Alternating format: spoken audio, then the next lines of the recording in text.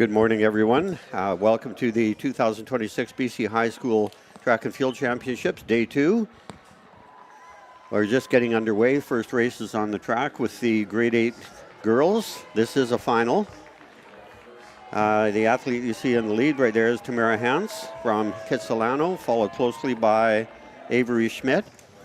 Here is the lineup. We have Madison Tazan, St. Thomas More, Paige Nesbitt from Tupper, Jordan Stewart, Pacific Christian, Lexi Roberge, College Heights, Grace Sabati from Constable, I'm not sure the last name, we don't have it complete here, Sienna Galushi, St. John Paul Academy, Lila Rogers, R.A. McMath, Lauren Vandenhoven, Credo Christian, Apar Hansra Tamanos, Avery Schmidt, Mark Isfeld, Thea Mazer, Windsor, April Ganger, from Vetter Middle, Emma McCutcheon, Point Grey, Grace Power, Dover Bay, Rebecca Mann, Nanaimo District, Cheyenne Easingwood from Prince Rupert Middle, Catherine Nemthi from Carson Graham, Ruby Innes, Ecole Salish, Tamara Hamps, Kitsilano, Cosette White, Pacific Academy, Mary James, Prince George, May Elson from Fernie, and Hattie Zhang from White Rock Christian, and running on the field is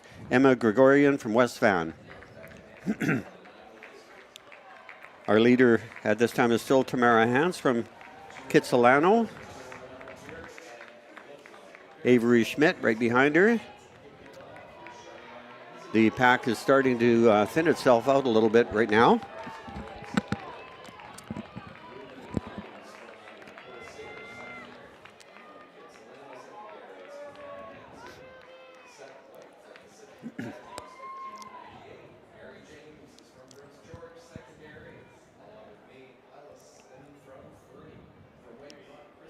Six laps remaining in this race. So if you've just joined us, my name is Roy Boss, and I'm here with Andrew Boss, and we will be your hosts for this broadcast today. Welcome back.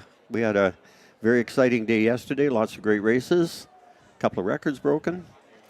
Yeah, fantastic start to the weekend. Lots of great races. We saw some great events over on the jumps and the throws as well, so it's been a great start to the 2026 BC High School Track and Field Championships. Yes, that's right. And a little bit cooler today. It is. It's still definitely cool. I think it's still pretty good conditions though for at least it's dry. And coming around the corner now, we see Tamara Hans from Kitsilano. She comes into this event with by quite a bit the fastest seed time. So she is the pre-race favorite. Avery Schmidt holding down second place.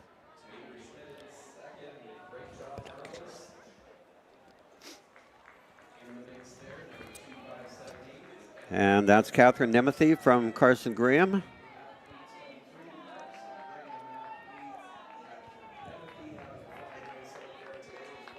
Avery Schmidt and April Geinger, currently sitting, I believe, in second and third, with another athlete followed closely behind. We'll just get their bib number shortly, just to confirm who that is.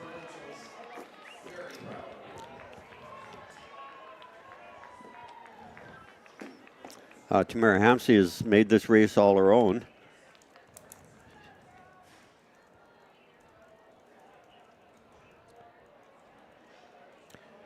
She did have the fastest seed time coming into this by a good 30 seconds. So she was the pre-race favorite for sure. And she's living up to that billing.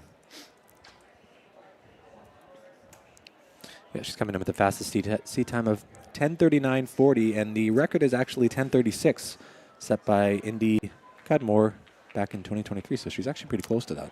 That's right. She's very graceful runner, nice easy stride.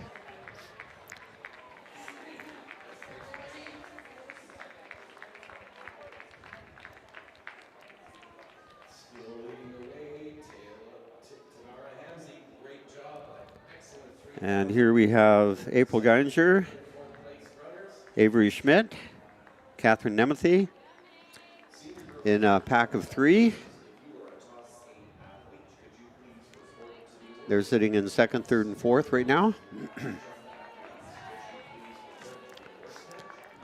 We actually saw Tamara Hamzy break the grade 8 women's 1,500 meter run yesterday. So she's coming off a record running performance yesterday. So she's definitely probably gunning for this record as well.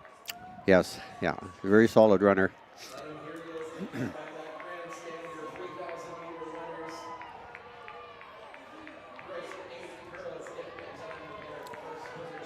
Yeah, she's quite tall for her age, and natural runner's build.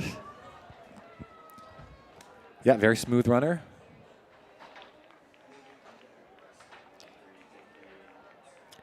And a close-up look at Cosette White there from Pacific Academy coming around the corner.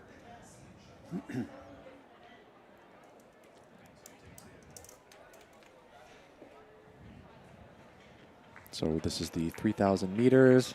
We're looking at 7.5 laps around the track completely. So just coming through the finish line here with 3 laps to go. Still moving at a very quick pace.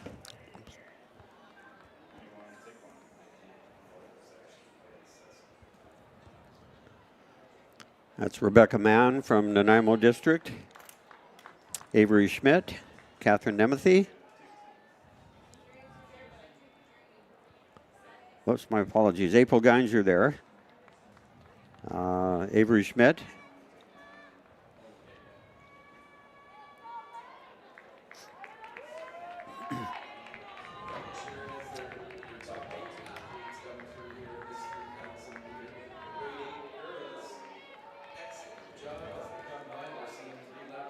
So Tamara Hans is really opening up her lead. She's going to be impossible to catch.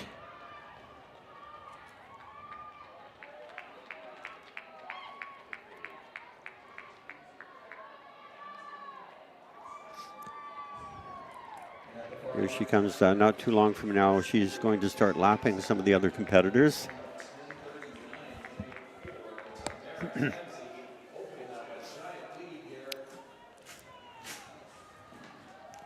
And now she's heading towards the finish line with 2 laps remaining. Looking pretty relaxed. Yeah, she's still moving at a very quick pace. Hasn't really deviated too much from the previous laps, so she pretty much led from start to finish.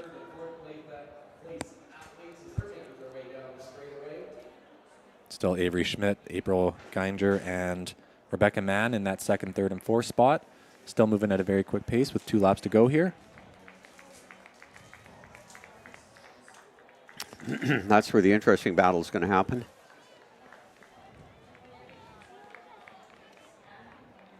Might come down to a sprint at the finish between these 3. That's right.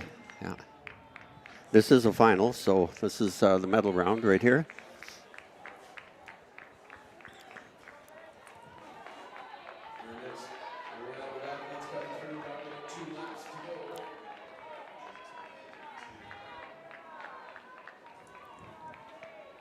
That is Emma Gregorian from West Van. Get a good close-up. Catherine Nemeth followed closely behind as well from Carson Graham. And here comes Tamara Hans.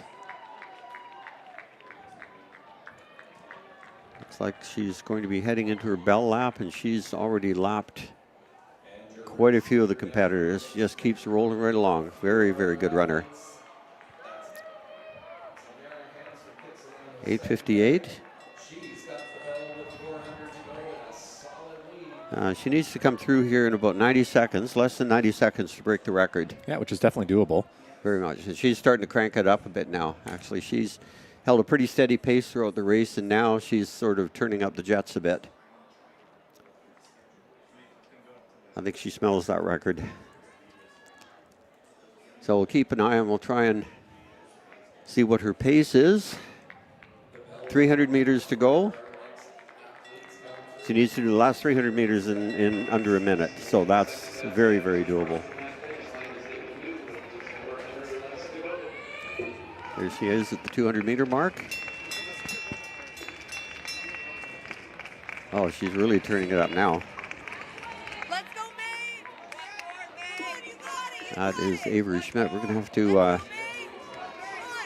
track them now. The field is really, really spread out. Now here she comes around the straight.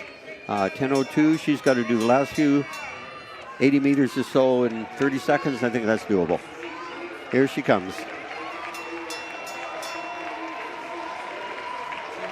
And she is definitely going to break this record. not just break it, but shatter it. She is roughly 14 seconds. Wow, what a fantastic run. Yeah. Unofficially, the clock doesn't stop when she finishes, but it's roughly 10:22. The record was 10:36.54. So, very, very good race.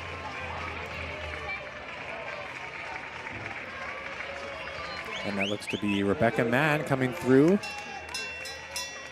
from the Nanaimo District, bib number 15 there in second place. So she was able to separate herself from the rest of the field there. And now coming to the line, I believe that's Avery Schmidt from Mark Isbell taking the bronze medal. Let's go, May!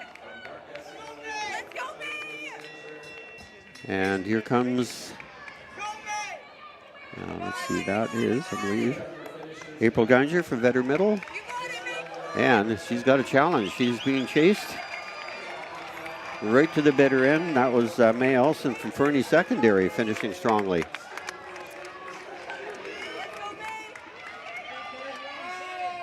Got a lot of very strong finishes happening here. So that was Rebecca Mann getting that second place finish. And April Geinger getting that third place finish at 11:02 as well. And Avery Schmidt coming through in fourth, 11:24. Very closely followed by May Elson as well, 11:24. So that was almost a photo finish there between that fourth and fifth spot. May Elson coming all the way from Fernie. Commented quite a few times that it's very exciting time for these athletes coming from some of the far out province or parts of the province.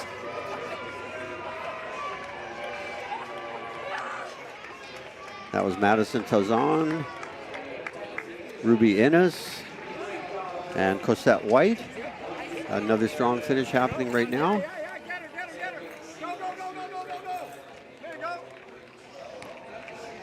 Everybody wants to sprint it. Yeah, lots of great finishes here. Really finishing strongly. That's cool. Yeah, it's one of those races where it takes a lot of races to get really comfortable with your pace. That's right. And kind of knowing what works best. So that's where you'll see a lot of the athletes here, sprinting in the last 100, kind of I think realizing they have a bit more left than they were maybe expecting. That's right.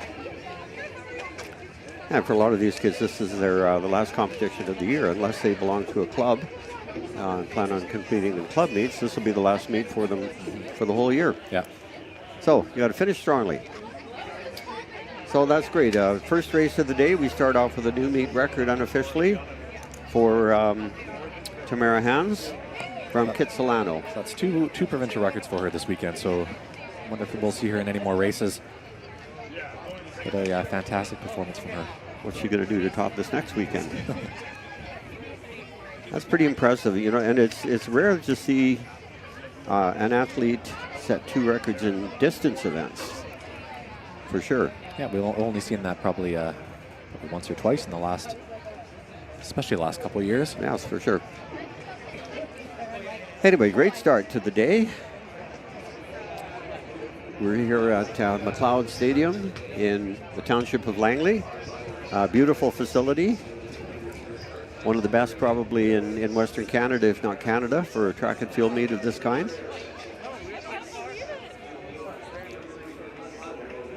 The weather is cool this morning. It's a bit breezy, and the rain is holding off.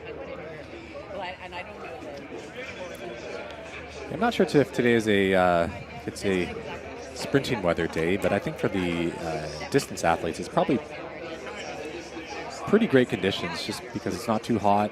It doesn't look too windy out there at the moment, so hopefully it's not impacting their races too much today. Yeah, they will love it. The distance runners will love it. Just noticing the flags at the end of the stadium are blowing pretty much straight down the straightaway at a little bit of an angle.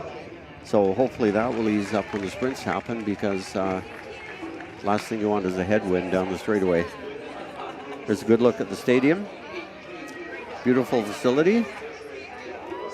And on the track right now, we have the grade 8 men already started. So in this section, it is a timed final. We'll have 25 athletes, so a very big heat here. We have Willem Aker from Vetter Middle School, Devin McClellan from Kings George Secondary, Sawyer Gow from Pacific Academy, Matthew McKechnie from Argyle Secondary, Lorenzo Ponce de Leon from St. John Paul, Elliot Warder for Glenlyon Norfolk, Christian Trainer from St. Thomas More, Liam Cossey from Sir Charles Tupper, Huxley Ballard from Canyon Middle School, Ian Scott from White Rock Christian Academy, Austin Christensen from Claiborne Middle, Kane Brady from Dover Bay Secondary, Dominic Freytag from Vancouver Christian, Brock Schmidt from Prince of Wales, Charlie Rose from Vancouver Christian School, Dylan Frewen from Sir Charles Tupper, Sam Hobson from College Heights Secondary, Cooper McKecken from Dover Bay, Theo Davidson, Elgin Park, Rylan Ombach from Abbotsford Christian, Sebastian Siogos from Unity Christian, Gavin Wise from Summerland Secondary, Liam Ramstead from Shawnigan Lake, Reed Mastosek Aguirre from Vancouver Technical Secondary, and rounding out the field of these 25 athletes is Marcus Michael from Maple Ridge Secondary.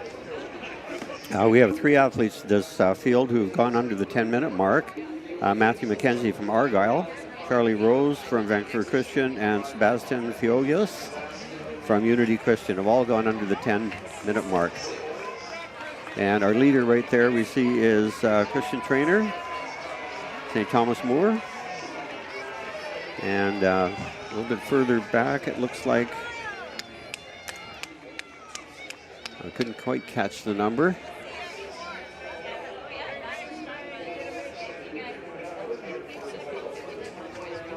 I think that was Sebastian Fiogius from Unity Christian in second place. But right now, jumping out to a pretty good lead is Christian Trainer.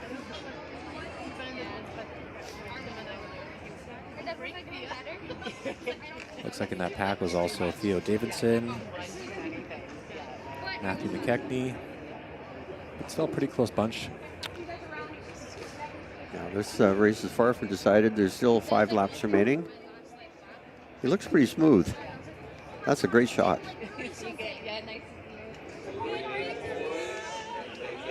A new angle is a camera on a golf cart can follow the athletes. Yeah, you can see how quick they're actually moving here. Yeah. That's cool. And in tucked in behind Theo Davidson is there.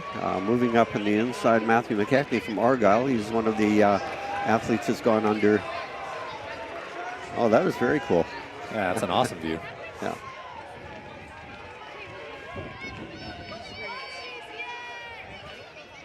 See, Andrew Lenton gets the best jobs here. He gets to drive the golf cart.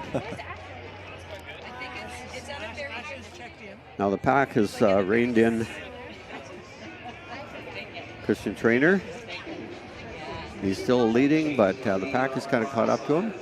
And now he's being passed by Sebastian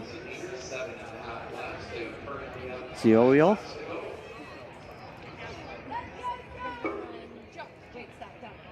And now moving into second. Charlie Rose has moved into second place there. Yes.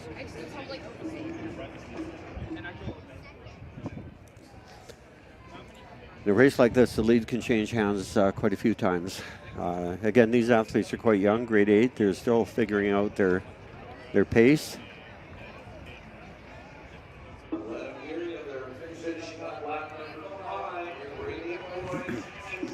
Coming in 4 laps remaining.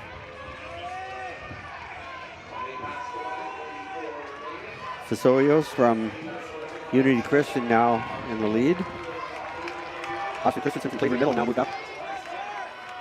This race is far from over, though. Yeah, it's still about 4 laps to go, though, so a lot can change in the next mile. There's a pack of 9 athletes and another small pack of 3, and those 3 are still in contention. We get another great shot of the golf cart cam. I think it's having a hard time keeping up with the front runner. Quick little wave to the crowd right there, I think it looked like. That's cool.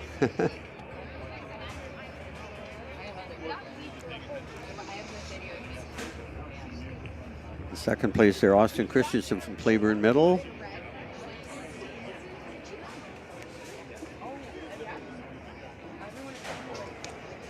Now Sebastian has opened up just a little bit. but the other guys are not letting him get too far ahead.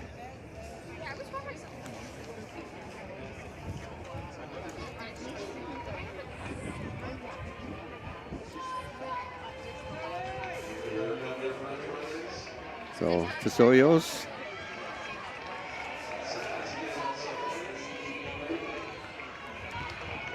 Matthew McKechnie. Right in there we can see Charlie Rose from Vancouver sitting in second. Matthew McKechnie in third. But the pack is right behind them. They're still very much in touch. 3 laps remaining.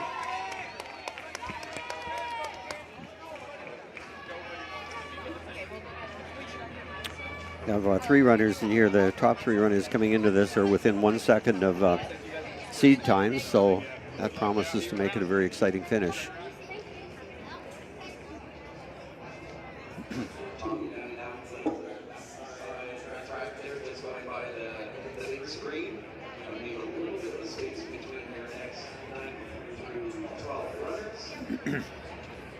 Matthew McKechnie from Argyle Secondary came into the race with a 9:54 seat time.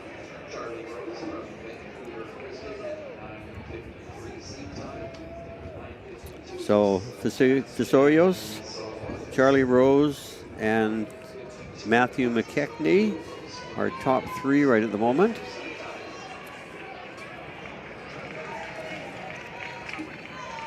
Now we have a new runner moving into 3rd place. No, sorry, that's Matthew McKechnie from Argyle. 2 laps remaining. Things are really going to heat up now.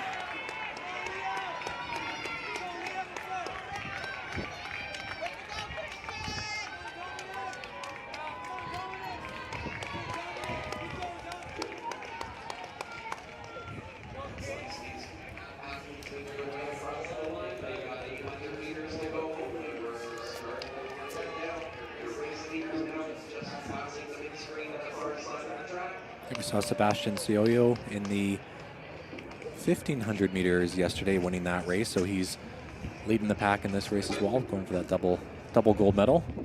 Yes, we just finished seeing a double gold medal achievement from the grade 8 girls. Same races. Charlie Rose was 3rd place yesterday in the 1,500 meters, so he's gunning for that 2nd place finish here. Here we now getting close to the bell lap. Sebastian Soyos, Unity Christian with the lead.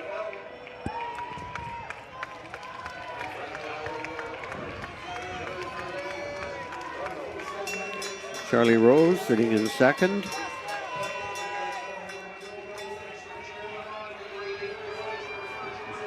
Now he's really turning up the heat. The record in this event is 9:21. I don't think that record is in danger today. You have to run a really huge PB for that. 21. Competitor number 6, Elliot Werder from Glenland, Norfolk, has now moved into 3rd place.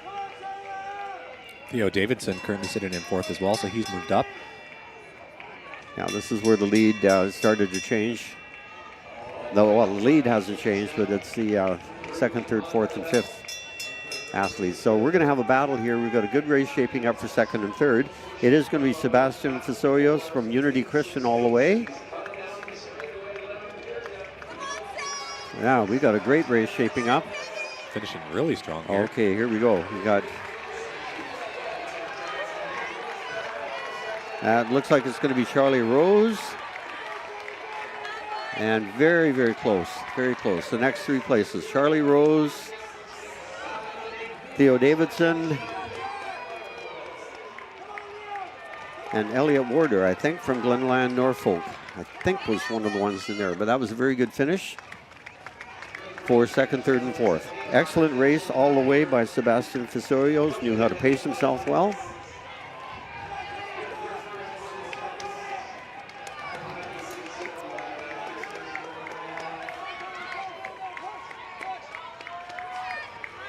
Oh, another great race.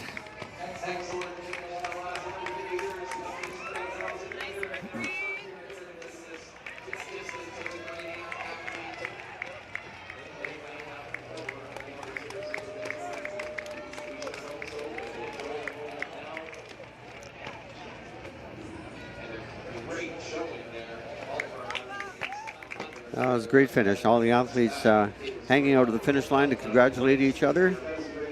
One of the beautiful things about track and field is the support and friendship that all the athletes have for each other. There is our champion, Sebastian Fasoyos, Unity Christian, hanging out with the fans. That's Dominique Freytag from Vancouver Christian.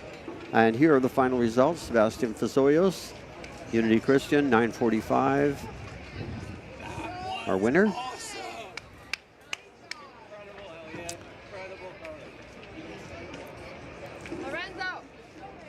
Another good shot of the stands there. They'll be filling up pretty quickly here as the meet progresses.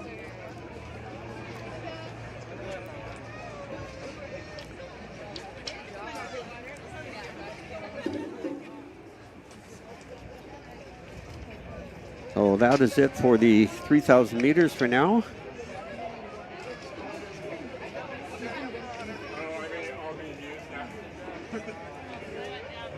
And there'll be a brief pause in the action while the hurdle crew gets set up, and we'll be starting the sprint hurdles in just a few moments' time.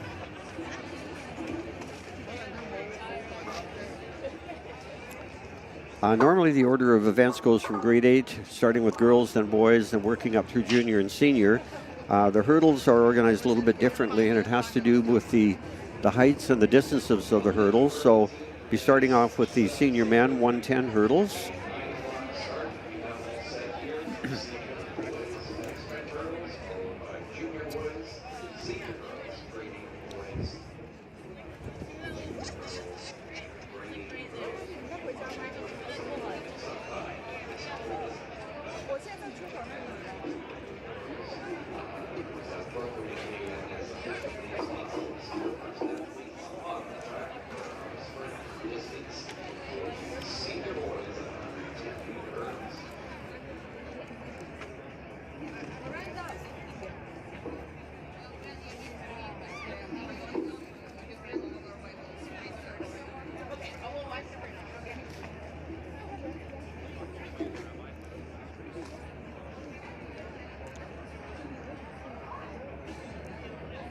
Good look at the hurdle field set up. It's quite an imposing sight.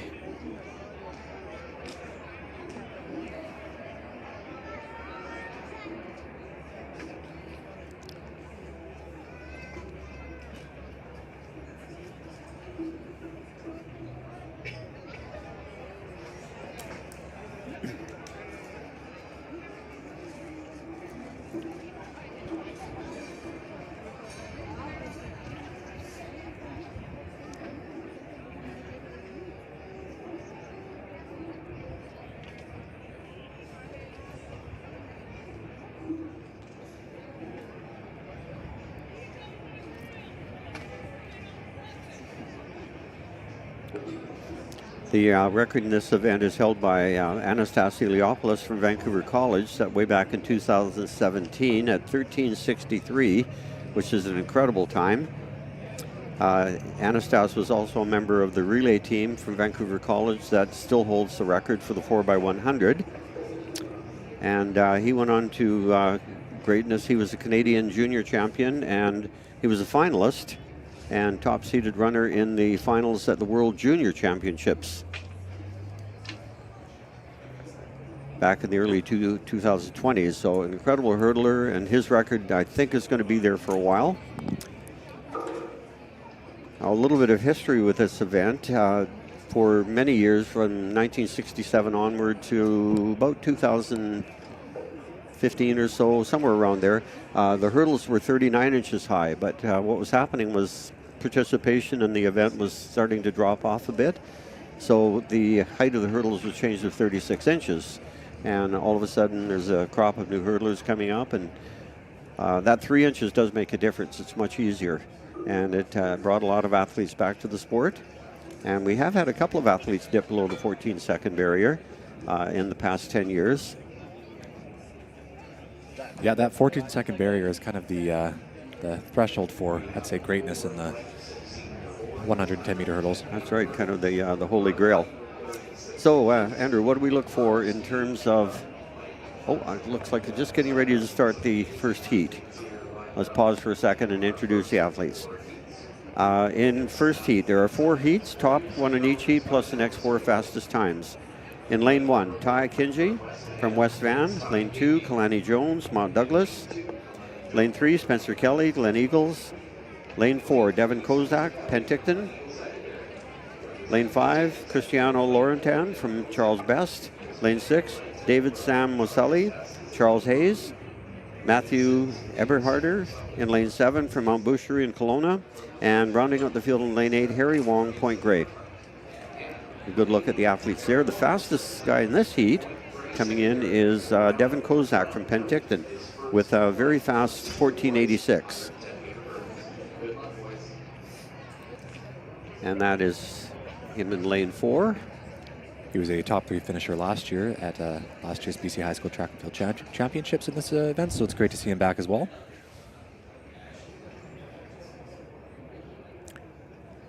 So throughout the hurdle competition, we're going to see a variety of styles. Technique is very important in this event. Rhythm is highly important. Probably the most important, I think, aspect of it. That's right. And speed, of course, it doesn't hurt. Trying not to hit any hurdles, although it does happen. And here we go. Devin Kozak looking very strong right off the get-go. But on the outside, wow. Harry Wong from Point Grey looking pretty strong, too. This is going to be a very close finish. It's going to be Kozak, Wong, and out in lane 2, Kalani Jones from Mount Douglas ran a pretty strong race, too. That was a very good start.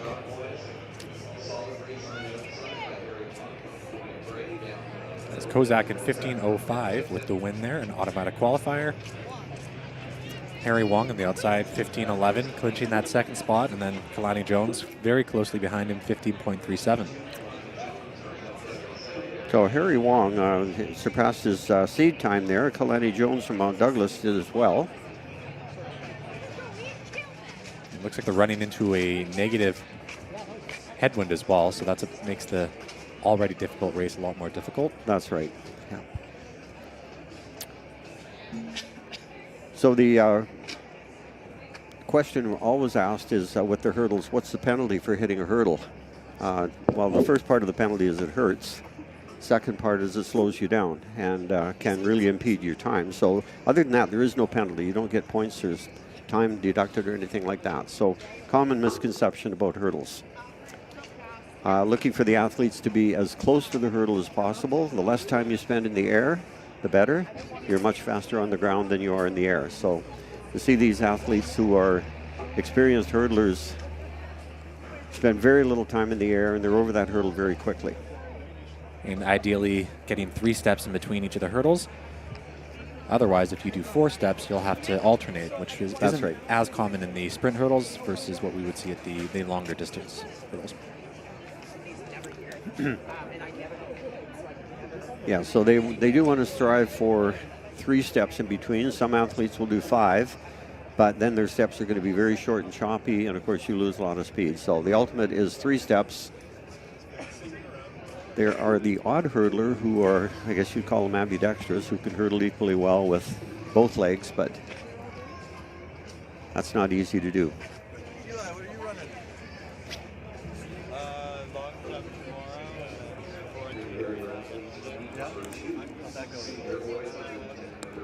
Long jump tomorrow.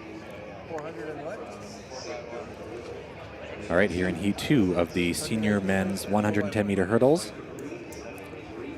In lane 1, we have Sene 2 from St. John Brief.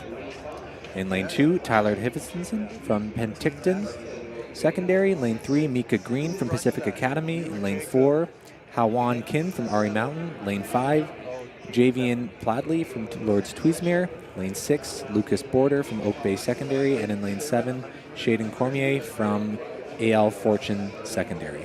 AL Fortune Secondary is in Enderby.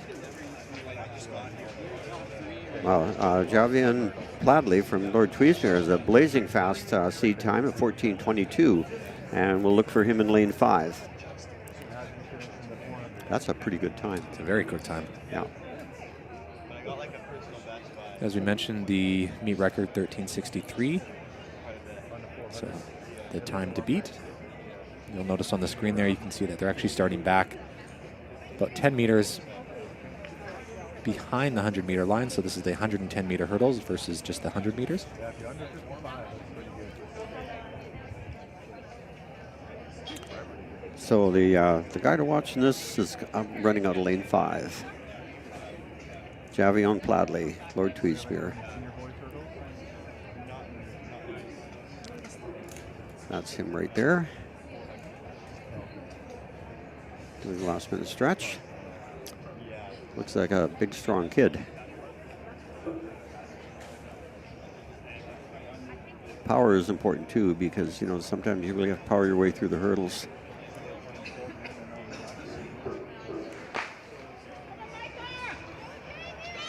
Wow, he looks pretty strong. Very fluid. Oh, very smooth as well.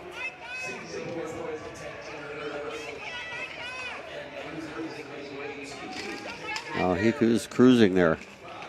There's lots more in the tank there. He looked way too relaxed. Very, very relaxed. Very easy run for him. Yeah. Yeah, he's jogging at the finish line. 15:37. Mika Green closely followed behind in 15:95.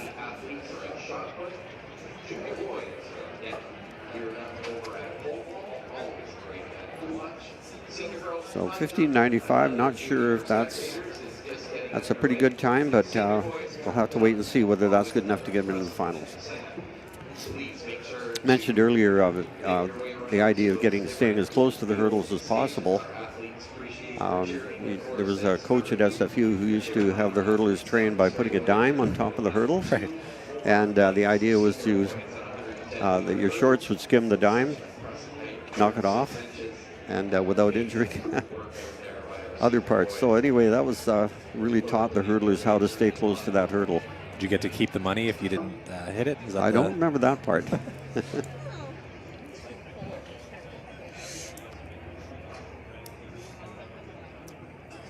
We're moving on to Heat 3 right now. In lane 1, Javier Niga from WJ Mowat, Levi Venables, Royal Bay, Liam Strongren from Langley Christian, Joris Janssen in lane 4 from Caledonia, lane 5, Xavier Johnson from Sands, lane 6, Jordan Pina from Gladstone, lane 7, Jesse Booth, Regent Christian, and lane 8, Harrison Diaz from New West. Got a couple of guys in this heat who have run very close to 15 flat. Xavier Johnson from Sands, running out of lane 5, has a 15:08, and Levi Venables from Royal Bay has done a 15:01. And bear in mind, those are seed times, not necessarily personal bests. They're both very good times.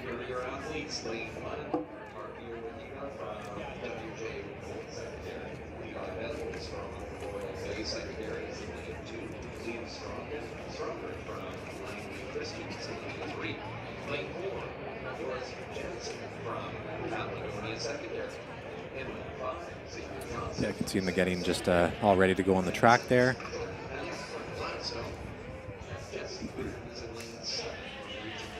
There's a lot of practice that goes into even the start of the hurdles as well. Typically, the athletes would know how many steps between the start and the first hurdle. So a lot of the times you'll see these athletes have their head down right until they hit the first hurdle, because they know exactly when they need to essentially jump.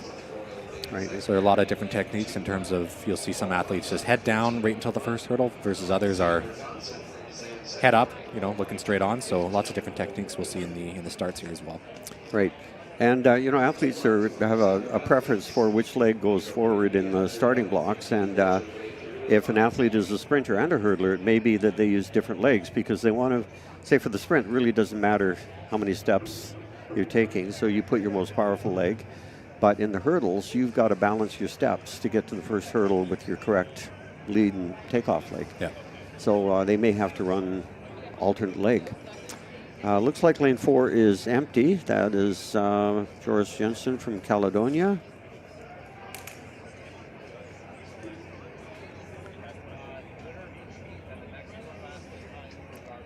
Number 5 there, lane number 5 in the blue.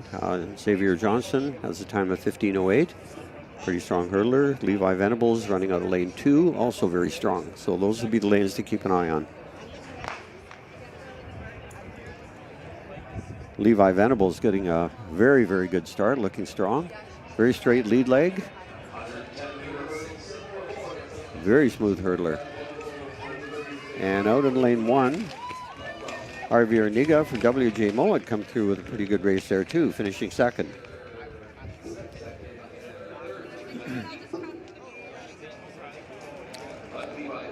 So 14.97, so he was able to dip under that 15-second mark. See on the screen there, his trail leg is super quick coming over those hurdles. Yeah. And you notice if you kind of line up their head with some kind of horizontal object, you'll see that the really, really strong hurdlers do not go up into the air. Yeah. You know, they're very, very level. You would think jumping over a 36-inch barrier that you'd be getting some air Going time. up and down, yeah. That's right, but they're not. Yeah, Well, really Xavier- great way to watch the hurdles. Xavier Johnson from Sands, 1580, taking second there.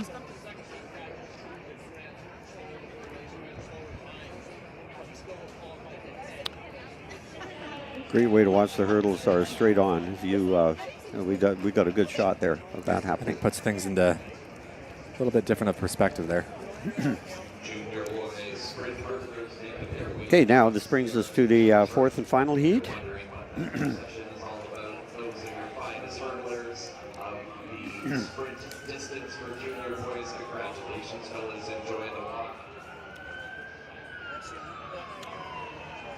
In this group, we have in lane 1, Achaleki Tach from Holy Cross in lane 1, Roman Simmons from St. George's in lane 2, Josiah Campagna from Fort Nelson. In lane 4, Owen Maloney, Oak Bay. Lane 5, Victor Zhang, Mosscrop.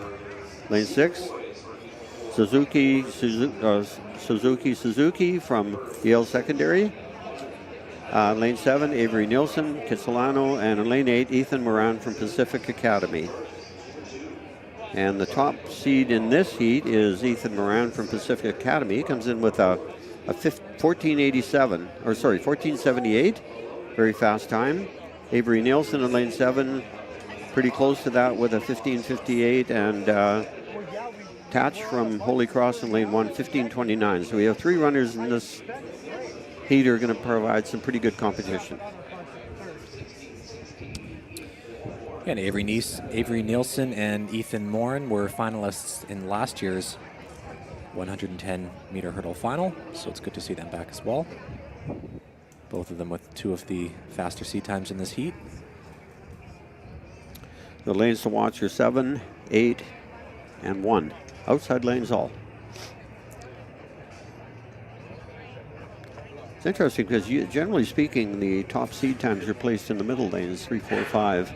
But for some reason, this year, a lot of them are ending up in the outside lanes. I'm not sure if that's intentional or if that's just if it's just random, and we just kind of yeah. I think keep on having to see the faster times land on the outside. So I think in the final we'll see more of a even distribution of. So we're looking right there at 2 of the favorites, Kitsilano's Avery Nielsen and Pacific Academy's Ethan Moran, lanes 7 and 8. And then way down at the other end we have Achaleki Tach from Holy Cross. Oh, Ethan Moran from Pacific Academy looking really strong. Now he's being chased. This is going to be very, very close. I am not even going to try to call it from here, but the 3 guys that we mentioned are all in a blanket finish there. And I think we're going to have some pretty fast times there.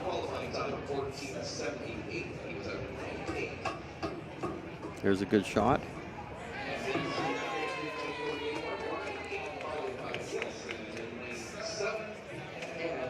So Ethan Morin was able to take the win in 15:47. Avery Nielsen 15:56, and Akaleke Tate from Holy Regional Cross in 3rd in 15:66. So we'll have to see if those 2nd and 3rd place times were enough to move them on to the final.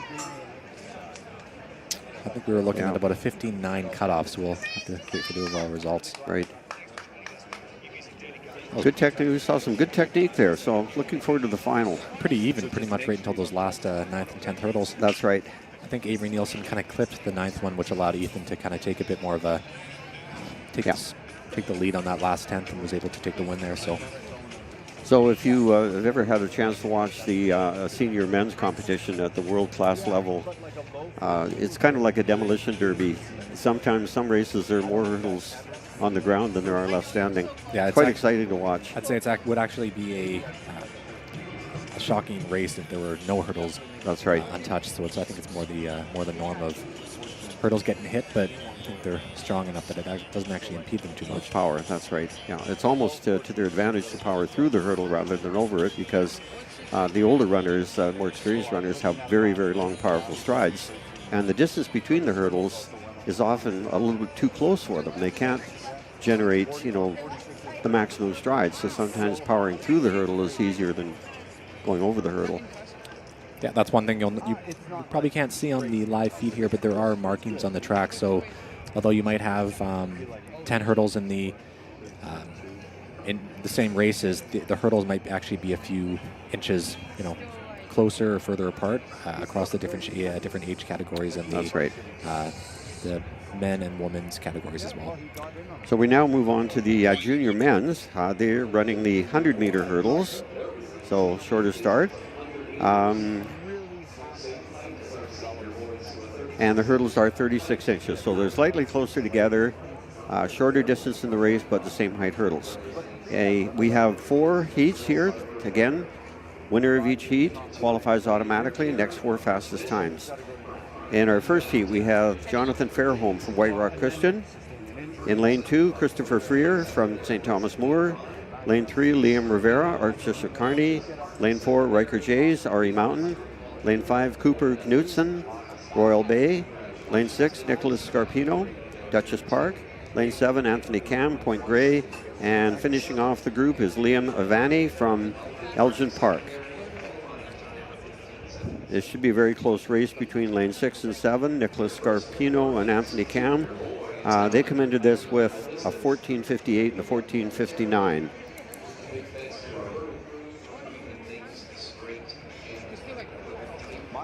That's pretty fast times. The record here is held by Thomas Maw from St. George's at 13:79.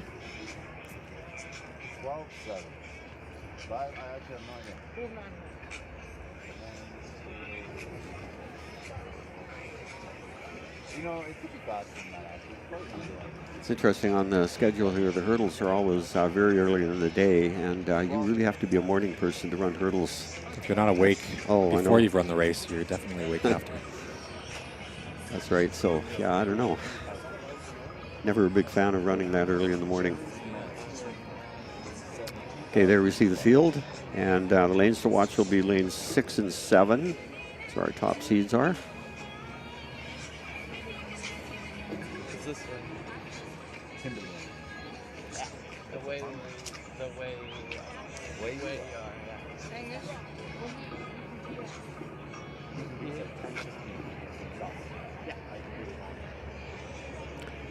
I believe most of the athletes in this grouping are in grade 10. Riker Jays in lane 4 from RE Mountain is grade 9. So he'll get another year at this height and distance before moving up to the senior category. I know, you're being serious. Yeah, one thing about the transition to the senior race, it is same height hurdles. So all in all, that really does a lot to promote the sport of hurdling in high school.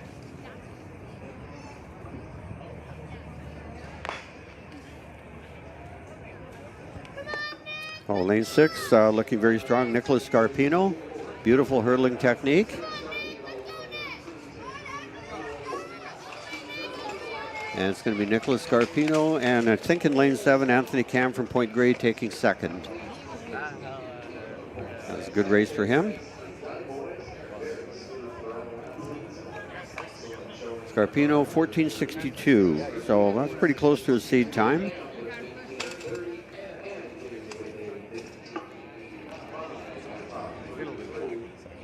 Coming in third there was Riker Jays from RE Mountain, looking very strong. We did see one athlete go down, unfortunately.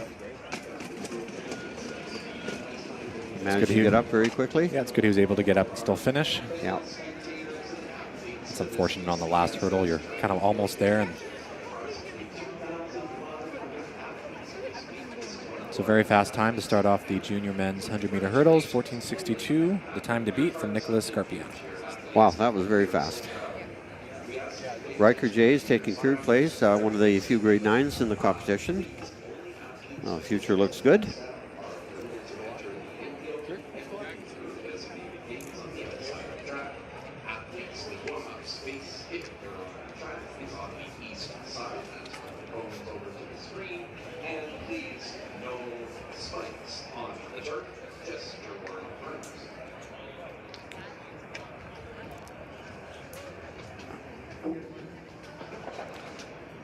We now move on to the second heat. The senior boys ran their full heats and we just ran the first heat of the junior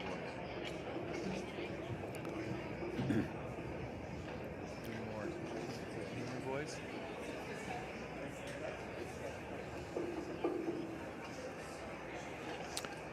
In the second heat, we have in lane 1, Keegan Roth from Fleetwood Park. Lane 2, Alexander McKay, St. Michael's. Lane 3, William Hamilton, St. Michael's. Lane 4, Finn Olson, Wellington Secondary. Lane 5, Adrian Fong, Burnaby Mountain. Lane 6, Kean Matthew from Heritage Christian. And lane 7, Tristan Luff from King's Christian School. Very fast heat time from Adrian Fong from Burnaby Mountain at 14:51. So he looks like the man to beat in this heat. William Hamilton and Matthew Kean are both within the that 15-second range.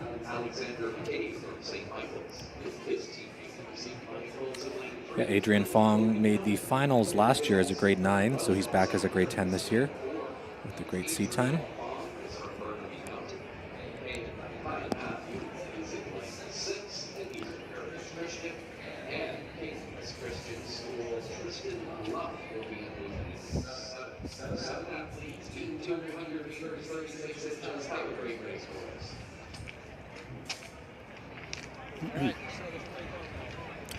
Okay, we're just trying to sort out, not sure if we have the correct lineup here.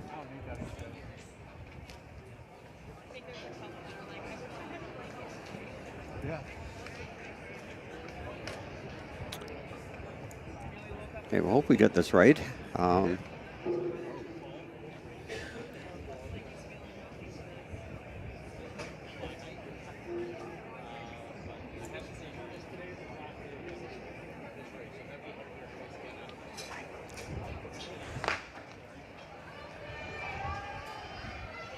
That's Adrian Fong from Burnaby Mountain, looking very strong. Kean Matthew, Heritage Christian, right there with him. But that is Adrian Fong, Burnaby Mountain, taking that heat, looking very comfortable.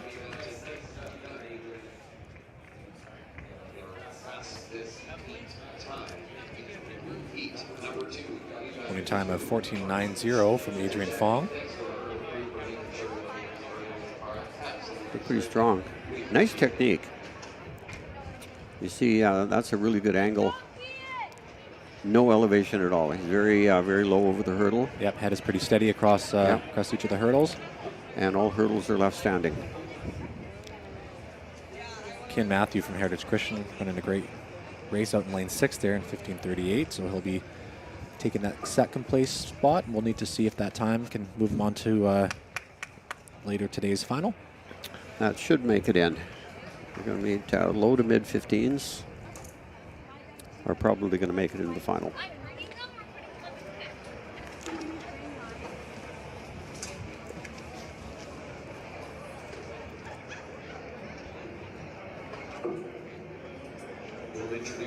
Adrian Fong has a good build for a hurdler. He's quite lean and lanky. He has good speed and, you know, as good a technique as you'll see at that age.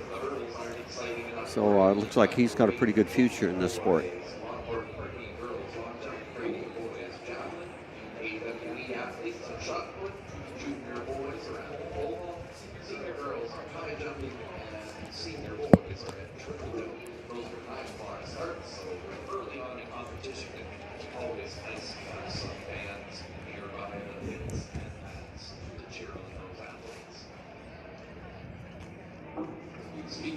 All right, so we have getting ready on the track is Heat 3. the junior men's 100-meter hurdle heats. Out there in lane 1, we have Alex Wild from Mark R. Isfeld Senior Secondary. We have Finley Nestily from Fleetwood Park out there in lane 2. Lucas Yu from Collingwood. Eugene Du from St. John Paul out in lane 4. Cole Cougar from Vernon Christian out there in lane 5. Jared Bernardo from St. Thomas More Collegiate. Lane 7 will be empty, I believe, and then lane 8 is Taylor Yee from Sardis Secondary.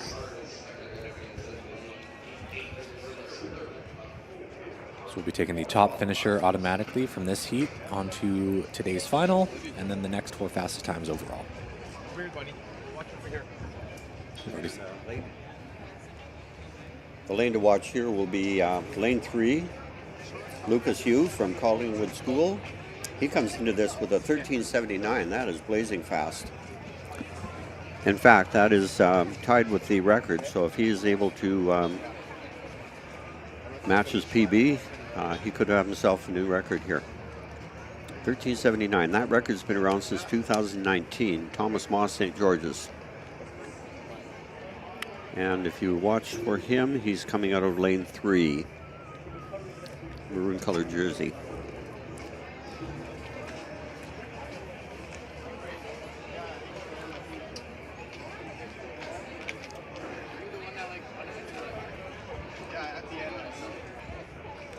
I went like this across the line. Come over there. Yeah? First of all, probably won't say. I think so. So far. So far, yeah. But there's a dude that runs like 13.5, so I think I might have him. I think he's in the next one. Oh, wow, look at him go. He is a beautiful runner. Not particularly tall, but excellent technique. Very quick over the hurdles. He's going to be very, very close to 14 flat.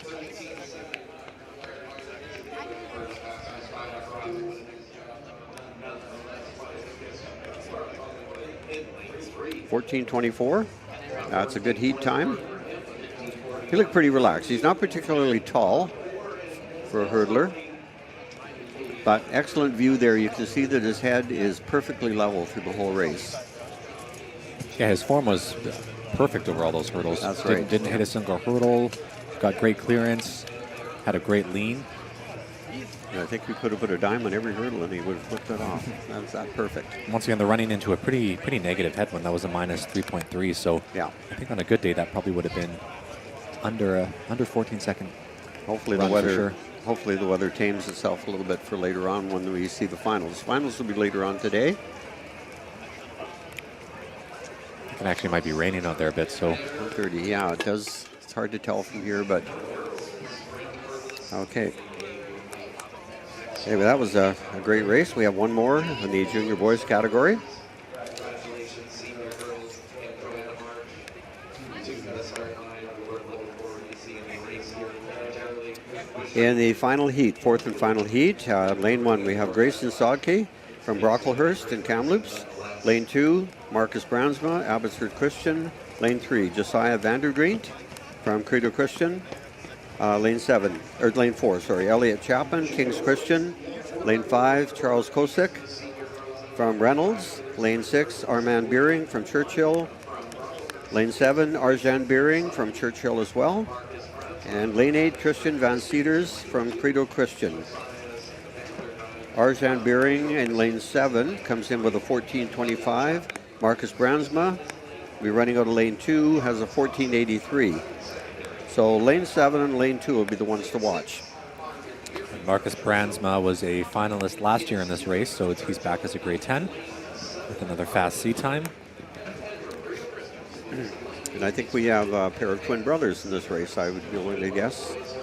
Armand Beering from Churchill and Arjan Beering, both grade 9.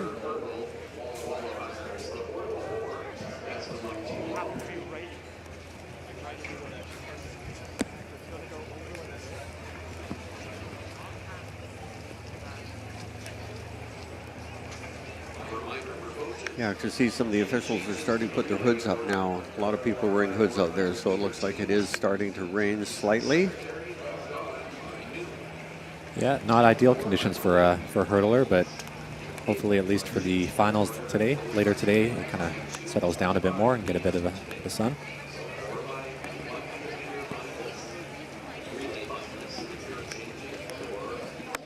It's a great shot of the runners getting ready there and the hurdle setup. Kind of puts things into perspective how tall they actually are, the hurdles. They don't, I think from the other view, they don't seem as high, but from this point, it's getting up to some of the runners' hips, which is, quite high.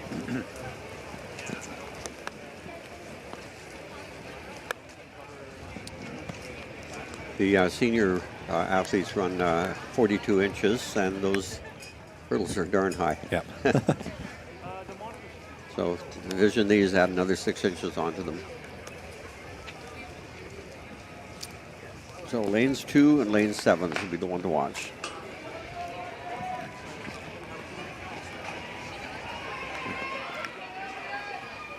Oh, lane 7, wow. Arjan Beering from Churchill looking very strong. And Marcus Brandsma from Abbotsford Christian coming in as predicted in second place. Look very strong.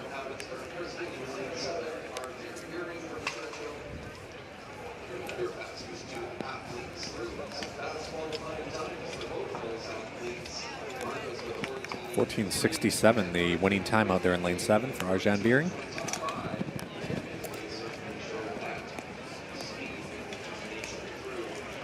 Yeah, very good technique. Actually showing really good technique too. Marcus Brandsma from Abbotsford Christian. Very level race. So 14:68, 15:12. 15:12 should be more than good enough to get into the final there. Unofficially. Yeah, we saw about 4 athletes under 15, and then 15:12 should be enough to move Marcus into today's final. So we now have a short pause where we retool the hurdles now for the senior women. The senior women run 100 meters, and their hurdles are 3 inches lower at 33 inches. So we'll just take a brief break in the action while that is being set up.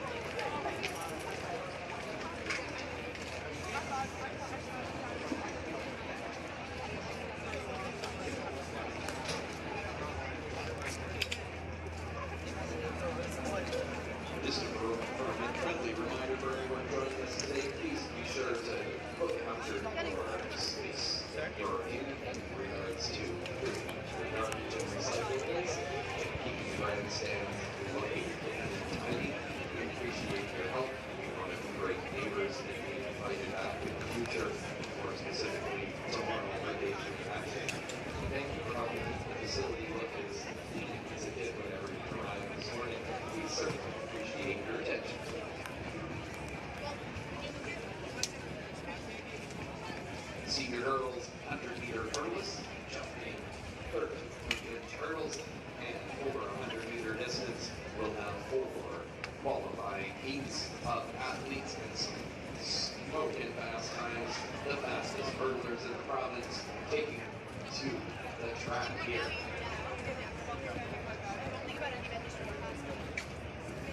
Coming up on the track now, we have the first heat of the senior women's 100-meter hurdles, 33 inches high. In lane 1, we have Rhiannon Paul, Oak Bay. Lane 2, Nia Wheatley, Alvernia District. Lane 3, Manjot Dillon, Queen Elizabeth. Lane 4, Anna Hatch, Penticton. Lane 5, Jane Fitzsimmons, Sardis. Lane 6, Kasha Shell from Maria Montessori Academy. Lane 7, Chelsea Jew, Siakwam. And lane 8, Tessa Bell from the Nanaimo District. The fastest seed time coming into this grouping is out in lane 8, Tessa Bell from Nanaimo, 14:96. The record here is held by Jasneet Najar from Queen Elizabeth, set back in 2019. Jasneet has gone on to become a member of Canada's 4x4 relay team and one of the top 400 runners in Canada, obviously. And that team performed very, very well at the recent World Relay Championships. Yeah, I think they qualified for the World Championship, so That's we'll correct. get to see her run again Yeah. in that crew. Interesting history for her. She started off, I think the first year that I was doing this meet, as a grade 8, she won 3 gold medals. Then the next year, 3 gold medals again.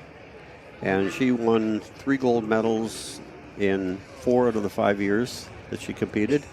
The only glitch there was a silver medal, where she was running an event that was a little bit different for her. So 14 out of 15 gold medals over a 5-year career, which is amazing. Wow. So Tessa Bell on the outside, Nanaimo District, she is the one to watch in this race with a 14.96.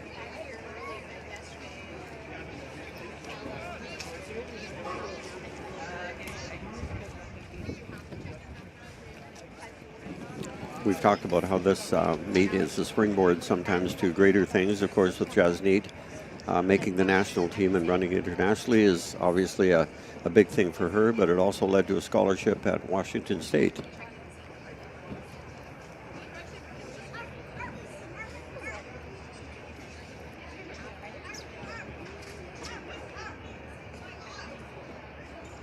It's just interesting to see as well, although she has the record in the hurdles, how she's transitioned to another event. So we see that a lot. You know, a lot of high school athletes kind of focus on maybe one or multiple things during their high school careers, and then they move up to the collegiate ranks and the international ranks, and they kind of find their sometimes better fit. So we've seen that quite frequently over the last couple of years as well.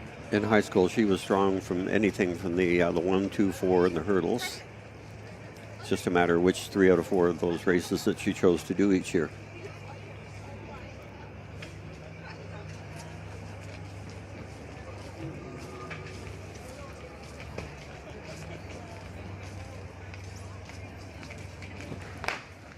Okay, great.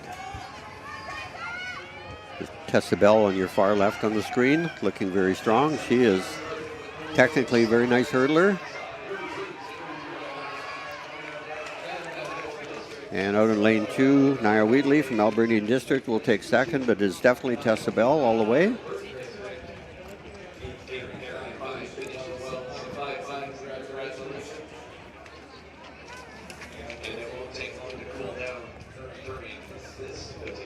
(15:13). She looked pretty calm and relaxed during that race.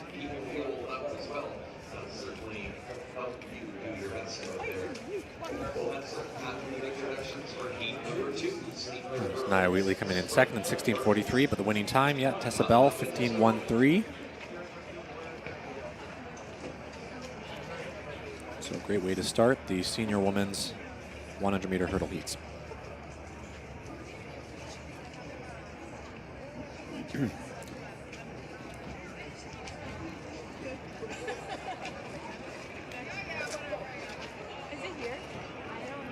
Getting ready on the track, we have heat 2 of the senior women's 100-meter hurdle heats.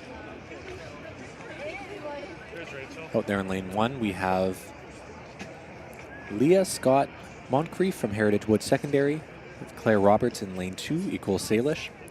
Lane 3, Dima Almagbel from University Hill. Lane 4, Sarah Aka from Dutchess Park. Lane 5, Sariana Nagali from Mark R. Eisfeld. Lane 6, Rachel Lum, Point Grey Academy. Lane 7, Nav Ray from North Delta Secondary. And in lane 8, Zarina Elabor from New Westminster Secondary. Fastest seat time in this race coming in is Sarah Aka with a 14:42 seat time. So that's getting pretty close to that that provincial record that we were just talking about. That's right, just 0.2 of a second away. And again, we sure hope it warms up a little bit more for the finals later.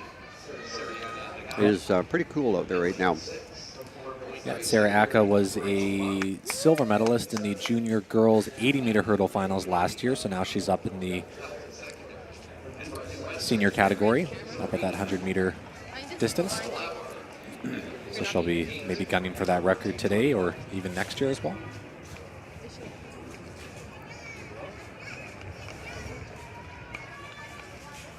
So purple and I love it. Yeah, Accra. Duchess Park Secondary is in Prince George. Oh my god. I love watching her run. Performance. Oh, performance. Immaculate. And she's fast. All right, getting ready in the blocks here. Heat 2, senior women's 100-meter hurdle heats.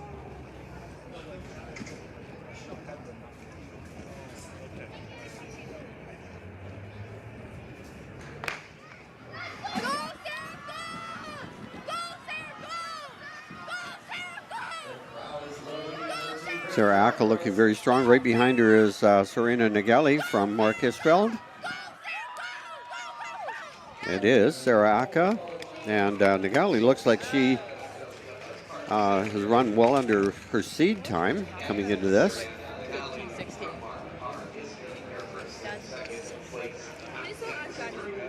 15:34. 15:53. So Serena Nageli from Mark Hisfeld comes in with a time of about a full second under her seed time. So that's pretty good under these conditions especially. But it is Sarah Aka from Duchess Park all the way.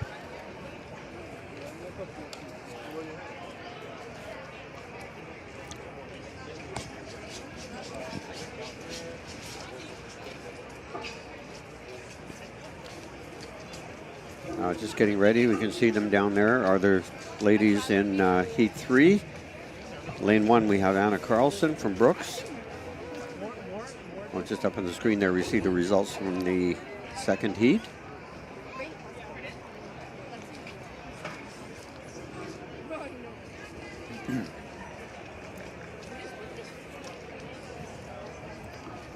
So coming up in this heat now, we have Anna Carlson from Brooks in lane 1.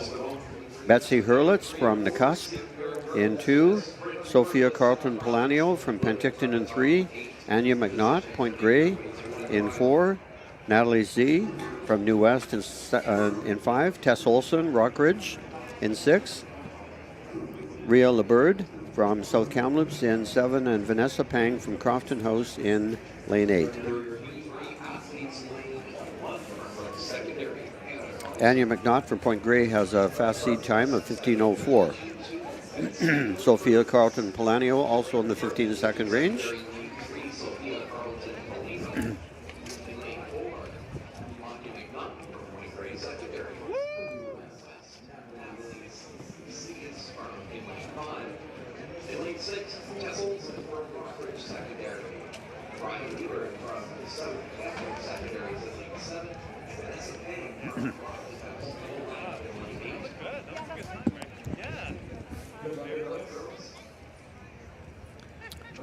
You can see that several of the officials are wearing their winter wear out there. It is very cool. Feels like a winter day. It's what a change from yesterday as well. We had such a nice day. It's unfortunate. Yeah. A good look at the field head on. Anya McNaught, lane 4. She is in the blue jersey. Competitor 1692.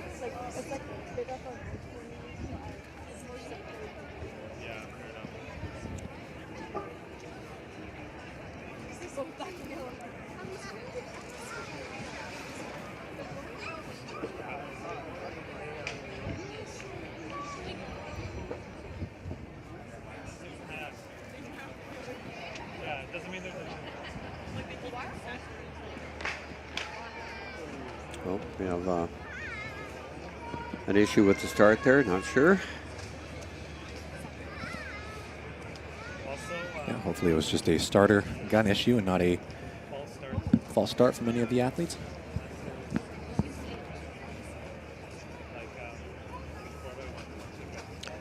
The starting crew is having a little discussion there to see what they're going to do about it.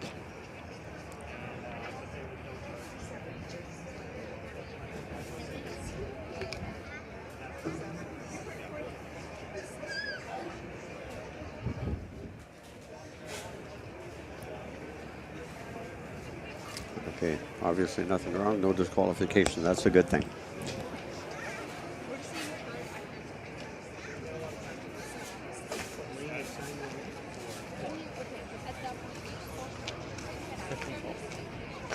Interesting, having seen 2 starts now. They all have the same routine when they're getting into the blocks. Yeah. The same muscle relaxing, hand clapping, you name it. Exactly the same. Anya McNaught from Point Grey with the lead right now. Right behind her, Sophia Carlton-Polanio from Penticton. But Anya McNaught is starting to pull away. And she finishes strongly.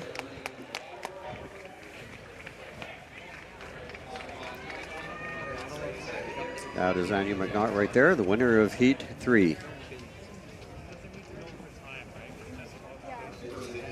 Winning time of 15:58. Sophia Carlton-Paliano in 16:39.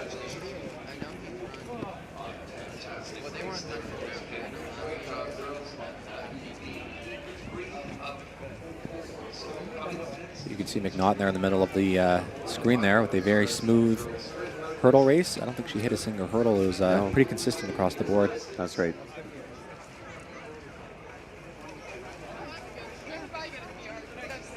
Sophia Carlton-Polanio from Penticton takes second. 16:40, not sure if that's going to be enough to get her into the finals. We'll have to wait and see.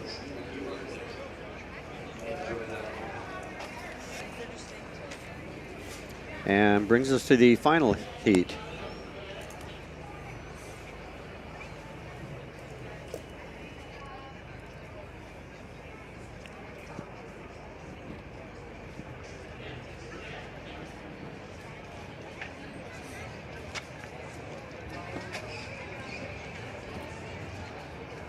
Okay, out there on the screen, we have the 4th and final heat of the senior women's 100-meter hurdle heats. In this race, we have in lane 1, Alana von Richter from Heritage Woods. In lane 2, Gerpartap Sandhu from MEI. Lane 3, Devin Kyle from Hansworth Secondary. Lane 4, Take Mori, West Vancouver. Lane 5, Martina Zukowski from Brookswood Secondary. Lane 6, Elise Leduc from St. Andrews Regional High. Lane 7, Alina Balabascure from South Delta. And in lane 8, Amy Woods from West Side.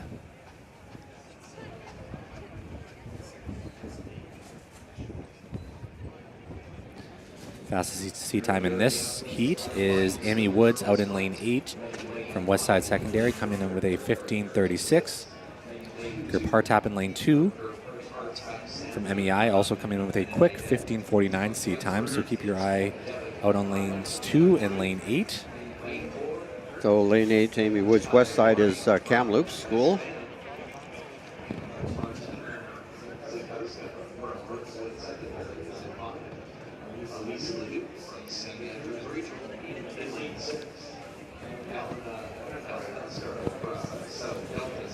Gerpartap is a returning finalist from last year, so she'll be gunning for a quicker time and a top finish.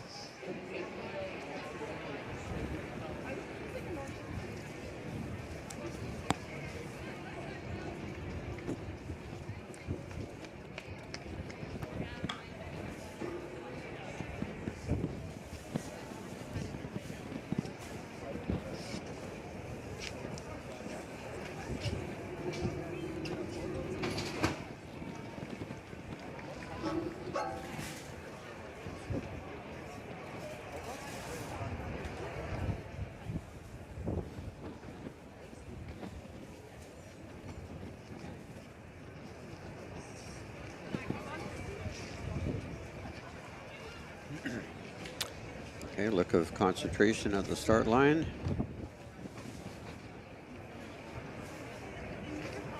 All athletes must be completely still.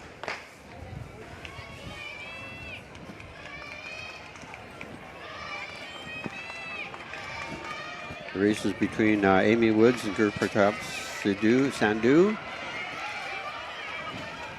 That is Sandhu finishing first. Amy Woods from West Side taking second.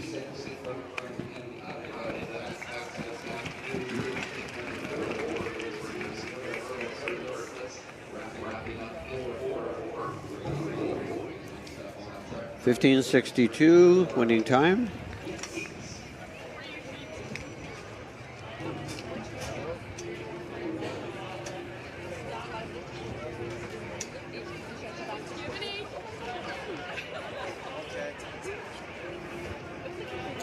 And we'll just try and grab second place here. Sandu in first, 15:62. 15:92 for Woods. The automatic qualifier is Gert Partap Sandu from MEI. And we'll have to wait for the official results coming a bit later as to who the other finalists are. Now we move on to the grade 8 men's.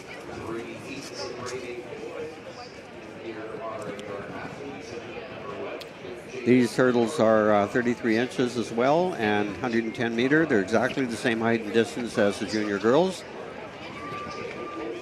And there are 3 heats. The top 2 automatically qualify, plus the next 2 fastest times overall. In our first grouping, lane 1, we have Jaden Onora from Houston Christian. Lane 2, Elia Landigan from St. Thomas More. Lane 3, Mateo Colvin from Revelstoke. Lane 4, Laird Bjornsson from Vancouver College. Lane 5, Gavin Murphy, Elphinstone. Lane 6, Tristan Friesen, Chilliwack Middle. Lane 7, Jaden Kim, St. Paul John II, 2nd Academy. And in lane 8, Billy Mavritsakis from Siakwam. And out in lane 8, Billy Mavritsakis from Siakwam has the fastest seed time, 14:84. The record here is held by Aiden Turner from South Delta at 14:52.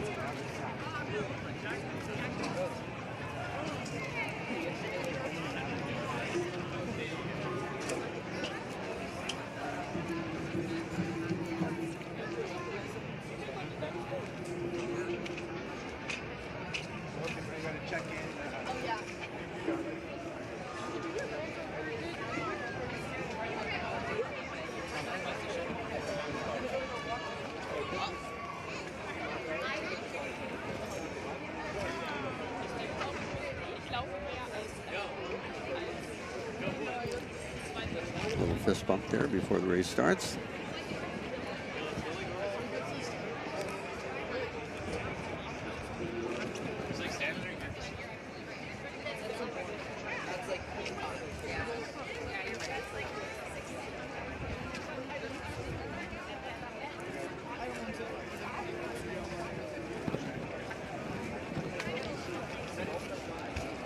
Runner to watch in this heat will be out in lane 8, Billy Mavritsakis.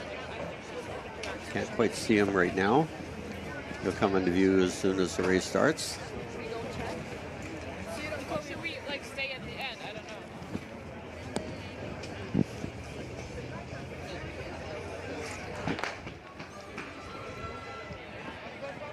There he is on the outside.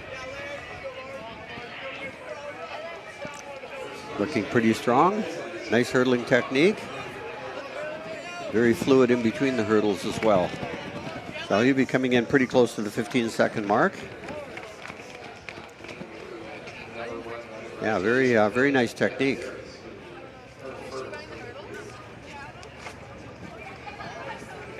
(15:25).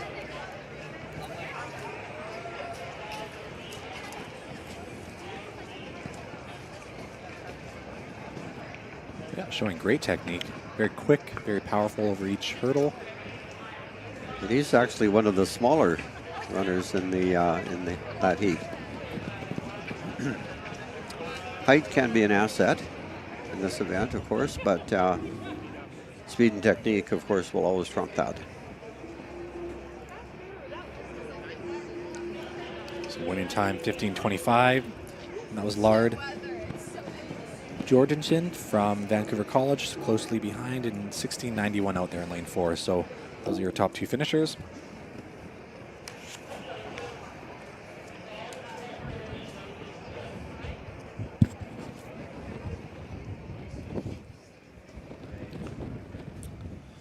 Getting ready on there on the track, we have heat 2, the grade 8 men's 100-meter hurdle heats.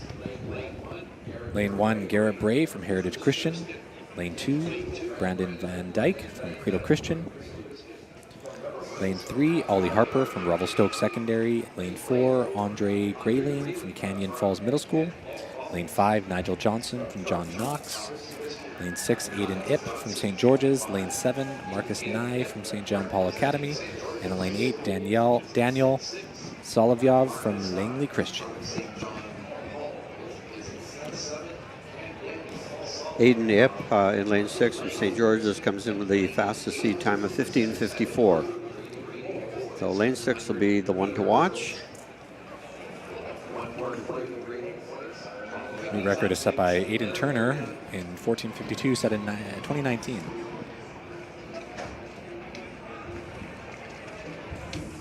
Yeah, Aiden Turner had some pretty good success over the years as a hurdler at this meet.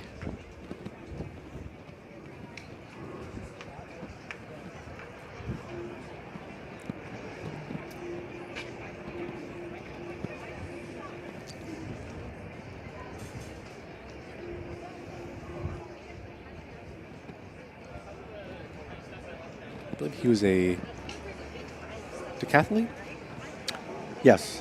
Yeah, We're actually seeing quite a lot of these athletes winning these hurdles were actually in the multi-events meet last weekend. So we'll have to probably call out some of those athletes when we reach the final. But we're seeing a lot of those athletes competing again this weekend in some of the events that they were doing in the octathlon, decathlon, and the heptathlon across the different age categories.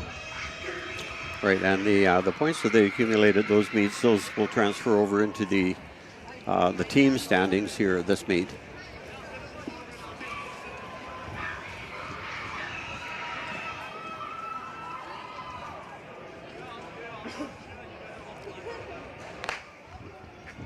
And they're off. Keep your eye on lane 6, Aiden Ip. Looking pretty strong. And it's going to be Aiden Ip, Nigel Johnson from John Knox taking second, both showing very, very good technique.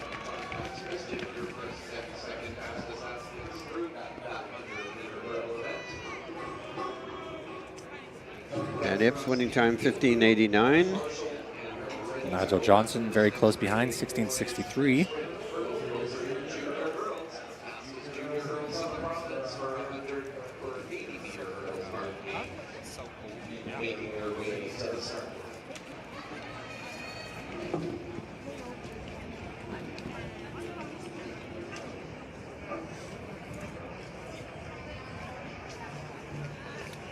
Daniel Solovyov from Langley Christian with the great finish out in lane 8 in 17:98. You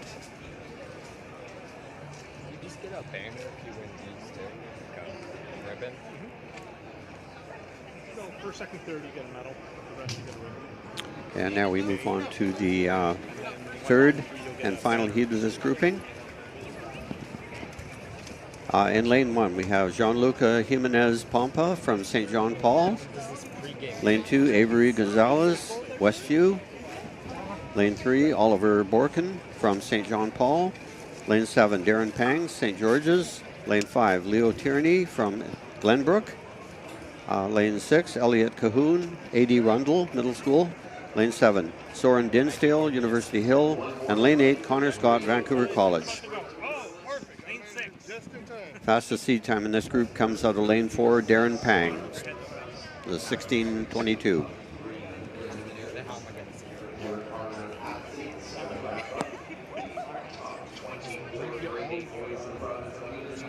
You think you're gonna make it tomorrow? If not, Jack will be there. Elliot, his event is at 12, so as long as they're relatively on time. Yeah, which they have. Yesterday. We'll be there for sure. I just don't know if we'll be there without you. I'll be there. I can fight to the back. Especially for a first couple of games. I'm just glad we're not in the A-bracket. So we'll be seeing these athletes in the finals later today at 1:30. So these are just the heats.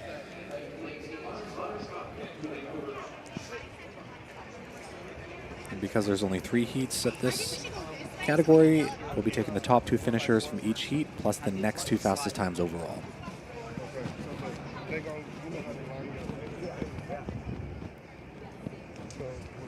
know what place y'all in when coming in. Yeah, and then I slide You on the remember you one. wave them in so you can see. And then this wasn't the weather Right we there, left. surprise. You don't know the one in or out.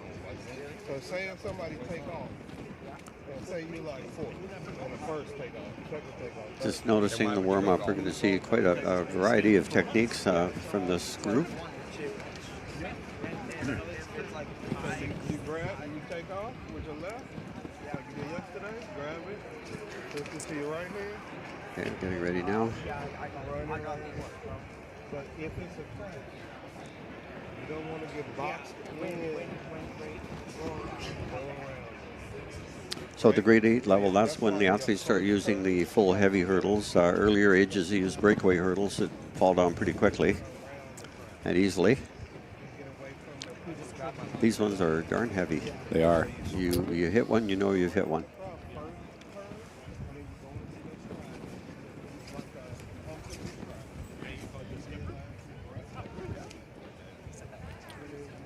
Yeah, like we've been saying, kind of hitting a hurdle can kind of make or break the race. Sometimes it doesn't affect the athletes too much, versus sometimes it can kind of throw off their entire rhythm. So yeah, once you lose that three-step rhythm, it's very hard to recover it. So the man to watch in this group is Darren Pang from St. George's. That would be him in the red jersey.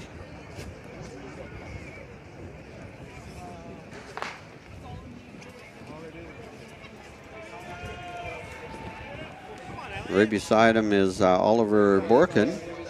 We got a good match going on there. Pang and Borkin, we got good symmetry, but it looks like it's going to be Oliver Borkin from St. John Paul, and followed very closely by Darren Pang.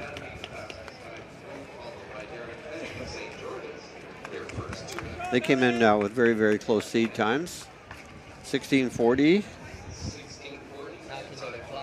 And Pang coming through in 16:56. So both of them will automatically qualify for today's final. Yeah, they were pretty much neck and neck up until that last, looks like the 8th or 9th hurdle, where Oliver Broken was able to just kind of surge ahead in that last maybe 10 to 20 meters. Just got him at the lean at the tape. After much of the race there was, I guess we could call it synchronized hurdling. Yeah. We were very close to each other. Okay, now we see the hurdle crew is adjusting now as we move on to the 80-meter hurdles for junior women.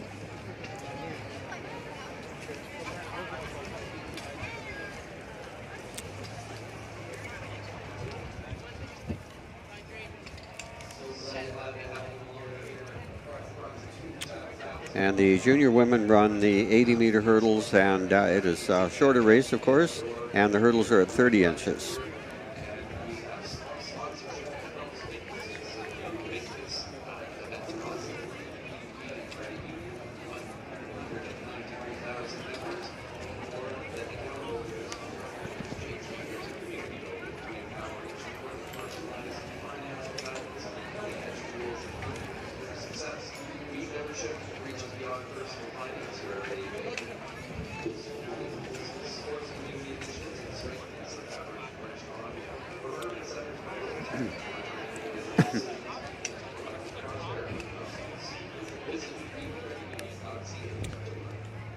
Just before we get ready to start the race, just noticing the record in this event is held again by Jasneet Najjar. We talked about her earlier.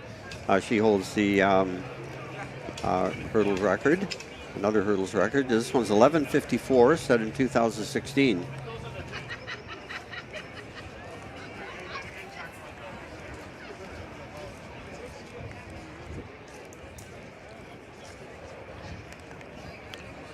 Now this record could actually be in jeopardy.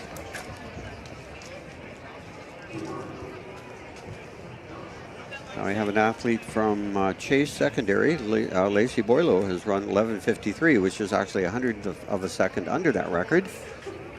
So we'll have to see what happens there. She's running in her first heat.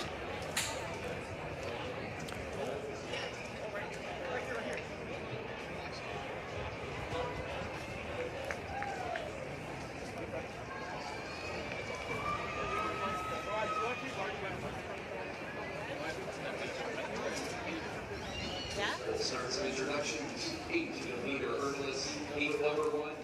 Lane 1, West Point Gray Academy. Ashley Chen. Here's the lineup for the first heat. In lane 1, we have Ashley Chen from West Point Gray. Lane 2, Bria Maslow from Brooks Secondary. Lane 3, Rhea Underwood from Stellies.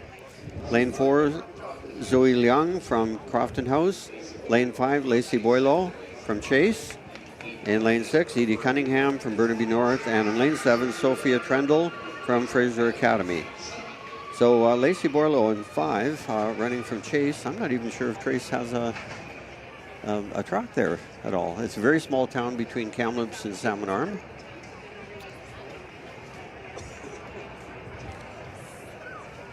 And I would imagine she probably would get to do a lot of her training in Kamloops, the nearest big facility there.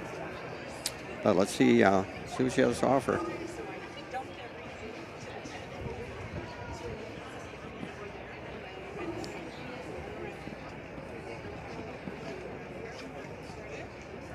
That's her in lane 5 with the black jersey on.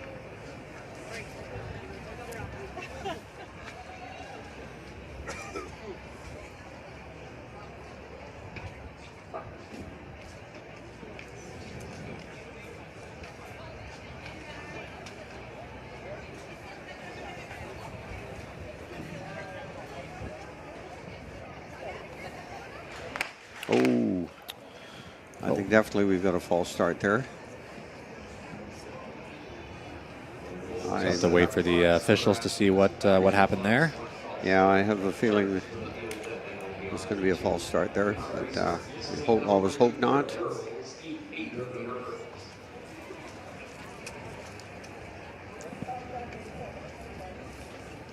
I believe it was one of the outside lanes. Yes, we do have that's a unfortunate. red card.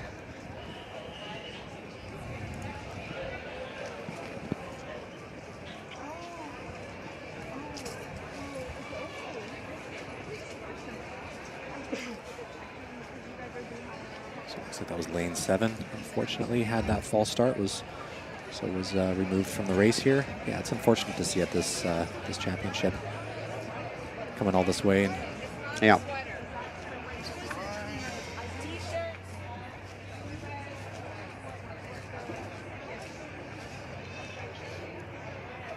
So that's Lacey Boileau in lane 5 with the dark long sleeve top. She'll be the one to watch in this heat.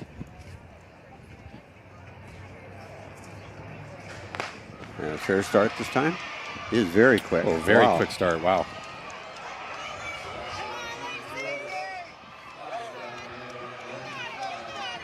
And that, ladies and gentlemen, is how it's done. That was. She flew out of the blocks there. That's right. Good start, smooth all the way. That's as good as it gets for hurdling. And good head-on view. You can see that there's no vertical movement at all. She is so clean over the hurdles. Very quick in between as well. Yeah, that race right there could be a how-to video.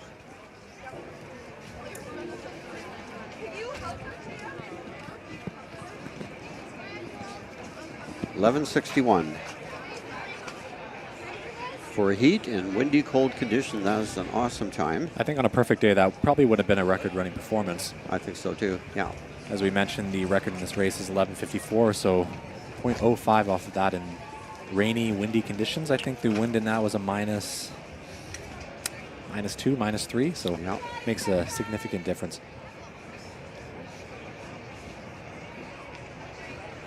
Okay, if not, have to go back and check on the second place time.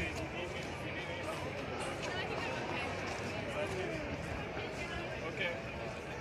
Come down there and check in, okay? Second place, Underwood, 12:52. And she came in with a time that's about half a second under her seed time coming into this race. So very, very good start to the junior girls races.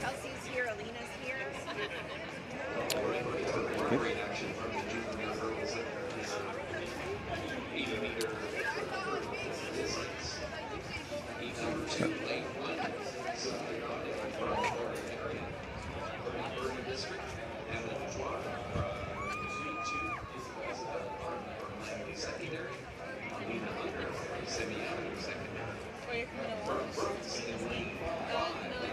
Okay, out here in lane 2, we have in lane 1, Sylvia Donay from Earl Marriott. In lane 2, Elma Dutoy from Alberni District Secondary. Lane 3, Isabel Barth from Langley Secondary. Lane 4, Alina Unger from Semiahmoo. Lane 5, Dana Brown from Brooks Secondary. Lane 6, Benit Denoa from Semiahmoo. Lane 7, Sukraj Viraya from North Delta. And in lane 8, Betty Golding from St. Thomas More Collegiate. And Dana Brown out in lane 5 has fast C time of 12:76, and Elma Dutoy from Alberni with a 12:76 as well, 12:66. So keep an eye out in lanes 2 and lane 5.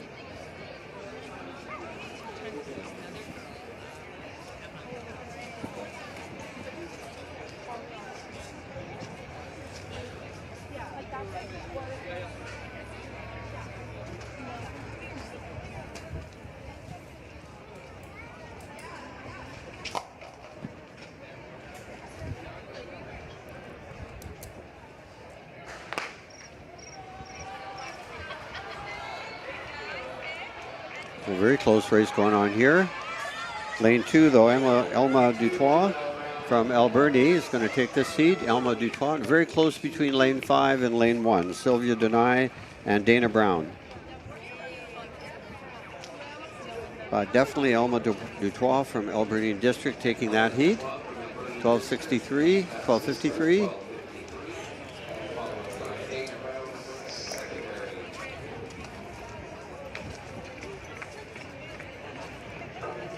And second place was, let's see, who was that again? That was Dana Brown was able to get that second place finish. Betty Golding very close behind in 13:25. 12:53, winning time again. Brown 13:06.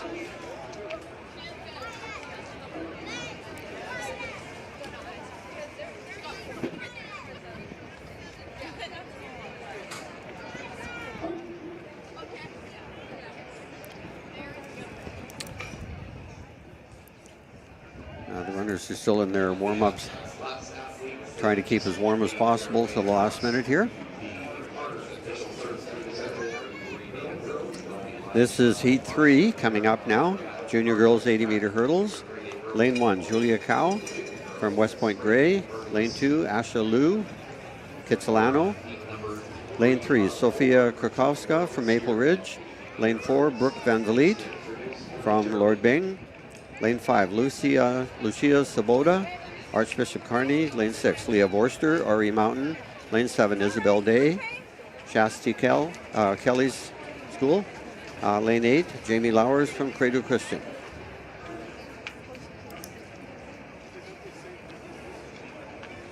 Leah Vorster, running out of lane 6, has a seed time of 12:09, very fast. And Jamie Lowers from Credo Christian, 12:92. Leah Vorster was actually the winner last year in this race as a grade 9, so she's back as a grade 10. Once again, a very fast seed time.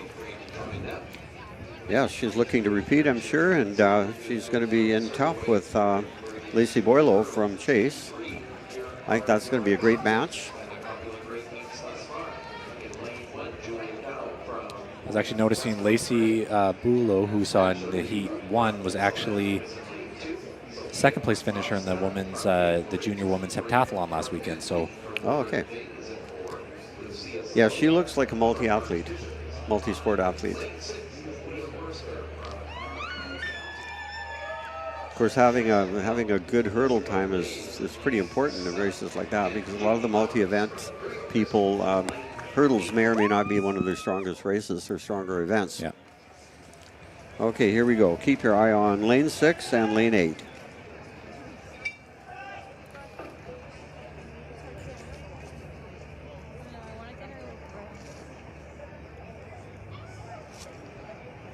That's closest to the camera. That's Jamie Lowers from Credo Christian.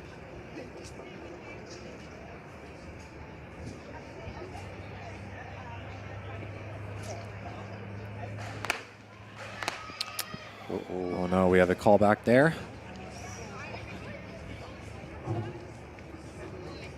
Wasn't sure if I saw anyone move too early there, but we'll have to see what the officials come back with. Doesn't take much. Even a slight twitch can result in a false start.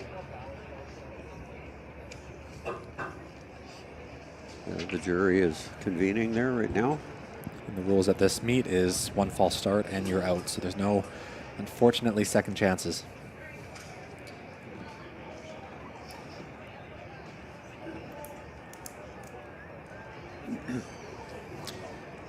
Yeah, at the track meets where there are younger athletes, 8, 9, 10, 11-year-olds, they're a little more lenient, use it kind of as a teaching tool rather than a disqualification.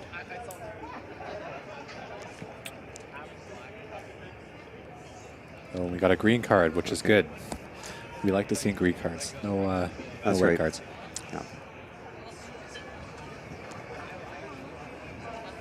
Sometimes it's the starter's way of saying, my fault, my bad.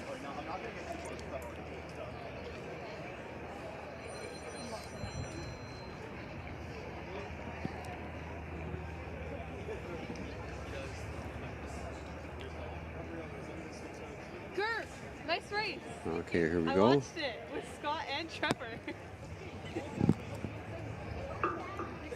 Go. Good start that time. Leah Vorster, Ari Mountain looking very strong. Wow, beautiful hurdler. It is going to be Leah Vorster and very close, it looks like out in lane 8, Jamie Lowers taking second. Wow, she looked very strong.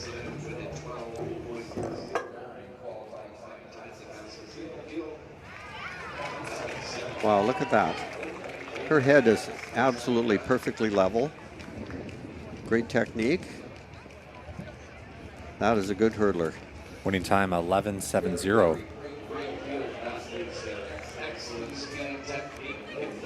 One of the faster times we've seen today. Meet number 3, and we have one more flight of junior girls to introduce momentarily. We'll let them do a little bit. That's impeccable technique. She looked almost as smooth over the first and second versus the last hurdle, so a very consistent run. So that's Leah Vorster with that 11:70 winning time, automatically moving to today's final. Jamie Lowers in 12:52, finishing in second place. And Julia Cow from West Point Gray Academy in third, 13:18. So they will have to rely on time to see if they're able to make it through to today's final. Right, the automatic ones though, or oh, sorry, no, automatic one. The only automatic one is Julia Vorster. Okay. Or sorry, Leah Vorster. Now we move to the final, fourth and final heat. Leah! Leah! In lane 1, we have Robin McIsaac, Ari Mountain. Lane 2, Faith Vazagamwen from North Delta. Lane 3, Stephanie Gagne from Kitsilano. Lane 4, Emma Chang, Claremont. Lane 5, Cecilia Smith, KLO Middle in Kelowna. Lane 6, Ruby Halber, Penticton. Lane 7, Jamie Beaupre, Mulgrave. And lane 8, Skylar Weber from Nanaimo Christian. Jamie Beaupre from Mulgrave has a very fast seed time of 12:41.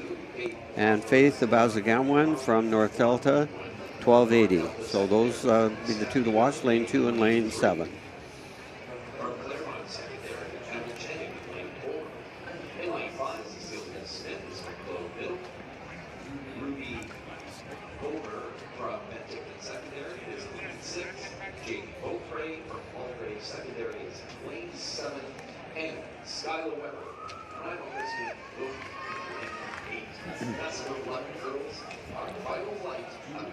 Okay, getting ready there, shaking off the cold.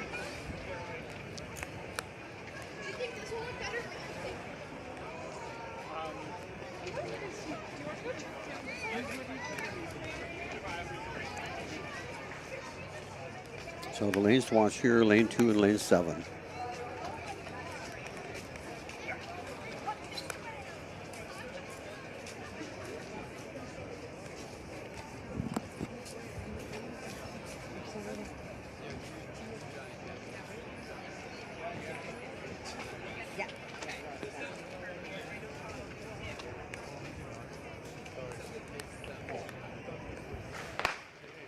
First start.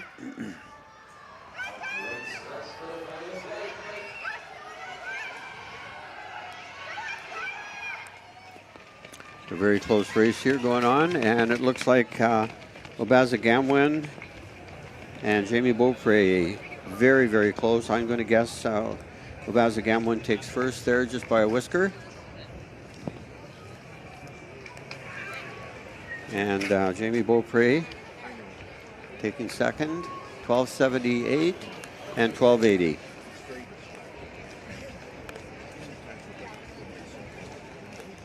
Robin McIsaac out in lane 1 with that third place finish, 13:14.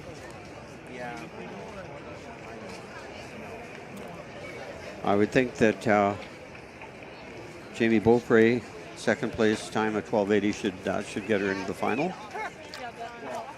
This is Emma Chang in lane 4 there with the 13:14, so a very close run between her and Robin McIsaac for that third and fourth spot. But that does wrap up the junior women's 80-meter hurdle heats. So we'll see them later in today's final. I don't know about you, but I'm looking forward to the final there. That's going to be a dandy. We have the gold and silver medalists from last year in a rematch. Yeah, we saw them both get pretty close to that record as well. So, yeah, given these conditions, it's that's right. And they're both supreme hurdlers. They're both very, very good. So, in addition to the other heat winners, we're going to have a pretty darn good race there coming up later this afternoon.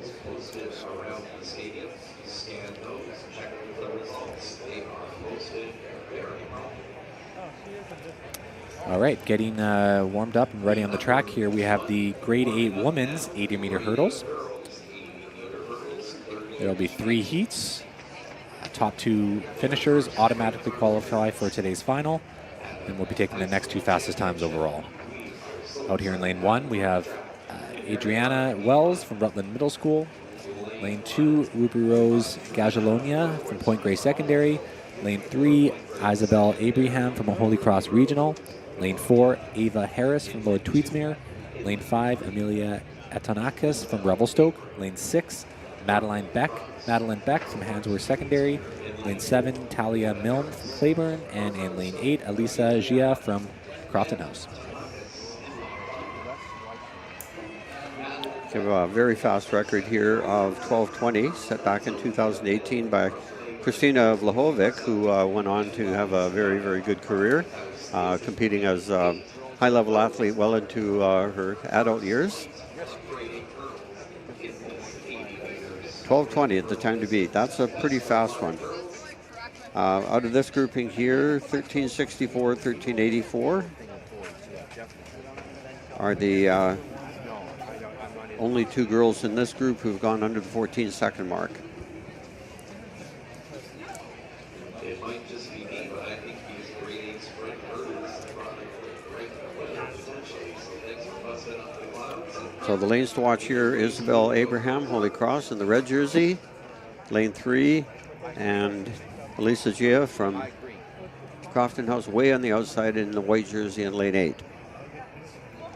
Well, you know, we were talking the other day about Bannister and Landy, the famous race in 1954. Roger Bannister was studying medicine at Oxford, and the only time he could practice was here. Yeah, because all the rest of the time were classes and labs. He had no other time. So he would go out at lunch hour, and he would do his training there. I mean, that's dedication. And as you said, I mean, you know, it paid off big time for him. Became a world sensation. Okay, here we go. They're just going to set into their blocks now. Yes. Ruby. He became kind of the ambassador for British milers back in the day.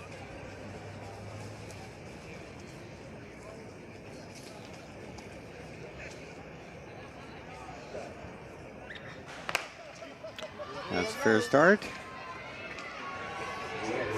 Alyssa Gia from Crofton, way on the outside, looking strong. And it's going to be very close, though, between her and Isabel Graham. Isabel Graham had a very, very fast sprint over the last hurdle, and I think she may have caught up there. But it's going to be Gia and Graham. Yeah, very, very close. Okay, Lisa Gia was able to edge her out at the end in 13.80. Isabel Abraham very closely behind in 13.87.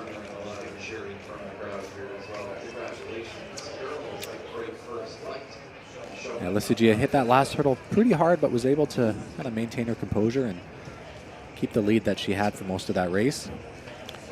So this is, because there are 3 heats, the top two automatically qualify, so they're both into the final anyway. And we'll have to see whether the 3rd place or 4th place times advance.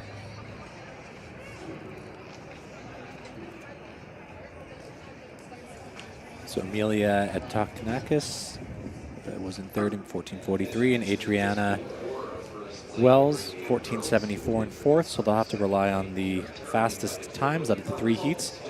So we'll have to wait and see what the next 2nd and 3rd heat bring here.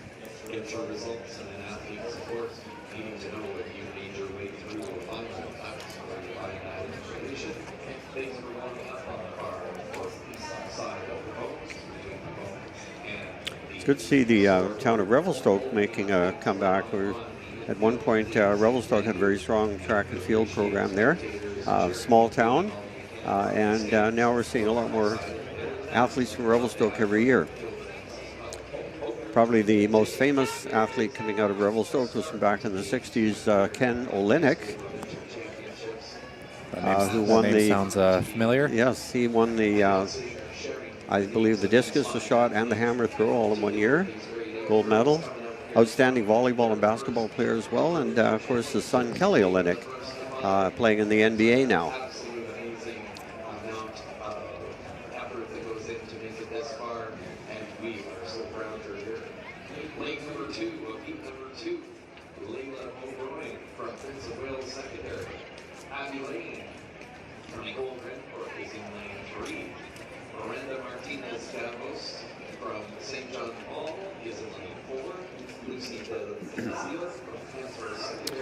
And here's the lineup for Heat 2. We have in lane 1, Asha Carr, Windsor.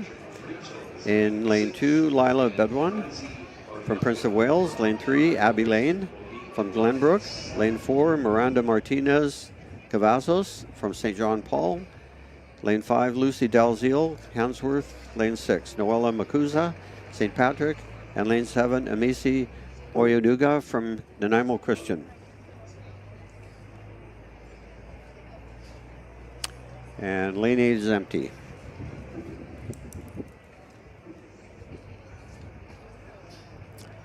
We have lane 5 and 6 have turned in 13:52 and 13:97. Noella Makuza from St. Patrick.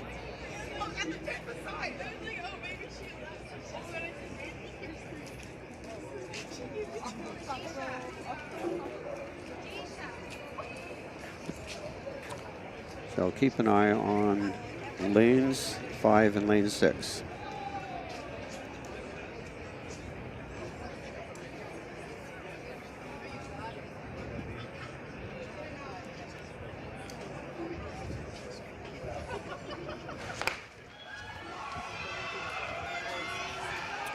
Oh,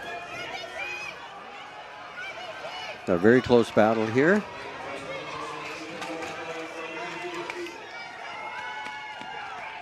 Lucy Dalziel from Hansworth taking that heat.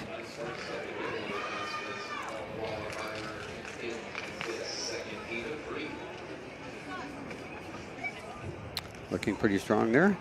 It's not unusual happening there. One of the athletes did a complete forward roll, stayed in their lane, got up, and it was almost like it was planned. Yeah, that was a great recovery. We'll see that coming up in a second here.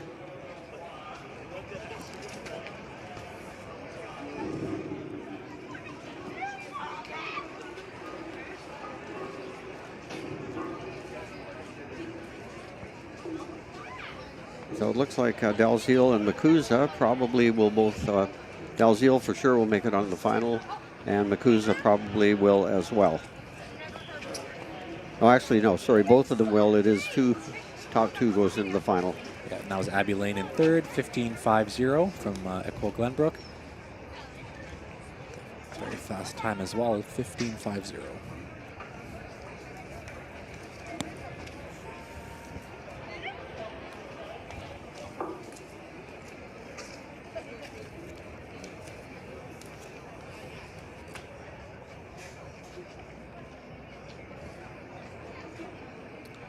So getting ready on the track, we have the third and final heat of the hurdle events for this morning session.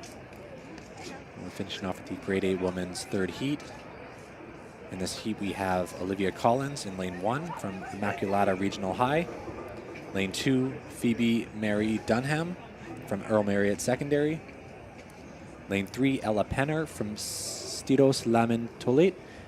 Lane 4, Valerie Say from St. John Paul. Lane 5, Sophia Chapman from King Christian School.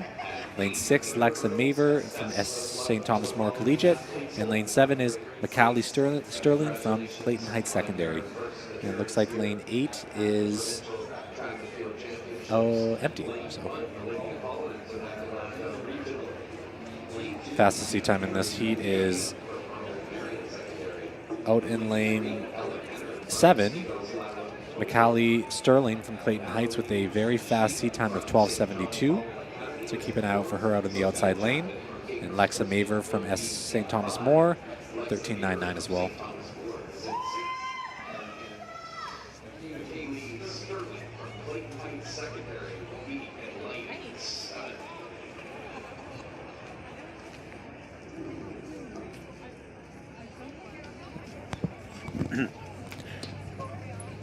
There we see, so out in lane 6, St. Thomas More in the red jersey, Macaulay Sterling from Clayton Heights right beside her, the blue jersey.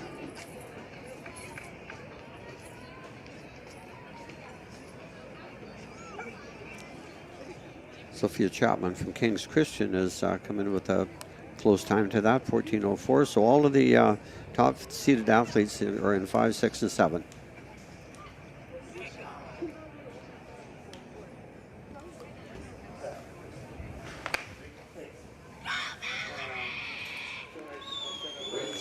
Michaela Sterling, wow, she is off to the races here. She's looking very strong. Very close to the 12-second flat mark. Wow, she looked really strong.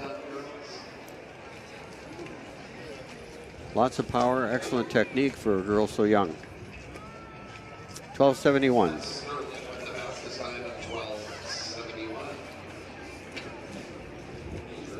Mayer 14.25. So they will qualify automatically. That's great technique, very quick and efficient over the hurdles. Very powerful girl. Yeah, came off that last hurdle and just powered her way to the finish line. Came in pretty close to her seat time, that 12.71, so look forward to seeing her in the final later today. And that concludes the hurdle events of this morning's session. Next up on the track, we have the 100-meter heats, which should be starting in the next 20 minutes.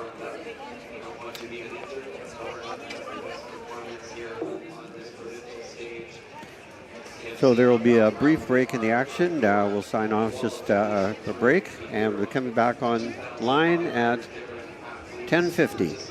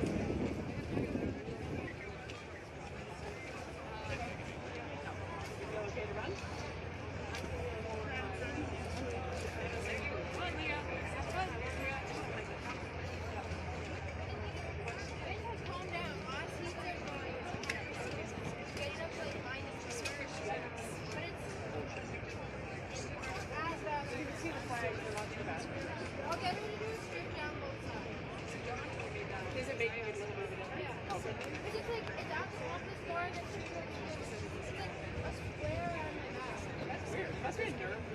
I don't actually do. That's like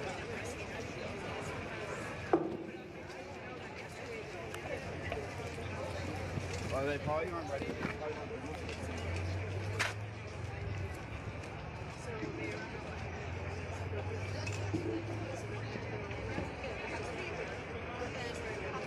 but anyway, it's 5, 6 o'clock. So it's not like you can go back and forth and then if you do the 2 parts.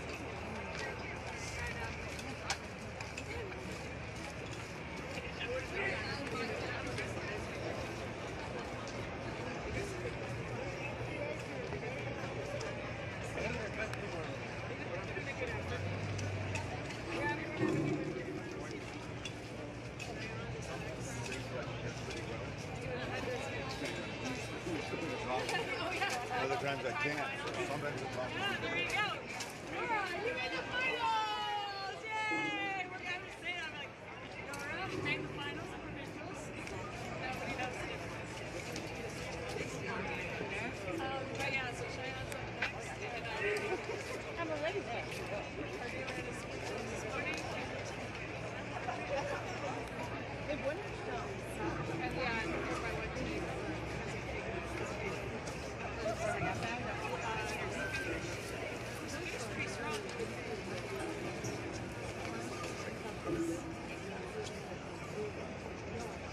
Because like I'm so far away from the first guy who made this school.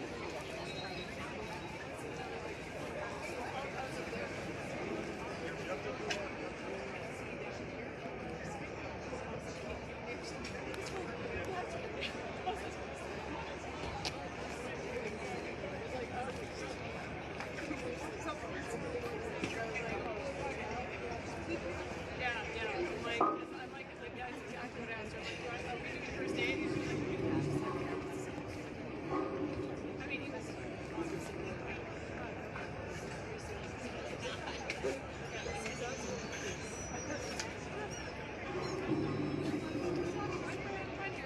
a little bit rainy. Yeah, we had a minute where it started to rain a bit here, but it's not really. It's not yet moving down here. At this stadium, it's nice here. So it doesn't matter if we get the stats or so. That's how we get to forgive them.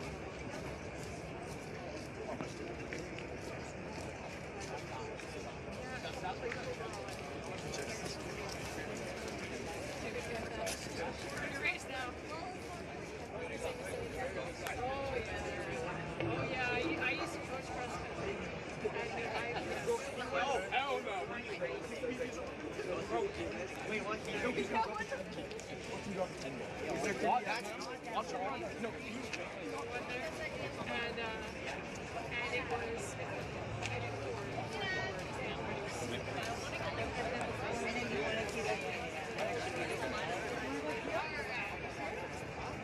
So then I'm like, okay, children, so we shuttle.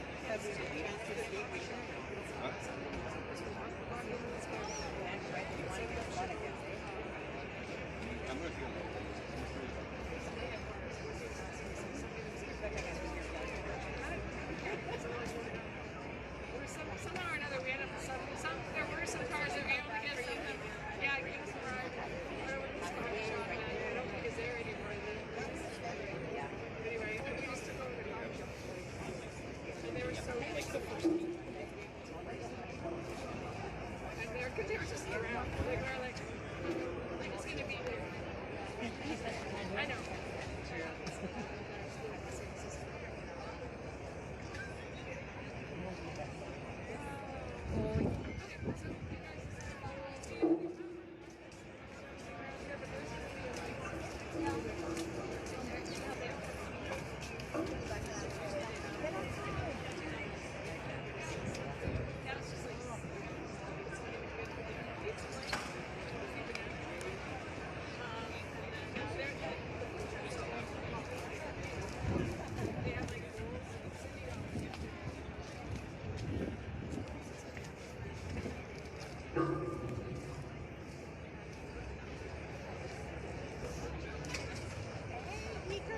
How'd it go?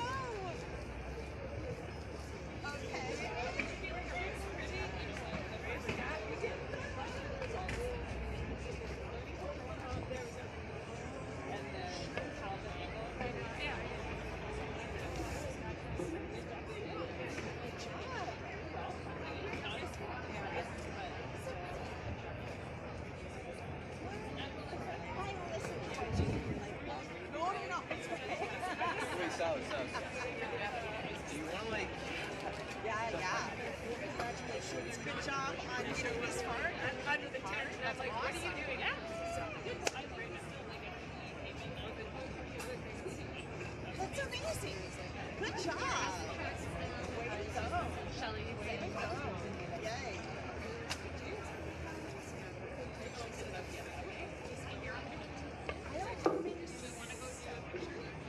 I promise, it's gonna make you better. Yeah, I'm gonna be here until Toby finishes the run. So I don't think that's I'll be here. do a little for that. Jared was bored. He was like, he was too what? I was like, what's that?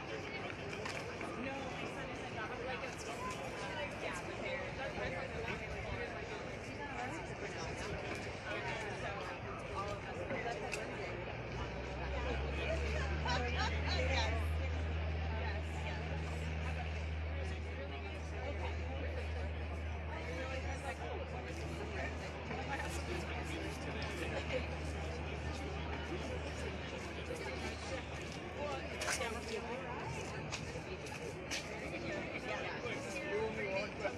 Yes.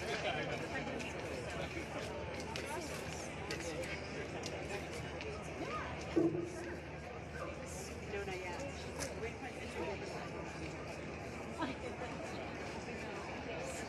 Already.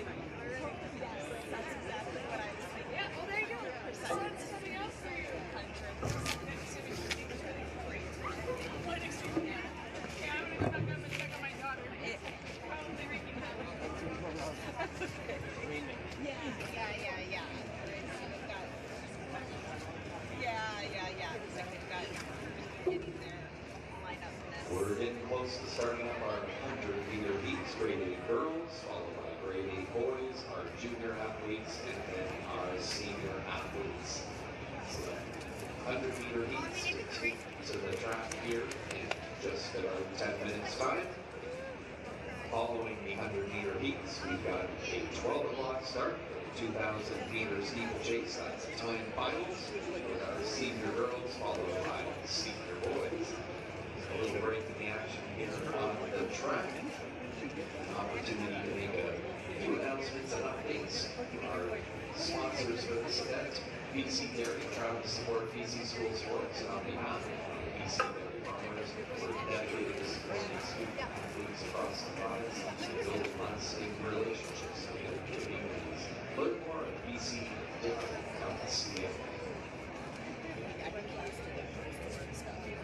Coaches, a reminder if you are a coach of a relay team, changes to the relay order or 400 meters.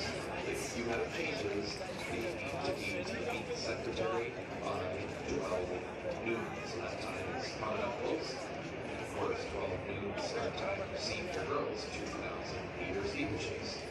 And 4x100 meter finals, if you're changing your order, that must be in 2:25. If you're unsure where to send those to, you can ask the race official, check out the WhatsApp chat, or you can contact She likes to run her face.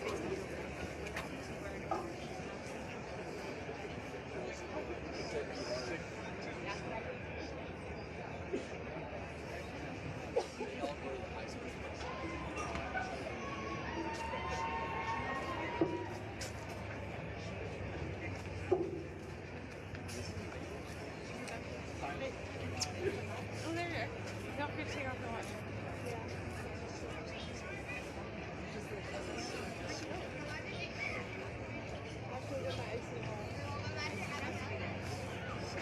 Where you put all your stuff? What? You put all your stuff in there? Huh? You want to put it there? Good luck to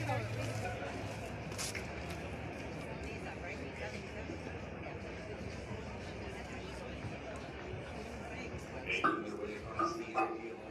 Put your hands together with the fastest grade girls on 100 meters straight away.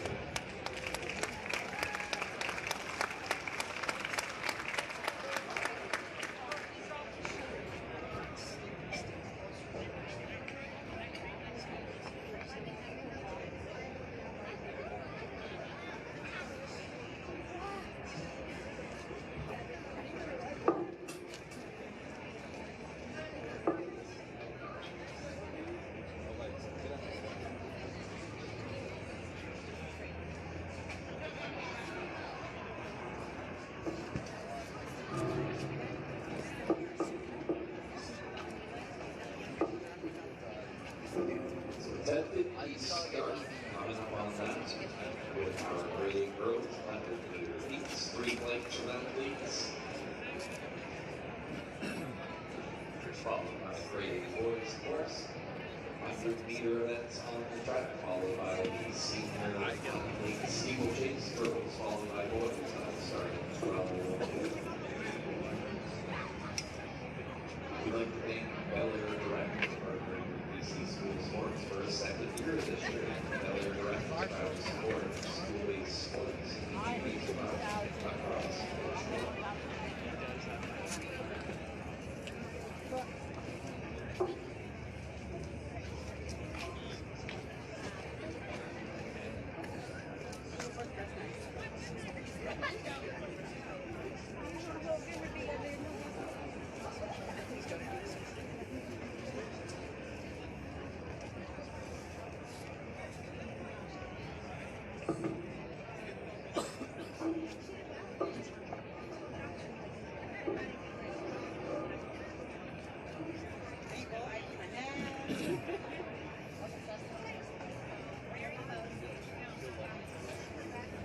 I'm actually excited.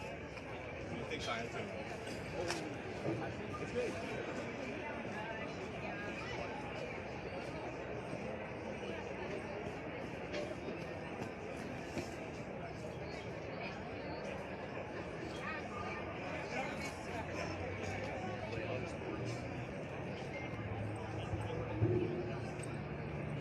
Our grading turtles, 100 meters of rubber stand between them at the start line to the finish line. No hurdles in this one, just straight out speed. And here are your athletes in meet number 1. A point of interest, the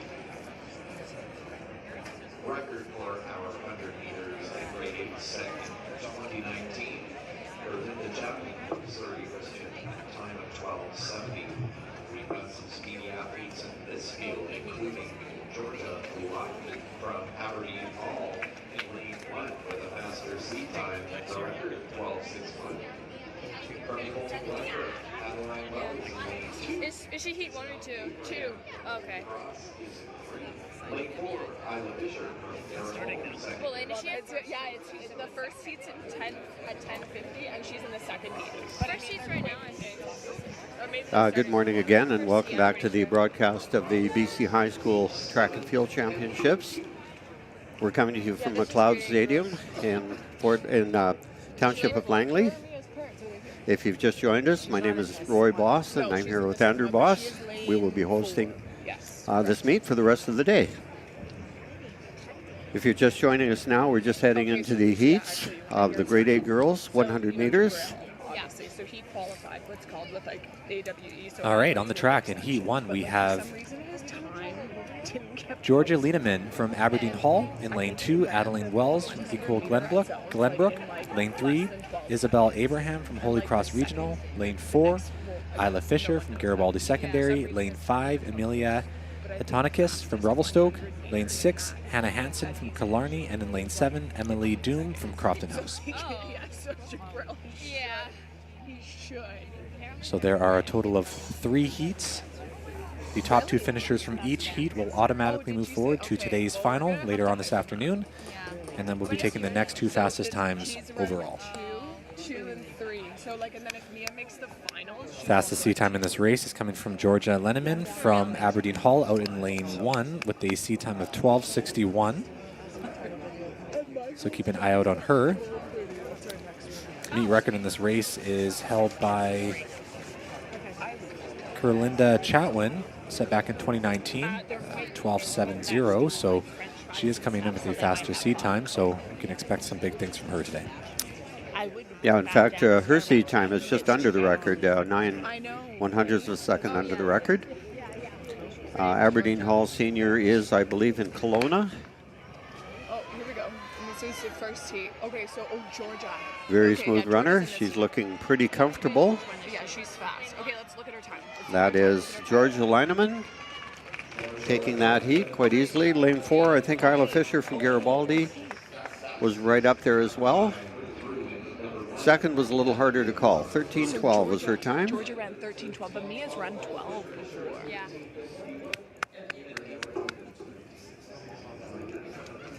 Well, I think her mom was like, that's the one you were talking Second place time. That's the one. Isla Fisher, 13.50. Isabel Abraham, 13.68. Oh, cool. So you can see them in lanes 3 and 4, battling it out for that second automatic qualifier. Okay. That was lane 1, Georgia Linneman, 13.11, with the winner of heat 1. She looked pretty comfortable in the heat. Very powerful runner. Nice fluid style. Yeah, she definitely looks like, yeah. But I think she knew what she had to do to get into the final there, and she's saving herself, obviously. Sometimes when you're running your long jump, I want to ask you what your bicep routine was. Now we move on to the second heat in lane 1. Aniqui Shazara from St. Andrews Regional. Lane 2, Stella Sherman, Argyle. Lane 3, Callie Hamilton, Vernon. Lane 4, Maya Agosti from Notre Dame. Lane 5, Miley Westhuizen, from Walnut Grove. Lane 3, Reina Valdez, St. John Paul. Lane 7, Ava Fawcett, Siaquam, and lane 8, Annika Person from Whistler Secondary. Like, why is it Maya? Maya Augusti? Yeah. This should be a very close heat because there's less than half a second between the top seeds and all the rest of the competitors, so this is going to be very close. The top seed belongs to Maya Agosti from Notre Dame, running out of lane 4 at 12.95.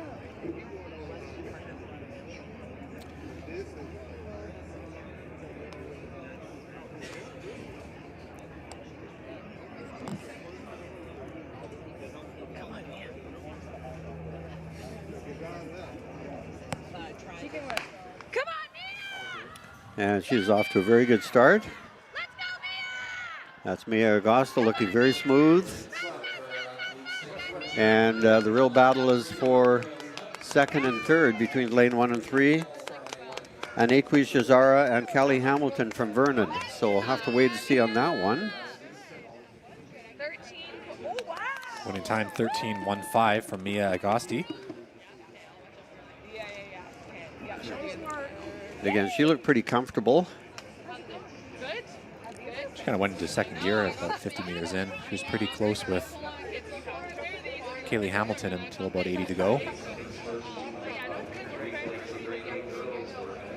So that was Kaylee Hamilton in second, 13.37. Anique Shizara from St. Andrews Regional High out in lane 1 with the 13.42 for that third place spot.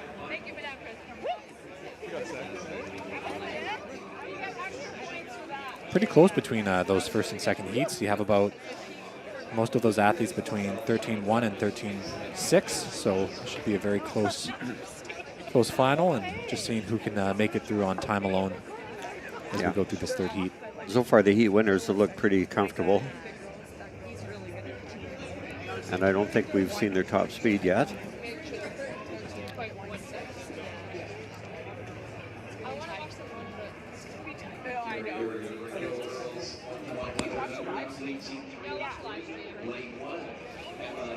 Yeah, we watched the live stream. Awesome. So it's starting at.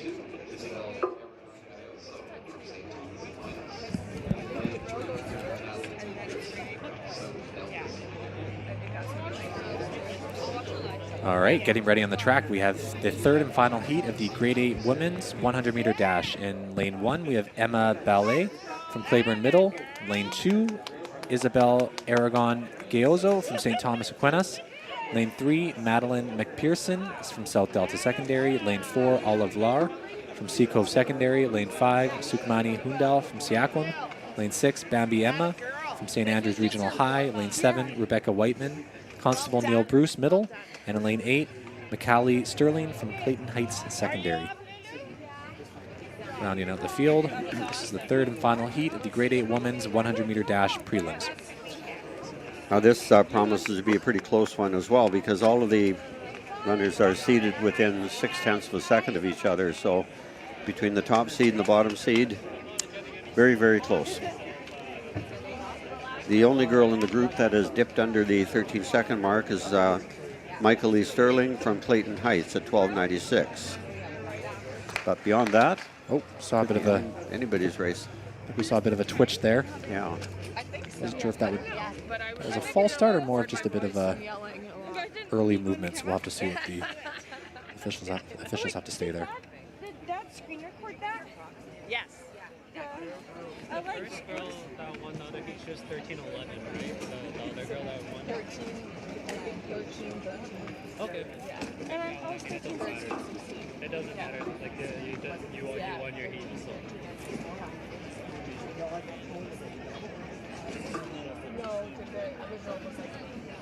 Looks like a green card, which is all good. I remember thinking to myself, when she got like 13, I was like, oh, VS run 12 before. Anyways, it's all good. But like, Today it's a little chilly. yeah, no, but well, It's anything on any day.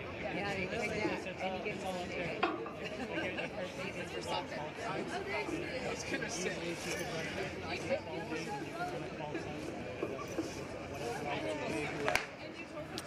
Yeah, clean start this time. Michael Lee Sterling way on the outside looking pretty strong, but lane 4. Olivia Olive Lauer from Sea Cove taking that heat quite convincingly.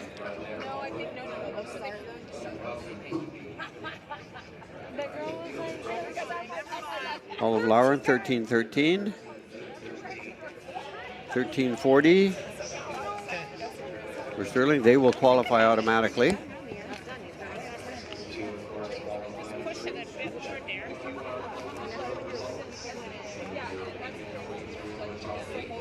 And is waiting on the 3rd place time.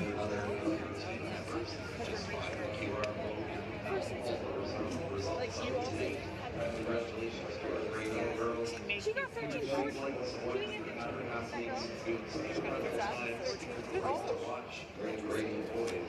We're still waiting for the final time for that 3rd place finish. I think it was pretty close. There's probably a little bit of sorting out to do in that one. Yeah, usually when it takes that long to come up, it's photo finish. So 300th of a second actually separated the top finishers from each of the 3 heats. 13:12, 13:15, and 13:13. So it should make for a very exciting final later today. Right. So that concludes the grade 8 women's 100-meter heats. And now we'll be moving over to the grade 8 men's 100-meter dash as well, preliminary heats. Coming up in our first heat in lane 1, we have Andre Grayling from Canyon Falls. Lane 2, Darren Esguerra from Holy Cross. Lane 3, Alex Yumisava from St. John Paul. Lane 4, Harper G, Southridge. Lane 5, Noah Bartok, Lord Bing. Lane 6, Jonathan Barahona from Holy Cross. Lane 7, Alex Joe, Peter Ewart Middle. And in lane 8, Joe Broders from Maple Ridge.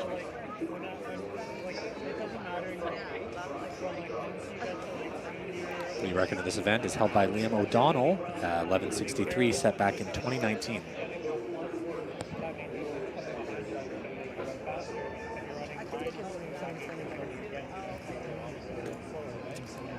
I believe I saw Liam O'Donnell run at the Cheetahs meet last weekend. Still competing. I think he's having a pretty great career up at SFU right now. That's right. We're seeing some pretty fast times from him. Yeah, So he it's looked great to very see. strong at the Cheetahs meet last weekend. The open men's category was pretty good.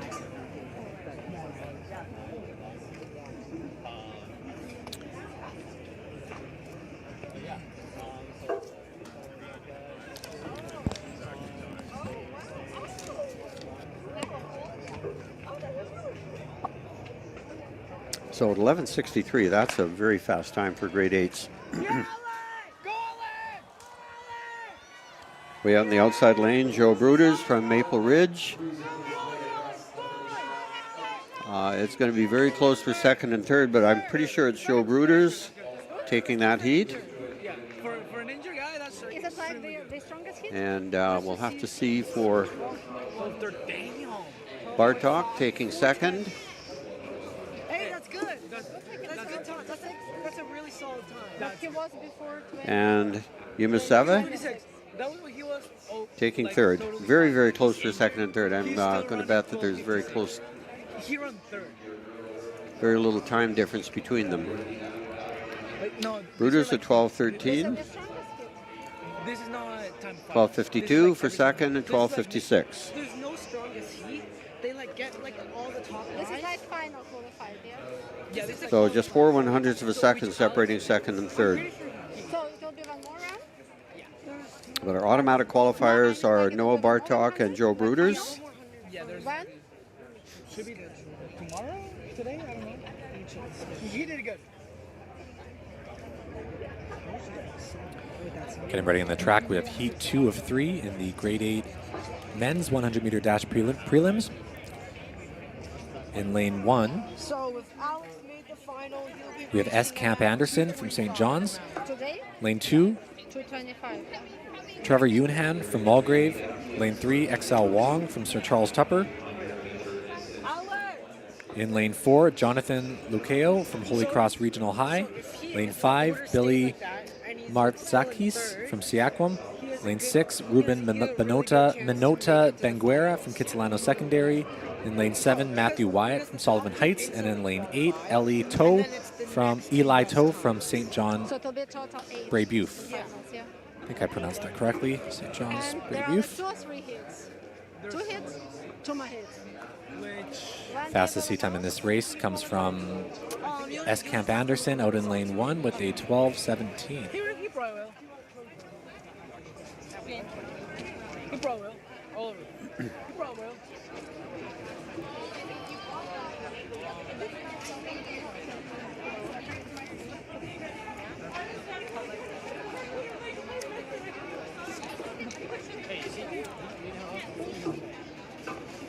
Wait, I thought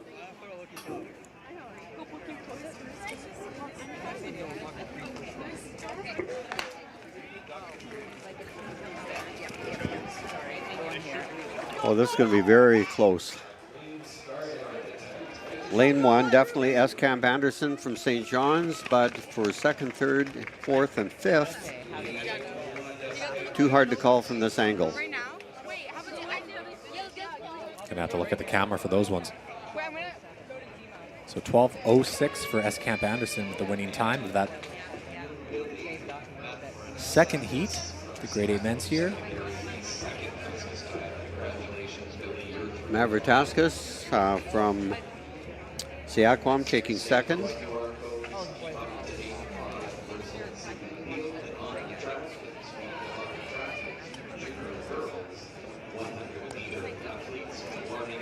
And just waiting for the scroll back to see the third place finisher.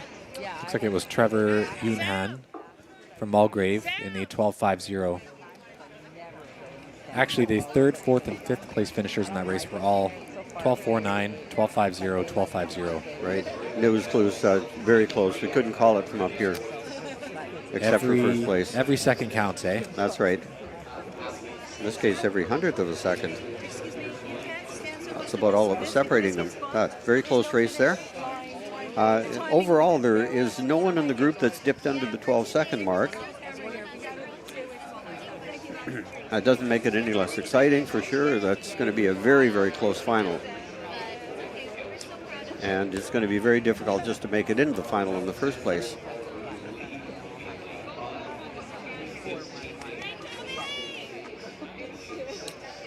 And we can see getting ready on the track is the third and final heat of the grade 8 men's 100-meter dash.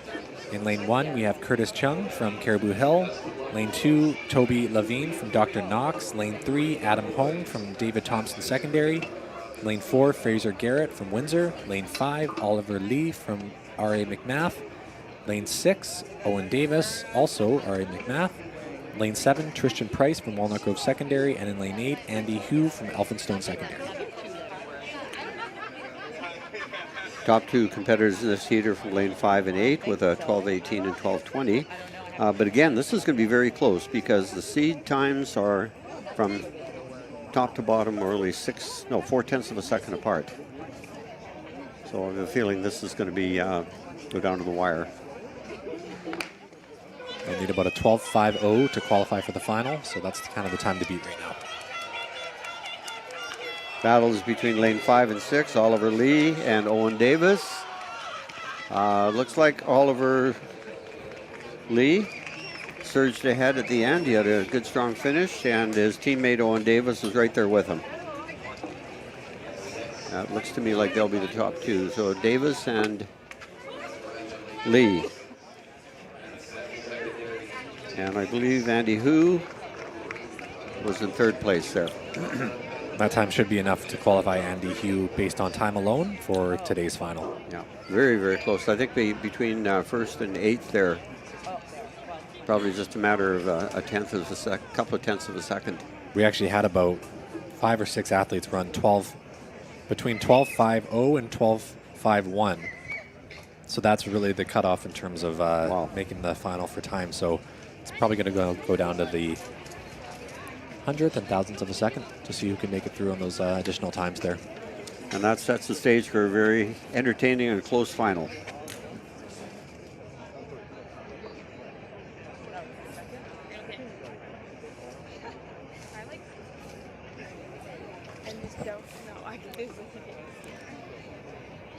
Now we move on to the junior women's final. Heats. We have the top one in each heat. A little bit different format here because there are 5 heats.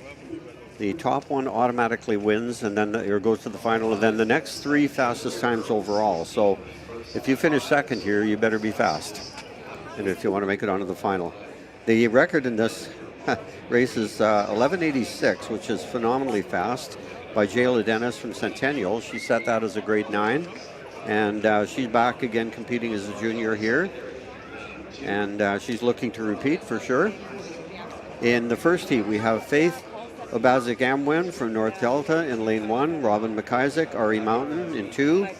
Lane 3, Emma Dutoit, Alberni District. Lane 4, Avion Marie Dean, Pacific Academy. Lane 5, Serena Obioa, BC Christian.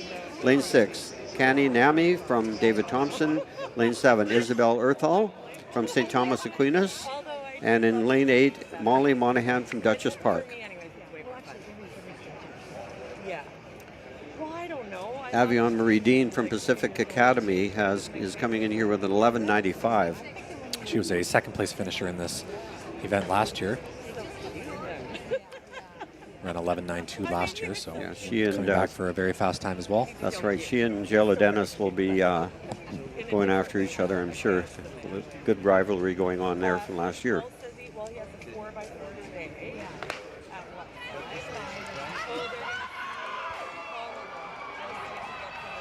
And that is Avion Marie Dean from Pacific Academy, looking very powerful.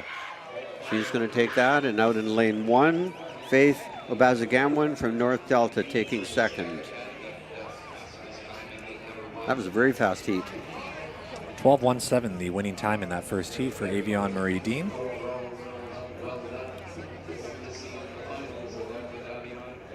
And again, she looked very comfortable.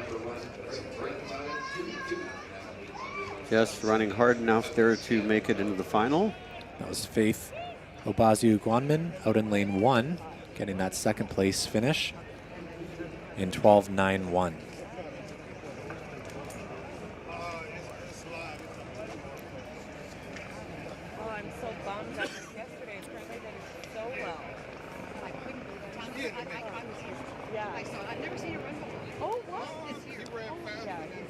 Great, we can see the winner on the track there. Looks very happy with that finish. So there's the final times there, 12:18, Avion Marie Dean, 12:18, and Faith Obazu-Guanmin from North Delta in 12.91. So the top finisher from each heat automatically qualifies, and then it's the top 3 times overall will move forward as well to today's final.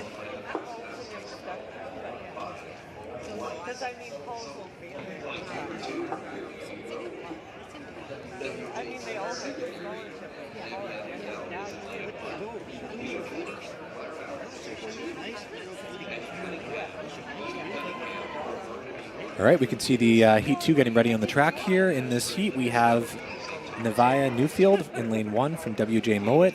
Lane 2, Thea Moore from Claremont. Lane 3, Eddie Cunningham from Burnaby North. Lane 4, Evelyn Ashford Livingstone, St. Thomas More. Lane 5, Katie Mahortoff from Clarence Fulton. Lane 6, Jada Waite from St. Thomas More. Lane 7, Mali Campatelli, Lambert Park. And in lane 8, Ali McKinney from York House School. Jada White out in lane 6 has the fastest seat time in this heat of 12:17. So keep an eye out for her out in lane 6. Interesting about names. We come across many interesting names throughout a track meet. Evelyn Ashford Livingston. Evelyn Ashford, back in the day, was one of the top U.S. female sprinters. And you kind of wonder if their parents were being prophets here. But apparently they had never heard of her, from what I understand.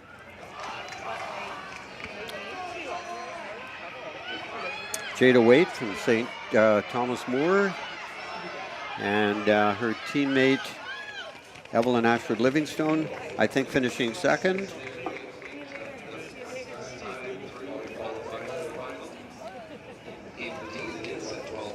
Winning time 12:44 for Jada White. STM with her teammate as well, Evelyn Ashford Livingstone, 12:63. So 2 very fast times in this race. They should. I'm wondering if they have a 4x100 team. I wouldn't be surprised. I think we saw a couple STMs in the heats there, but that's great to see both teammates get that first and second place. We saw yesterday in the 4x1 qualifying rounds, St. Thomas More had a whole mountain of relay teams, so there's a lot of depth at that school.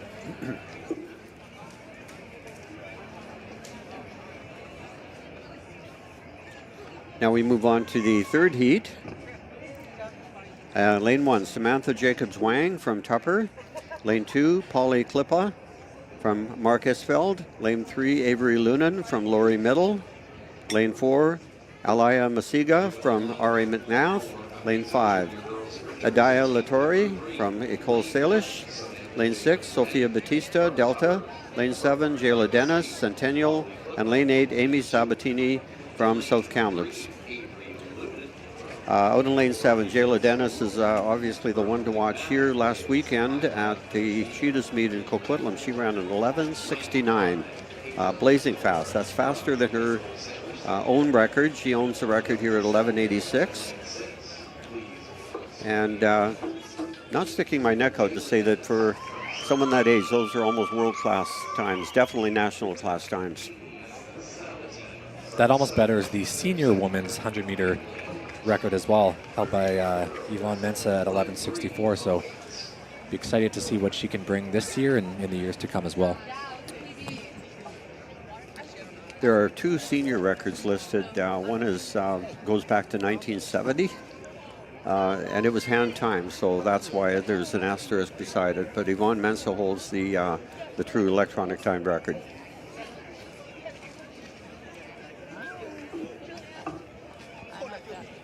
So keep your eyes on lane 7, Jayla Dennis from Centennial.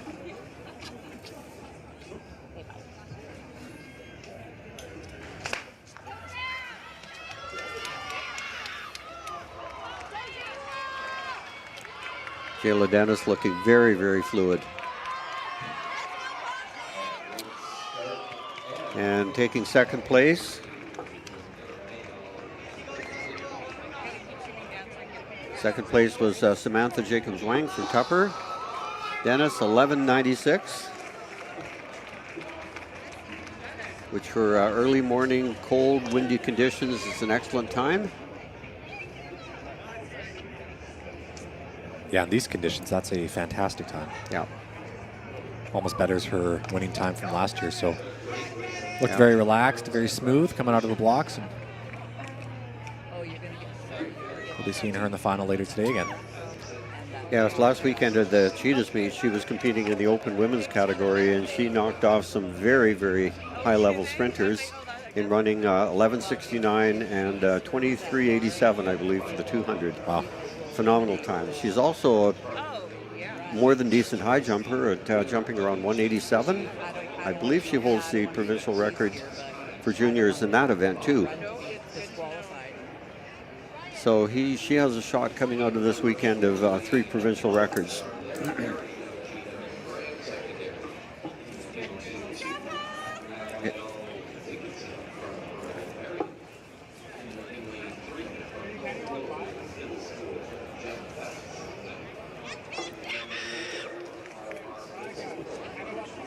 Oh, she's over there, like at the exit.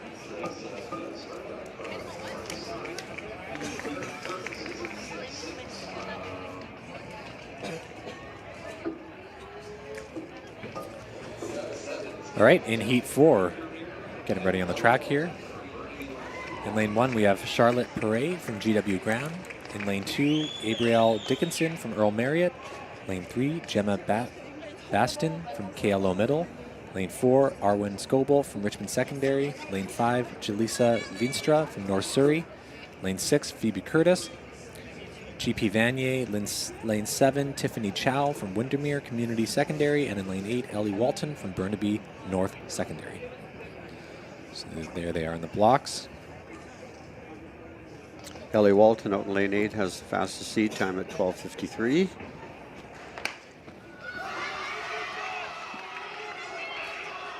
Oh, this is going to be close. But wow, look at lane 3, Gemma Battiston from KLO Middle.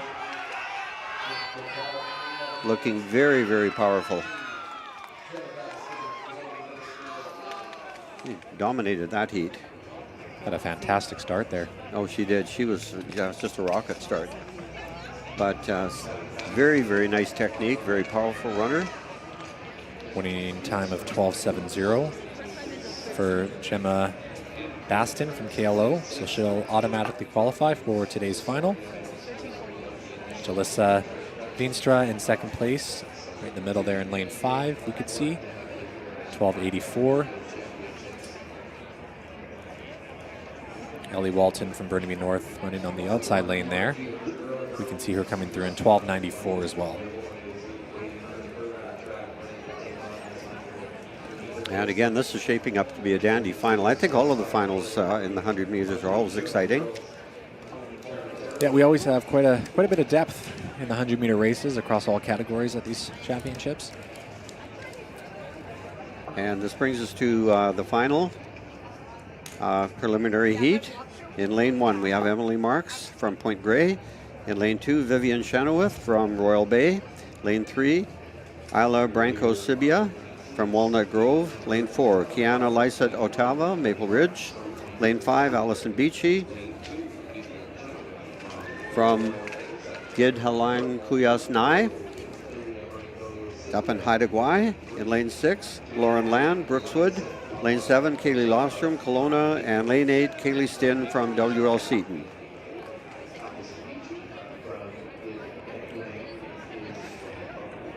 Let's see, we have Kaylee Lofstrom from Kelowna Secondary.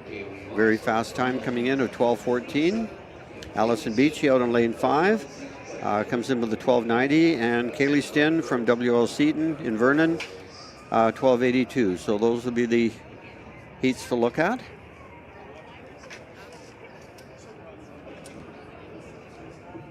Kaylee Lofstrom was a third-place finisher in this race last year as a grade 9, so she's back competing again this year in these heats.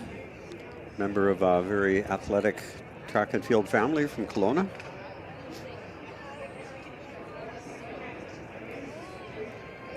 I think the trophy case at their house is probably quite full.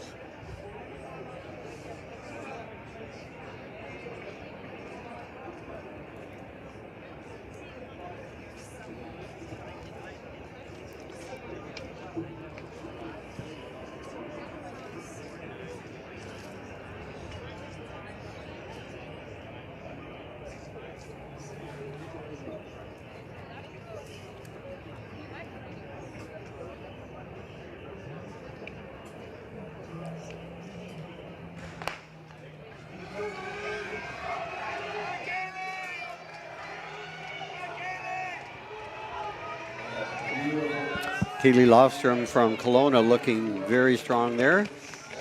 Lane 3, Isla Branco-Sibia from Walnut Grove, I think, taking second. Have to wait on that one. That was pretty close. Kaylee Lofstrom looking very comfortable and powerful at the same time. There she's out in the yellow in the far left, running winning time of 12:30. As Kaylee Stin out in lane 8 was able to sneak in for that second position in 12:87. Now it's Isla Branco-Sibia from Walnut Grove in 13:16. Those are your top 3 finishers.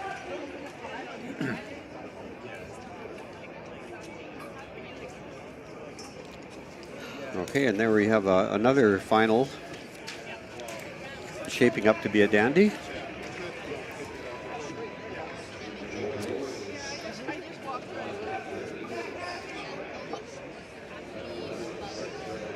I think potentially in the final we could see 3 girls go under 12 seconds. Absolutely. Maybe more. But if the conditions are right, and it does seem to be, I won't say it's warming up exactly, but it's not getting any colder. And the rain is holding off for now. Excuse me. That lady's going to come and get you because you're too close to that bar. You got to move.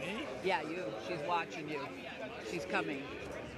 I think it's just for the camera. No, it's the actual line.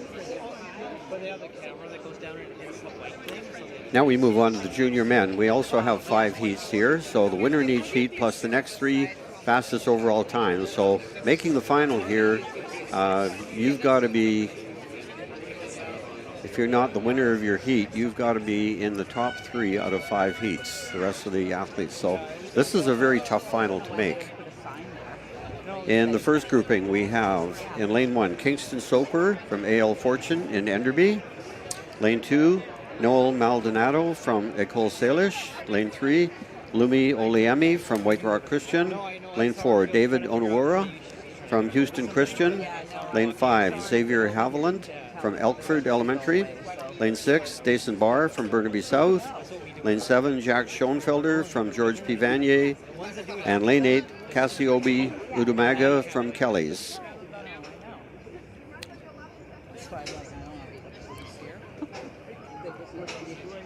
Fastest seed time in here comes from Lumi Oliemi from White Rock Christian. And that is him powering his way. Out in lane 8, Udumaga from Kelly's looking pretty strong as well. But it is definitely going to be Oliemi.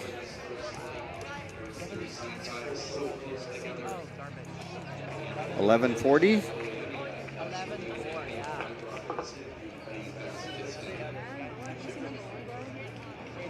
Wow.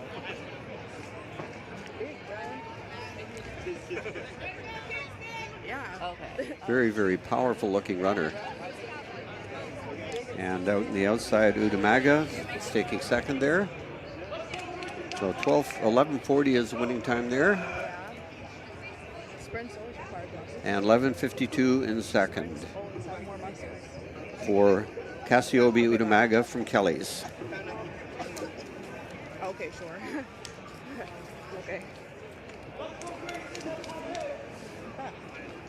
No, it's okay. Bye-bye.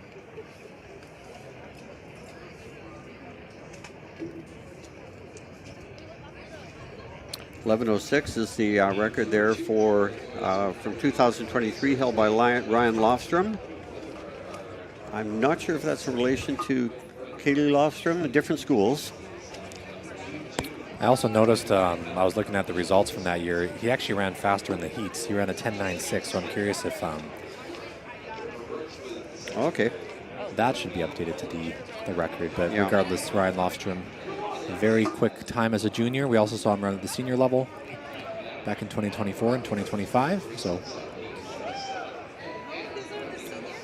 okay, the second heat now. In lane 1, we have Jackson Beauregard from Robert Bateman. Lane 2, Quinn Birkin from St. Andrews Regional. Lane 3, Levi Hab from Nanaimo. Lane 4, Isaiah Smith, St. Thomas More. Lane 5, Brody Powellchuk from Brookswood. Lane 7, Tyler Lai from R.A. McMath. Lane 7, Grayson Sodke from Brocklehurst and Kamloops. Lane 8, Joey Baker from New West. Tyler Lai and Joey Baker come in with almost identical seed times, 11:45 and 11:46. And they'll be running out of lanes 6 and 8.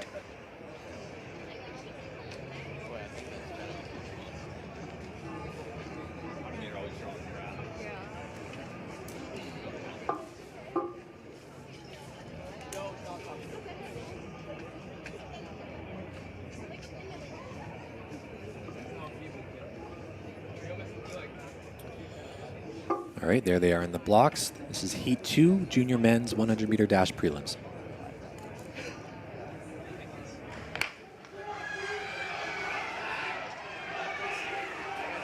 Well, it's a very close look at this group. Lane 1 and lane 8, Jason Beauregard, Robert Bateman. I think would have taken that heat, but too close to call. You could have thrown a blanket over the whole group. Oh, looks like it was Joey Baker in lane 8 was able to get that winning position there. I knew it was close between those two.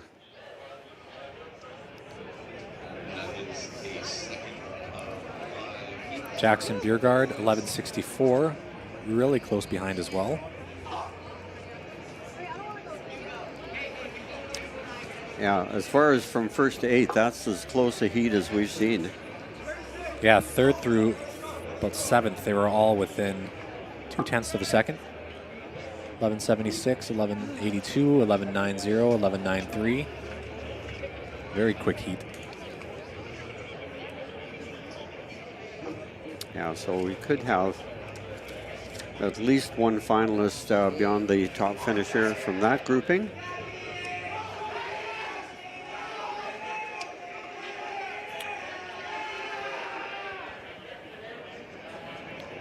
Getting ready on the track, we have Heat 3, junior men's 100-meter dash. In this race, we have in lane 1, Jaden Robillard from Sullivan Heights. In lane 2, Dayton Morrison, Southern Okanagan. Lane 3, Luke Cholip from St. Thomas Aquinas. Lane 4, Sam Perkins from Claremont Secondary. Lane 5, Cole Waters, St. George's. Lane 6, Kay Carter, Vancouver College. Lane 7, Louis Gonzaga, also from Vancouver College. And lane 8, Derek Chow from Moss Grop Secondary. Jaden Robillard from Sullivan Heights has the fastest time in this group of 11:29. Dayton Morrison, Southern Okanagan, I believe that's Oliver. So we should go walk up there. How did you meet Gershon? No, he's like, I don't care.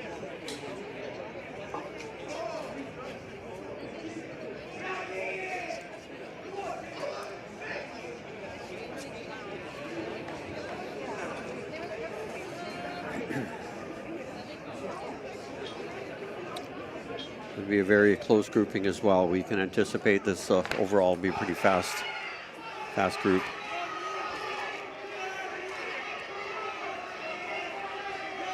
Very close battle between lane 1 and 3, and it looks like Jaden Robillard from Sullivan Heights will take that. Luke Trollop, I believe from St. Thomas Aquinas, was second.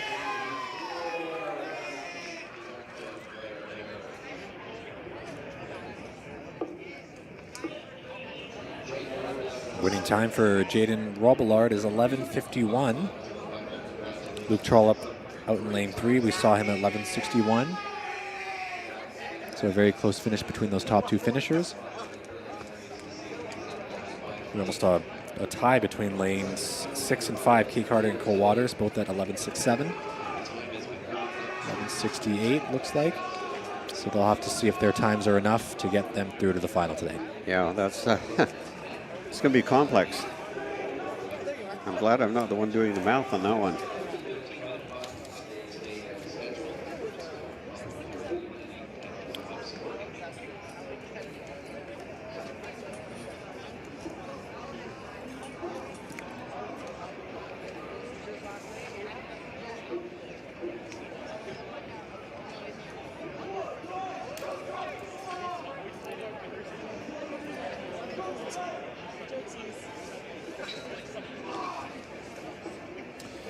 All right, getting ready on the track. We have Heat 4, junior men's 100-meter dash. In lane 1, we have Jaden Vermack from RA Mountain.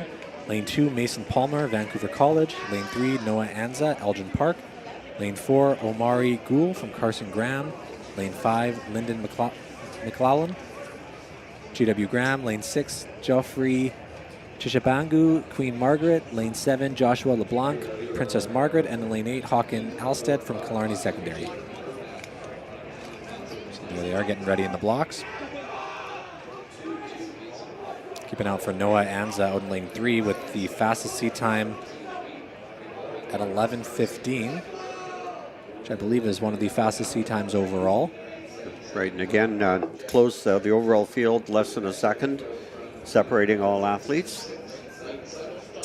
So this bodes for a very, very close race right now. There are always surprises in these. The seed times don't mean an awful lot sometimes. That's Noah Ansa from Elgin Park. Mason Palmer closely behind from Vancouver College, but looks like it is going to be Noah Ansa, Elgin Park, with the winning time of that heat.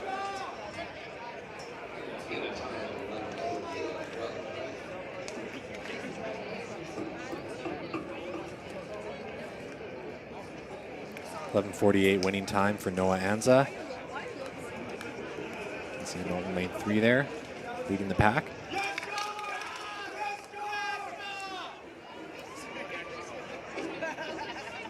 Yeah, he looks pretty comfortable. That he had the fastest seed coming in for sure.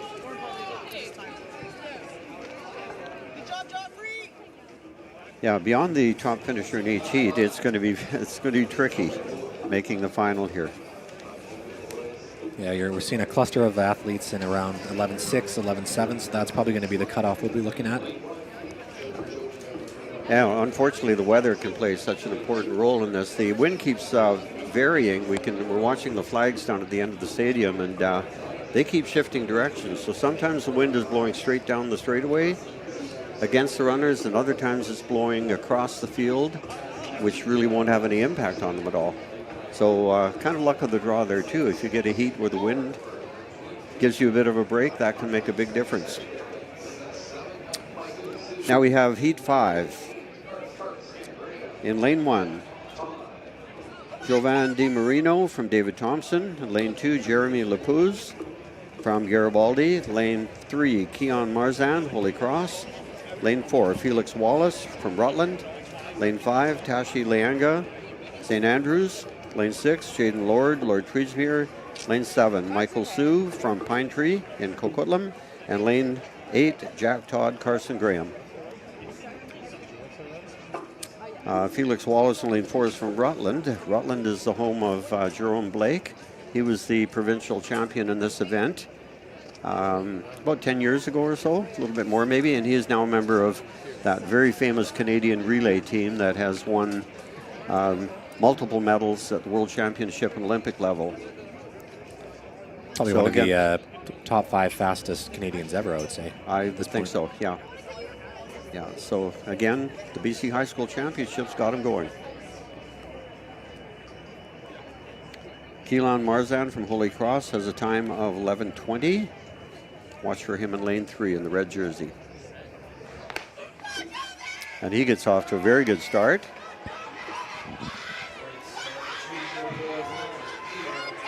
And he's going to take this heat, and it looks like in lane 1, Jovan DiMarino finishing second. Marzan 11:64. 11:96.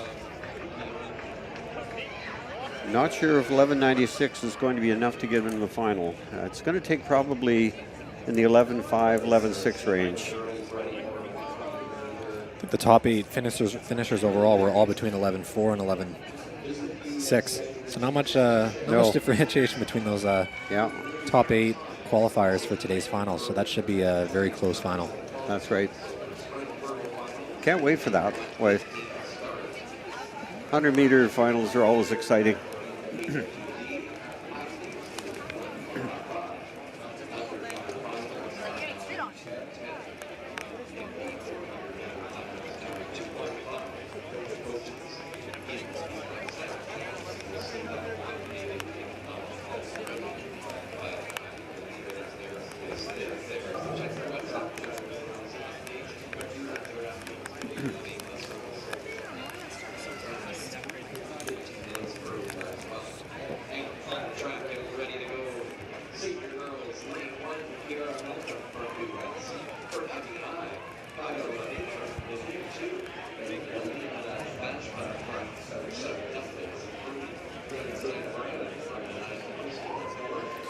All right, on the track now, we have the first heat of the senior women's 100-meter dash prelims. In this race, we have Kira Malcolm in lane 1 from New Westminster Secondary, lane 2, Kaya Lamatir from MEI, lane 3, Nalini Bajpai, South Delta, lane 4, Danae Brand, Nanaimo Christian, lane 5, Ava Depol, Claremont Secondary, lane 6, Rena Pinchuk from Vancouver Technical, and in lane 7, Martinia Zukowska from Brookswood Secondary, out there in lane 7. The record in this event is held by Yvonne Mensa, 11:64, way back in 2003.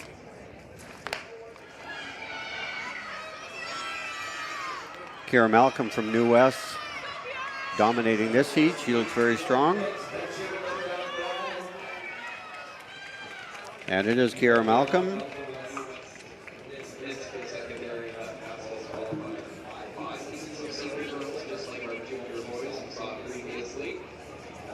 $12.56.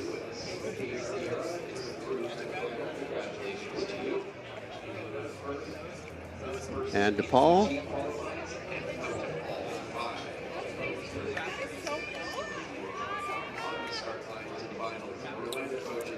Interesting to note that we just mentioned that the record here is 11:64 by Yvonne Mensa. Back in 1967, the inaugural BC High School Championships, the Arlene McLaughlin from West Van ran an 11:30. And the 2 years later, Stephanie Berto won back-to-back championships in 69 and 70, running 11:60 and 11:50. And those have asterisks beside them because they were hand-timed. But Stephanie Berto and Patty Leverock both went on to compete internationally for Canada. Wow. So again, history of great sprinters in this championship meet.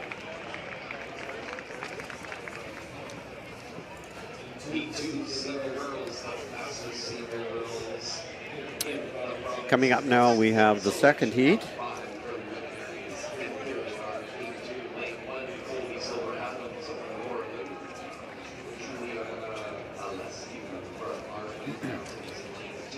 In Heat 2, Lane 1, Colby Silver Adams from Corlo Secondary. Lane 2, Juliana Olescu from RE Mountain. Lane 3, Taya Fraser from Charles Best. Lane 4, Ava Duncan from Ucluid. Lane 5, Stephanie Wennert from Lord Byng. Lane 6, Annika Verme from Sentinel. In Lane 7, Kennedy Bateman from Lord Tweedsmuir. And in Lane 8, Tanaz Alak Kalon from Burnsview. Taya Fraser from Charles Best and Tanaz Alak Kalon have almost identical times of 12:37, 12:39.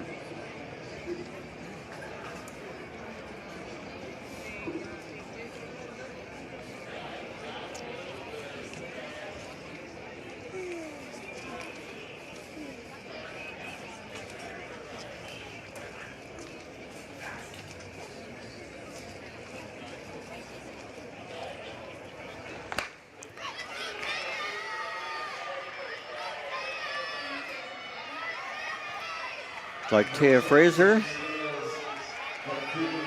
It's going to be Taya Fraser from Charles Best and Tanaz Alak Kalon from Burnsview. So Taya Fraser will be the automatic qualifier.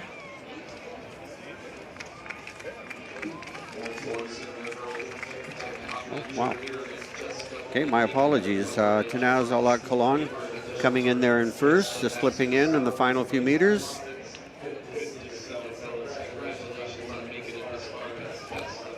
Taya Fraser very close to her. Looks very close from here. That could be a bit deceiving out in lane 8 there. But it looks like she was able to just outlean her at the end to get that automatic qualifier. Okay, 12:52, 12:61.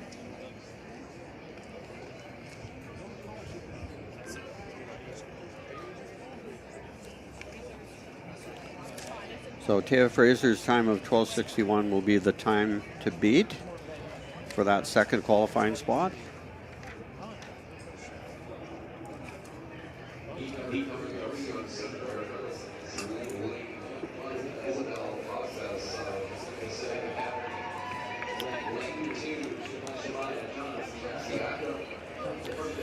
All right, we can see Heat 3 getting ready on the track.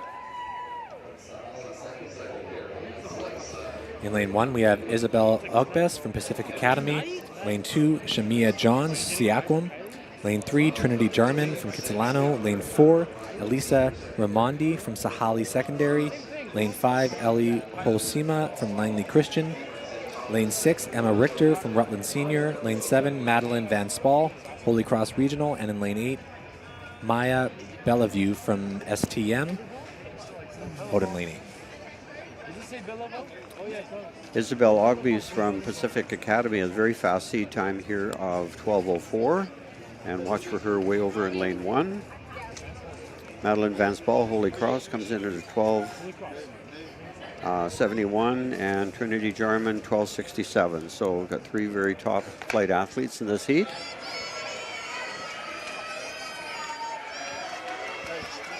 Isabel Ogbees got off to not a great start, but she is powering her way through in lane 1. And in second place, Trinity Jarman.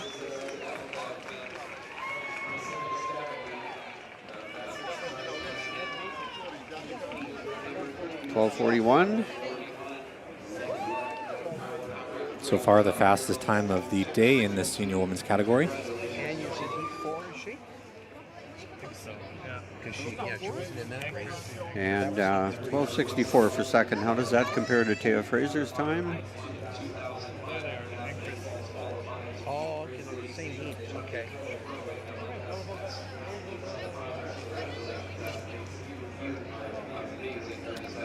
That was a pretty good race there. Isabel Ogg was looking very, very strong. So 12:84 for Trinity Jarman from Kitsilano in second. Will offset the entire results.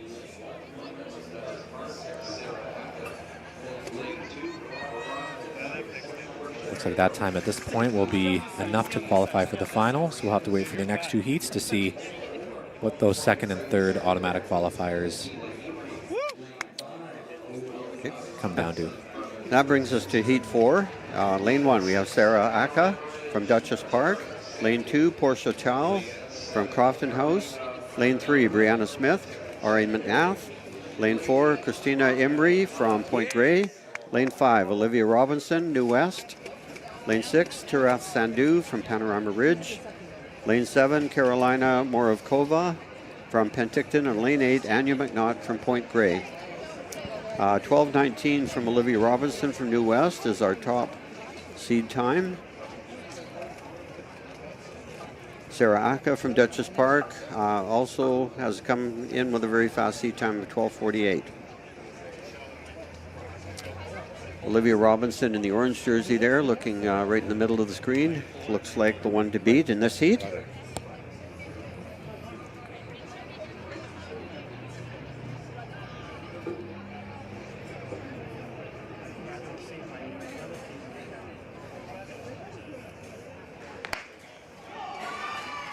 And she is off to a rocket start. Go, go, go, go, go! Very powerful, but out in lane 1, she's being challenged by Sarah Aka from Duchess Park.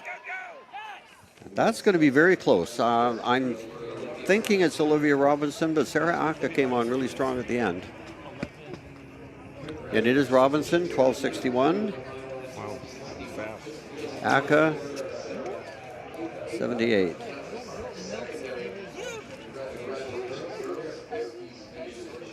So a very, very close race there.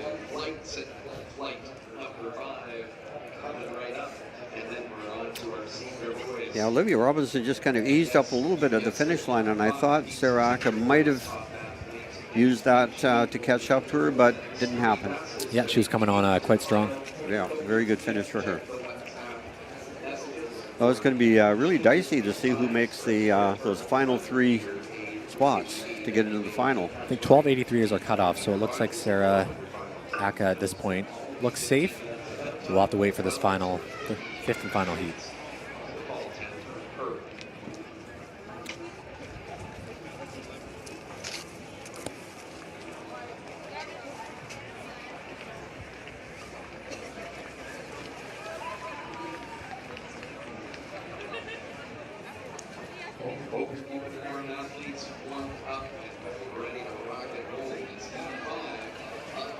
All right, here on the track, we have the 5th and final heat of the senior women's 100-meter dash prelims. In lane 1, we have Linda Zhao from Mount Douglas. Lane 2, Nora Dixon O'Brien from Gladstone. Lane 3, Maya Burnett from Holy Cross Regional. Lane 4, Sadie Schwiegel from Highland Secondary. Lane 5, Sienna Mostowy from Aberdeen Hall. Lane 6, Serena Soganovar from Dr. Charles Best. Lane 7, Sophie Chu from Heritage Woods. And in lane 8, Ariel Liu from Richmond Secondary.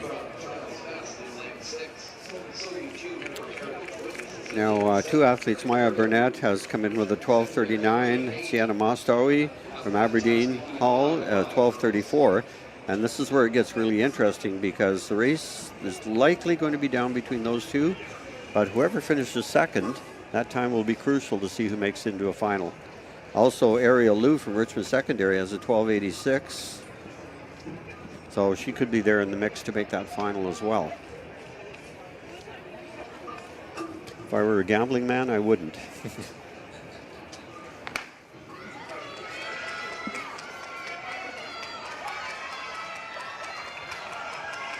Linda Zhao, Mount Douglas is right out there. Sienna Mostowy out in lane 5 from Aberdeen Hall. Lives up to her top seeding. I think she takes that heat. 12:77 the winning time, which matches the previous heat as well, the winning time. And then Linda Zhao coming through in second and 13 flat. So it looks like 12:86 or so is still the cutoff point. So the second place and down from here will unfortunately not make the final. We will have to wait when the finals are happening to see the official results there. But that was an excellent group of heats.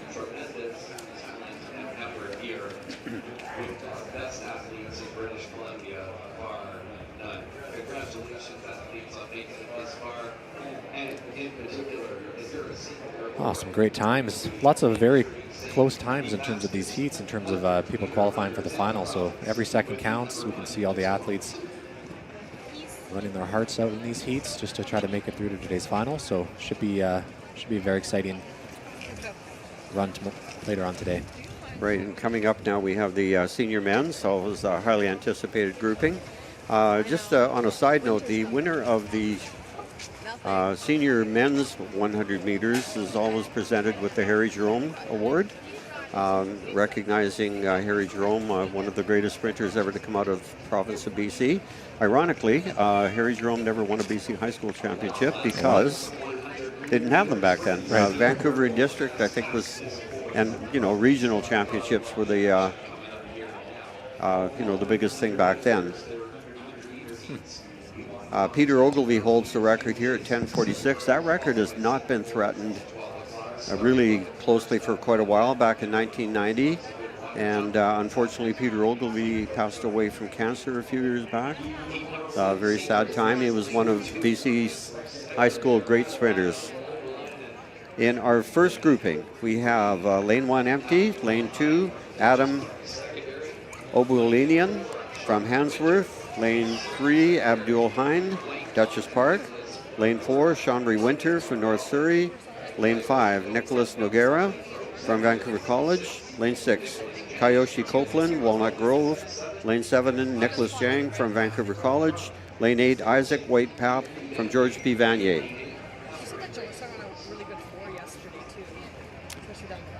Now this is going to be kind of a busy day for Sean-Marie Winter from North Surrey. He comes in with a very fast 10:76.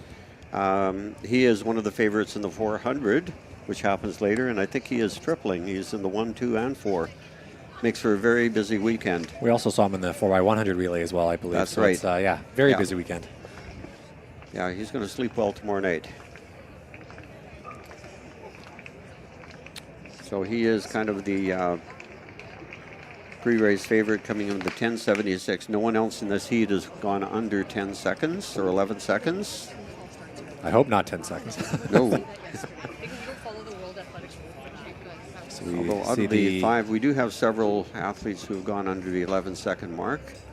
Looks like the athletes got called back, so not sure what the issue was there. So we'll just wait and see the direction from the officials. You can see them chatting on the right side of the screen there, just seeing what the issue was.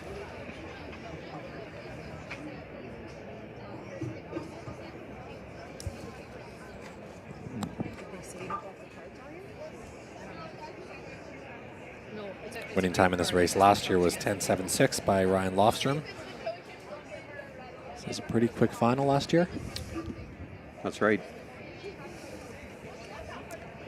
Actually, we mentioned the Lofstrom family a little bit earlier. I believe there are two Lofstrom families, and I don't know if they're related or connected at all. You're gonna come, right? I'll come. Yeah, I'll do it. I just thought of that. I'm like, I'll do this session here. I'll maybe do one here. Two boys and one girl. So I'll do one here. Yeah, no. Yeah. This is supposed to start.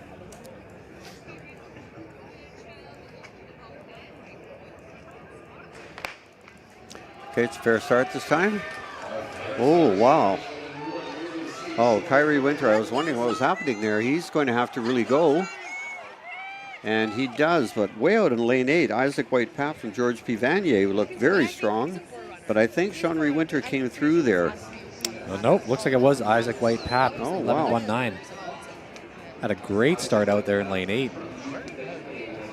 Yeah, Kyrie Winter waited a little bit, might have waited a little bit too long there. He was well back in the field there for the first 50 meters. He really had to come from behind. Yeah, and then I think, wow, he might have underestimated the field there a little bit. There's live results on mouse today. But Isaac White-Papp from George P. Vanier. Winning time, we'll see coming up in a second here. Great run from Nicholas Jang out from Vancouver College.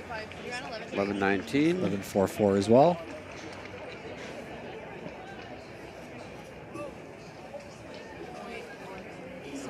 To keep an eye on that time of 11:30. I hope that's enough to get him into the final, because he is, has, I believe, one of the top seeded times overall coming into this race. That's correct.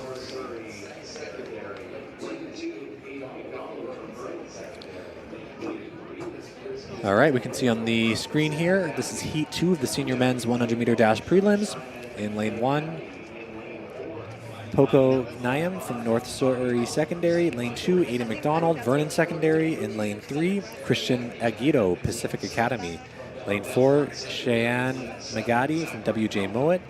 Lane 5, Tommy Hong, St. Michael's University. Lane 6, Vince Magadia from Port Moody Secondary. Lane 7, Zachary Malcolm from Belmont. And in lane 8, Isaiah Dacris from Vancouver College as well. Cheyenne Magdadi from WJ Mowat comes in with 11.02. Christian Aguedo from Pacific Academy with a 10.9. Tommy Hahn, St. Michael's. Now, St. Michael's is not necessarily famous for a track and field school, but they produced a rather famous alumnus, Steve Nash. Yep. I wonder if he ran track. He played soccer. I know he was an awesome soccer player. We know all about his basketball career. But, gee, I wonder if he ran track. Well, he's pretty quick on the court, so I'm sure he would have been a pretty quick sprinter.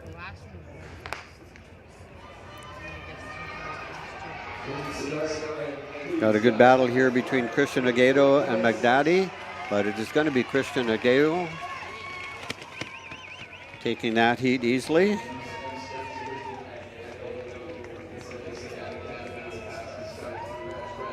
$11.40.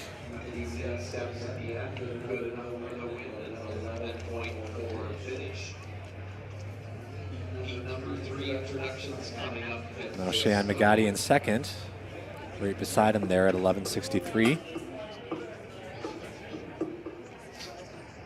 These runners are dealing with some pretty cold conditions today and a minus negative headwind that they're having to run into, so I think times are a bit reflective of that.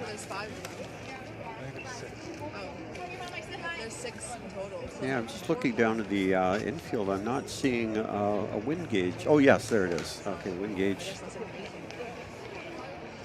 Yeah, minus 2.3. So they are running into a significant wind here. And plus dealing with the cold.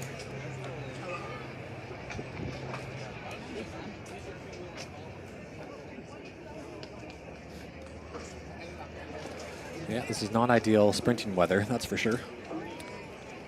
Now this brings us to Heat 3. We have in Lane 1, Hawan Kim from RE Mountain. Lane 2, Oliver Westland from Rutland. Lane 3, Emerson Prasad, Sullivan Heights. Lane 4, Jackto Wong, John Knox. Lane 5, David Pushasu, BC Christian Academy. Lane 6, Meki Minigal from Lord Treesmere. Lane 7, Nathan Biss, Langley Christian. And in Lane 8, Simon Smallacombe from Mark R. Isbell. Fastest 2 seed times here are Oliver Westland from Rutland at 10:92 and Emerson Prasad at 10:99. Running out in lane 5 from BC Christian Academy, David Pushasu was last year's junior champion.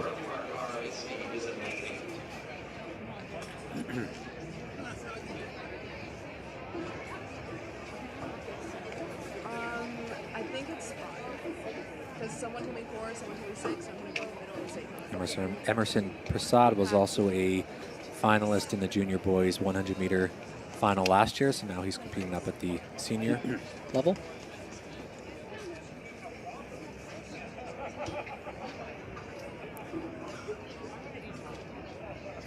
Fastest time in this group is Oliver Westland from Rutland. We mentioned earlier also the home of Jerome Blake. My 0.11. He's still beat the number 1. And that is Westland from Rutland, looking very strong. David Pushasu, I think, is going to take second. It is Westland. David Pushasu, I think, taking second. Is going to be very close for second and third. 11:30. And Pushasu taking second. Didn't catch the time there. It's like 11:43 for Pukasu.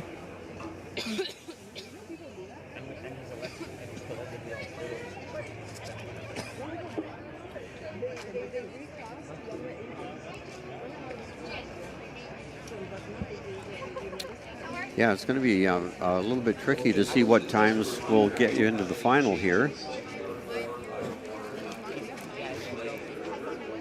Again, the wind being a very definite factor here.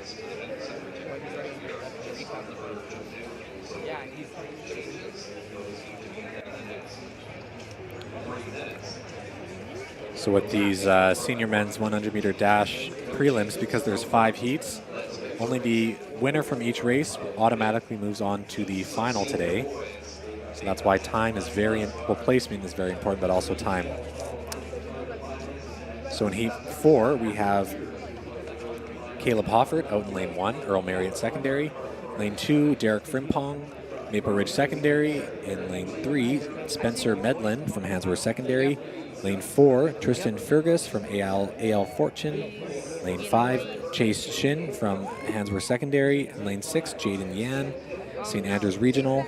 Lane 7, William Siegel from Rockridge secondary. And in lane 8, Harry Wong from Point Grey secondary.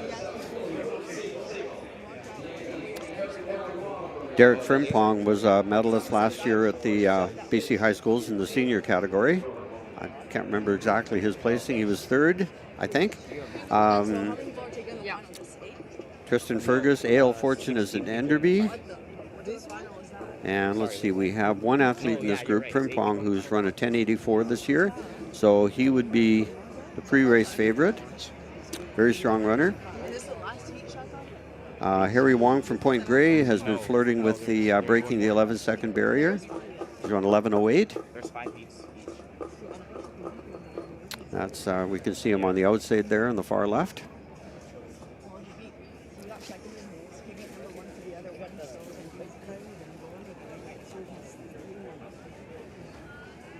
Oh, Frimpong, Maple Ridge, number 2. I'll go faster than Sean.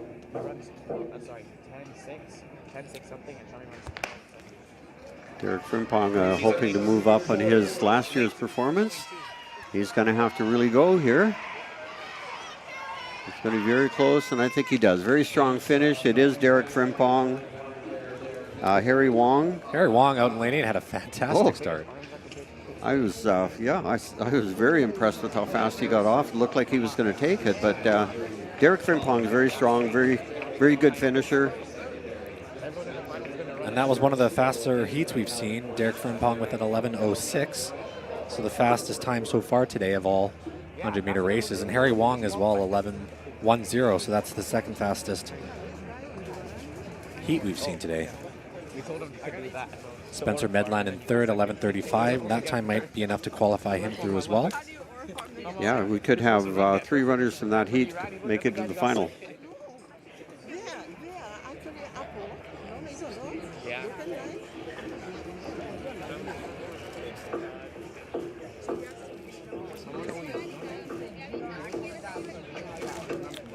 And this brings us to the 5th and final heat coming up here.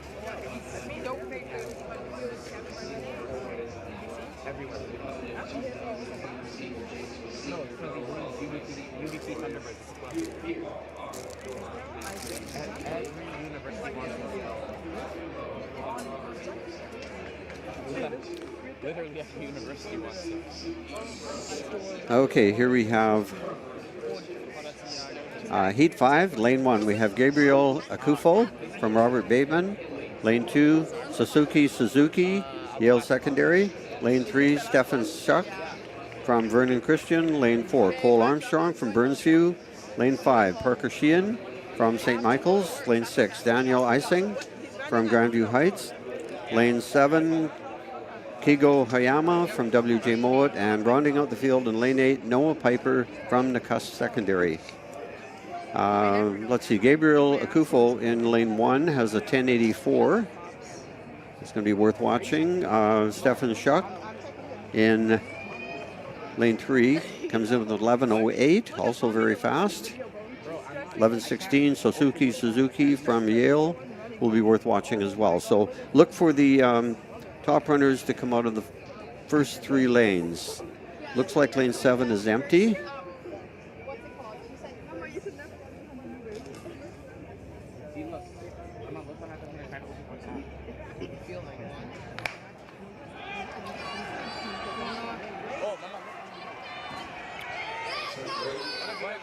Wow, Stefan Such from Vernon Christian looking very powerful, but Gabriel Akufo from Robert Bateman finishing very strongly to take that heat. Yeah. It was Stefan Schuch from Vernon able to take that in 11:27. Wow. Yeah, he looked very, very strong. Very powerful guy. Gabriel Akufo in second, 11:31. So that time should be enough to get him through to the final today.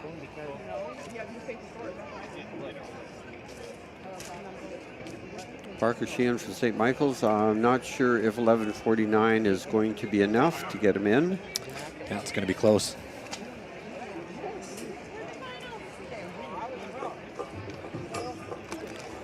All right. Oh, yeah, that concludes all the 100-meter dash prelims of the morning. Very exciting heats there, and it sets the scene for a very exciting final later on. I think we're going to see some dandy finals. It does look like it's warming up a little bit outside. It's definitely brighter. If that pesky wind would just stop, everything would be great.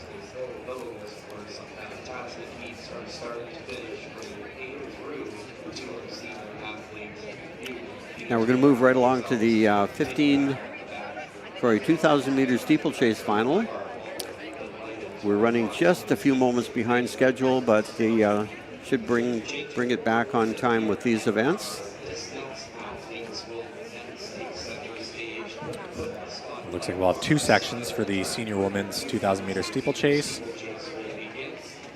This will be a timed final, so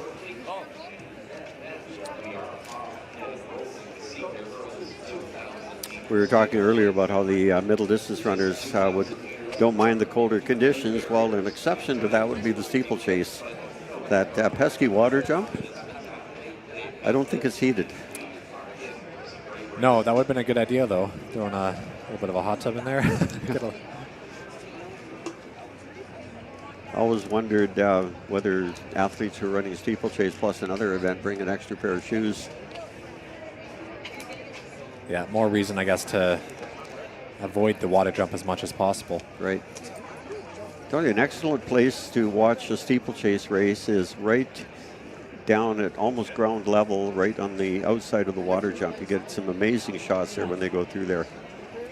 From up here, it doesn't seem like it's as fast as it is, but boy, there's some real drama there. It's quite the distance as well between where you have to jump from and the actual landing. That's right. So that's why you'll see sometimes some athletes land pretty much smack in the middle of the water versus sometimes they are able to kind of catapult themselves over the entire water jump. But it is a bit of a gap for sure. I'm not sure how deep it is, but it tapers off to nothing at the far end and then down.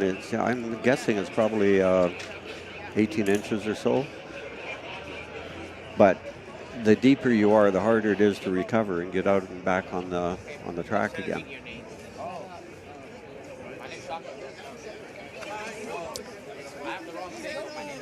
And I think my lovely research assistant is trying to determine the depth of the steeplechase pit.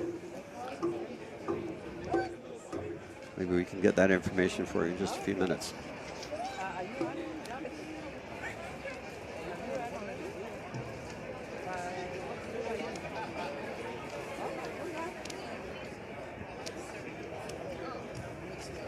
All right, I have your answer. In standard track and field steeplechase, the water pit is approximately 28 inches deep at the end of the barrier, the deepest point. That is deep. And then it kind of slopes upwards to track level over at a distance of about 12 feet. So we're looking at about 28 inches deep and then 12 feet across. So 28 inches, that is almost 2.5 feet. That is really deep. You can almost swim in it.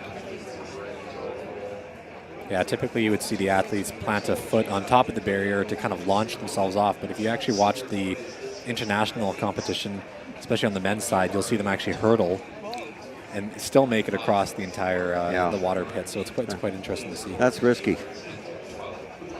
So much that could go wrong there. If you just slip just a little bit, boy, that could be trouble. But you're right. At this age, they're all going to push off the barrier and try and get as much distance as they can. So at the high school level, we run 2,000 meters versus if they were go to compete at the collegiate level or international, it moves up to 3,000 meter steeplechase. So this is a bit of a shorter distance than what you typically see at the international or Olympic level. So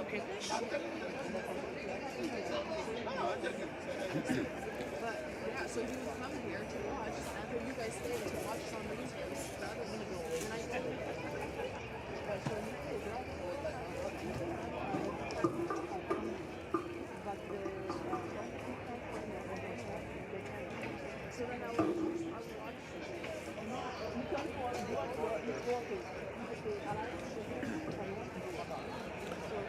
So another athlete that has gone on to bigger things from the BC High Schools, Reagan Yee, we've talked about her before, from up in northern BC. She won this event a couple of times and has gone on to be a star with the Canadian team, having competed in World Championships. And I believe she's was a member of the Olympic team as well.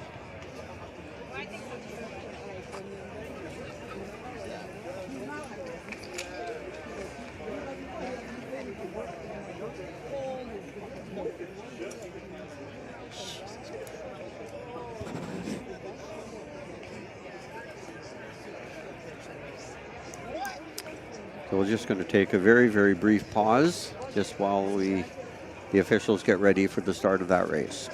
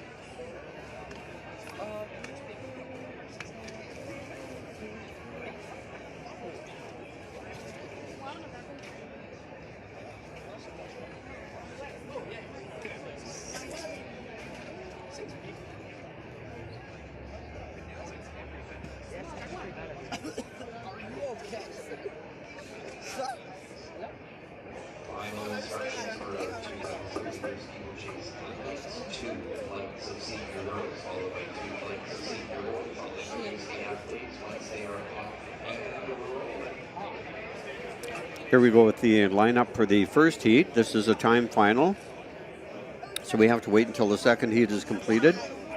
So just getting ready, stepping up the line now. We have Annabella Smurthwaite from Oak Bay, Nora Guinup from WJ Mowat, Kamora Piper, Robert Bateman, Anastasia Prashnow, MEI, Christina Wales, Hugh Boyd, Kara Ballantyne, Centennial, Charlie Nelson, Self-Design Learning, Sarah Campbell, Oak Bay, Maeve Stevens from Brooks, Ember Smith, Revelstoke, Ruby Kump, Ari McNath, Melina Sean Samard from Oak Bay, and Emma Cross from Smithers.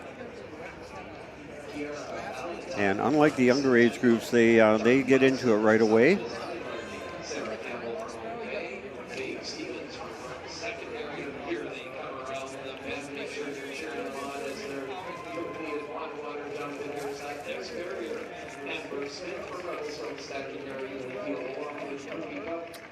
And I believe that is Ember Smith from Revelstoke taking early lead.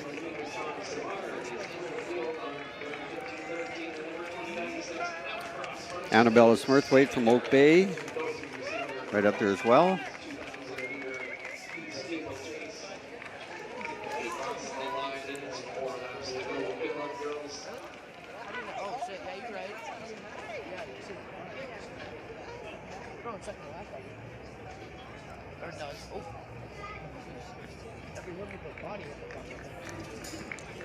And very quickly, the field has spread out. And again, we see a variety of styles going over the hurdles. Some decide to step on it and push off, and others will hurdle it. In fact, quite a number of steeplechasers have hurdling backgrounds. It is legal to put your hands on and vault over. The only stipulation is you have to go over the hurdle. You can't go around or under.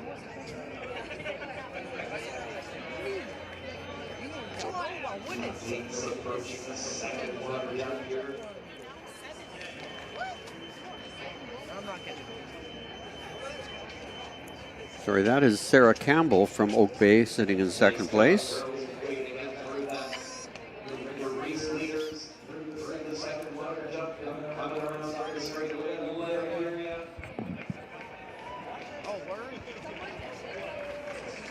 And Ember Smith from Revelstoke holding down the lead right now, and those two have separated themselves from the pack.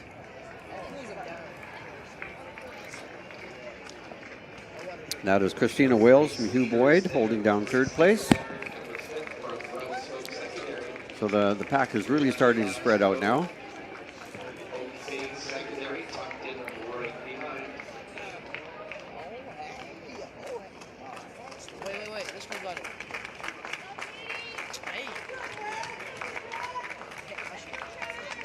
Ember Smith has the fastest seed time out of this group. Sorry, second fastest seed time. Christina Wales from Hugh Boyd has the fastest seed time at 8:18. Ember Smith at an 8:21. But she is currently leading right now.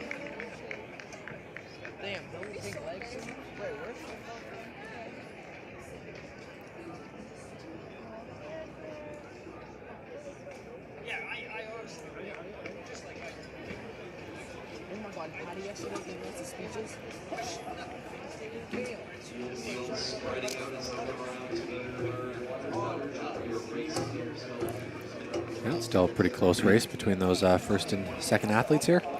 Anyway, hopefully we get a good shot of them going over the water jump coming right up here. This will show an excellent view.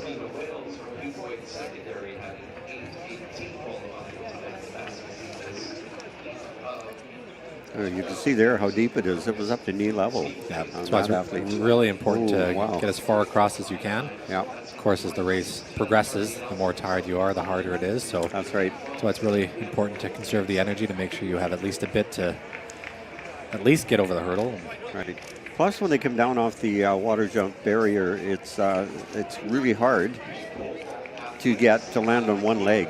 You land on one leg and you can continue your strides, but a lot of them are landing on two legs, and you have to kind of slog your way out of the pond there to get back going again. So anyway, that was good shots. Enjoyed seeing that. Just coming through with 2 laps to go. Christina Wales from Hugh Boyd still holding down third.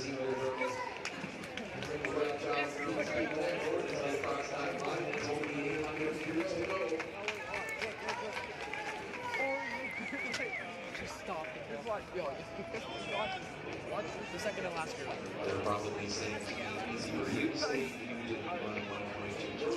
Okay, we've got an interesting battle going on for first and second. These two have led right from the get-go.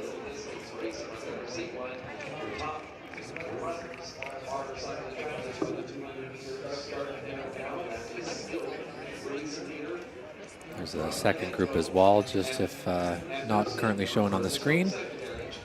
Good battle for third and fourth in this race as well. These are your two leaders on the screen. Still Amber Smith and Sarah Campbell from Oak Bay Secondary and Revelstoke. Still clearing that water jump quite efficiently there.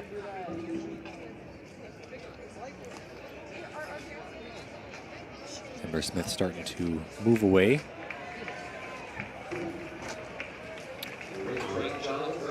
See both these young ladies push off the hurdle. They step onto it and push.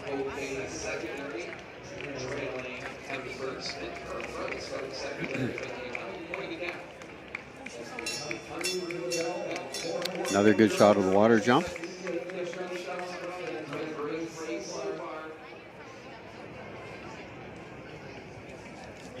Did I mention that for the most of this race you're running in very soggy shoes? Yeah, probably one of the hardest parts about it. It is, yeah, for sure.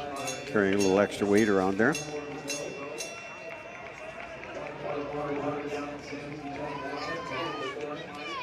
Amber Smith opening up a bit of a gap now over Sarah Campbell from Oak Bay.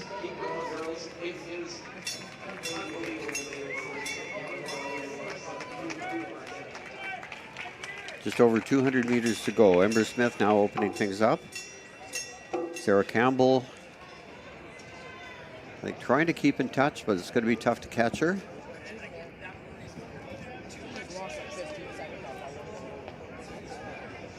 And here she comes into the final water jump.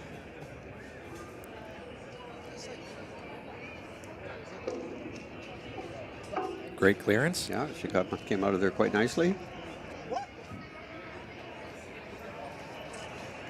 See, the majority of these girls will be landing using a 2-foot landing just for stability's sake. And here comes our leader, Amber Smith from Revelstoke. She has led pretty much from start to finish. And Sarah Campbell from Oak Bay will take second. Good battle shaping up now for the bronze, or for third place, I should say. The bronze medal isn't decided necessarily in this race.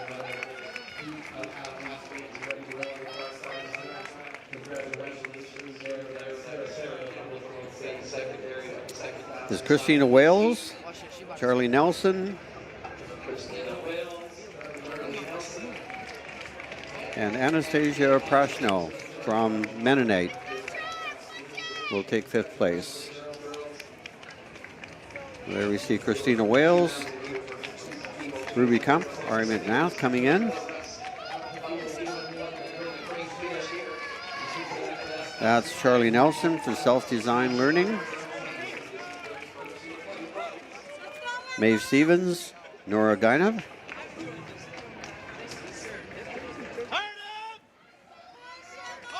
Kira Ballantyne from Centennial, Annabelle Smurthwaite from Oak Bay, Tamara Piper from Robert Bateman, and Emma Cross from Smithers Secondary.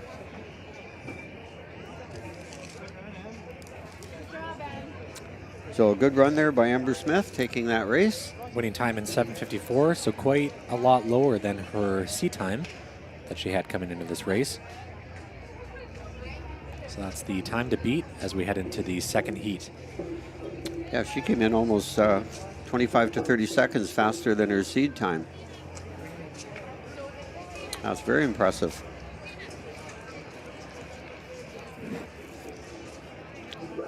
Again, interestingly enough, some of the athletes in qualifying for this meet may have been qualifying on a track that did not have an actual water jump. That's correct. Yeah.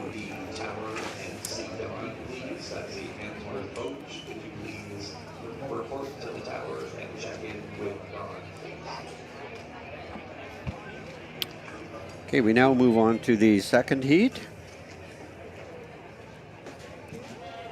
All right, so just on the screen there, real quick, we have Ember Smith's winning time. 7:54.50.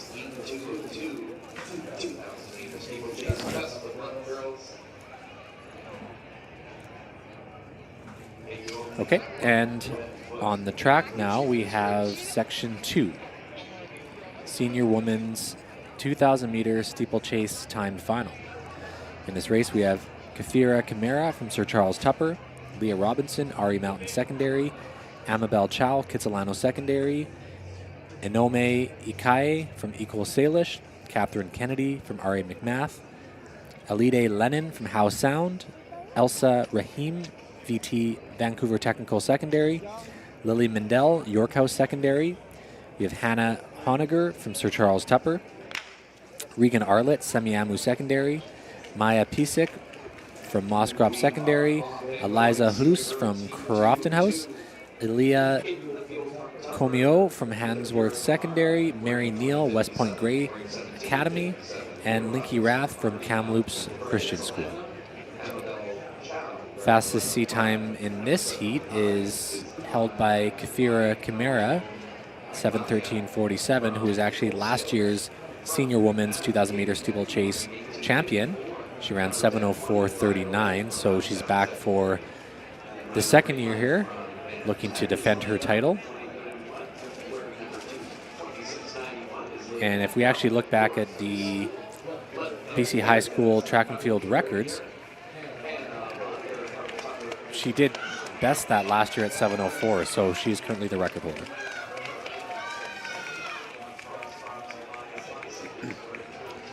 Current leader right now, though, is Linky Rath from Kamloops Christian. I believe she was a medalist last year as well.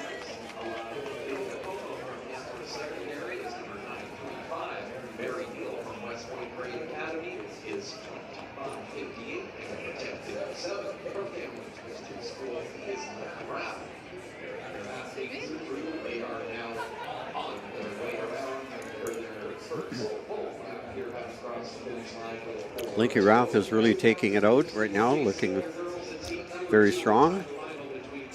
Already opened up about a 20 to 30 meter lead.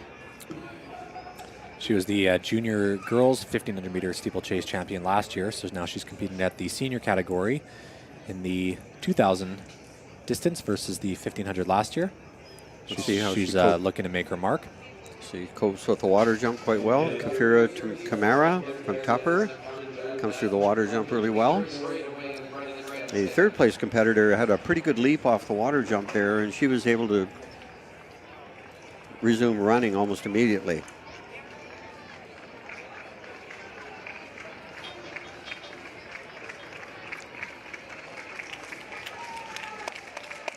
Currently in third place is Catherine Kennedy from R.A. McMath.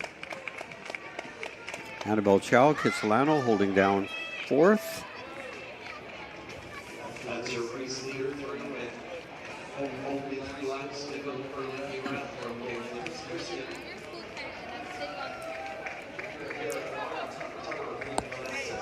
Linky Rath really opening things up now. Yeah, she's still looking pretty strong. When you see someone take out the lead that early on and that big of a distance, you kind of hope they didn't take it out too strong, but she's looking quite relaxed, moving at a really quick pace. So we'll see if she can keep it up.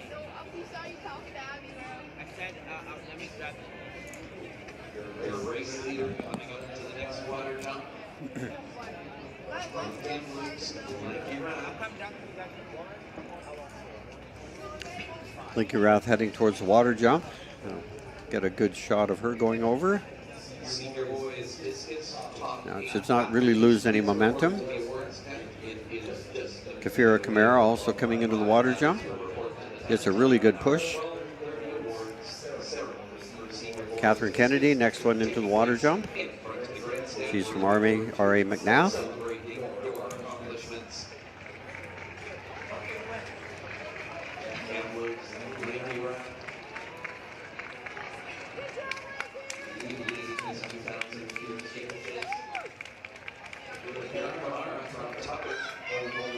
Annabelle Chow is right up there as well.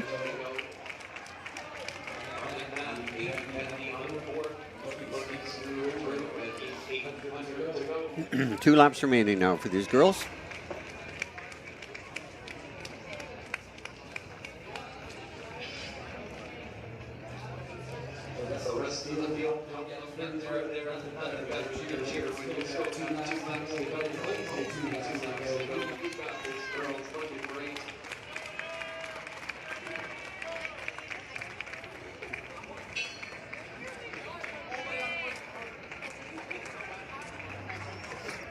Still Lanky Wrath coming through with 600 to go, still with a very commanding lead.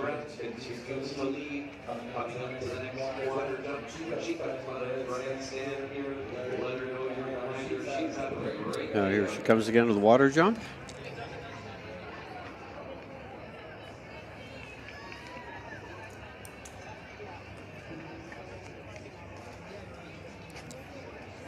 And she's going to be heading into her bell lap.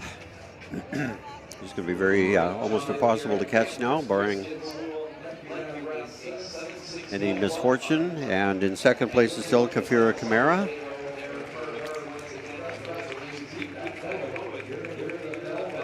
Catherine Kennedy holding down third place.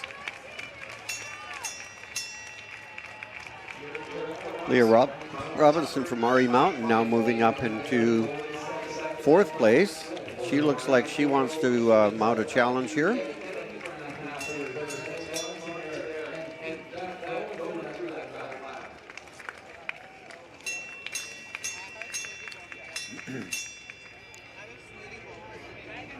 Linky Rath not slowing down at all. She's led this race from start to finish.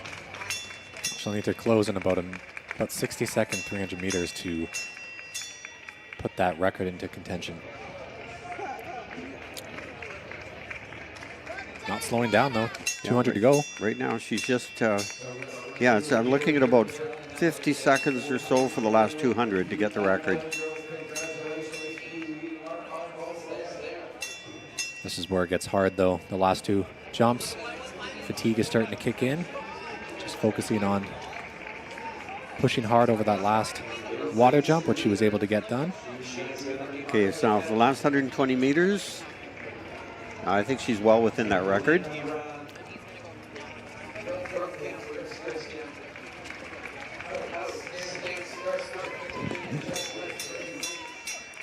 Clears the final hurdle.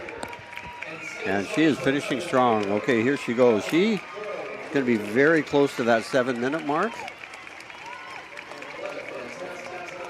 And around 7:01 just coming in, so it looks like she's unofficially broken the record by about 5 seconds. And coming in second, Kafira Kamara.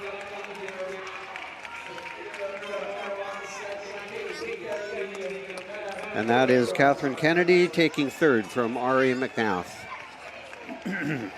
Great race for her.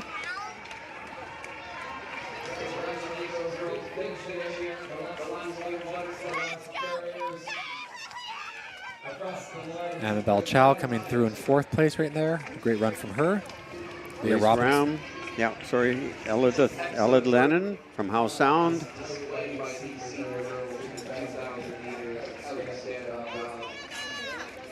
Lisa Hlues from Crofton House. Hannah Honiger from Tupper. That is Maya Pysak finishing strongly there.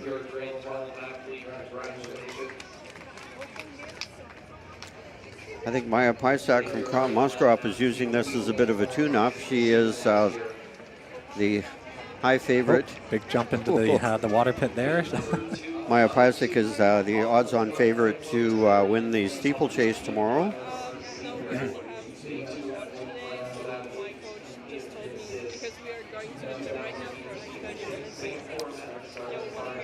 Gotta have fun, eh? Girls just gotta have fun.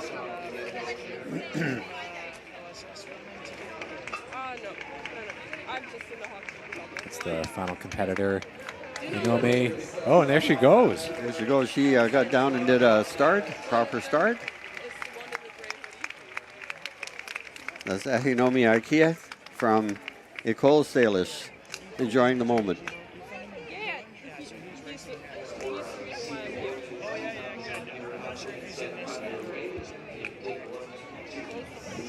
right, that concludes the senior women's 2,000 meter steeplechase. Once again, that was a time final. So your provincial champion, Linky Rath, with a new unofficial provincial record of 7 flat. So that breaks the record by about six and a half seconds. Well done. Meet records are fun. Yeah, they're there to be beaten.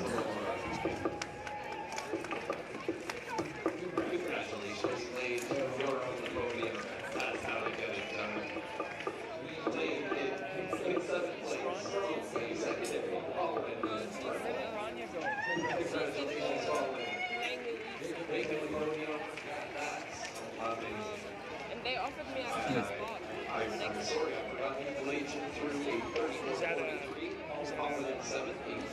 higher level academy? It's like, it's not, so here I'm with the boys, which is pretty good, but there I will be with the girls, and I can play, like, actual games in the league where a lot of scouts are looking.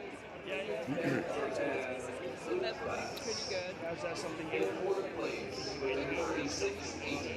I'm thinking about going to another academy, that's for the other one I always forget.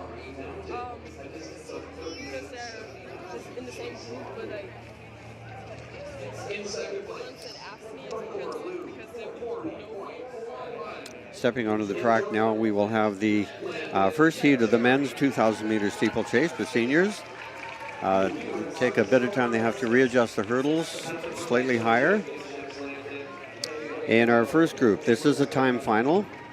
Hayden Dinsdale from University Hill, Isaiah Burke, Charles Best in Coquitlam, Elliot Brook, Oak Bay, Cameron Handyside, Charles Best, Thomas Wilkie, Penticton, Thomas Swan, Oak Bay, Colton Sutherland, Elkford Elementary,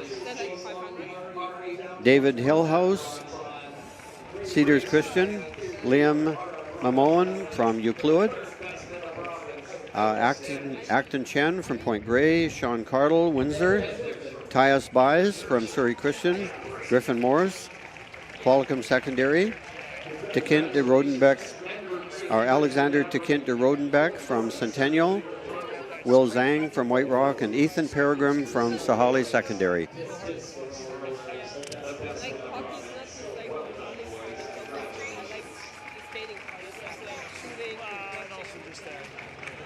Here we see the athletes getting ready to step on the track. Yeah, that's what I like.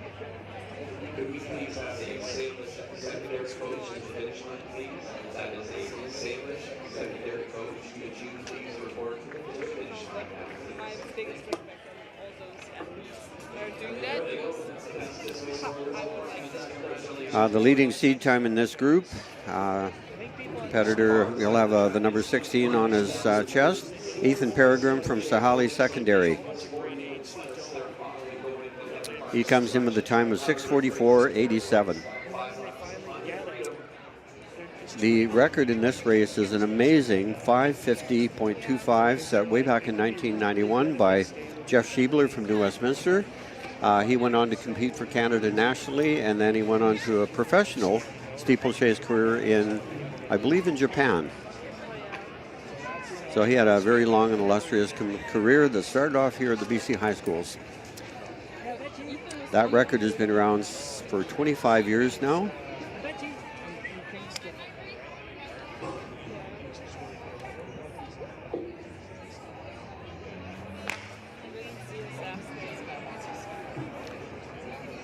Sorry, that record has been around for 35 years now.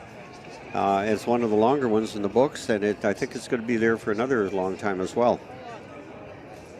No, I like my hockey. I like the playing part about hockey, but the athletic abilities. It's fun. We have the two runners from Charles Best, Cameron Handyside, off to an early lead. Elliot Brook from Oak Bay right up there as well, I think in second place. Isaiah Burke from Charles Best up there in the top three as well. Still very early in the race.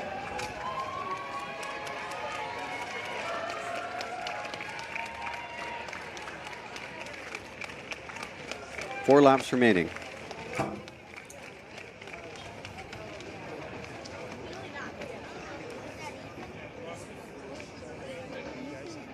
Heat number 1, under 2,000-meter athletes.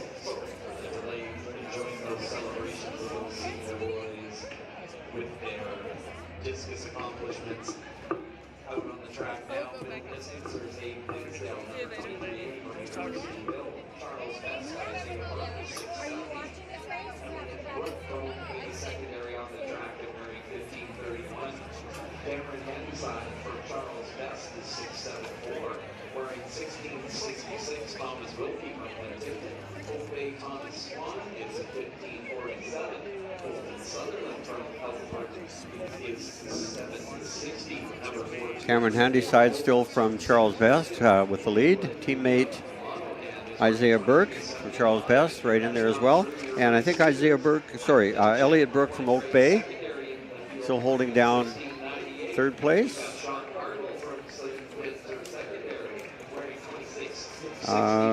Ethan Peregrine and Griffin Morris from Qualicum right up there as well.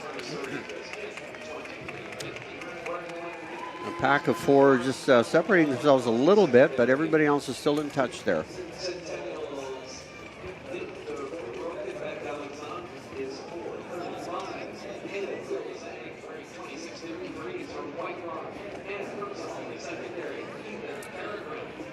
Yeah, still a pretty tight pack for that group of leaders. Almost runner from Oak Bay almost took a bit of a stumble there. Was able to recover.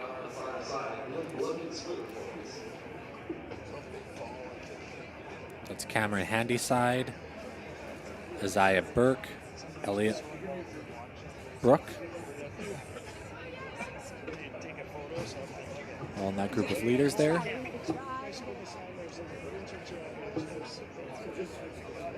I think that's Ethan Peregrine up there in 2nd place.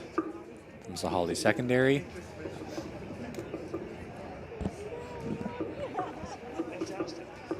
You can see that the senior men get a little bit stronger push off the barrier, and they're able to land in shallower water, often coming down on 1 foot and getting back into the running stride right away. That is Ethan Peregrine from Sahalee now taking over the lead. Cameron Handyside from Charles Best sitting in 2nd. Isaiah Burke from Charles Best now holding down 3rd. And Elliot Brooke from Oak Bay in 4th. They have 2 laps remaining.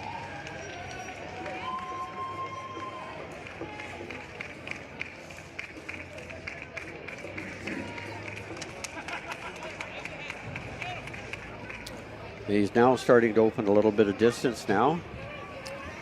Kind of building up a bit more of a head of steam. Opened up a lead about 20 meters now.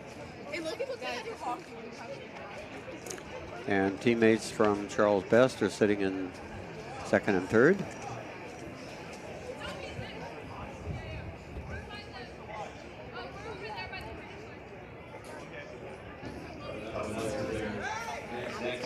We get a good shot of him. And I think you'll notice as he comes over the water jump, he has a 1 foot landing and right back into his running stride immediately.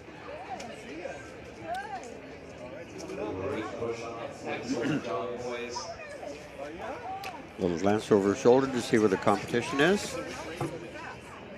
Okay, you want to stand here? Can we stand here? So Lucas, are you excited? Walk in, bud. Still moving quite strong with 1 lap to go.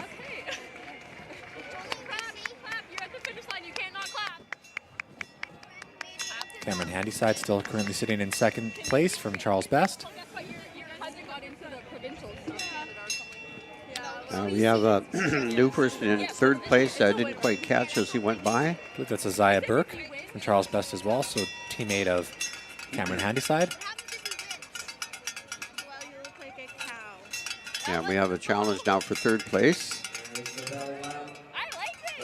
It looks like Colton Sutherland from Elkford.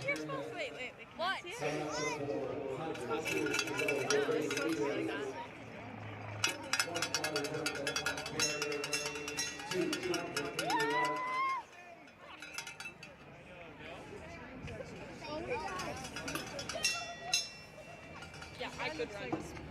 I could run this. I could not. That's but I Ethan could Pergam clearing the final steeple. I The know. final water jump, coming down with 100 to go, moving at a very quick pace, Wait, I think there's looking to be able to secure this, the winning time of this Heat 1. Final clearance of that final hurdle, finishing strong. Yeah, he's coming in with a significant PB here.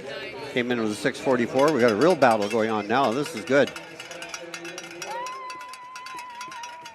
And that is Colton Sutherland coming from out of nowhere to take second place there. The two teammates from Charles Best, Cameron Handyside, and Isaiah Burke battling it out for third and fourth.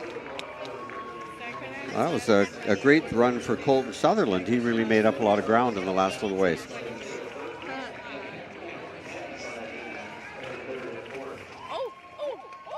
A very strong finish there.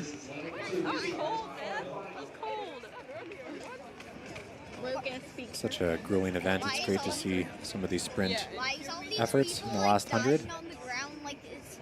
Because they just ran like 7 laps. 5. Okay. Thomas Wilkie from Penticton coming in. Opportunity to go to nationals, but prom and nationals are on the same day, so he's not going to nationals either way. And that is David Hillhouse from Cedars Christian. Graduate, you have like this big fancy party. It's fine. Great race there. We saw lead changes. We saw some cool finishes there come from behinds. A little bit of everything. Lots of drama in that race. He's gonna race. He's next. He's over there. Somewhere. Where is he? Where is there somewhere? Where is he? I see Mason. I see Mason. All right, so that concludes Heat 1 of 2 of the senior men's 2,000 meter steeplechase. This is a timed final. So your winner of the first heat there, Ethan Peregrine from Sahali Secondary with a leading time of 6:27. So that is the time to beat as we move on to section 2 shortly. From our school that's here that made it to wow.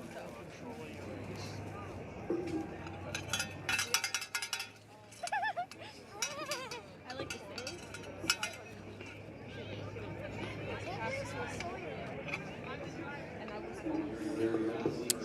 Meet record in this race held by Jeff Schiebler, set back in 1991. So we have a 35-year-old record. 5:50.25 is the time to beat. Up on the screen here, we can see section 2 start lists. In this race, we have Kaylin Conkin from Riverside Secondary, Ethan Cohen from Langley Fundamental, Oliver Kokia, West Vancouver, Ryan Eng from Steveston, London, Mason Berg, MEI, Taryn Kang, Credo Christian, Colin Nishi, R.A. McMath, Natui Escobar Basavit, Burnaby North Secondary, Ashton Berghammer, White Rock Christian, Malene Gabe, Lambert Park, Joshua Chu, Killarney Secondary, Cohen Kiesman from Kelowna Secondary, Parks Siemens, MEI, Kokun Narbet from Richmond Secondary, and rounding out the field of these 16 athletes is Jonah Dyke from Sardis Secondary.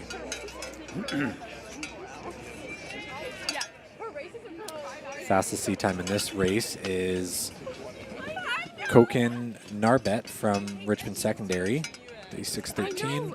Ethan Cohen, also a very fast time from Langley Fundamental, with a 6:17. So those are two athletes to watch out for. That's bib number 2 and 15. But she's coming back after.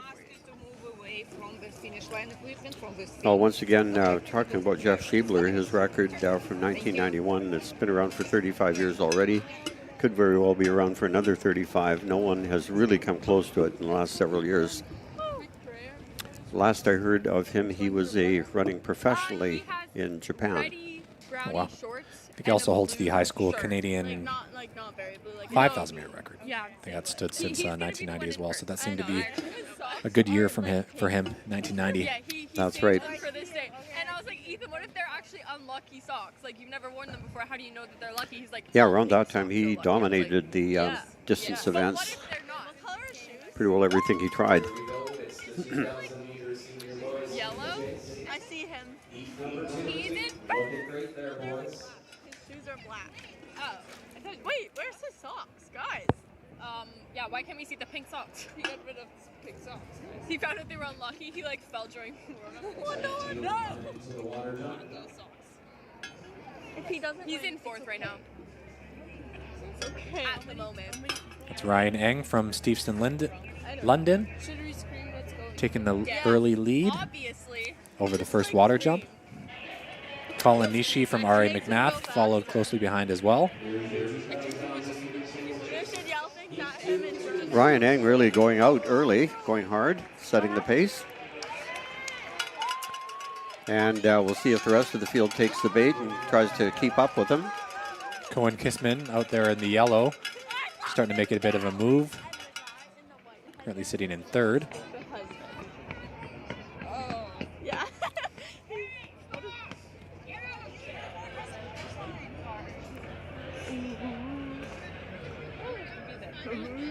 I think he's realizing pretty quickly, got to catch up. Yeah, they still have 4 laps or 3 laps remaining, 3.5 laps remaining to catch him, but that's not going to be easy. If they can keep up that pace. Oh, that guy's got a lead, man. Yeah, he's probably fast or something. Ryan Eng comes in here with a 6:26 seed time, You never know. which is 4th or 5th overall, something like that. Coming yet. I like it though. I've never seen this guy before in my life. Me neither. I like his sunny. After him, it's a pretty even spread with the rest of the field. I think if you scripted it, you couldn't get a more even pacing.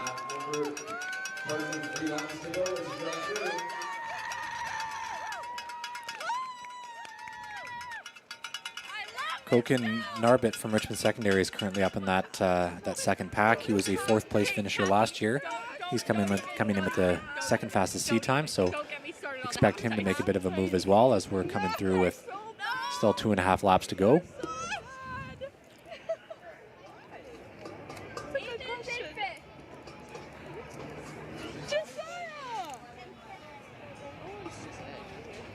Hey, that's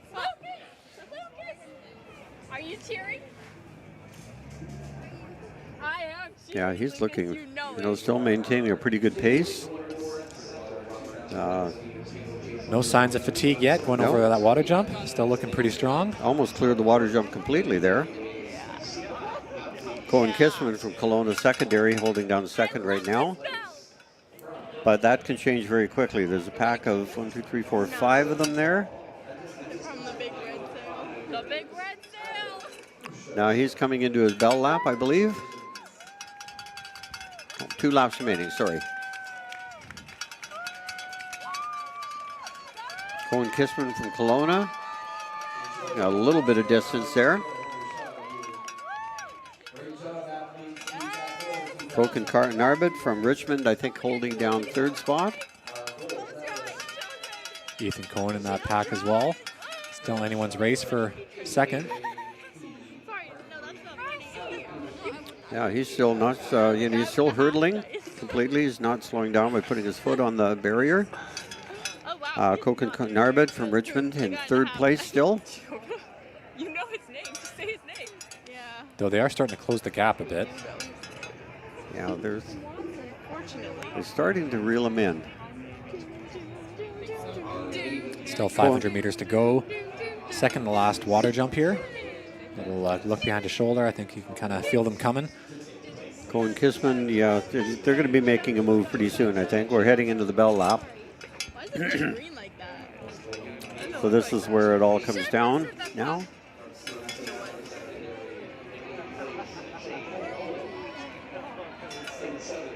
Ryan Eng still with the lead.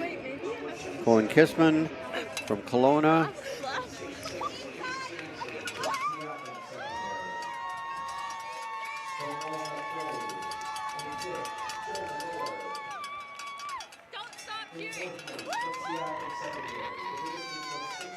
Ryan Eng, though, still holding that first place position, coming up with 300 to go.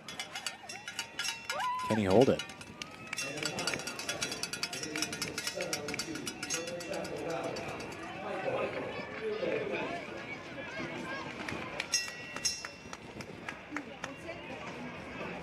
Cohen Kissman starting to make a Oh, move. there we go. Takes the lead with 2:50 to go. Koka Narbit as well, going with them.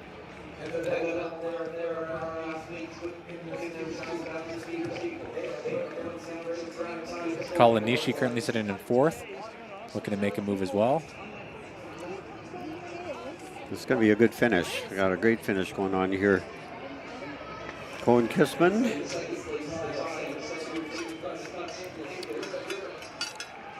anyone seen Adriana recently? Cohen Kissman. Koka Narbit from Richmond. Oh, we got a great sprint going there. Can he catch him? No, not quite. And I think Ryan Eng holds on for 3rd place. Kind of, yeah, anyway, that was good. Good finish.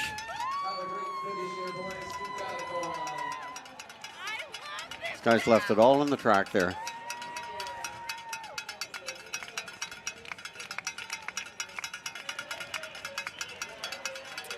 So we'll see the official results coming up in just a moment here.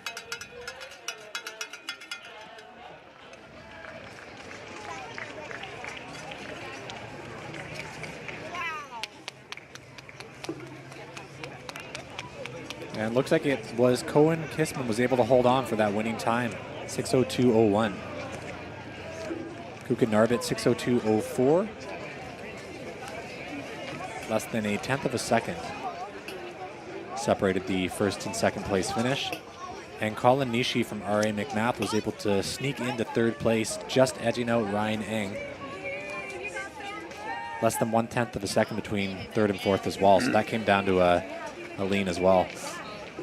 Yeah, credit Ryan Eng for leading, setting the pace all the way, kind of, dragged everybody along with him, and then at the end to make a really good finish there to lock up the 4th spot. So great race. Well done. And Jeff Schiebler, your record is safe for another year.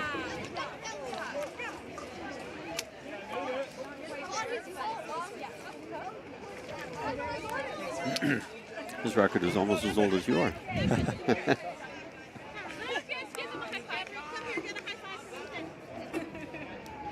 I can't cross the line, I don't think.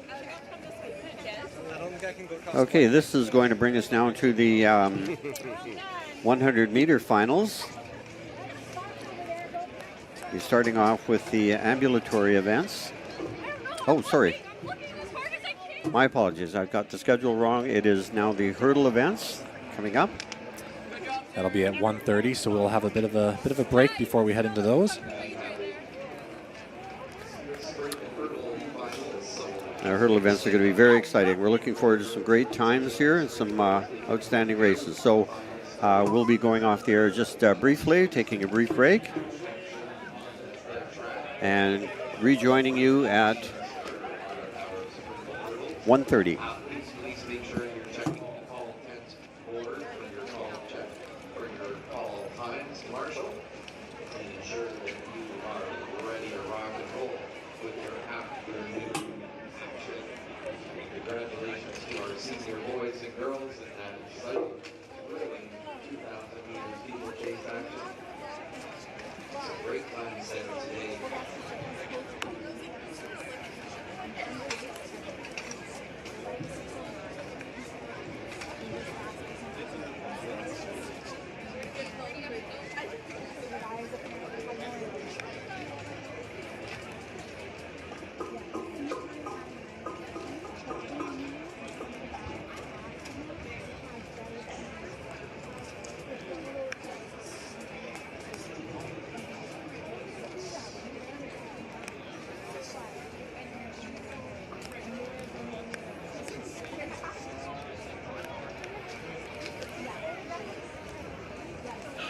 Senior girls, 5 young athletes, top 8 athletes, could you please report to your stand? If you are a senior girl, 5 of top 8, please report to your stand. Thanks, hurdle crew, for getting this set up. We're looking forward to these hurdle buttons.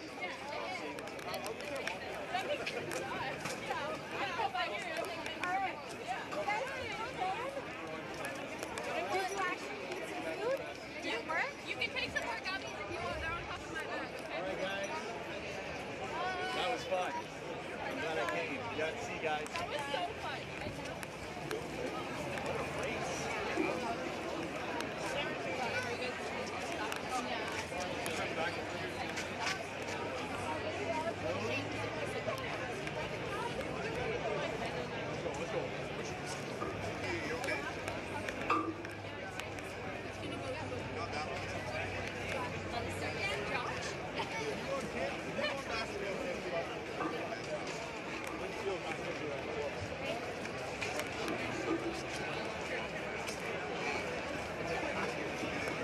Senior girls, high jumpers. If you're a top 8 athlete, can you please report to the awards tent? As our senior girls, high jumpers, top 8 athletes, please report to the awards tent.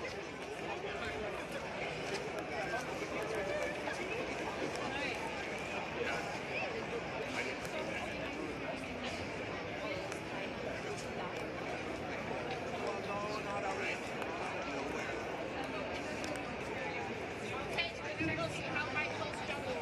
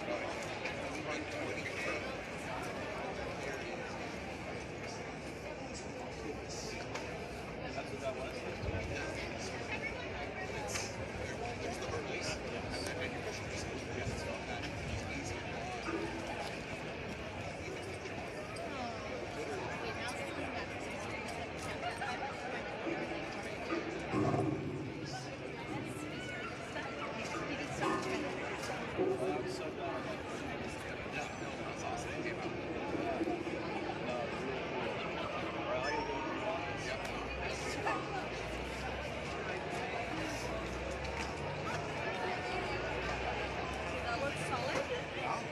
609. Or do you want to go over to use that a PB? It was 617.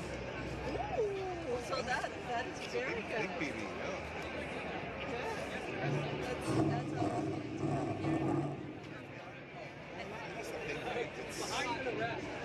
You can't look at it as, are you going to get a first second, right?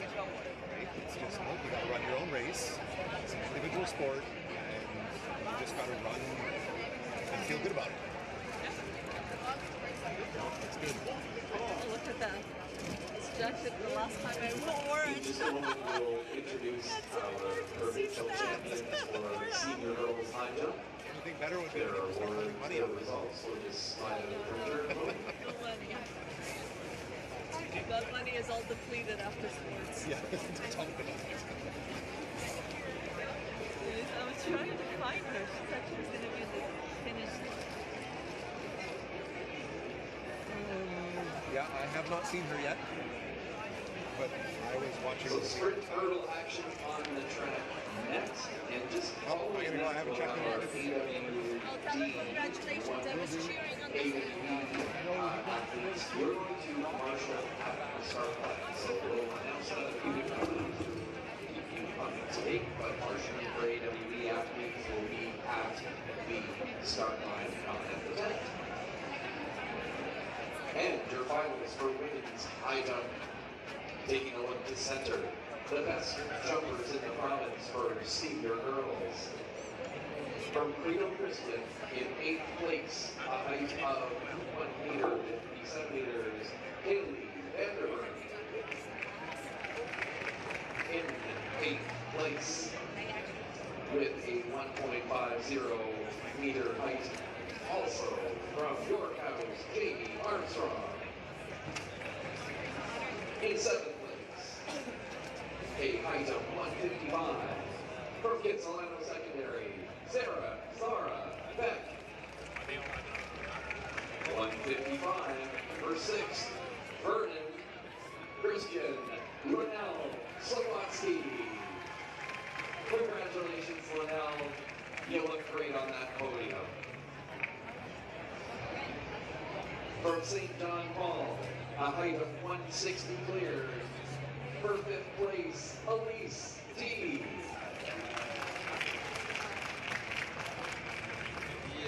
In 4th place, a height of 160 from Abbotsford Christian, Emily Tinsley. With a height of 165. Get ready for a bronze medal, Walnut Groves, Addison Hill.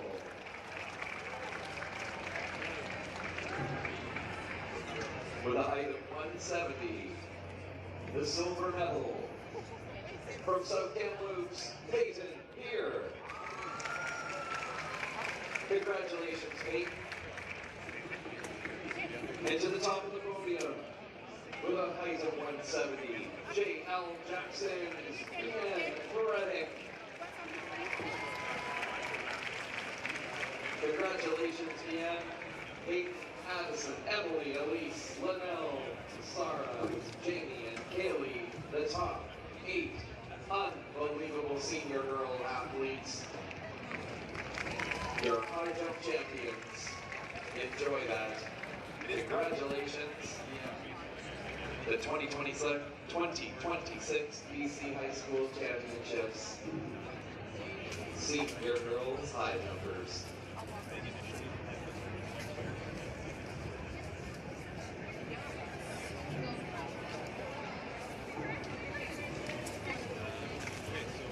Congratulations, girls. Some impressive high jump results today. I'm glad you could get it done and enjoy that moment.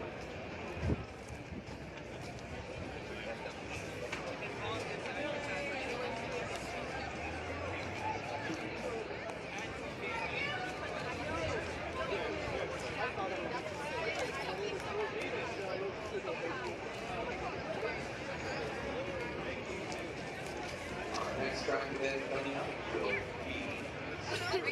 hurdle action.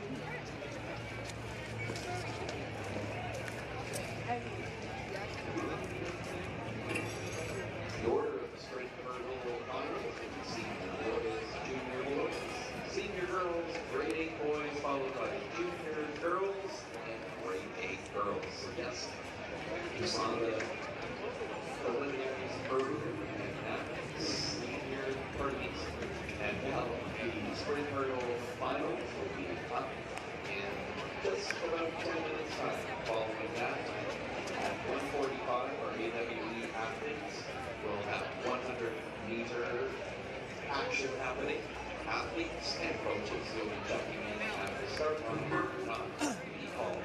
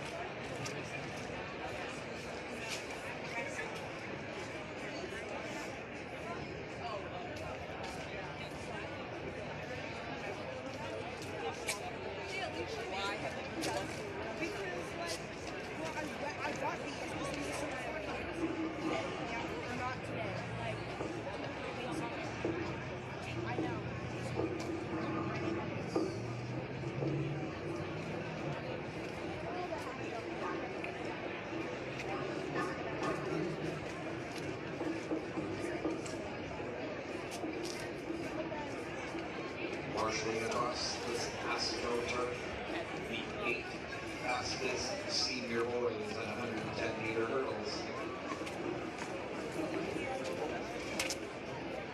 So impressive to see these top 8 athletes in this finals. We'll be making some intros momentarily. They'll get some warm-ups in, and it's 110-meter final. Senior boys at 36-inch hurdle height. It's going to be a good one. Yeah, you just, like, by accident. I know, but otherwise people will think you did it.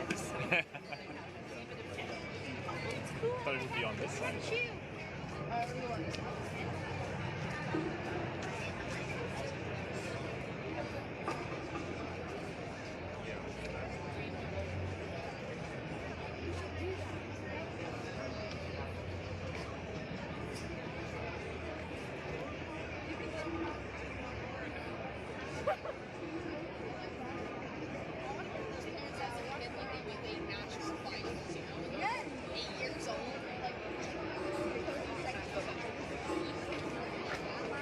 Yeah. Are they girls now?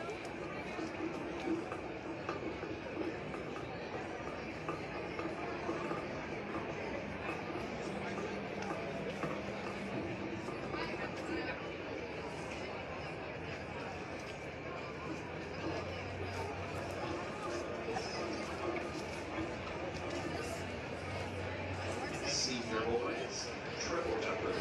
This is a message for senior boys, triple jump athletes. If you are a top 8 athlete, then you make your way to the awards net. 1:15. So keep an eye on the time. Just a few minutes time. 1:15. We can get our athletes, triple jumpers, to the awards net. There's literally a lot of happening around the back.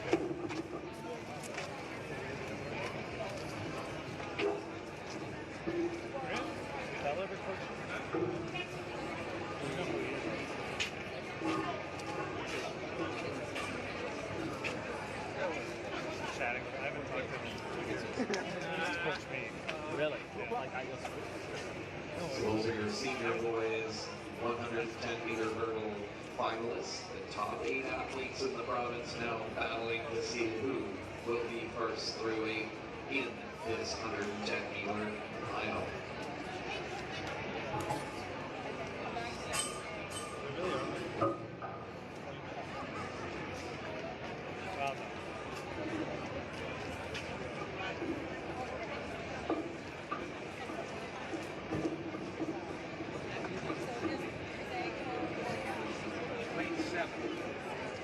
Okay. We'll be close then.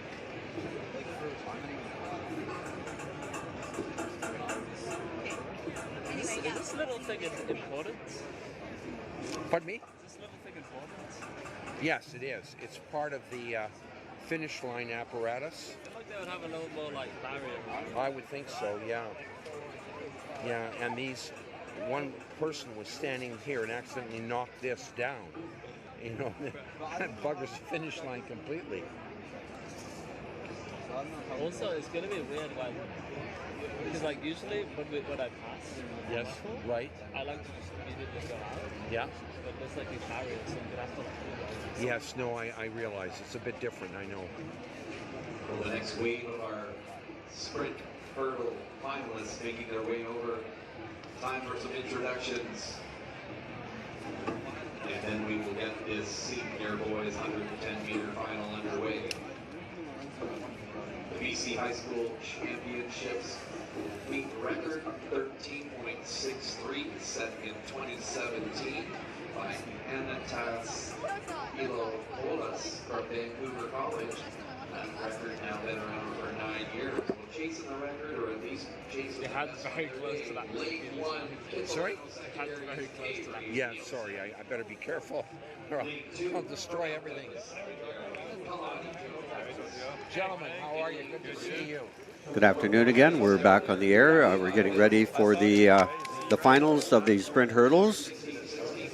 Just on the track there, we see the introductions happening for the senior men. Lane 1, Avery Nelson, Kitsilano. Lane 2, Kalani Jones, Mount Douglas. Lane 3, Levi Venables from Royal Bay. Lane 4, Ethan Moran, Pacific Academy.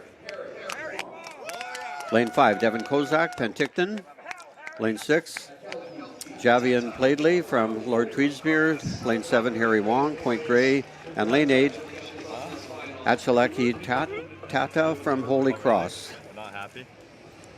And it looks like a great final shaping up here because grand total of about a half a second separating all 8 athletes. So this is going to be very close.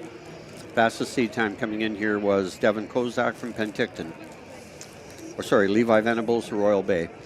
And watch out for him in lane 3 and Devin Kozak in lane 5. Yeah, well, the wind's going this way, I think, so. Yes, it is. Yeah, you see from the flags there. The record in this event is held by Anastasia Leopoulos of Vancouver College. And here they go. This is going to be a really dandy finish.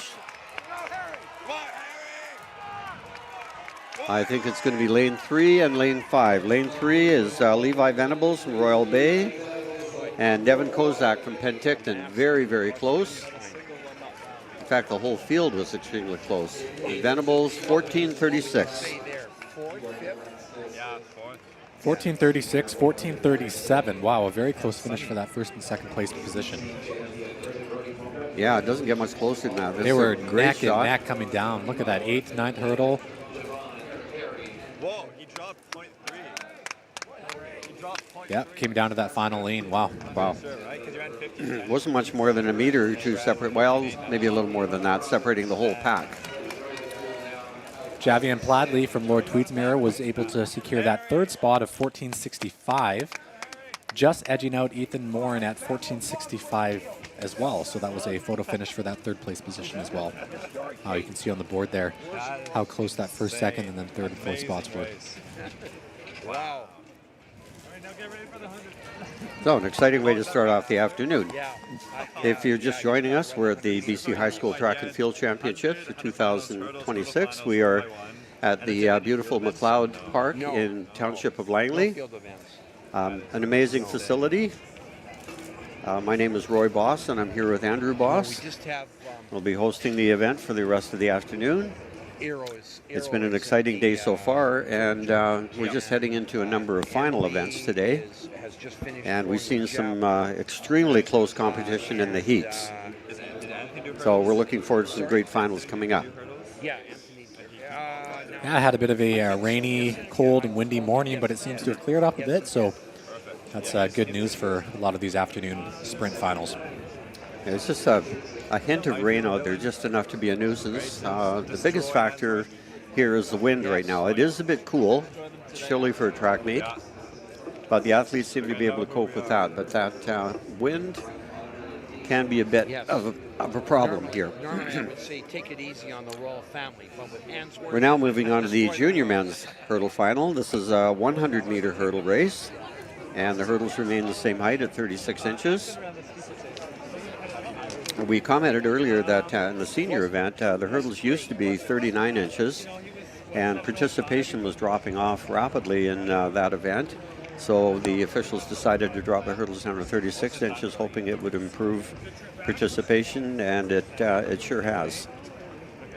Been a lot of really, really good hurdlers come out of BC in the last 10, 15 years now that they've dropped the heights down. Lane 7.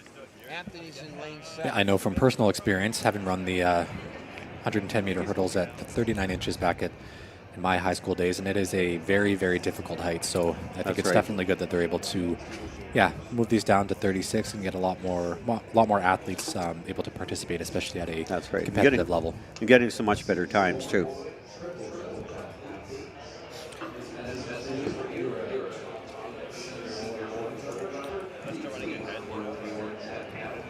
All right, so we can see the starting 8 athletes in the 100-meter finals for the junior men.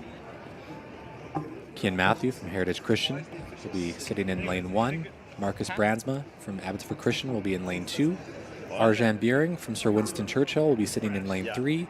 Nicholas Scarpino from Duchess Park will be in lane 4. Adrian Fong from Burnaby Mountain, lane 5. Lucas Yu, Collingwood School in lane 6. Anthony Cam, lane 7, Point Grey Secondary. And lane 8 is Eugene Du from St. John Paul Academy. So looking at the grouping here, we have lanes 3, 4, 5, and 6 are all very close to each other. Lucas Yu from Collingwood came in with a 14:24 in the heats. That's very fast. 14:68, 14:62, 14:91. So there are 4 athletes in the final that have run under 15 seconds. The record is held by Thomas Ma from St. George's at 13:79. That is extremely fast. The record has stood now for this is the 7th year. All right, so there's Ken Matthew, lane 1. You can see on the screen there. Lane 2, Marcus Brandsma, Abbotsford Christian. Lane 3 there, we have Arjun Biren and Sir Winston Churchill. Lane 4, Nicholas Scarpino, Duchess Park Secondary. Lane 5, Adrian Fong, Burnaby Mountain Secondary.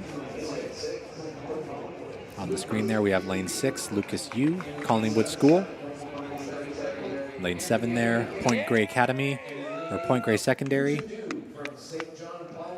Anthony Cam, and lane 8, Eugene Du, St. John Paul Academy. Lucas Yu had the fastest time from Collingwood, 14:24. We also saw Nick Scarpino and Marcus Brandsma in the junior men's octathlon last weekend. They were first and second, so great well-rounded athletes as well, competing in the hurdles race. But the second weekend getting to do a championship meet. All right, that's pretty impressive.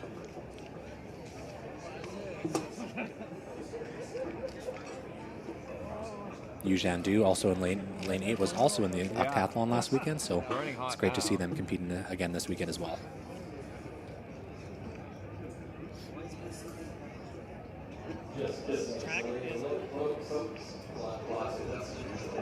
Don't forget. Well, actually,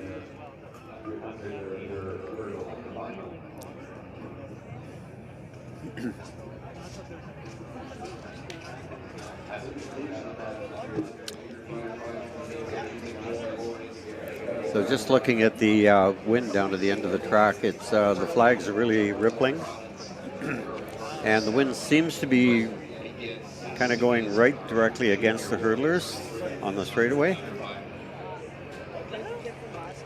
for a little bit of a break. I think regardless, they're running into probably a bit of a headwind, but definitely not as bad as they were running into earlier this morning. So that's right. Actually, the wind seems to almost be shifting a bit to the east, which means that the stadium will be blocking some of the wind. Becoming a pilot's way too expensive. Graham Bell's son is a pilot. Oh. Yeah, I grew up with him. Just always, he would play like Flight Simulator growing like as a kid, and like just always been his dream. Yeah. Okay, here we go. The lanes to watch for will be lanes 3, 4, 5, and 6.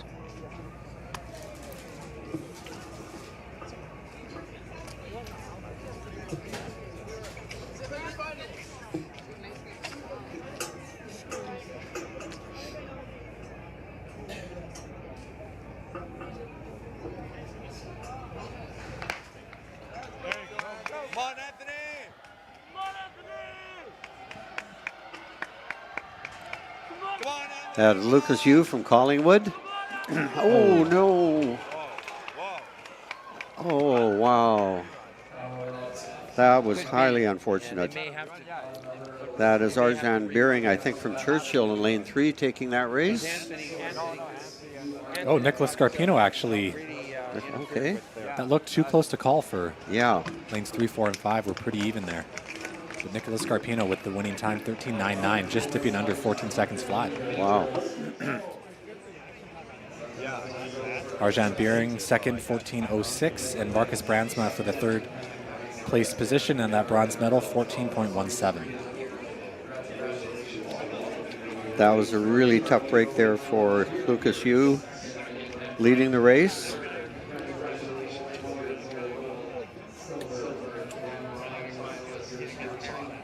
Leading the race for most of it, then unfortunately hitting a hurdle. And unfortunately, we did see Lucas, you hit those that last, was it 9th or 10th hurdle? Although he did finish, unfortunately, you're not able to touch the hurdles with your hands, which he looks like he did, which is why you see the DQ and on the screen here. And also running out of your lane. It's pretty hard when you hit a hurdle like that hard to stay in your lane and not touch it in any other way. So, yeah, very unfortunate for him. 14 flat, winning time officially. Not that far off the record by Thomas Ma, 13:79, but excellent race. So those are the junior boys, 100-meter hurdle finals. We'll be seeing them all next year at the senior level category as well. Now we move on to the senior girls. Same distance, same height as the junior boys we just saw. Hurdles are it's a 100-meter race and 33-inch hurdles. Lane 1, Nia Wheatley, Alberni. Lane 2, Serena Nageli from Marcusfeld. Lane 3, Anya McNaught, Point Grey. Lane 4, Sarah Aka, Dutchess Park. Lane 5, Tessa Bell, Nanaimo District. Lane 6, Gurpartap Sandhu, MEI. Lane 7, Amy Woods, West Side. And Lane 8, Sophia Carlton Polanio from Penticton. 15:13 was the fastest time coming into this final by Tessa Bell from Nanaimo. 15:34 for Sarah Aka from Dutchess Park.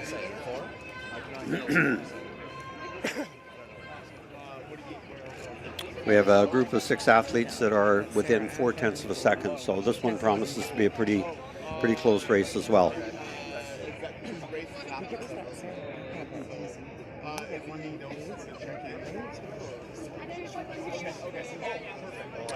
You saw some pretty excellent hurdle technique this morning.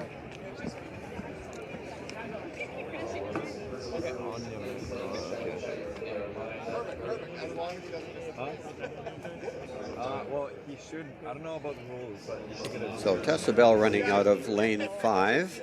She was also the women's senior heptathlon champion last weekend as well, so a really well-rounded athlete. Very good. She looked really good in the heats. Yeah. Okay, here we go. Face-to-face with the athletes. Lane 1, Nia Wheatley. Lane 2, Serena Nageli, Marcusfeld. Lane 3, Anya McNaught from Point Grey. Lane 4, Sarah Aka, Dutchess Park. Lane 5, Tessa Bell, Nanaimo District. Lane 6, Gurpartap Sandhu, MEI. Lane 7, Amy Woods, West Side Secondary, Kamloops. And in lane 8, Sophia Carlton Polanio from Penticton.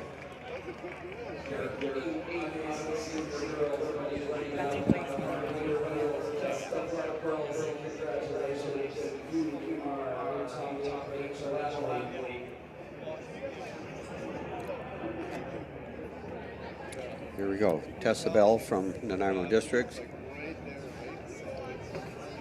The top seed, and she'll be in lane 5. Anna McNaught and Gurpartap Sandhu were returning finalists from last year, so great to see them in this race as well. It's shaping up to be a fantastic final. Yeah, he's talking. 14:21 is the meet record. Here we go. Sarah Aka, Dutchess Park.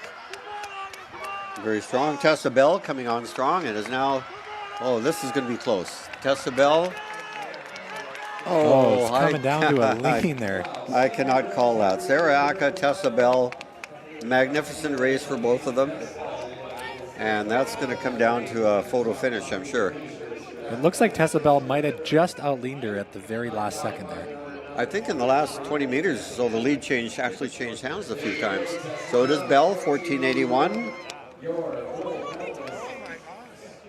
Aka also 14:81. Yeah, Sarah Aka had the lead about midway to go, and then Tessa Bell just kind of took over, and then it was back and forth over each of the 7th, 8th, 9th, and 10th hurdles. Wow, that was so close. Yeah, That's a very good angle right there. Look at the two of them, synchronized hurdling. Same lead leg, same trail leg. It's almost like there's a mirror side by side. Crazy. Looks like that last hurdle hit by Sarah just Yeah, allowed the opportunity for Tessa just to take that last minute surge. She But lost the momentum there. Nonetheless, though, two very fast times, and your gold and silver medalists for the senior women's 100 meter hurdles. And that was Anya McNaught from Point Grey Secondary in third place, the bronze medal position, 15:10.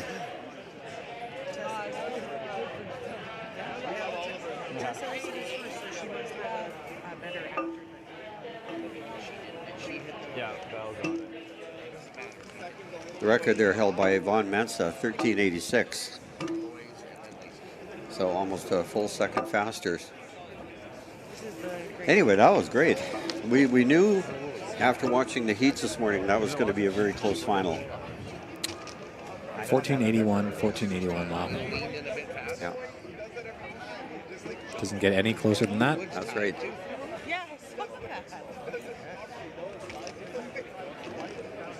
Yeah, but the infield sucks. Like, it's so messy. Yeah, like your shoes get absolutely like, it's a nice field, but Because she tied with the other girl, she must have a second better. And now, next up on the track will be the junior women. We'll be showing you the starting lineup in just a few moments.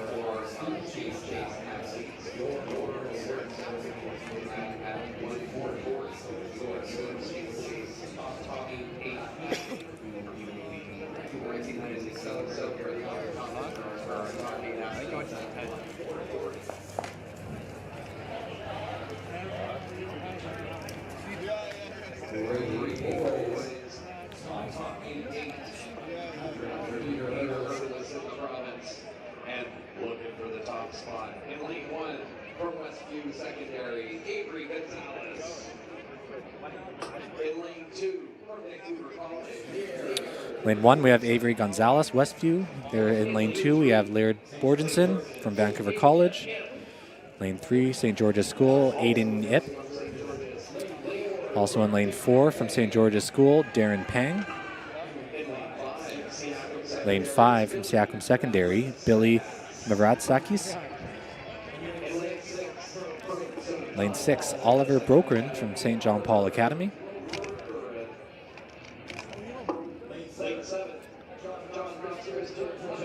Lane 7, John from John Knox Christian, Nigel Johnson. And out there in lane 8 from Langley Christian, Daniel Solyvov.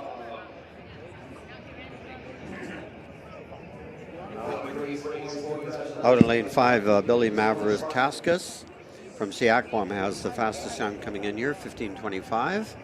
See him there in the blue jersey.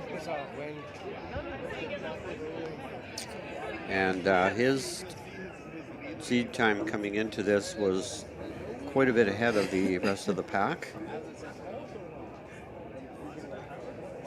Aiden Ip in lane 3 was the only other athlete to go under 16 seconds. And we got a fair start. And it is Billy Mavrataskas dominating this race. A very, very good young hurdler. Excellent technique, never missed a beat. No hurdles hit. So good job by Billy Mavrataskas from Siakam. 14:61. Very close to that record by Aiden Turner from South Delta.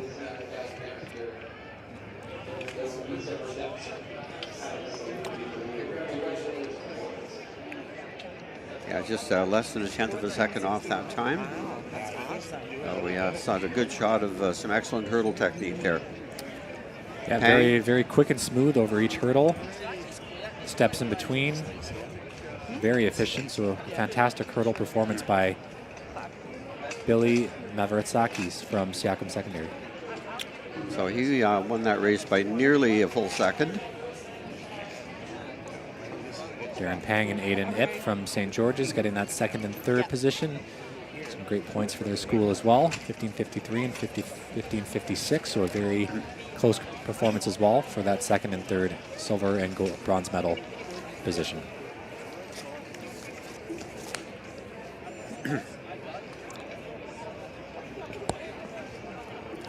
And coming up next race on the track will be the 80 meter for junior women.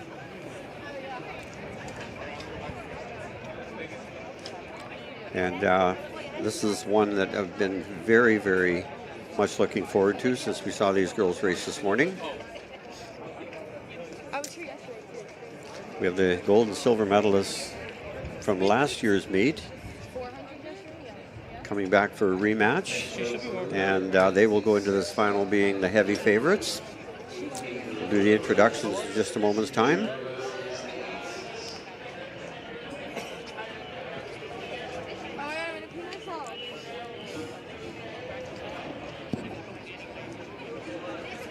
So the hurdle crew just making some adjustments now to the distance and the height of the hurdles and the distance between. Takes an army just to get them all adjusted out there. Yeah. Hurdle crew, very underrated group of people. Very important work. Oh my god. It'll be good. Yeah, it will be. It's so like high tech. It's very important that they get the distances adjusted for each of the age categories. You wouldn't think that. Although some of them might be running the same distances between 80 versus 100, the hurdle distance between actually does differ per age category as well. Right. And also the other thing to consider is the hurdles are weighted quite heavily. And depending on the age group, the weights move forward or back to kind of increase the difficulty. The further back the weights are in the hurdle, of course, the harder they are to knock over. Right. The weights are moved forward, they're still hard to knock over. Just a tiny bit less. Oh, well, she's warming up, so she's in something. It's not hurdling. It's not. So yeah, So, she's in the one part. period. Do you know if Ali made it? No, bro, Gemma beat Ali. Like 12-7. So I'm like 12-7. Like bad. She switched. No, she went to Bellotte, and then Bellatte's like completely changing her form, and it's just, it's not helping in races yet. Like she hasn't ran enough with it. Like practice is so different. It's okay, whatever. We are low-key gonna see ourselves, bro. No, it's over there. We're over there. Bro, on the finishing gap. Oh yeah, I'm ready. Right. No, it'll just be. Yeah, right. Okay, coming up on the screen in just a few moments' time, we'll see the girls up close and in person for the introductions.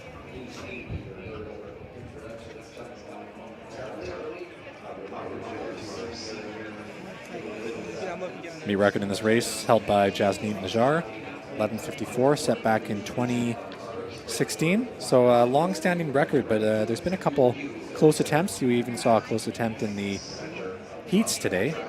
So this should be a very exciting and fast final.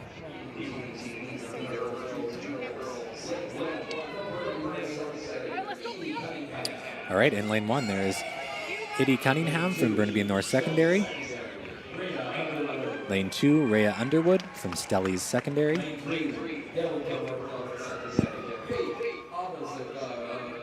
Lane 3, Faith Absuganuang, North Delta Secondary. Lane 4, Lacey Bolio from Chase Secondary. Lane 5, Leah Vorster from RE Mountain Secondary, last year's junior women's champion. Lane 6, Elma Dutoy from Alberni District Secondary. Lane 7, Jamie Lowers from Credo Christian. And in lane 8, rounding out the field, is Jamie Dupier from Mulgrave School.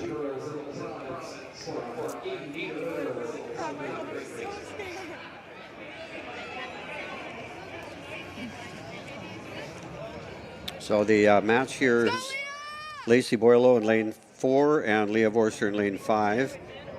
Very close, both of them, to that record by Jasneet Najjar. This should be a very good battle. Lacey Boylo ran a tenth of a second faster in the heats, 11:61 to 11:71. But this race, I'm going to say, is between those two young ladies. Oh, and it's Lacey Boylo from Chase just taking it out. And it's Lacey Boylo all the way. And out in lane 2, Rhea Underwood from Stellies really ran a strong race there. Wow. And Boylo 11:29. Unofficially a new provincial record. Forster 11:84.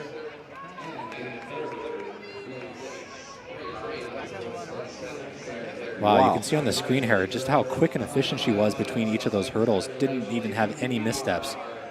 Perfect start, perfect run. Yeah.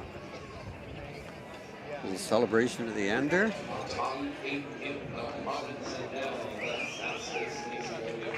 One thing, you know, it's, yeah, 11:29. Wow. The record was 11:54, held by Jasneet Najjar. That is a 10-year-old record, is now history. So congratulations to Lacey Boylo. Fantastic run by Leah Vorster as well, getting that silver medal position at 11:84. And Rhea Underwood, who we saw out in lane 2, have a fantastic run as well at 12:10 for that bronze medal position. So, awesome race for Lacey Boylo.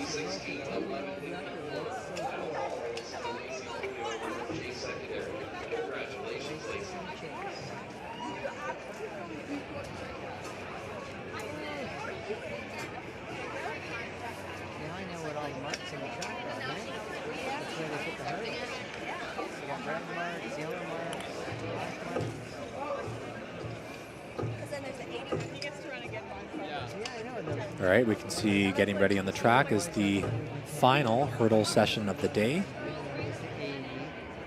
And getting ready on the track is the grade 8 women's 80-meter hurdles final. Okay, that's good. This is shaping up to be a very fast race as well. We saw some great performances in the heats earlier today.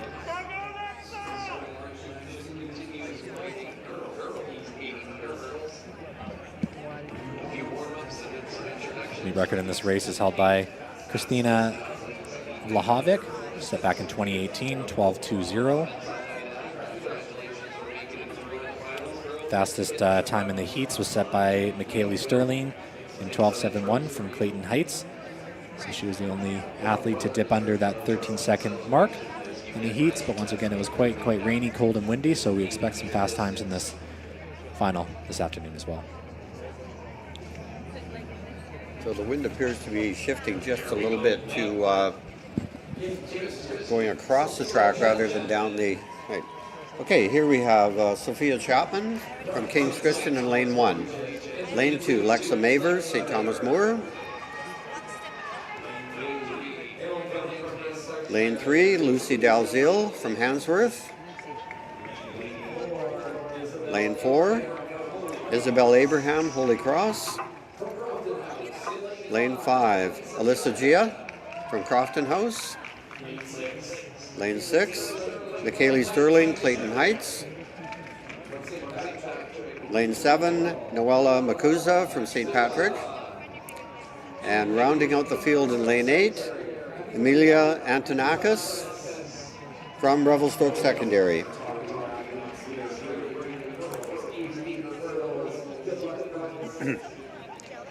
Pre-race favorite in this would appear to be Michaeli Sterling from Clayton Heights, coming in with a very fast 12:71.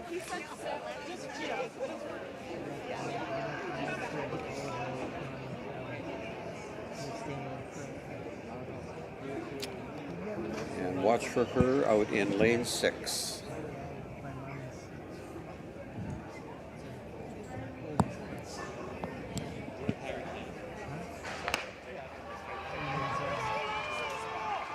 It is Michaeli Sterling heading off the lead right away.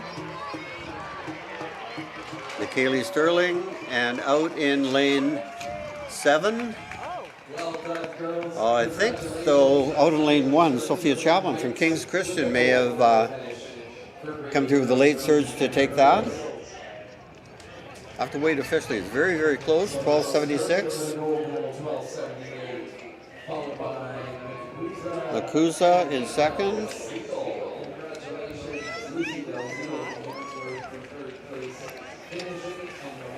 Noella Makuza hit that last hurdle pretty hard, but she was able to still hold on for that second place position. There was the athletes in lanes 1, 2, and 3 that had a really strong push at the end as well. Yeah, I almost thought somebody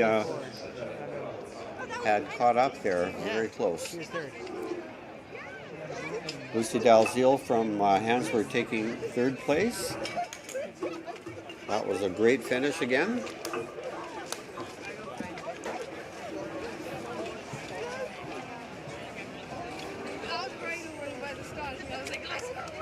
They're still just taking All right, well, that concludes the sprint hurdles They're still taking down. for the day and the weekend. Okay. There'll be another short break now where the crew removes the hurdles and gets set up for the 100-meter sprints. And again, we're going to have some dandy finals coming up there.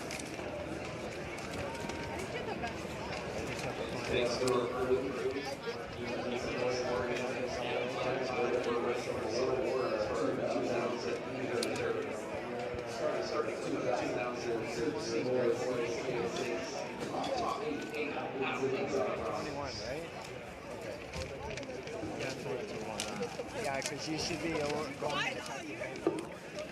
So we will be going off the air just briefly, taking a brief break until 2 o'clock, and at that time the 100-meter finals will be starting, including the para-ambulatory races, which will be starting first of all before we get into the grade 8 junior and senior 100s. Senior boys. I'm not sure where they're doing it. 2,000 meters. I'm going to take it way over there. Go this way and they're on the outside. Because they're not even using that side of the track right now. These are our 2,000 meter steeplechase. Make your way over there and then worry about getting all your stuff sorted. And that way you're checked in. From NEI, a time of 6:19:36. It won't start till 2. Mason Bird. Congratulations, They might be running a few minutes ahead. They are with the running events. In sixth So yeah, so I'd a time of 6:17. You can go either way. From Lambrick. It might be easier to go that way actually. Okay, I'll see you over there. In fifth place, a time of 6:09. From Langley, Ethan Cohen. On home turn, no less. Congratulations, Ethan. In a time of 6:03.35. From Robert Alexander Stevenson. Fourth place, Brian Ing. In third place, a time of 6:03.28, and a battle it was, but Colin Nishi, you are a bronze medalist. Congratulations, Colin. Looks great. In a time of 6:02.04, from Richmond Secondary, Guggen Narvit. Your hands like this and covers. And with the fastest time in the province, a 6:02.02, and it was a battle, but the fastest man across in this 2,000-meter steeplechase. I know I'm dragging it out a little bit, but you know what, Cohen? It's worth it. Kelowna Secondary, Cohen Kisman, your gold medalist. Well done, boys. Great middle distance effort with just a few barriers and, oh yes, a giant pile, a puddle of water for you to jump through at the end too. Great athletes, great effort. Enjoy the moment, fellas. Top 8 athletes in the province at 2,000 meters steeplechase. Senior boys, congratulations, fellas. It's on the corner.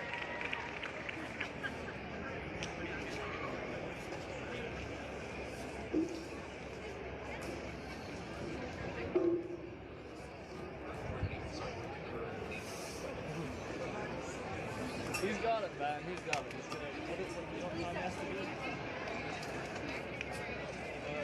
He's already top 8, so.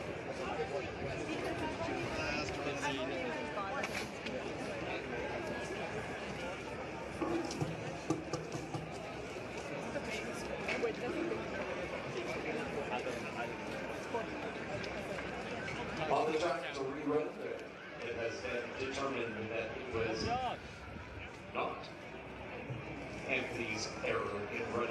He was interfered on and will rerun. So this is Anthony Cam from Point Grey. Let's go, Anthony! Let's go, Anthony! Just in case my camera's done. Wait, that's so cool. On the track right now, we have a rerun of an earlier race. I'm not sure the situation on this, but this is Cam from Point Grey. This is junior 100 meter hurdles. Anthony Cam, Point Grey secondary, given the chance to rerun and looking great, Anthony. Keep that going. Very strong hurdler, good technique. And he finishes in a very fast time. Looks like just under 15 seconds flat. Be very close to that. 15:45.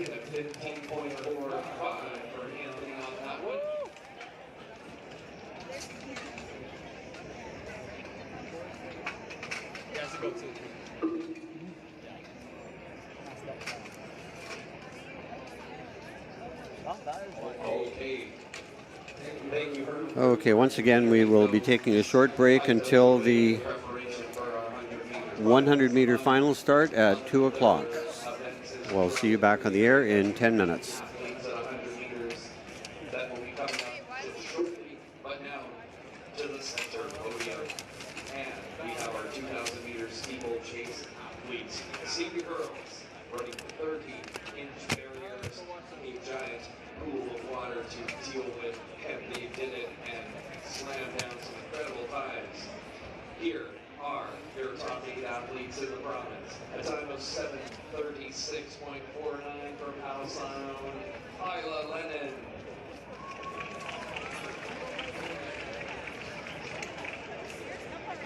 From Van Tech. A time of 7. Okay, my apologies. Well, back on the air a little bit sooner than expected. We will be starting the next section of races 15 minutes early.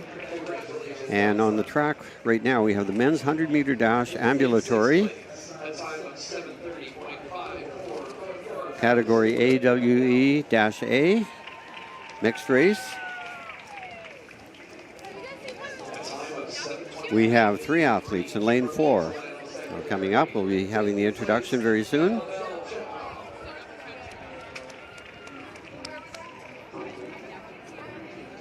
In 4th place, 7:22.23, R.E. Mountain, Leah Robinson.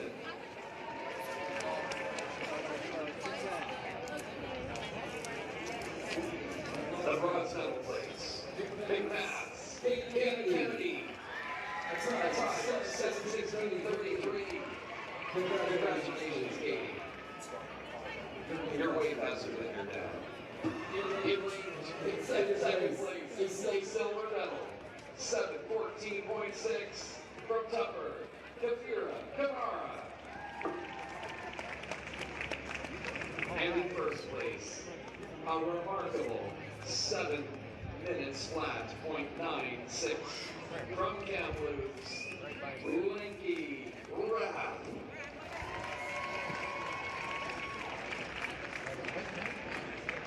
Congratulations, that gold medal also. See down on the awards presentation now for the 3,000 meters that happened a bit earlier. Champion Linky Rath, a new meet record. Really outstanding race. Okay, on the track coming up now. Ambulatory 100 meters. Glad we can celebrate you, but the sun came out, and congratulations, girls. That was a great race.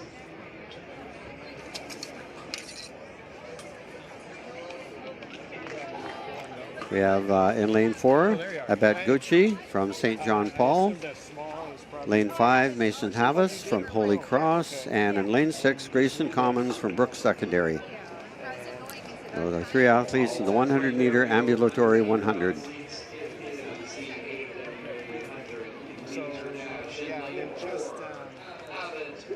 There we have Abbott Goosh from St. John Paul. We have Mason Havas from Holy Cross. And Grayson Commons from Brooks Secondary. weeks they just started getting their license down here and start on it. Okay. And then I was told that they're going to do the same with the 400 start finish line. Gotcha. So she should be ready to go for 130. And here they go. They're in the blocks. No, it's not till just doing the 2:30. Yeah. Be around here, and you're supposed to check in about an hour before, but so come and see if they're actually doing And there they go. Fair start is Mason Havas from Holy Cross. Looking very strong. And here comes Abad Gucci. This is going to be a very close finish. And I can't call it from here. Very close between Mason Havas and Abad Gucci. I think Mason Havas may have taken it. And it is Havas, Gucci, and Commons taking third place. 14:05 is winning time, and 14:08 is 3/100ths of a second separating the top two. Good race, gentlemen.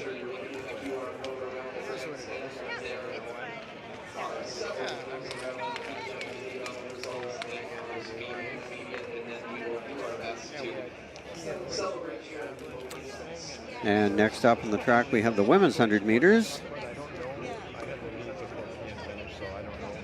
We're having the introductions in just a few moments' time. And so I saw his first though was Ted was here as well. And then we see the field. Yeah.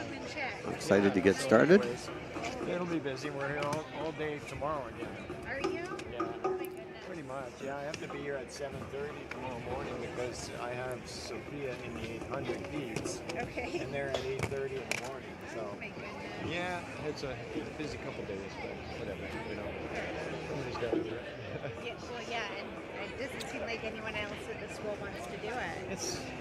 It's really time consuming for. And we'll get a personal introduction for each of the ladies in just a moment. I know. I've been There we see the whole field. Myself and teaching, but because I'm not like working as much right now, so I have a little more time to put into it. Yeah. But next year it might just be me doing it. Well, then it'll be you, me, and Megan. We'll hold Okay, awesome. I mean, it's mostly it's been Miss Bassett and Mr. Woody this year, but in the past it was mostly. This is Sierra Rishat Tefano from North Delta. Well, I think she's been doing it for years. Ella Bell from JN Burnett. Too much work. You know, and people Olivia Lynn, Steveston London Secondary. Lane 4, Lane 5. Zemo Lee from Steveston London Secondary. Lane 6. Sophie Nunn from Steveston London. It is a lot. And rounding out the field, Hannah Martin Huerta from St. Thomas Aquinas in Lane 7.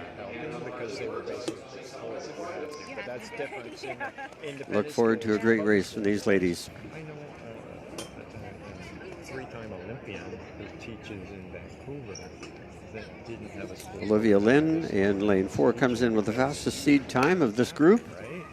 And so, but yet he taught. Off to a great start, moving That very is Olivia quickly. Lynn. And Sophie Nunn from Steveston London holding down second place.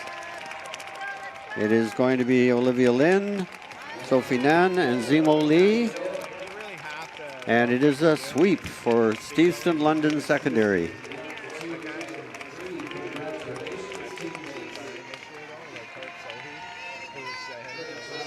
Great race there. We see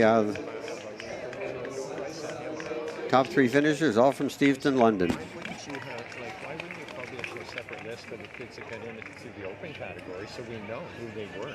Yeah. Right? Like, and it'd be simple and easy just for me because I submitted about 8 open category kids just to, because I thought their times should get them in. And it did get Sophia in the 800, but she should have been in the 3,000 too. She's faster than 10 of the girls that are in here, but that's a whole other story. Yeah. But he comes back and says, I said, why can't you, like they have a separate category for the AWE kids, they have a separate one for grade 8s, they have a separate one for juniors and seniors. If you're going to allow for some kids to get in through the open category, why wouldn't you publish just that? And so we could easily go to the event and say, oh, I'm in, good, we're kids in. And so, but no, he says, well, my secretary's Next race, we have the senior women so I'm sure it would be ambulatory race coming up. And we have 4 athletes. We'll do a face-to-face introduction in just a moment. We see the ladies there getting ready. In lane 3, Talia Harnick from Siakwam. Lane 4, Natasha Phillips, John Bardsby. Lane 5, Emily Isbitster from Grandview Heights. And in lane 6, Nimrit Badisha from Siakwam. A little wave to the fans there. They're ready to go. Natasha Phillips of John Barsby has a very fast seed time of 14:87 coming into this race. I'm like, are you kidding me? I was like, so I went off on them, but I think they need to. And here they go. And off to a brilliant start, Natasha Phillips from John Barsby. Looking very strong. And Nimrit Badisha from Siakwam will take second.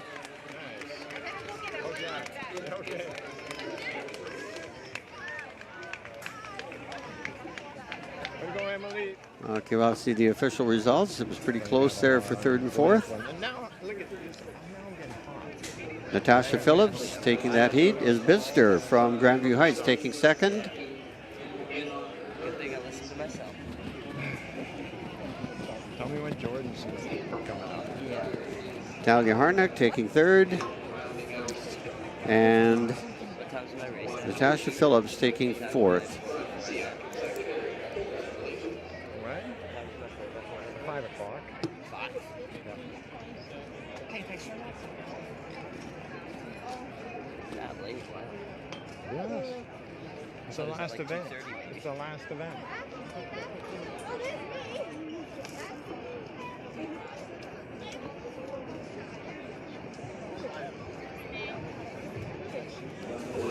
Okay, next up on the track we have the men's 100 meter. This is grade 8.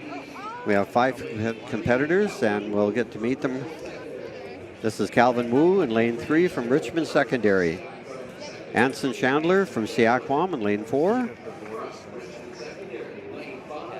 Kendrick Kovacs from Richmond Secondary in 5. Afro Then in lane 6 from Stevenson, London. Lane 7, Ramil Beltran from St. Thomas Aquinas. And that is the lineup for the grade 8 boys 100 meter ambulatory.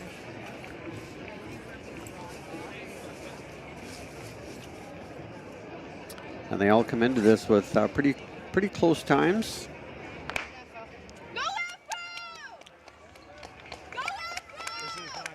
This is going to be a close one. Lane 3, Calvin Wu from Richmond. Looking pretty strong, but Afro Then from Stevenson, London. And now it's back, Calvin Wu is back in the lead. And just deking into second place, it is Ramil Beltran from St. Thomas Aquinas. Afro Then, Stevenson, London. Kendrick Kovacs from Richmond Secondary. There's a lot of lead changes happened in that race. Well, it says it might. Why? Oh, because I don't need to hold it. By the way, when I was there, there was like no place to sit. So I was like, I wasn't even under the roof because there's no place. That was very close.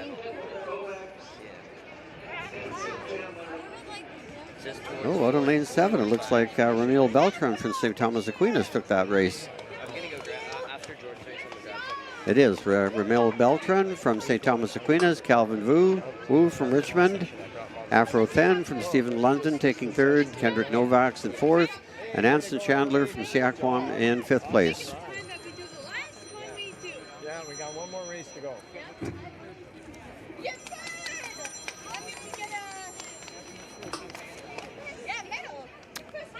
And this is the grade 8. This is section 2. This is a time final. I have to wait till this race is done to determine the overall winner. And we have 7 competitors in this heat.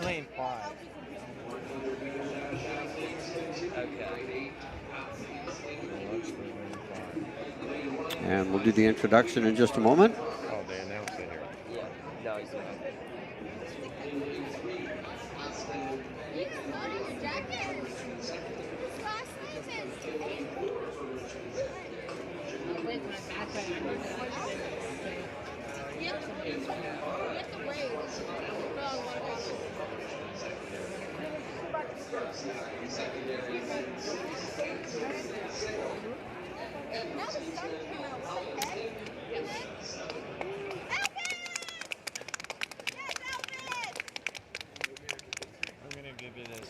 Okay, lane 1, we have Isaac Q from McRoberts. Lane 2, Jerry Zhang from Steveston, London. Lane 3, Aston Pengalaman from Richmond. Lane 4, Jamu Sumalanake from Richmond. Lane 5, Russell Ramos from Richmond. Lane 6, Anson C. Siakwam Alvasang from Steveston, London. In the outside lane. And taking that race is Aston Pengalaman from Richmond Secondary. And he lived up to his top billing. He came into this with the fastest seed time. Ramos taking second. And Sumalanake from Richmond taking third.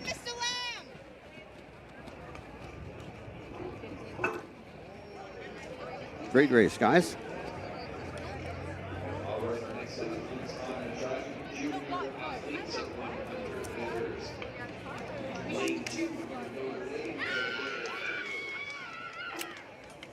And this brings us now to the junior men's 100 meters. This is a time final. This is the first of 2 heats.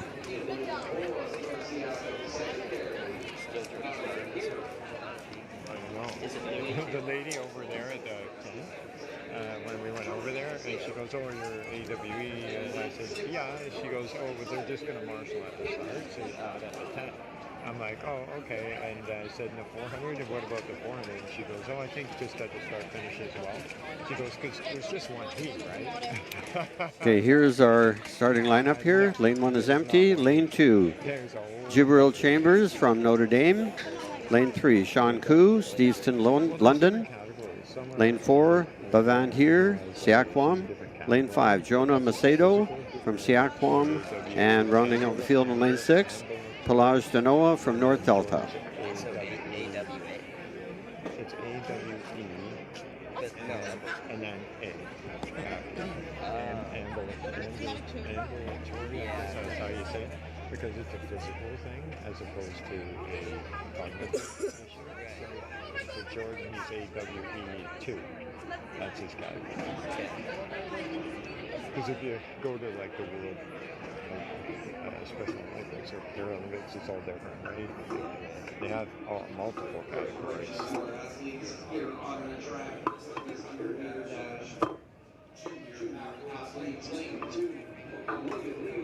Okay, here we go. Official introductions. Jibril Chambers, Notre Dame in 2. In 3, Sean Koo, Steveston, London. Baval Kir, Siakwam. In lane 5, we have Jonah Macedo from Siakwam. And our final competitor, Pelage Danoa from North Delta. I know, I can't believe it.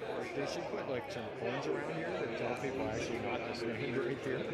Especially, and that board is the line, right? So the board has to be exactly in line with the other finish line, right?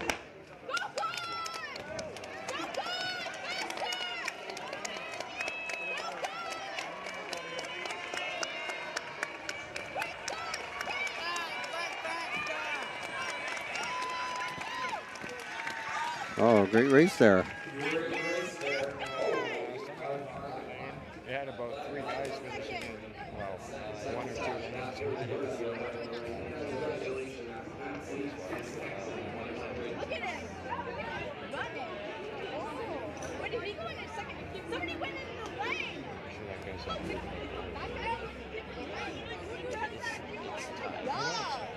What? Okay, that's so fun. We're just checking our heat sheets here. Just trying to guys Jordan in Yes, this I think one? we got our heat sheets a little bit mixed up here. That is Andy Chang from Richmond Secondary taking that race. I think we had a combined race there. Yes, we did. And apologies, we didn't have the up-to-date paperwork on it. We do know for sure it's Andy Chang taking first place there.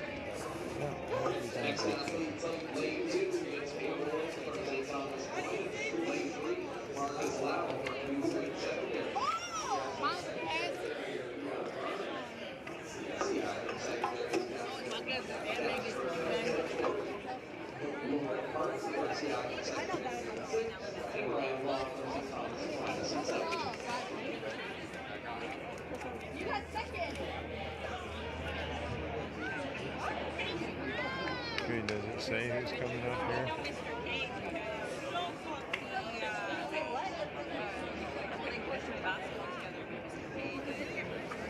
Oh, we got into his night in the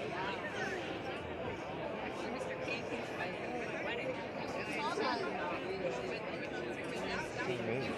2 o'clock. Lots of time still. We went into late 5.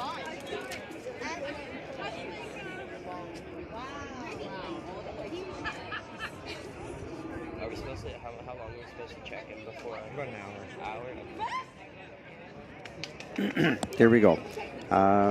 Do the introductions here in a second. Live results. Apologies, we had the 2 heats were mixed up. I want to see if what do you call it? Thomas made the line. We have in lane 2, Jabril Chambers, Notre Dame. Lane 3, Sean Koo, Steveston, London. Lane 4, Bavan here from Siakwam. This is Sean Koo from Steveston, London. Oh yeah, I remember that. This is Bavan here from Siakwam. Jonah Macedo from Siakwam. And in lane 6, Pelage Danoa from North Delta. Proud to be a Husky. We can see it on the back of his shirt.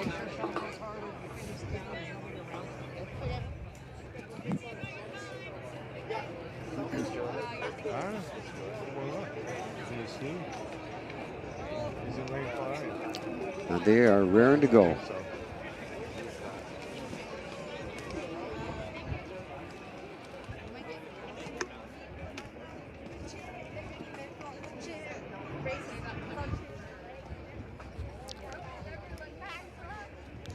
So we got 4 of the athletes using a standing start, and Pelage Danoa choosing to use blocks out in lane 6. Yeah, there's no rules in track and field. You can stand, you can use the blocks. It's completely up to you.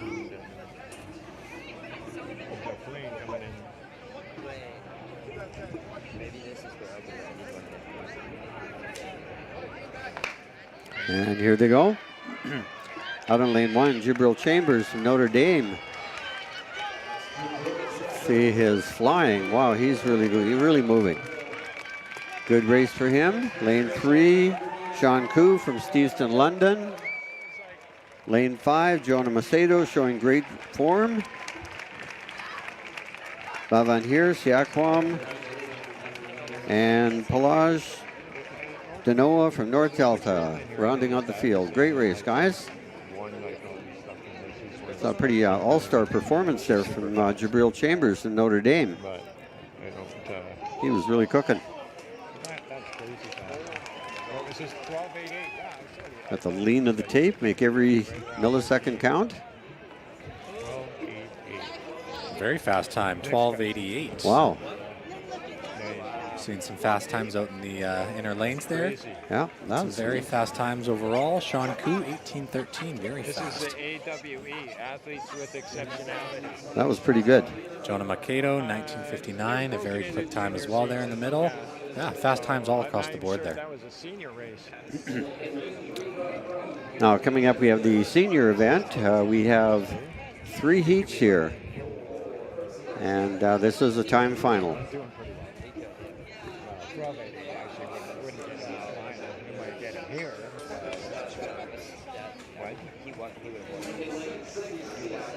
I can't hear you.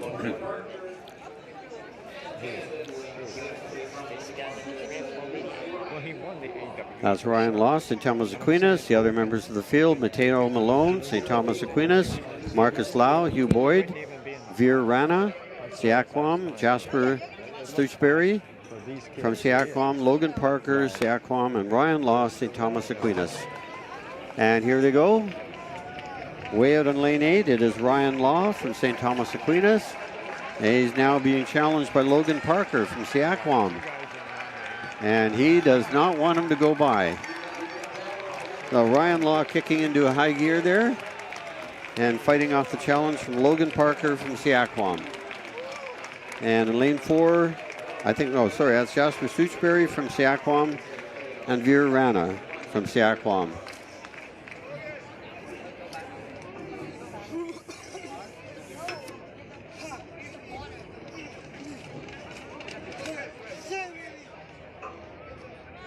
Okay, you can go that way, guys. You go that way now. Go this way. Go that way. Yeah, walk it off. And now we move on to the second heat of the senior men. We have Shane Holm from Siaquam in lane 2. Lane 3, Tegan Dahl from South Delta. Lane 4, Mikado Marcellus from Siaquam. Lane 5, Jordan Moon from Grandview Heights. Hey, yeah, there's the picture. Lane 6, Tristan Baines from Siaquam. And rounding out the field, we have James Stanford from Siaquam. Out in lane 7.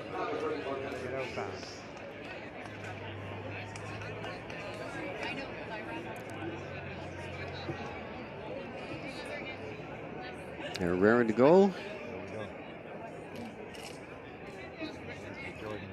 Okay, guys, everybody behind the line.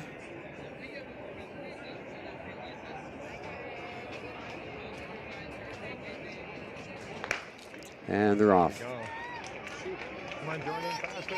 Tegan Dull from South Delta off to a very good start. Tristan Baines, Siaquam. He's gaining on him. But it is going to be Tegan Dull, followed by Tristan Baines. And I think out in lane 5, Jordan Moon from Grandview Heights taking third.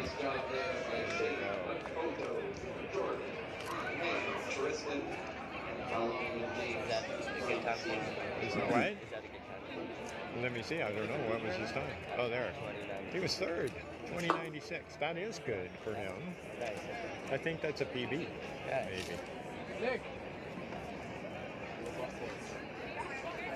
Nice. Okay, I'm gonna go get him and come back. And now that brings us to heat 3.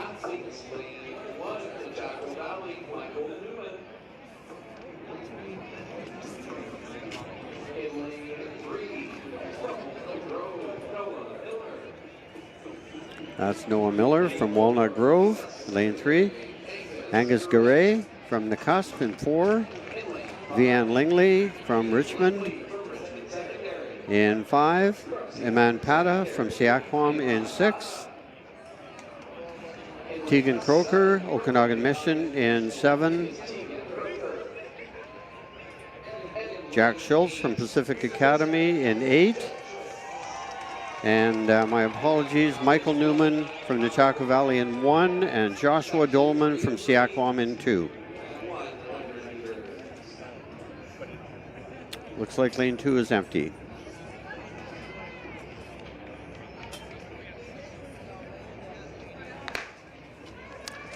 And here they go. Got a fast race going on here. Out in lane 5, it is Vianne Lingley from Richmond. Noah Miller from Walnut Grove taking second, and Angus Garay from the Cusp taking third. So it is Lingley, Miller, and Garay. Top 3 finishers there.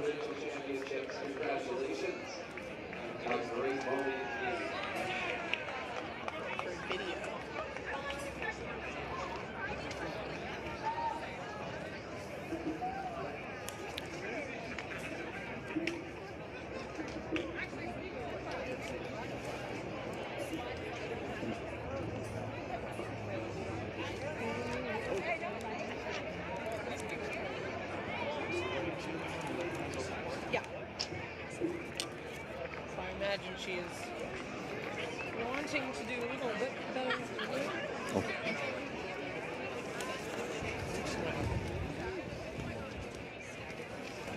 100 meters. We're now getting ready to start the 100-meter finals, and this promises to be very exciting. We've got some great races lined up here for you. We'll be starting off in just a few moments' time with the grade 8 girls. And we have 3 ladies in this heat who are within 3/100ths of a second in the heats. So this promises to be a very exciting final. We'll have the introductions in just a moment.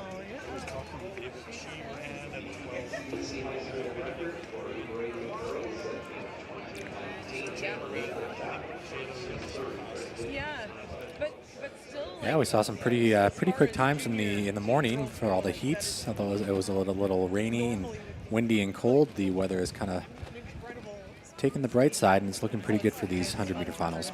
Yeah, it looks like it's up in the mid-teens right now, and it is still windy, but from what we can see by the 3 flags down the far end of the field, the wind is blowing crossways to the track. And that's okay. The stadium will be blocking much of the wind then. The new record in this race is held by Kerlinda Chatwin, set back in 2019 with a very fast time of 12:70.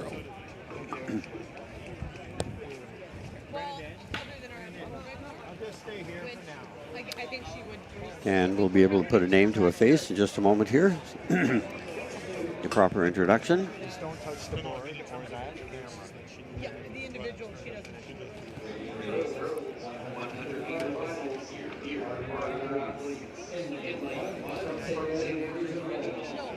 All right, in lane 1, Anique Chizara from St. Andrews Regional High.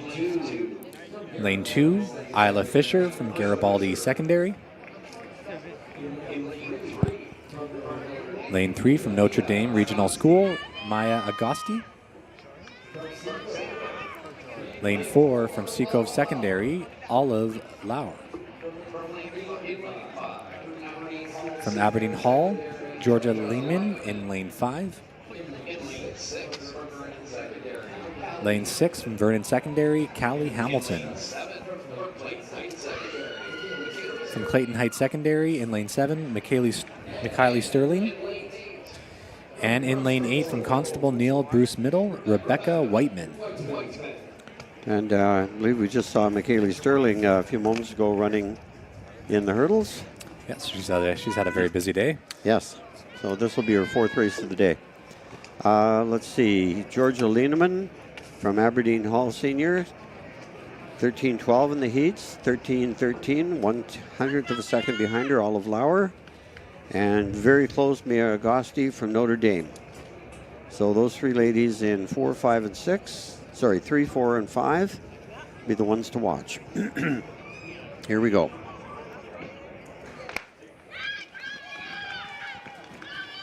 Oh, this is going to be very close. Georgia Lieneman from Aberdeen Hall. Very close in 3. Mia Agosti from Notre Dame. I don't know. That's too close to call from up here. But it is Lieneman, 13:04. Olive Lauer, 13:17, getting that 2nd place finish, and Maya Agosti, 13:21 for 3rd. So lanes 3, 4, and 5 were numbers 1, 2, and 3, very close to the finish there. Yes, they were ranked 1, 2, and 3 based on the heats, and that's exactly how they finished in the final. Very close.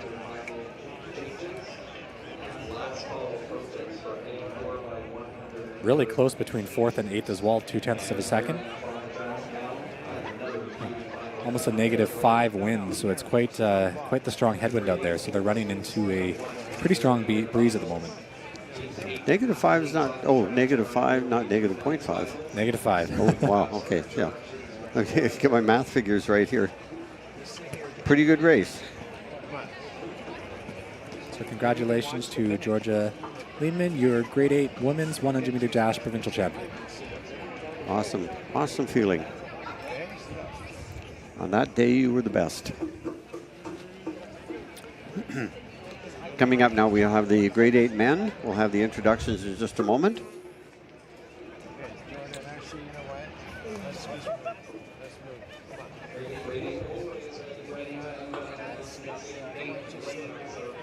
Let's go.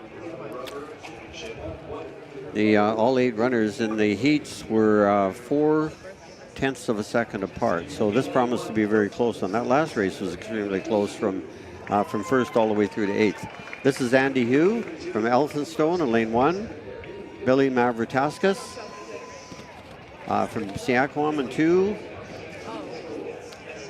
S. Camp Anderson from St. John's in 3.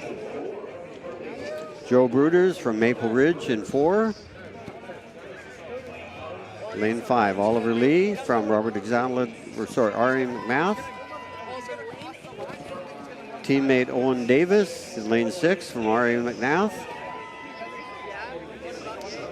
Noah Bartok, Lord Bing in 7. And Trevor Yuhan Zhuang from Mulgrave, sorry. Very, very fast in the middle here, 12:07, S. Camp Anderson, 12:13 for Joe Bruders, 12:21 for Oliver Lee. And look for the race to come between lane 3, 4, and 5. Liam O'Donnell holds the record at 11:63. I don't think that will be challenged today. That is a real dynamite record. Yeah, that's one for the ages. And Liam O'Donnell is still running into his adulthood and is running very, very well. So the athletes got called up there, so they're just going to get resettled in the blocks. Saw that green card thrown up, which just means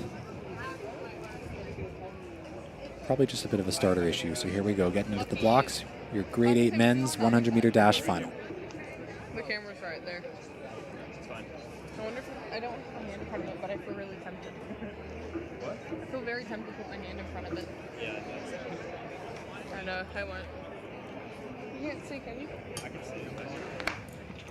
And it's fair start. And this is going to be close already. Out in lane 6. Now in lane 4, it is Joe Bruders from Maple Ridge. It's going to be Joe Bruders, and boy, it's very close to call. I think S. Camp Anderson from St. John's may have taken second. And 3rd, 4th, and 5th, I wouldn't dare to call from here. So it's Bruders at 12:32. And Davis is in second at 12:50. Yep. Bruders at 12:32.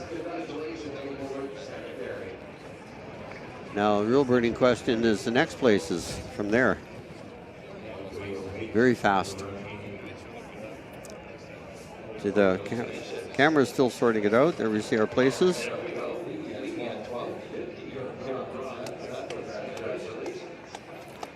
Looks like we have a even heat, tie in time-wise anyway, between 2nd and 3rd and 4th. Oh, ho, ho. I have not seen that for a long time. Owen Davis, Oliver Lee, and S. Camp Anderson all came in at 12:50. Does it get any closer than that? I know I've said that before a few times, but I think I really mean it this time.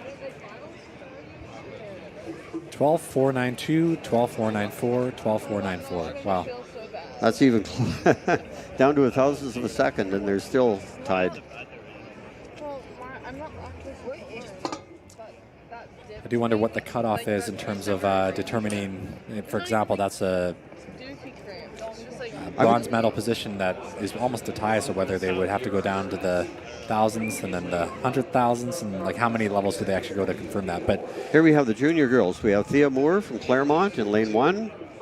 Gamma Battison, KLO, Kelowna in 2. Jayla Dennis from Centennial in lane 3. Avion Marie Dean from Pacific Academy. Jada Waite from St. Thomas More. Trevor Yuhan Zhang, Mulgrave. Oh, sorry, that's wrong.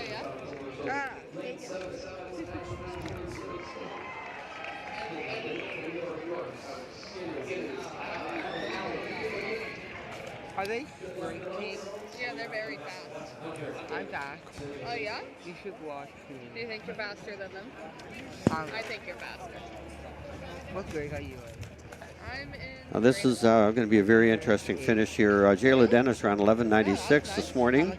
Avion Marie Dean, 12:18. We have three girls who are pretty capable of going under 12 seconds here. Jayla Dennis is the pre-race favorite. She has run an 11:68 this year. And the current junior provincial record holder as well. That's right, 11:86. Oh, 3 years. Oh, watch out for the camera. And fair start. Jayla Dennis off to a great start. Looking very smooth and strong. It's going to be Jayla Dennis, Avion Marie Dean, and Jada Waite from St. Thomas More. We'll see what her time is. 11:88. Avion Marie Dean, 11:99, coming through in that silver medal position. Kaylee Lofstrom, third place, 12:17. Out there in lane 6, just edging out Jada White for that third medal, third place and bronze medal position. Well, considering the win factor here, 11:88 is pretty much bests her provincial record that was set last year. So just given the wind condition, that's a very, very fast and impressive time. That's right. Yeah, it's unfortunate. The wind seemed to almost pick up there. I don't know what the legal wind reading was. Looks like we're minus 2.4 again.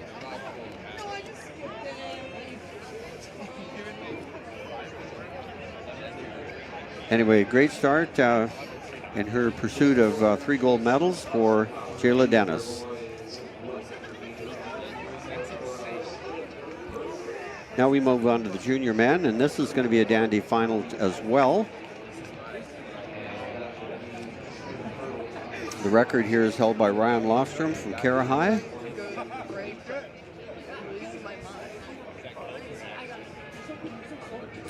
And we've got a bunch of guys here who could go low 11s today. Lumi Oliemi from White Rock Christian, 11:40 was his time in the heats. 11:48 for Noah Ansa from Elgin Park. So the race would be there. The two guys ran 11:52 as well. This is Luke Trollope, St. Thomas Aquinas. Kelly's in lane 2, Cassiope Udumaga. From Sullivan Heights, Jaden Robillard. Lumi Oliemi from White Rock Christian in lane 4. Noah Ansa, Elgin Park.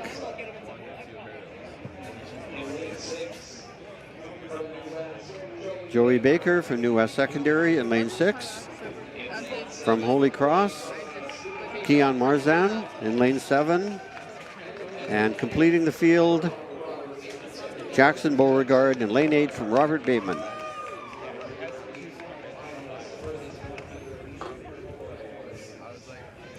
We saw Lumi Oliami run the fastest time in the heats at 11:40. And Noah Anza was closely behind at 11:48. So those are your two fastest times in the heats this morning. So I can't promise you folks a record here because of the wind factors and because the record is really, really fast, 11:06. But can promise you a very close race. I think 0.24 seconds separating all 8 of these athletes based on their heat times. So that is going to make it very, very close. If I were a betting man, I would not bet on this one.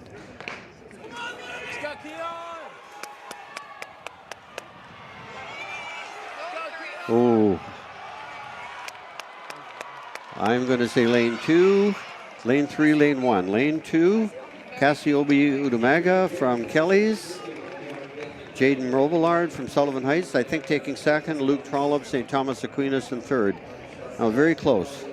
Oh no, Lumi Oliami taking the win, 11:45. Oh wow.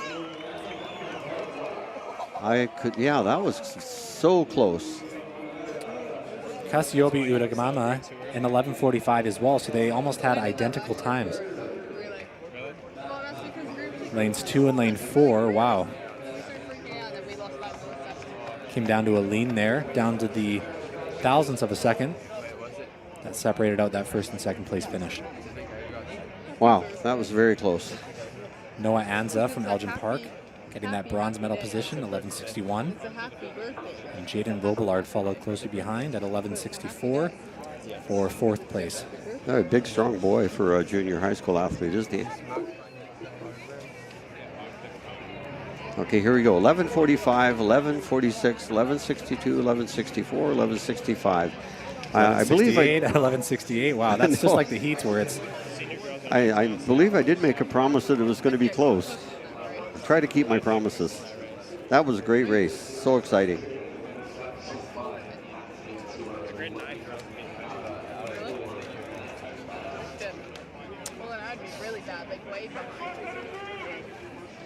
Now we move on to the senior women's final. That'll be coming up. This is going to be a dandy as well. We have Sarah Aka from Dutchess Park. Sienna Mostowi from Aberdeen Hall in lane 2. Lane 3, Tanaz Alak Kalon from Burnsview. In lane 4, Olivia Robinson, New West. Lane 5, Isabel Ogbies from Pacific Academy. Joey Baker, New West Secondary. Lane 7, Taya Fraser from Charles Best. And lane 8, Trinity Jarman from Kitsilano. Can you see? You're just watching from the TV. Now again, this is going to be a close one because I think it's just slightly over 0.3 of a second separating all of these girls. So look for Isabel Ogbies from Pacific Academy. She's the on-paper favorite because of her seed time, but we're looking at the wind is very, very strong right now. Bit of a crosswind. And this promises to be another close one. The record 11:64. Dude, I was like, there's no way.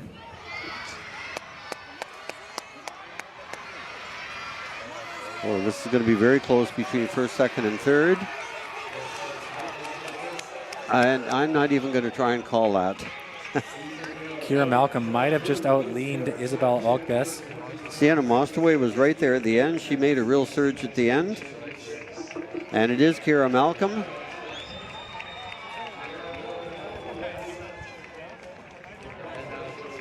Robinson third, and I have to catch again who is second. I'm going to go with Sienna Mostaway from Aberdeen Hall. She made a real dandy finish right at the end. So that was Sarah. It was Malcolm in first, Ogbies in second, Robinson third. And Sienna Mostaway in fourth, followed very closely behind. Tanaz Aluka Kalon in fifth place as well. Okay, 12:40. Here we go. 12:14, 12:15, 12:28, 12:36, 12:40. Again, very, very fast. So congratulations to Kara Malcolm. She is our new BC champion from New West. Isabel Ogbies, Pacific Academy, taking second. Olivia Robinson, New West, in the bronze medal. The relay is looking pretty good for New West High. Looking very good, yes.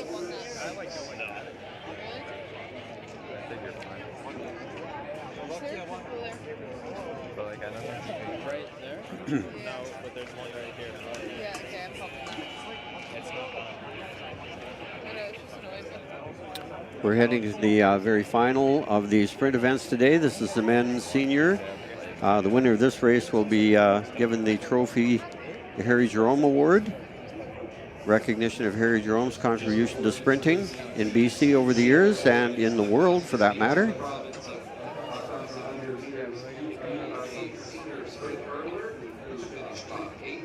I thought, bro. No, it's going. Look at the flags, bro. All right, in lane 1, we have Gabriel Akufo from Robert Bateman Secondary. In lane 2, we have Harry Wong from Point Grey Secondary. Lane 3, Isaac Whitepap from George G.P. Vanier. Lane 4, from Rutland Senior Secondary, Oliver Westland. Lane 5, we have Stefan Schuch from Vernon Christian School. Lane 6, Darren Frimpong from Maple Ridge Secondary. Lane 7 from Pacific Academy, Christian Aguido. And out in lane 8, rounding out the field, Sean Winter from North Surrey Secondary. This is your senior men's 100-meter dash final. And again, I'm not going to call this one ahead of time because there's 0.4 of a second between the first and the 8th competitor based on their heat times. So we know some of them are cruising just enough to win. It all comes down to giving your best effort right now. So who's going to be the fastest kid in BC? I feel like they're all very equal. Yeah, they're really close. It's Giddy's in lane 3. It'd be nice if he was beside Sean. In the heats, nobody went under 10 seconds or under 11 seconds. But I'm sure that's going to happen in the final here. The wind seems to be just subsiding a bit. They're genuinely going to decide.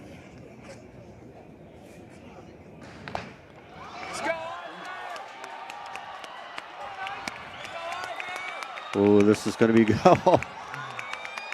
This is anyone's race.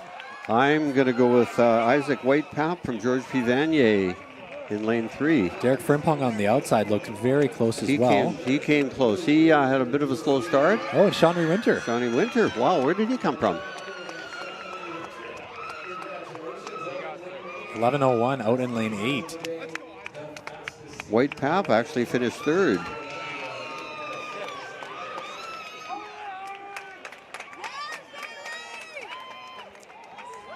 I think you were right about Derek Frimpong. He made a... At about 50, I think it was, at that point, anyone's race. You could see Whitepap had a bit of a lead with about 10 to go, and then Frimpong just surged ahead, as well as Sean Winter, able to take the win on the outside lanes. Wow. I'll do a Peruvia's color. Wow.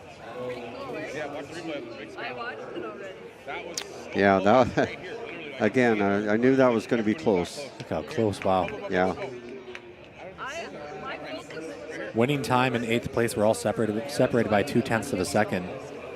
I don't think we've seen a final that close over the last couple of years. No, I haven't either. In fact, if you look over all of the finals, they've all been hyper close.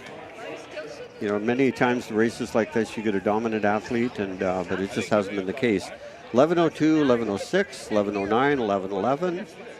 Right down to 11:24, so 0.2 of a second separating all 8 athletes. And given the wind conditions, it's not really a surprise that no one went under 11 seconds there. Yeah, so I think given the conditions, running 11 flat in this weather is... That's right. So what the Rays lacked in fast times, it made up for in drama. Wow, that was exciting. 100 meters, we knew that they were going to be good, and they delivered. So congratulations to Sean Winter, fastest boy in British Columbia. That's right. We'll be seeing him in the 400-meter finals later today as well. Why are there 2 numbers? There were 2 numbers. Was this 3rd or 4th? Yeah, he's the first step in getting the triple. He's after the 1, 2, and 4 triple. I am thinking that that's never happened at the BC high schools. Not that I can recall. No. There have been 1 and 2 triples or doubles, maybe 2 and 4. But I honestly cannot recall ever a 1, 2, 3 triple. Especially in a situation like this where the 100 final is right now and the 400-meter finals are the exact next event. So I definitely have to have the a lot of kind of strength endurance to be able to not only do it, but win all 3. Yeah, I think it's fortunate for him that they're in this order. That 100 will not take as much out of you as the 400. If you had to run the 400 first, then the 100, that would be a different story. But anyway, best of luck to him.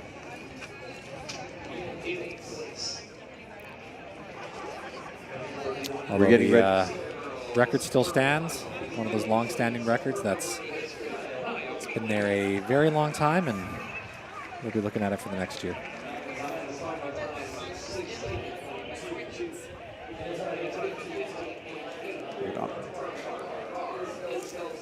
Okay, we're now moving on to the 400s. Just a brief pause while they reset the starters equipment. We're starting with the ambulatory races.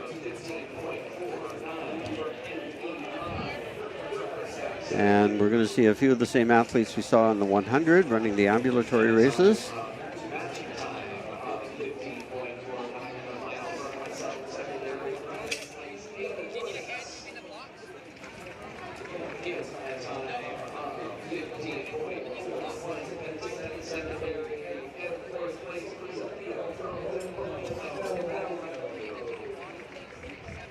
The awards presentation going on right now for the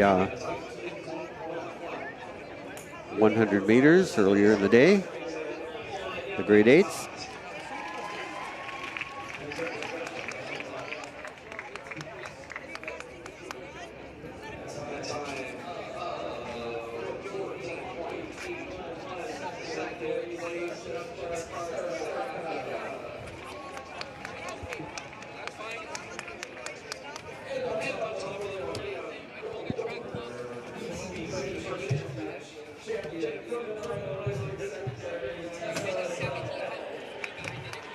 That's a big step up there. I was just noticing that. I don't think I've... Yeah, hopefully they have some steps behind. It's you don't want to get any injuries just That's from right. athletes having to and watch yourself getting up, off. Yeah. Kind of neat that they do the podiums. That a lot of track meets bypass that, and then kids just pick up their awards. Being up in a podium like that is a real neat experience.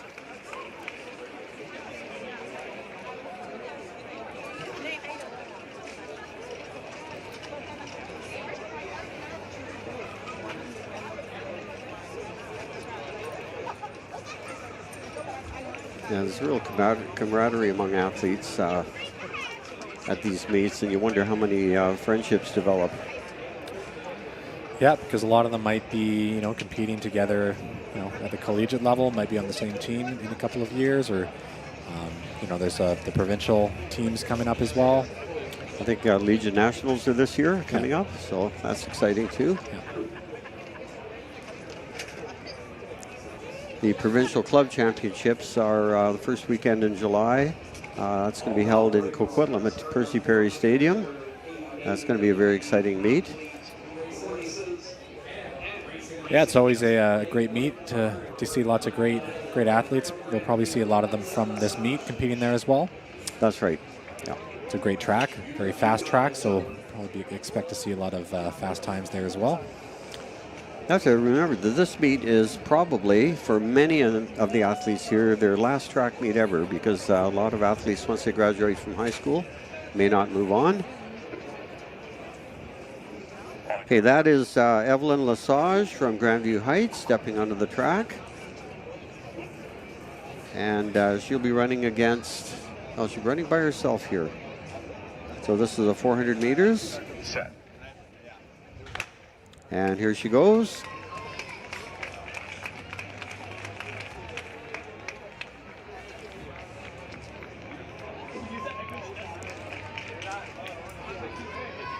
But for athletes who belong to clubs, of course, their meets will continue into the summer.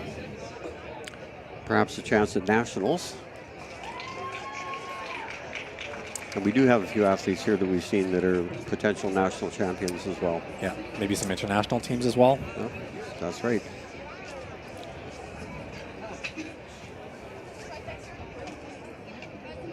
Okay, Evelyn's time for roughly 39 seconds for the first 200. Moving at a really good quick pace. Yeah. A nice running style.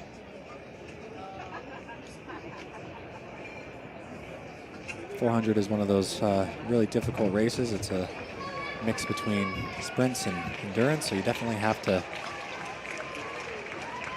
have a bit of skill in both of those events to be able to succeed, and she's doing a great job so far. Coming down that final home stretch. 50 to go, looking strong.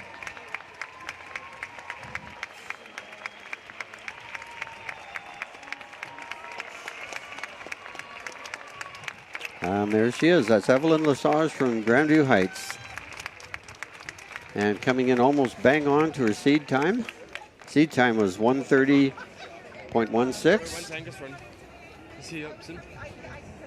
Very sure. Do you see him? This is the 400 meters.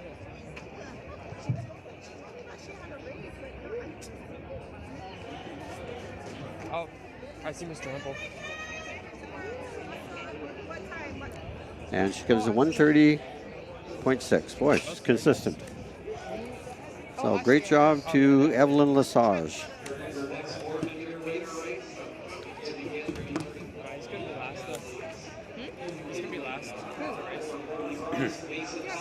Coming back for an encore, we will have 3 athletes who we saw running in the 100 earlier.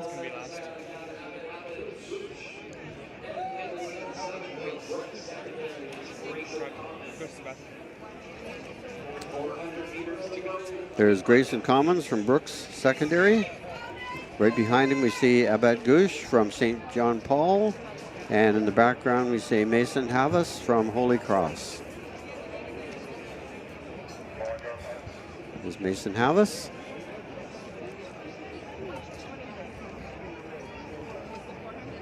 This should be a close race. Mason has the fastest time coming in, 1:07.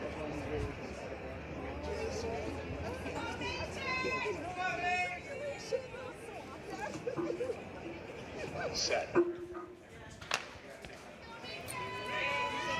And off they go. Clean start. He's already made up one stagger. Mason has. Out there in the red. Abed Gush moving up now. He doesn't want to let him go. Grayson Commons not giving up either.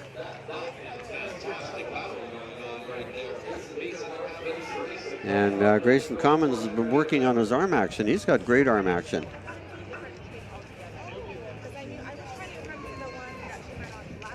And looks like Mason Havas has moved back into the lead. Abbott Goosh is not letting him go.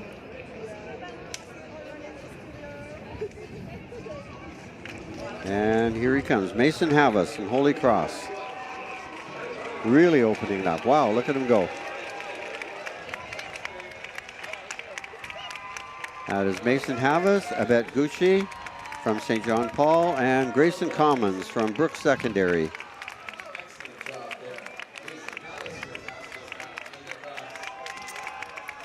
Wow, they left it all on the track. Good job, guys.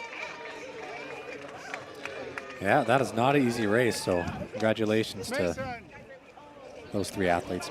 Fist bump there. Here we see the finish. They're looking pretty good there. Yeah, very strong. Yeah.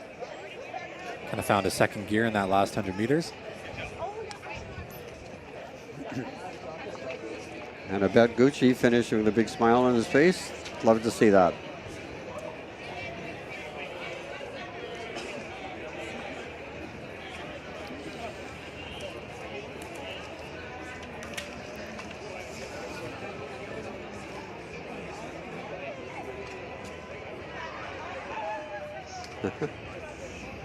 Great big hug there. Yeah. 107.63, 110.20, and 114.22. Pretty good times.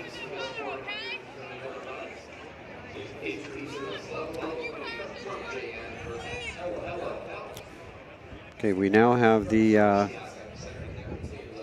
400 meter for women.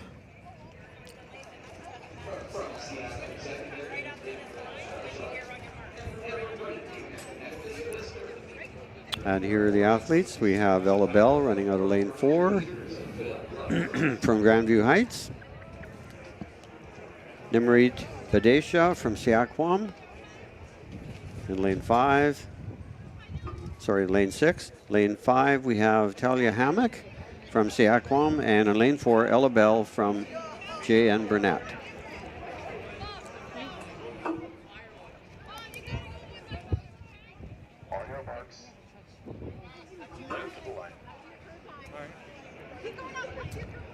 Well, looks like they're starting a little bit further back. Set. I think they're probably going to let them cut into lanes or the inside very quickly. And the starter is now directing them to the inside lane.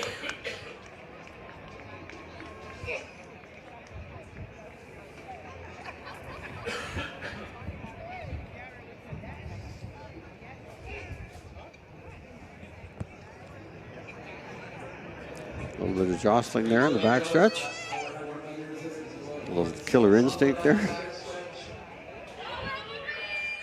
That is Emily Isbitster from Grandview Heights, I believe, with the lead there.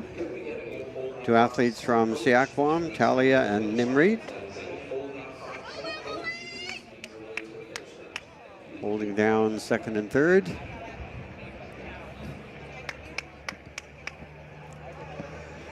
Wünsch Englisch.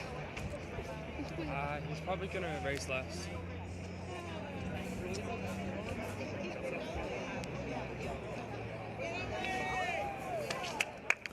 And come around the corner, we have Emily Isbitster from Grandview Heights. And she's going to take this race.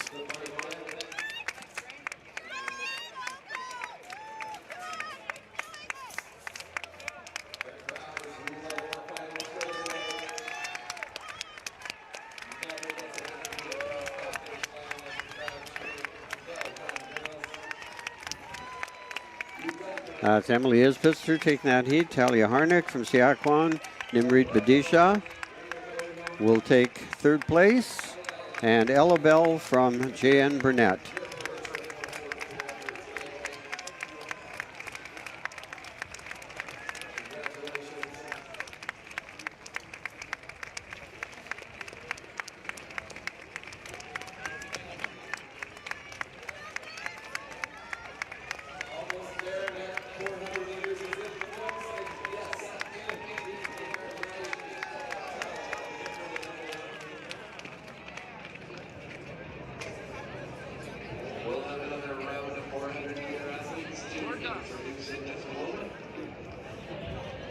There we see Emily Isbitster, our winner. A smile at the finish line.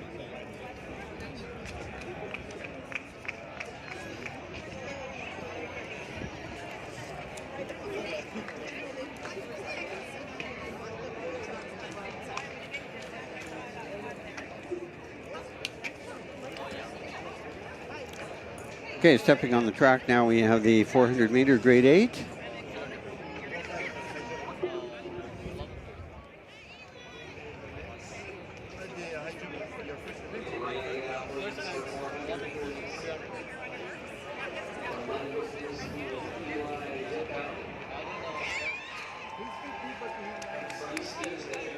Looks like we'll be having two sections for this race.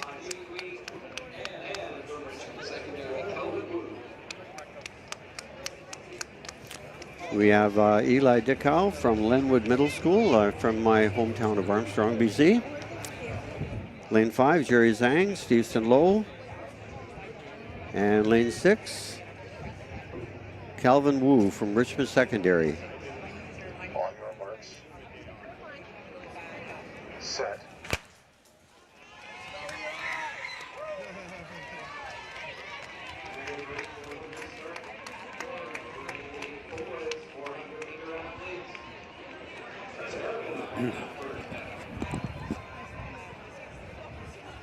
And it's Eli Dickow from Lenwood Middle School. Looking very strong.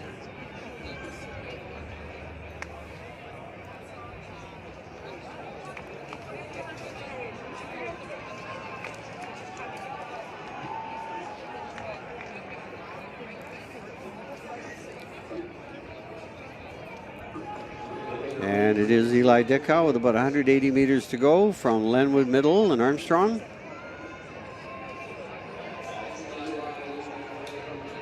And see if he can hold on here. Sure got off to a good start.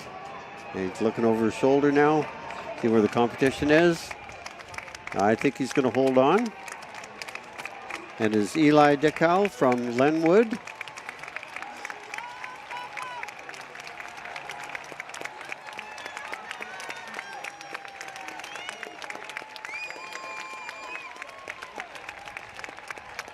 Isaac Wu from McRoberts. And it is Eli Decal from Glenwood Middle in Armstrong.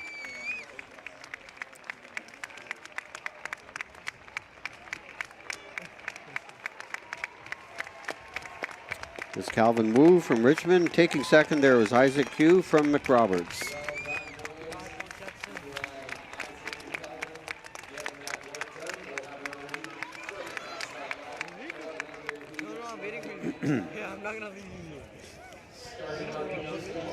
And that was the first section. There we see Eli Decal from Glenwood taking that heat.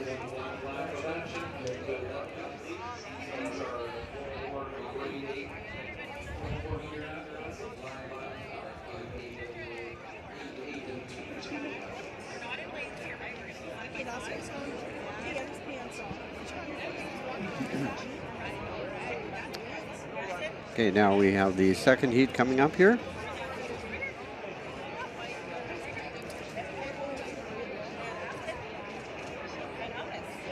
Oh, got a pretty full heat here as well. 6 athletes.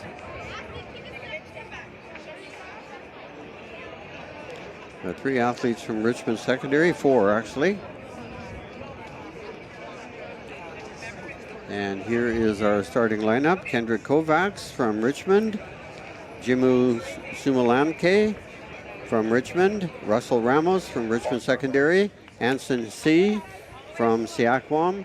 Aston Pangalaman from Richmond Secondary. And Elvis Eng from Steveston, London. And there they go.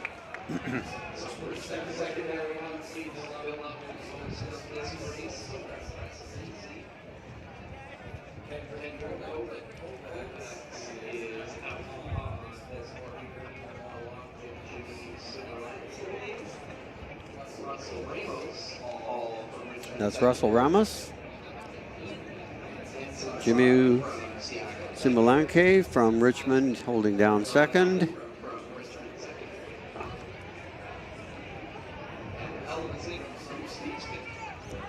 Ashton Pangalaman from Richmond Secondary. So we've got a sweep going on here right now.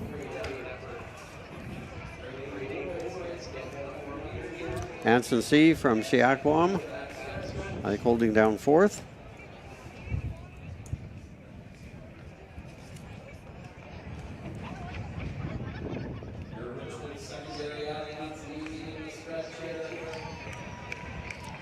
Got a good finish shaping up here.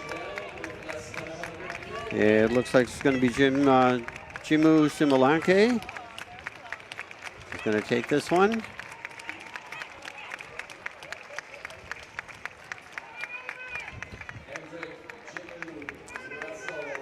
And finishing fourth there is Ashton C.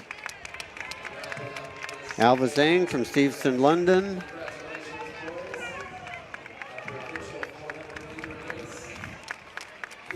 And there is Kendrick Kovacs from Richmond Secondary.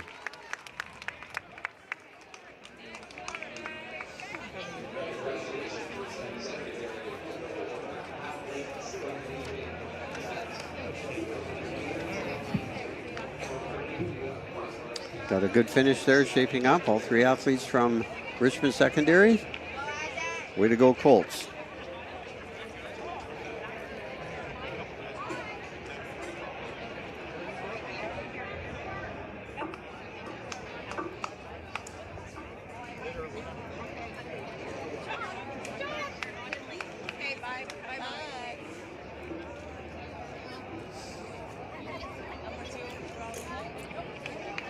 Okay, next race we have the junior.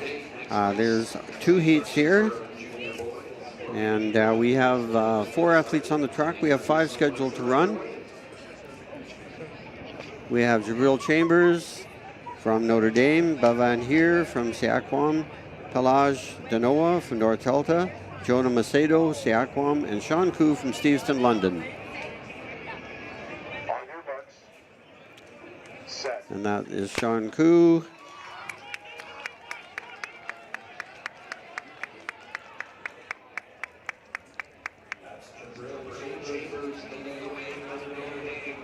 Wow.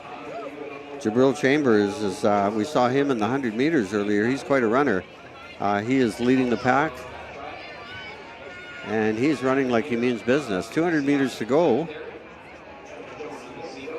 He could come in here in under a minute. Wow, look at this guy go. Came through the 200-meter mark in under 30 seconds. And I think he's going to break 60 seconds here. Yeah, he's looking fantastic for 100 Yes. meters to go. Still looking very strong. Great arm movement, looking very powerful. And coming through in about 58, wow. Yeah, that is excellent.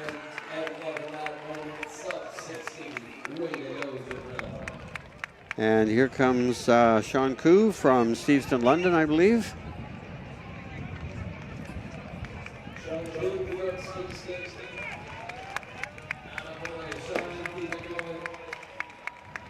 And Sean Koo will take second place.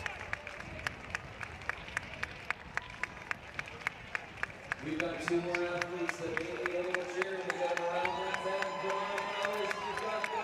Yeah, waving to the crowd, getting them Yeah. going.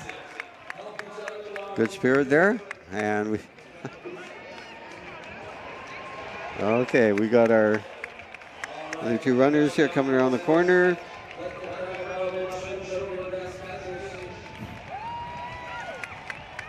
Oh, the crowd's going wild. Oh, here he goes.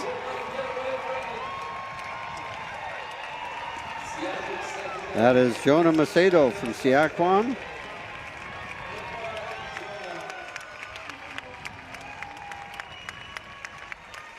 And Bavan here from Siaquam as well.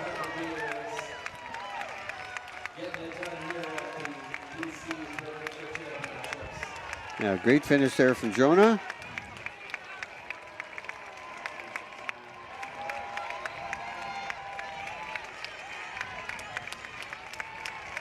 Getting the crowd going. Okay, here he here we goes. go. Late surge.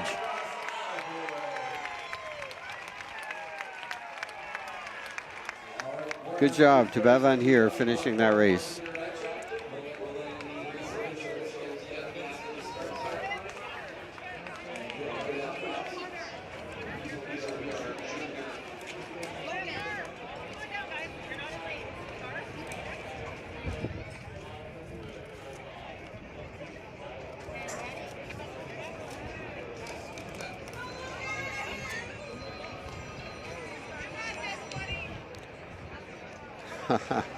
There we are, replay.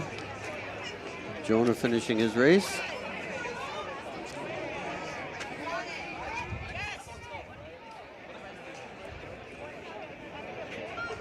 On your mark. Set.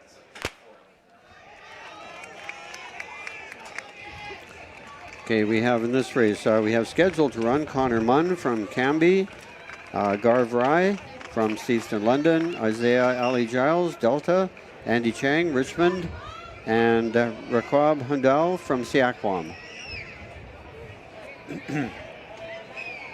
Just trying to figure out who's missing from that group.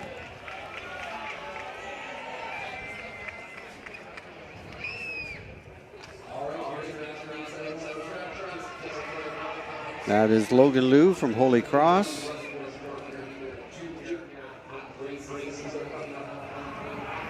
Yeah, it looks like Andy Chang making a move now to first. Not sure. We'll have to wait and see when he comes around the corner who he is.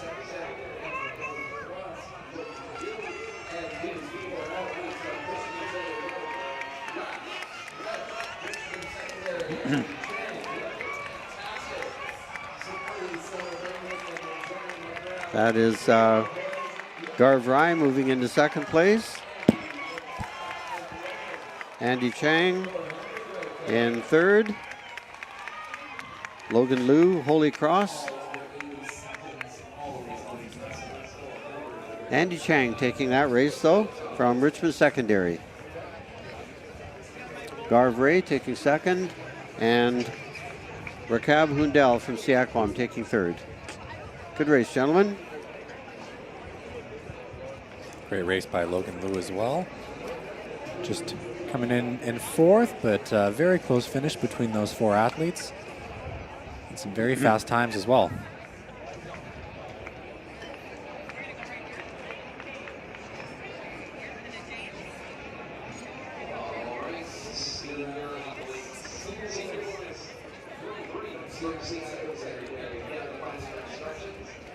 Okay, coming up now, we have 3 athletes in the first of 3-time finals. This is Jasper Stoochberry from Seaquam, James Stanford from Seaquam, and Logan Parker from Seaquam. So whatever happens here, we're going to have a sweep. Set.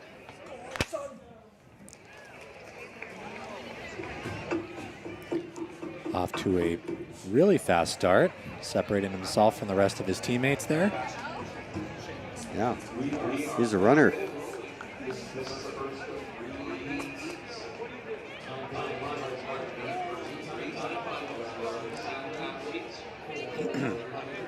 He's still holding his pace. 300 meters to go.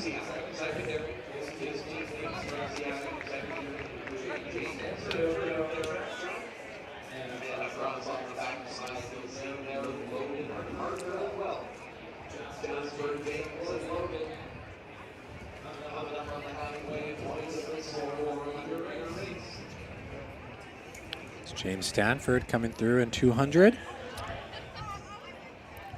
Followed very closely by his teammates Jasper Stutchberry and Logan Parker, all moving very quickly. Yeah, and he's just been passed. That is Logan Parker from Seaquam taking over the lead. And Jasper Stoochberry going to offer a little bit of support there.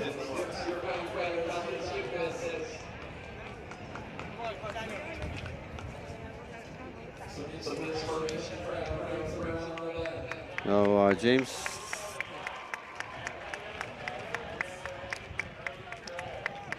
So Jasper Stoochberry glancing over his shoulders, see where the competition is, and the competition is right there. Better get moving. He senses the presence of Logan Parker there. Now Logan Parker has moved into the lead.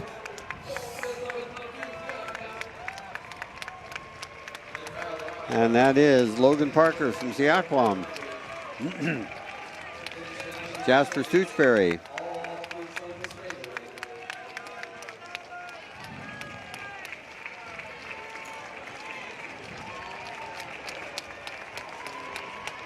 And that is Jasper taking second place. And here comes James Sanford.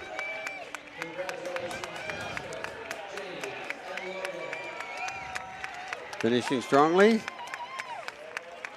Way to go, James.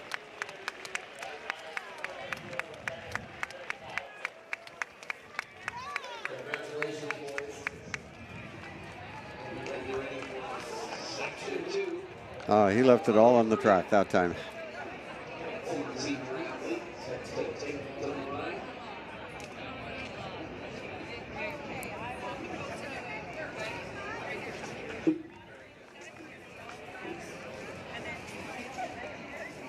Okay, we have 5 athletes scheduled here in the next heat. This is section 2 out of 3-time finals. And they're all here now. We have Makoto Marcellus from Seaquam, Jack Schultz from Pacific Academy, Jordan Moon, Grandview Heights, Tristan Baines, Seaquam, and Shane Holm from Seaquam.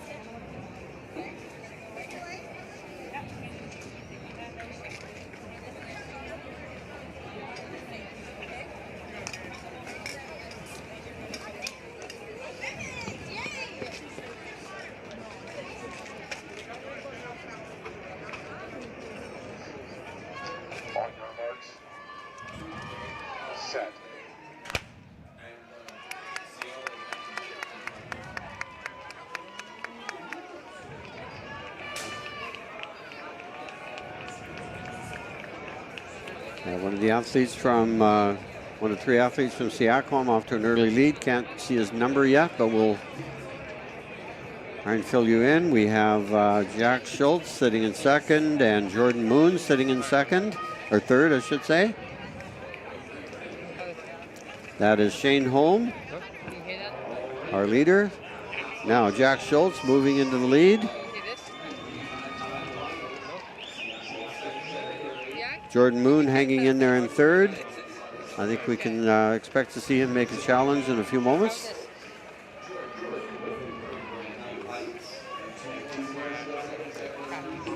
As Shane Holm opening up his lead. 180 meters to go. And here comes Jordan Moon. Can he catch him? He's sure as heck going to try here. And yes, here comes Jordan Moon. Can he catch him? Here he goes. Oh, keeps fighting him off. Jack Schultz keeps fighting him off. Here we go. He's making another run at it. Oh, what a finish. Jack Schultz just holding him off. Jordan Moon taking second. Now we got a great finish here.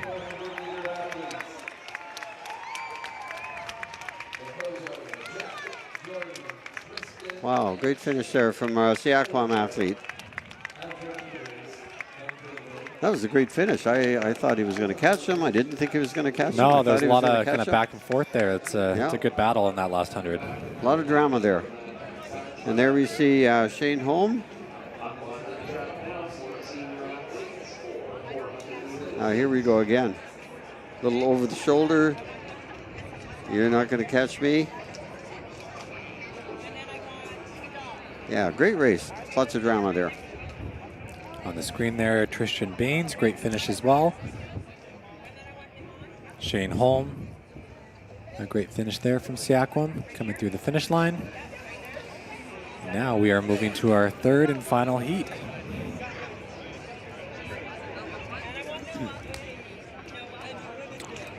We have here Joshua Dolman from Seaquam,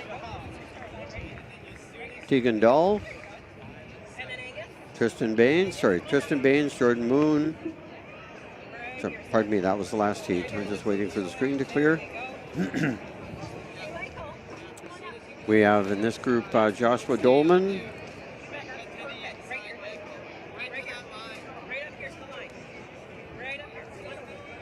Tegan Dahl, Aman Pada, Vian Langley, Angus Gorey, Tegan Croker, and Michael Newman from the Chaco Valley.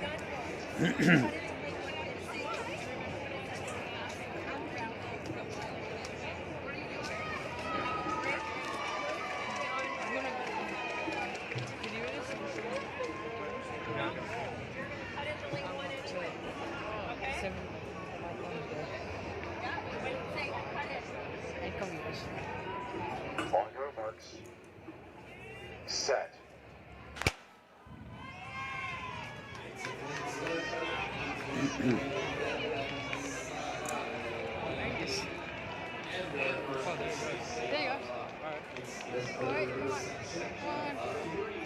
Okay, we have one of the athletes rocketing off to an early start. That is Noah Miller. Noah Miller off to a huge lead. He's from Walnut Grove. .200 meters to go. I don't think he's going to be caught.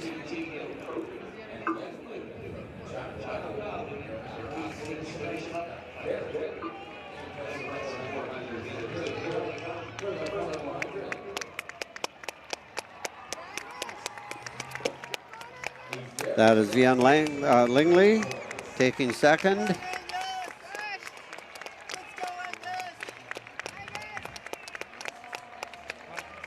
And didn't quite catch who is in third there. Looks like Angus Garrett from Nakus Secondary School coming through in third place there. Tegan Croker from Okanagan Mission coming down, blazing down the straightaway. And that is Tegan Dahl from South Delta.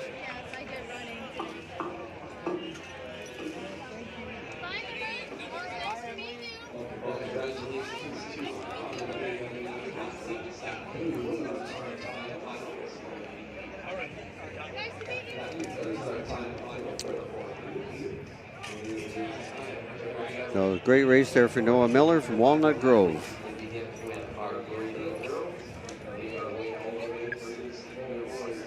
And now we're setting up the blocks for the finals of the grade 8 women 400 meters. We're moving on now to the 400 meter finals.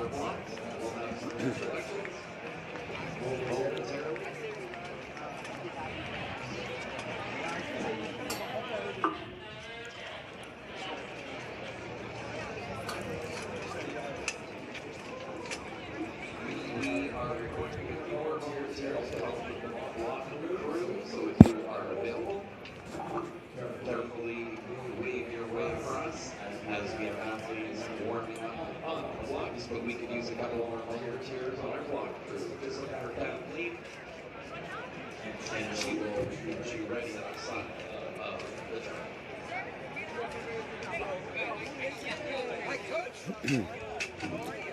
Okay, we'll have the introductions in just a few moments. The first race, this is a final, grade 8 girls. And again, this promises to be a very close race. And no matter which direction the wind is going, is not really a factor in the 400. They'll gain from it. That is Julia Reitsma in lane 8 from Hansworth. Emma Ballett from Claiborne in 7. Olive Lauer from Sea Cove in 6. Emily Doom from Crofton House in 5. Chloe Ip Jansen, West Point Grey Academy in 4. Grayson DeRoy Vandenhuizen in lane 3 from Roxon Creek.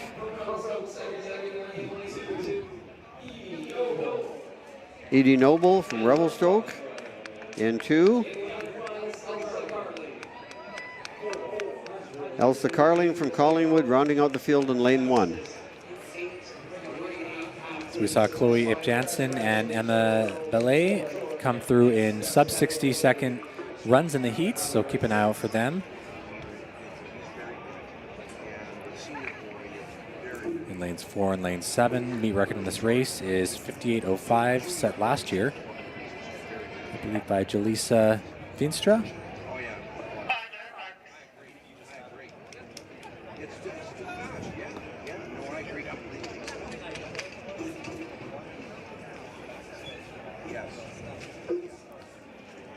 Exactly. It's easier to see, yeah.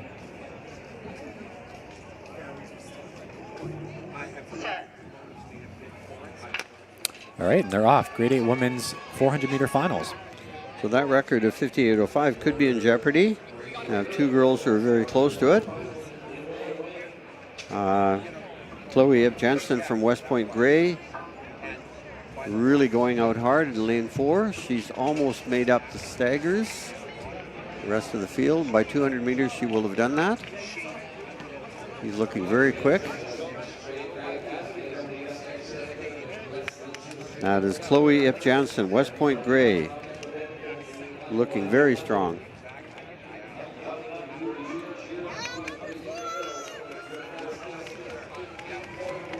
Emma Ballet from Claiborne in second, and she's making a run right now. She could be dangerous. Oh, and she's moving past. She's past her. Emma Ballet from Claiborne has taken over the lead. Chloe Ip Jansen will take second. And Olive Lauer from Sea Clove in third. And the winning time, 58.48. Yeah, that's very close to the record. Not quite, just a little bit off, but nonetheless, very good race. Chloe Ip Jansen coming in second for that silver medal position, 59.76. And Olive Lauer in third place. You can see her out in lane 6 there, coming through in 1 minute flat. So there we have our 3 medalists. Congratulations. There's your winner on the screen there. Looking very happy. Yeah, she had a lot of strength coming down that last 100 meters, especially in that last 50, was able to kind of power through and get that gold medal win. So congratulations to those athletes.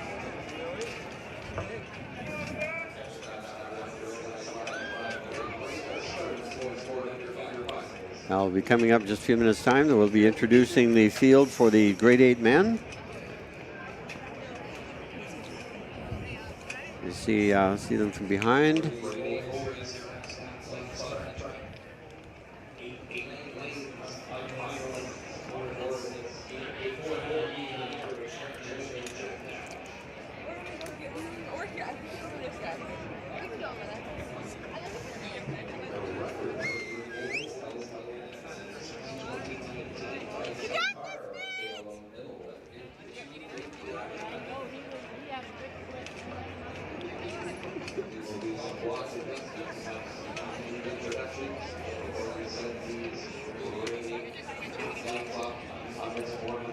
Fastest time in the heats was set by Shan Patel, 55:04.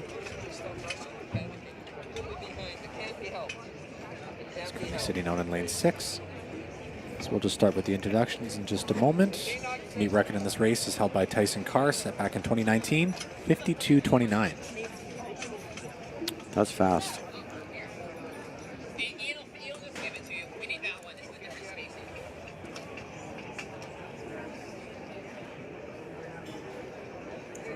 A lot of grade 8 level relay teams would have trouble running 52 seconds. That's an extremely amazing record.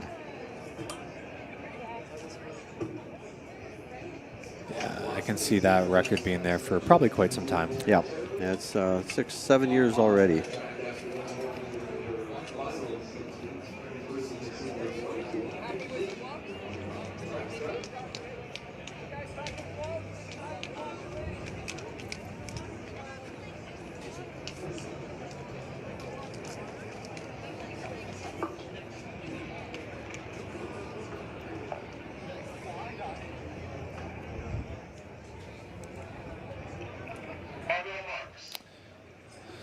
All right, in this race we have in lane 1, Henry Phillips, Southridge School. In lane 2, Benjamin Torzecki Del Orme.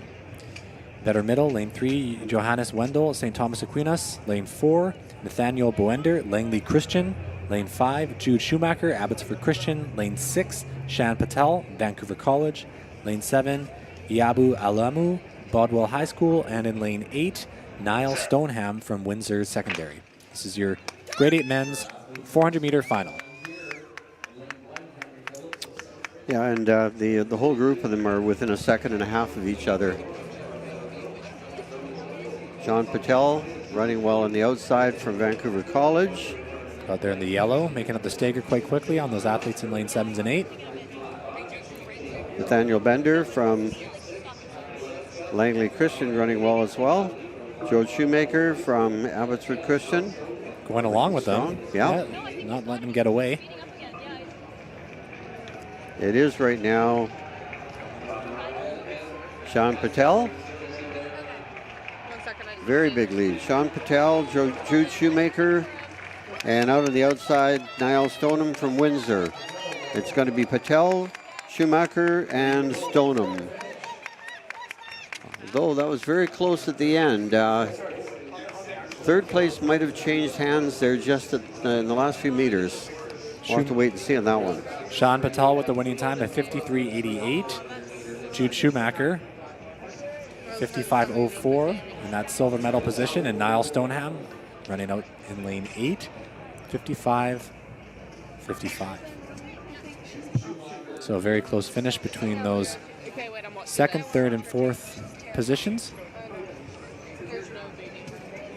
There is your grade 8 men's 400-meter dash champion, Sean Patel. Yes, congratulations on the gold medal. 53:88, that was a pretty good time. He was within a second of Tyson Carr's record. It's a little more, but still, excellent race.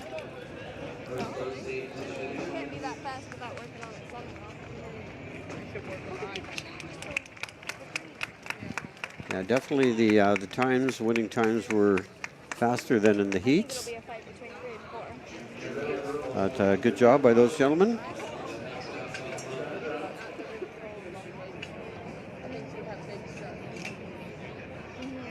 But I think for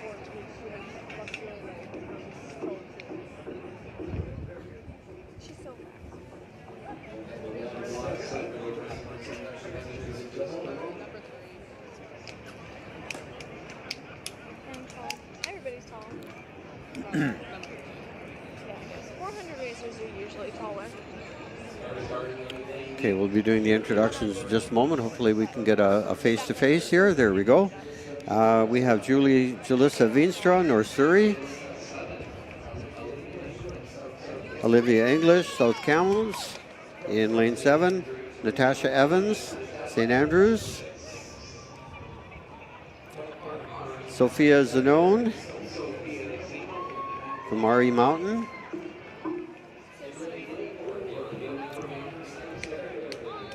Adelie Albert from Mount Baker. Sophia Batista from Delta. Gabrielle Dickinson from Earl Marriott in lane 2. And rounding out the field, Stella Hudek from Chatelet Secondary in lane 1. Now we had 5 athletes in the heats go under 60 seconds. The fastest of the group was Sophia Zanone from RE Mountain. And we'll watch for her in lane 5. She'll be wearing a blue jersey. I'm hoping for lane 4. Yeah. I'm hoping for lane 3. But I know lane 4. Set.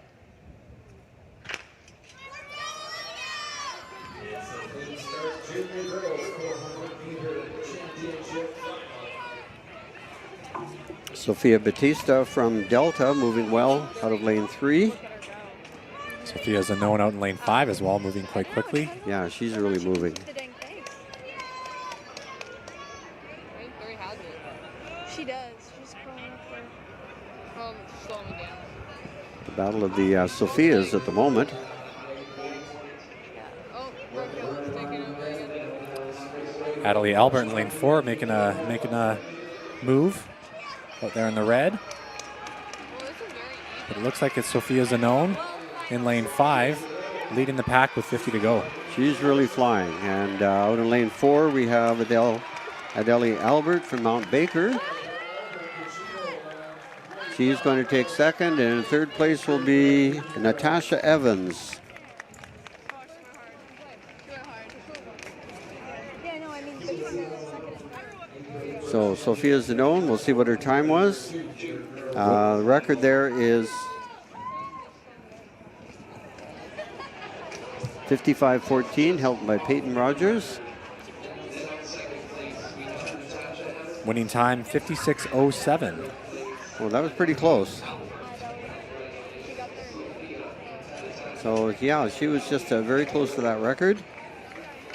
Sophia Zanone, our champion. Adelie Albert from Mount Baker taking second, and Natasha Evans, lane 3. Oops, sorry, I have those two reversed. Natasha Evans, Adelie Albert, positions reversed. So Adelie Albert coming all the way from Mount Baker Secondary down in the Kootenays. Makes the trip worthwhile, coming home with a medal. It's great to see 5 of those athletes all under 60 seconds. So it was a very fast final.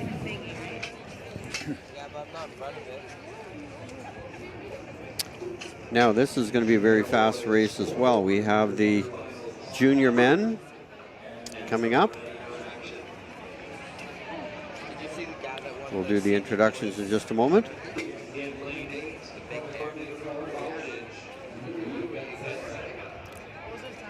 Louis Gonzaga in lane 8 from Vancouver College. Lorenzo Barrilero from Heritage Woods in 7.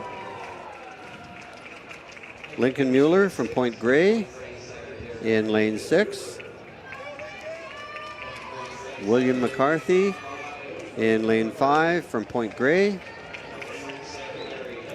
Noah Sexton, Reynolds Secondary in lane 4.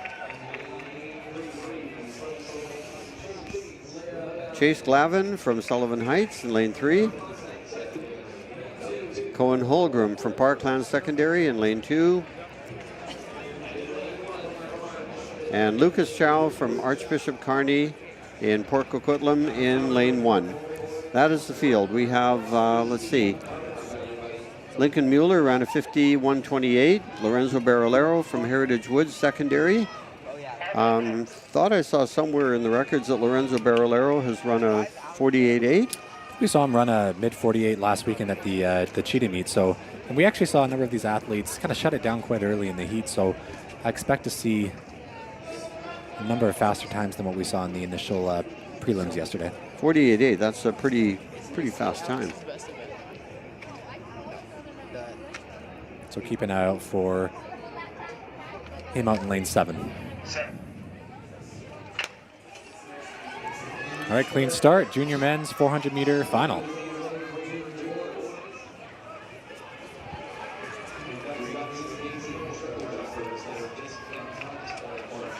So that's Lorenzo Basilio out quite strong out in lane 7, coming through in 200.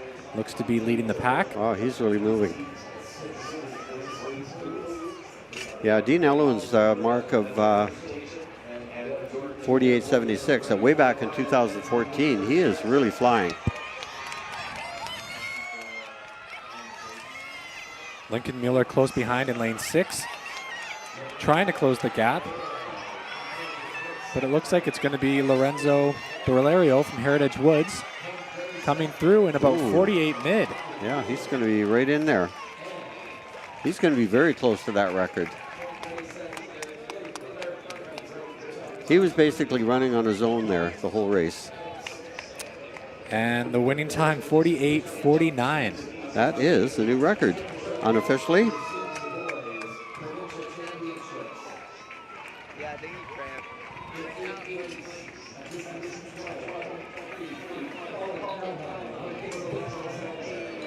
Wow, he took that out really hard, but was able to hold on the entire way. I think he actually looked stronger at the end than 100 meters in. That was a fantastic run, a brand new provincial record. Now, I'm going to be honest with you, that is a record I thought was going to be around for many years to come, but good for Lorenzo Barolero. He's Coquitlam Cheetah. Lincoln Mueller, second place from Point Grey Secondary, a very fast time of 50.29, and William McCarthy from Point Grey Secondary for that bronze medal of 51.47. So those are your top 3 finishers of the junior men's 400 meter dash. And congratulations again to Lorenzo for his new provincial record. That's an awesome race. Yeah, that's a record I really did not expect to see broken, especially on a windy day like today. And now we move on to the senior women. It's going to be a good race here.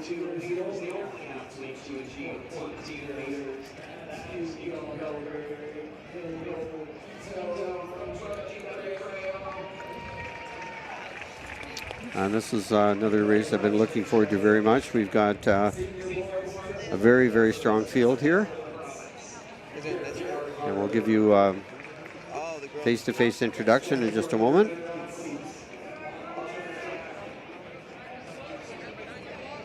Is Kiki in the team this year?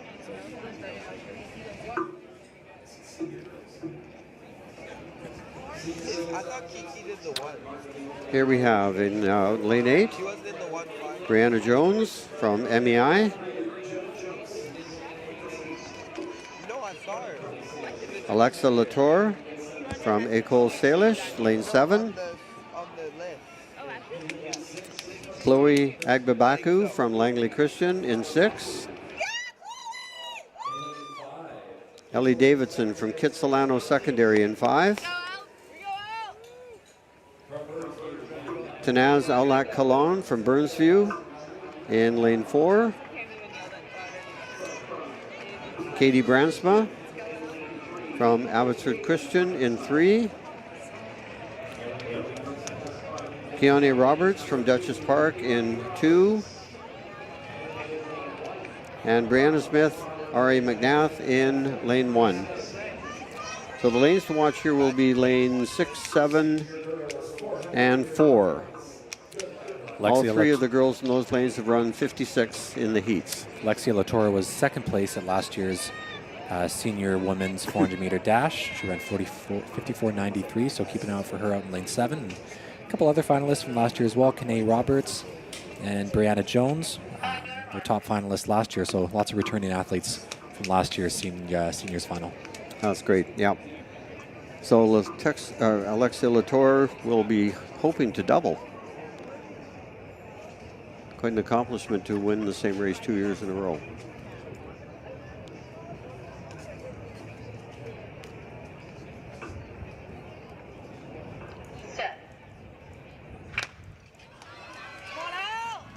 And watch for her out in lane 8. She's already off to a rocket start.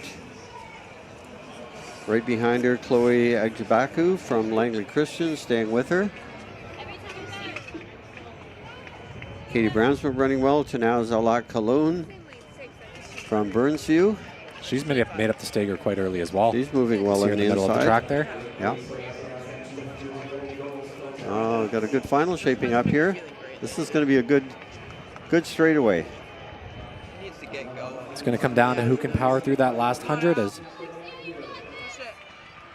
right now it's pretty even. It's very even. Oh, this is going to be a dandy finish. Chloe Agjabaku from Langley Christian battling it out now with lane 4, Tanaz Alak Kalan from Burnsview. And Alexa Latour will take 3rd place. Wow, great finish down the straightaway. Oh, and just misses the provincial record by 1/10 of a second. Oh, you're kidding. Aren't those runners? Winning time 53.73 by Chloe Agbabaku. Wow. Tanaz Alulaku Cologne 53.86. So 2 athletes dipping under that 40-second mark, 54-second mark. Wow, that's incredible. Again, that's another record that I thought was going to be there forever. 1992, that record is 34 years old. Soon to be 35, unfortunately. Almost bit the dust. Alexia Latour with the bronze medal placement, 54.97, so she should be happy with that time and place as well. Brianna Jones, 4th place MEI, very fast time, 56.64. Ellie Davidson, 5th place Kitsilano, 57.17. And get this, Chloe Agbabaku is in grade 11. So welcome back next year. We hope to see that. That is a phenomenal time.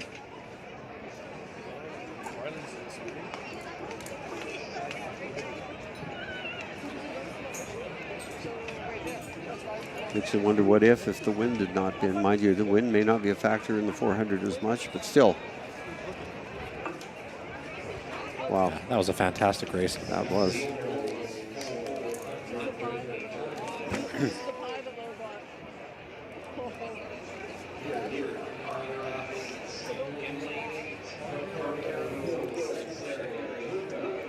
All right, in lane 8, there is Luca Bertoa. Caribou Hill Secondary. Lane 7, Lehigh Venables from Royal Bay Secondary. In lane 6, we have our 100-meter champion, Sean-Marie Winter from North Surrey Secondary. Lane 5, Enoch Francis from Ecole Salish Secondary. Lane 4, William Cram from Ladysmith.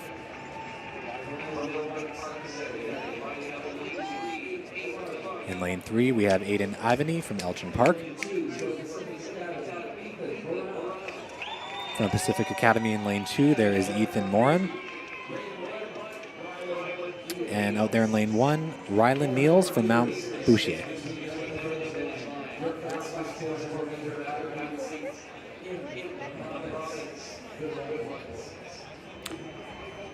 So Sean-Marie Winter, we saw win the 100 earlier, has the fastest time coming from the heats anyway at 48.10. Levi Venables, very fast as well, 49.35. And Luca Bertoia from Caribou Hill and Burnaby, 49.55. They're the ones that have cracked 50 seconds in the heats. Meet record in this race held by Shane Nemi. 30-year record, 46.80. And that record was set in the heats. He ran actually a bit slower in the final. The records do count if you set them in the heats. But the records must be set at this meet.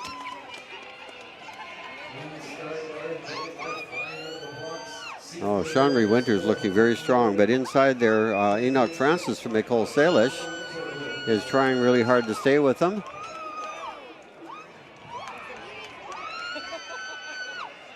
Oh, Sean Winter is looking super smooth, moving quick, going through 200. 150 to go.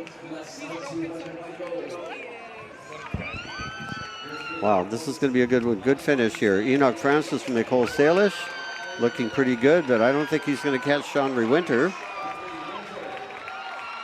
Sean Winter, what can he do here? What's his time going to be? Sean Winter coming through in, wow, very close. I don't think he's got the record, but he's going to be darn close there. He's going to be 47-43. Wow. 47. Wow, that is as close as anybody's come in that race for a long time. So great race for Sean Winter. Second, Luca Bertoia. And Venables taking third. Wow.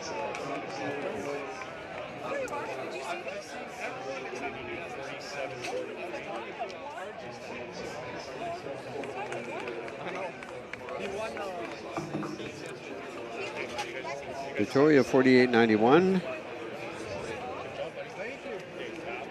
Venables, I didn't catch his time there. Venables coming through in third at 48.97, so dipping under that 49-second mark.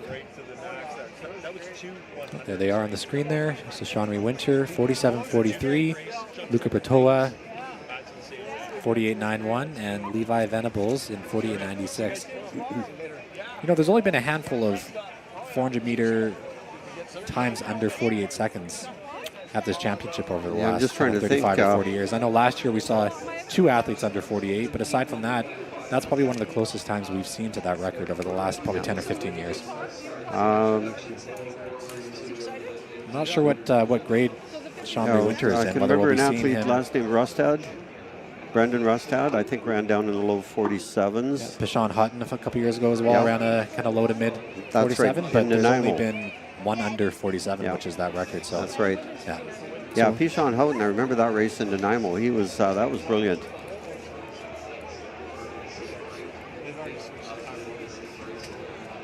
Okay, so How many people are in the final heat? 8? 16. The final for the 15? not sure. One thing we have to check into is Sean Winter, if he's in grade 11 or 12. I think he's grade 11 because he was in the junior category last year. So we might, Okay. I think we'll get to see him next year as well. Maybe he'll be getting closer to that record there. Yeah. So, a pretty good day today. Fast times, Pretty wow. good day's work. If you had asked me this morning if we're going to be seeing these fast times, I No, we probably would have laughed at that. But I think the day cleared up, and it's been a really fast afternoon. That's right. We've seen some brilliant races today. Wind be darned. Okay, now we're getting ready for the finals of the 1,500 meters. That will be taking place in just a few minutes' time. 3:45 is the scheduled time. Actually, we're running just a few minutes. They're actually on the behind schedule. It looks like they're on the starting line, so we'll probably be getting going pretty quickly here. Okay, I'm not sure if they're going to do the camera introduction on this race.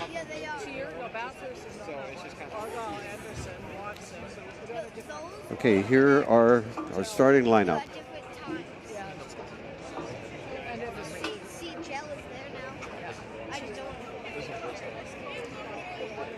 Okay, this is the junior women final. Starting off on the inside, Clara Simpson from Reynolds, Kavita Dillon, Nechako Valley, Ember Vadakunas from Nanaimo District, Sage Arkwright, John Barsby, Tallulah Bathurst, Highland, Presley Hickey, Penticton, Alicia Gell, Summerland Secondary, Emily Gandon, Sutherland, Lila Tier, Regent Christian, Emily Fleming, You can stay right there if you want. Gidyalan Kuyasnai, You stay right where you are. I was in an uncomfortable spot. up in the Haida Gwaii area, Aileen Watson rounding out the field, and Lord Bing Secondary.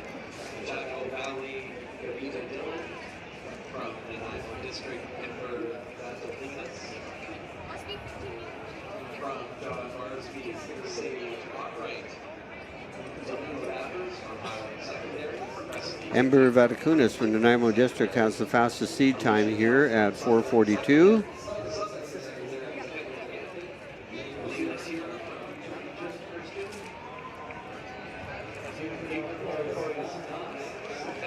And that is her in the lead right now. Alicia Gell holding down second place.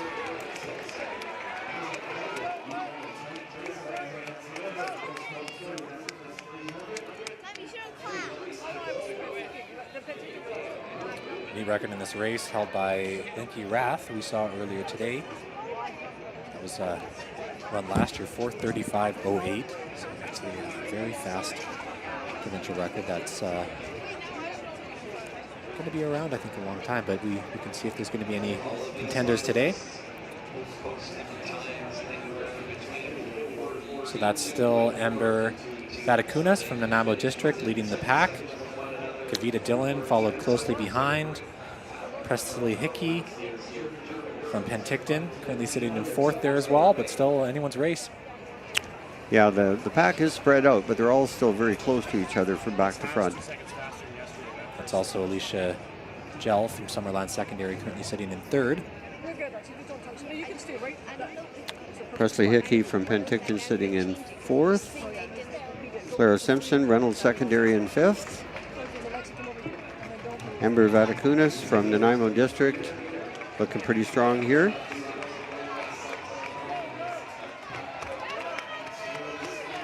Kavita Dillon, the Chaco Valley, still maintaining a good position there.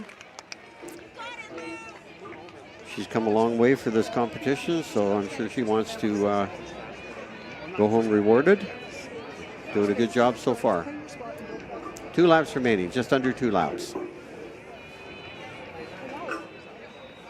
feel like Emily's going slower though. I feel like she hasn't actually Kavita Dillon actually has the second fastest seed time in this group. So she's showing she belongs with that group. Yeah, she's good. But like, so are the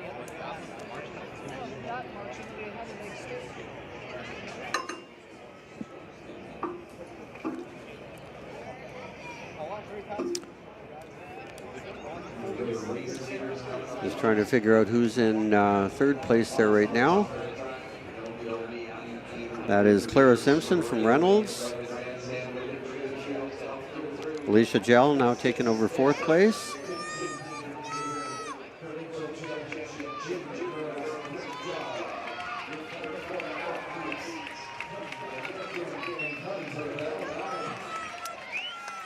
All right, coming through in the bell lap, 400 meters to go. Still anyone's race. This is a 4-pack, turning it into a 4-girl race. Our leader is still Ember Vaticunas.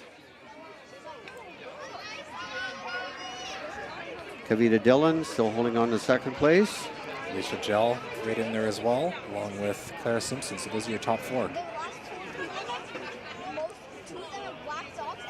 But Vaticunas, Dillon, and Simpson have seemed to separate themselves from the rest of the pack.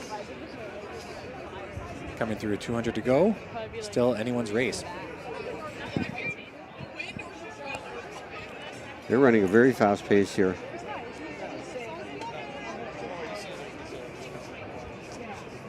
They're going to be, they could be very close to a record pace here. Kavita Dillon now taking over. Clara Simpson moving up. She's sticking right there with them. They're going to have a great finish. And here comes Clara Simpson moving into second. Clara Simpson tried valiantly for that gold medal, but it is Kavita Dillon, Clara Simpson, and Ember Vaticunas from the Nanaimo District. Great finish there coming through Alicia Gell and Emily Fleming. You saw that battle for 5th and 6th. But the winning time, Kavita Dillon, 4:38. Wow. What is the record there again? 4:35. 4:35, wow.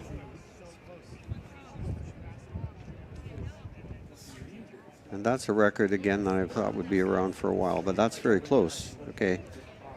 Kavita Dillon is in grade 9. So she has another shot at that record next year. So there we have the results. Kavita Dillon, Chaco Valley, Clara Simpson, Reynolds in second. Ember Vatakunas is our bronze medalist. Those are the 3 gold, silver, and bronze medalists for this year. Congratulations. And stepping right on the track now, we go right to the junior men's 1500.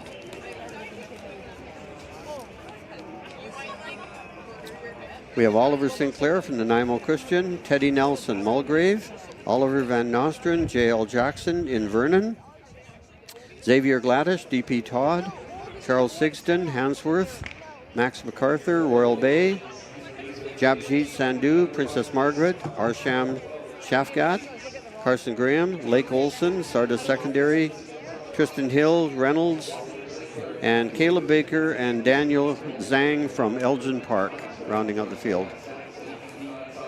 That's Tristan Hill from Reynolds taking it out quite early, followed very closely by Lacken Olsen. Taking the lead, setting the pace. Jabjit Sandhu also currently sitting in third, going right with them. Also have Caleb Baker, Elgin Park sitting closely in fourth. Arsham Shafgat following close behind as well, not letting them get away.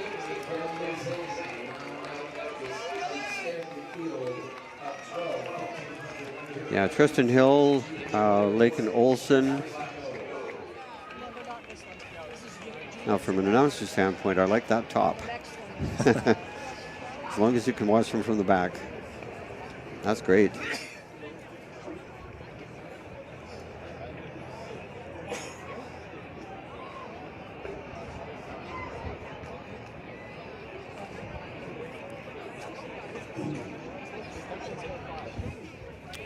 Still 2 runners separating themselves just a bit. I can't quite tell who's sitting in third place just yet. We'll know coming around the corner. I think it is Arsham Shafgat from Carson Graham, I believe. Yes, it is. And he is holding down third place. Tristan Hill, Laken Olsen, and Arsham Shafgat. Max MacArthur, Royal Bay, is also currently sitting in about 6th, kind of running in lane 2 there, trying to make his move and get in a better position with 2 laps to go.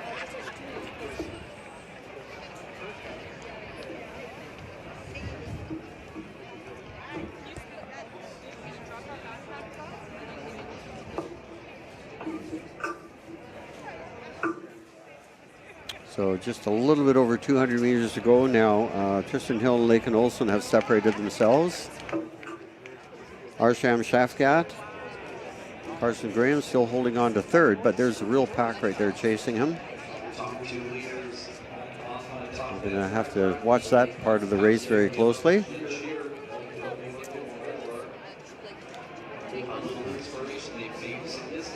Olsen and Hill turning this into a 2-man race. Record here is 3:57, set by Matty Erickson back in 2019. All right, bell lap. Here we go. This is going to be interesting. Here we've got 1, 2, 3, 4, 6 guys, 7 guys. It's going to be quite the battle for that bronze medal position. That's right. Any one of those 7 could take that bronze medal. Looks like Tristan Hill has started to separate himself from Laken Olsen, so he's currently putting himself in a really good position for that gold medal, coming with 200 meters to go. And yeah, he's I'm not sure he's within pace, I think, of Matty Erickson's record, but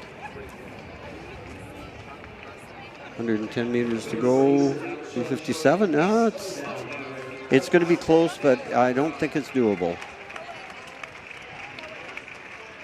3:57, no, it's not going to happen, but he sure gave it a good shot. Okay, now here we go. Second place is going to be Larkin Olsen. And that's Xavier Gladish from DP Todd has moved into third.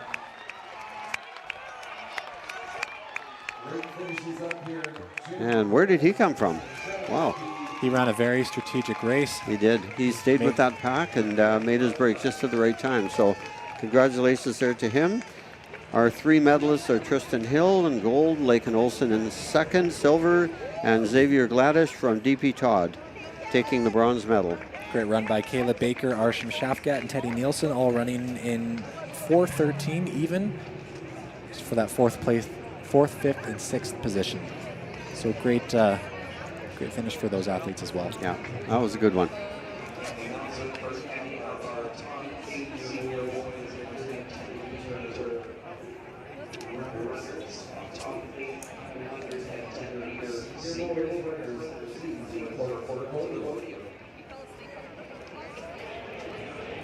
And now we move right on very quickly to the senior women 1500.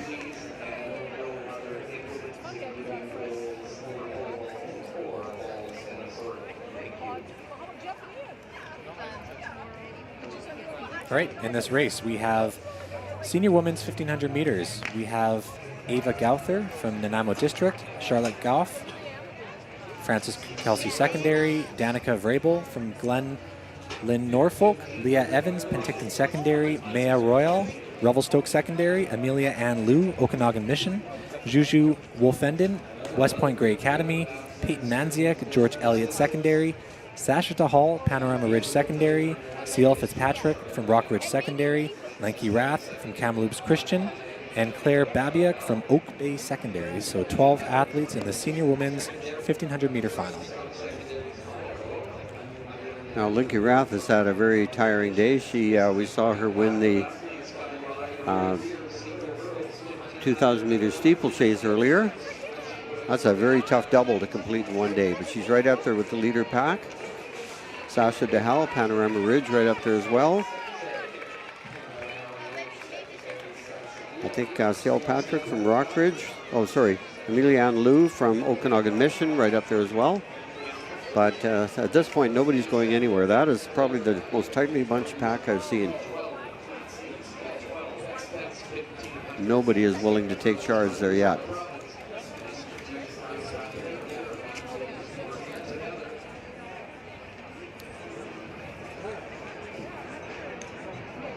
Amelia Ann Liu, Sasha DeHal, Linky Rath,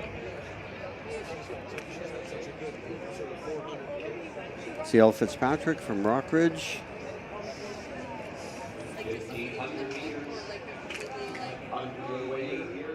But still, there's less than 10 meters separating all 12 girls.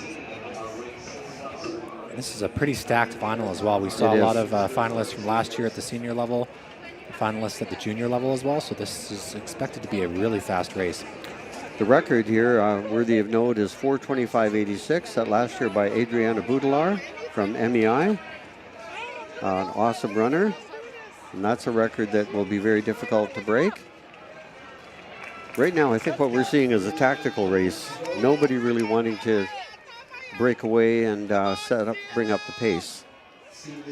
Yeah, Adriana Boudelar actually broke the record last year, so that 4:25.86 is a one-year-old record.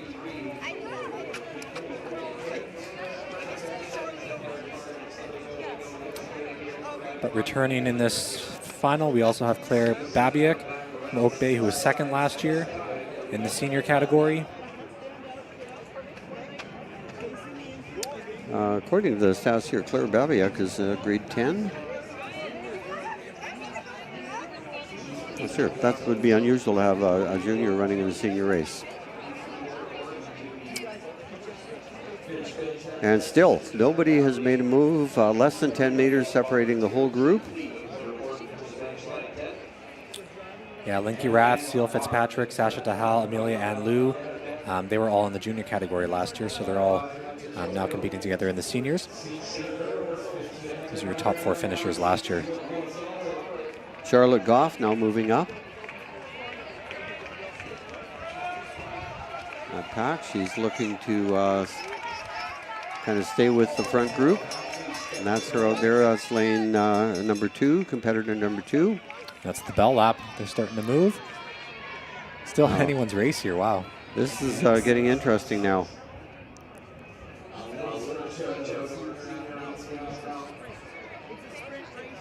Amelia Ann Liu. CL Fitzpatrick right up there as well. Charlotte Goff now in third place, I think. Leah Evans from Penticton.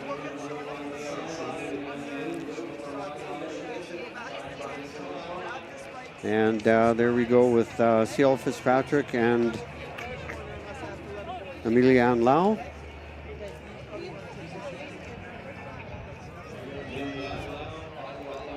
Amelia Ann Lau right now is the leader, and CL Fitzpatrick.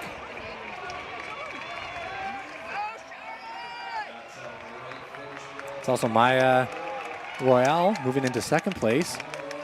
Oh, wow. A really strong finish. From Revelstoke, yeah. She takes second.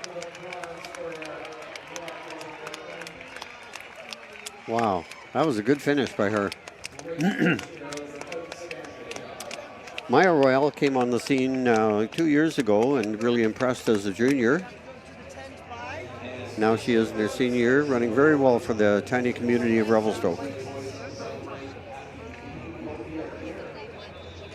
So that's good race. Your winner on the screen there, Amelia Ann Liu, running 4:39 as your senior women's 1500 meter champion. Maya Royale in second in 4:41, and CL Fitzpatrick with the bronze medal finish with a 4:42 final time.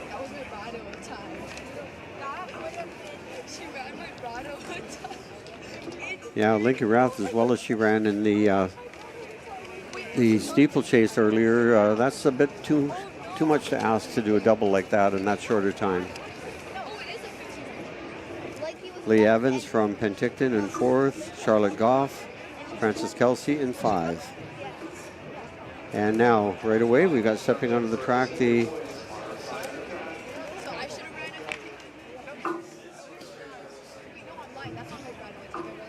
senior boys. Yeah. 1,500 meter senior boys underway.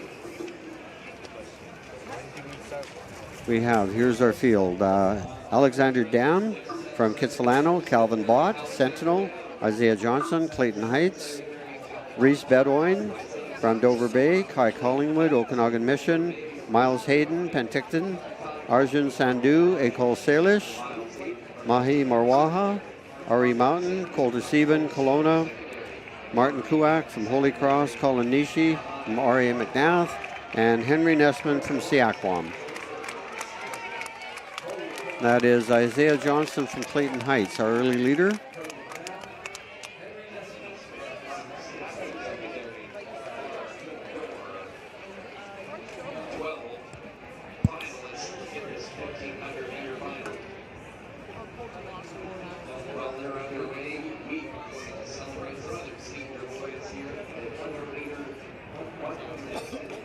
So Isaiah Johnson, Reese Bodoin from Dover Bay holding down second.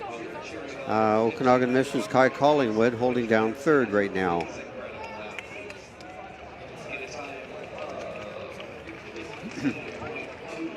Isaiah Johnston was the junior boys 1500 meter champion last year, so now he's competing for the senior men's category, currently leading the pack.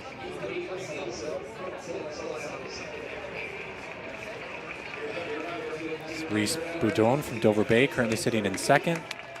Arjan Sandhu currently sitting in third. He was also a top 5 finisher in the senior men's category last year as well. Kai Collingwood currently sitting in fourth from Okanagan Mission, running at a really strong pace.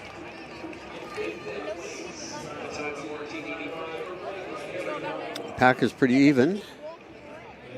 Coulter Sieben from Kelowna starting to make a move on the backstretch. Well, just over 600 meters left.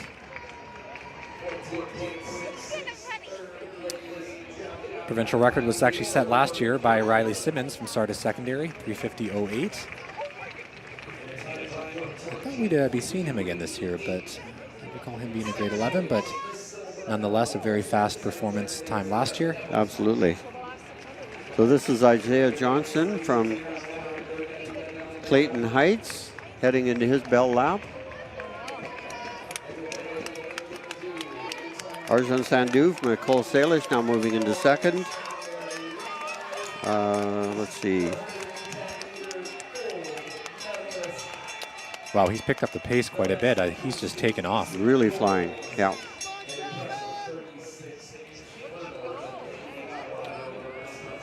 We've never seen a sub 350 performance at this track, and will we see it today? Well, according to previous times, none of this group has gone under 4 minutes, I don't think. Isaiah Johnson from Clayton Heights running away with this race.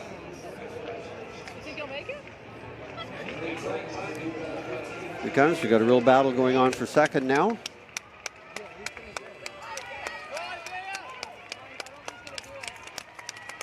And that would be Reese Bodoin and Arjan Sandhu. And they're going to finish in that order.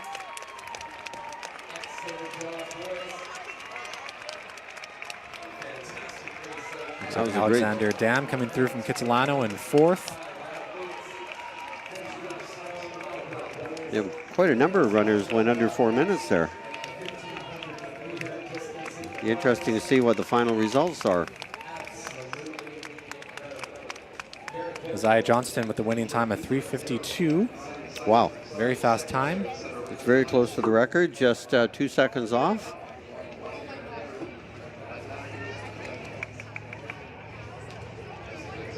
And I believe he is a grade 11, so we'll expect to see Isaiah Johnston back here next year as well.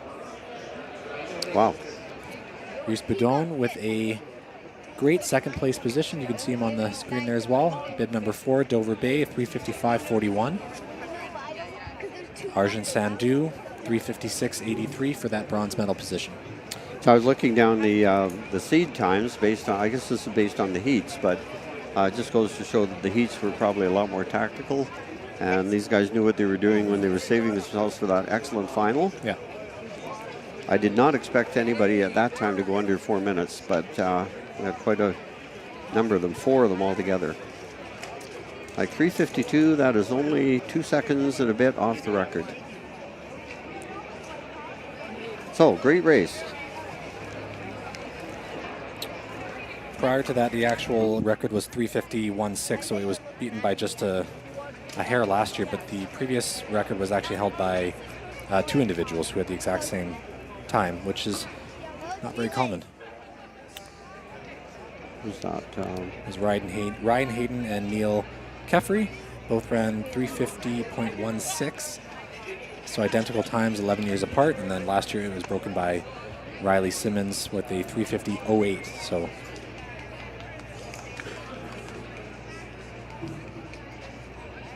yeah, Ryan Hayden's time goes back to 2000. Keffery Neal, Fleetwood Park, 2011. So year 2000, 26-year-old record.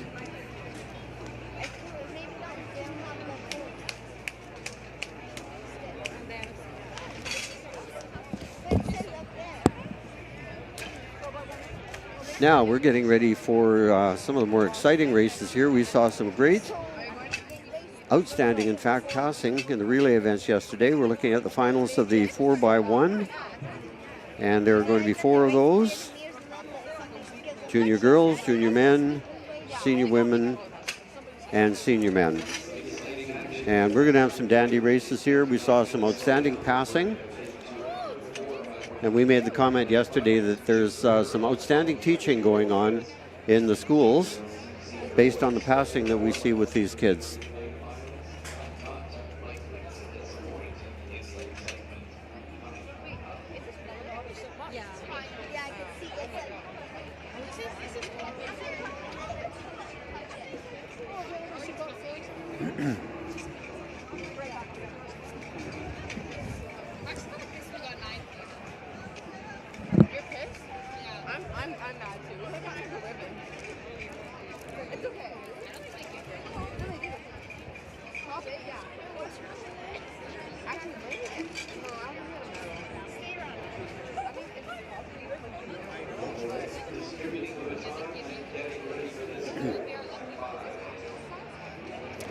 So the record in the junior girls event is 49.70.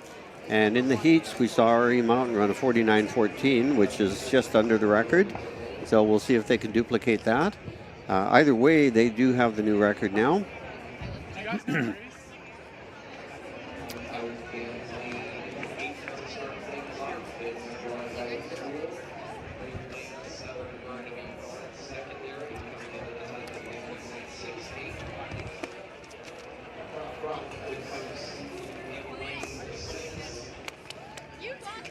Okay, here we have Crafton House in lane 6.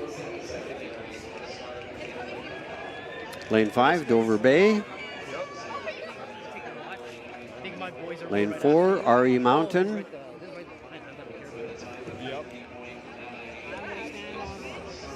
Lane 3, North Surrey. Lane 2, Royal Bay. And lane 1, David Thompson from Vancouver. And sorry we missed them at the beginning of the introduction, but out in lane 8 we have York House, and in lane 7, Burnaby North.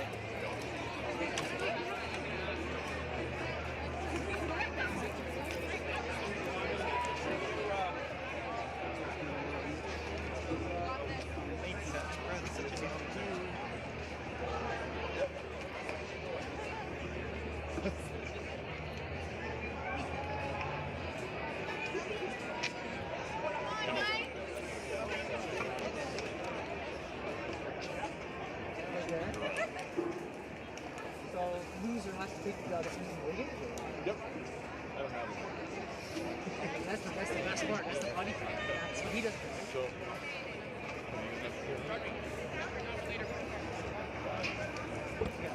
So we'll look for see if RE Mountain can duplicate their record-breaking time from yesterday.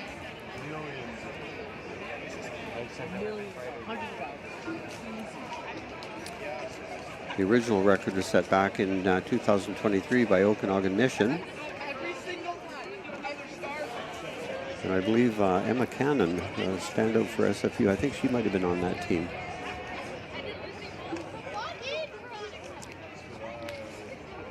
No, I think I have my ears mixed up. She would have been a bit before that.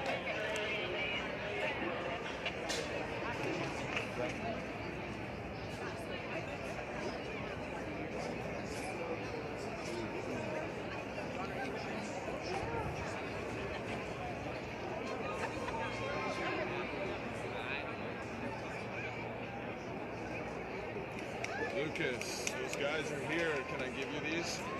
Wait, can I watch this first?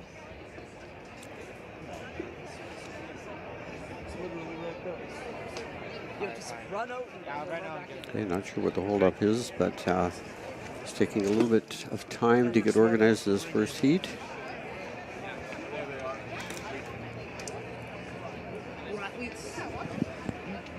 Yeah, 4x4.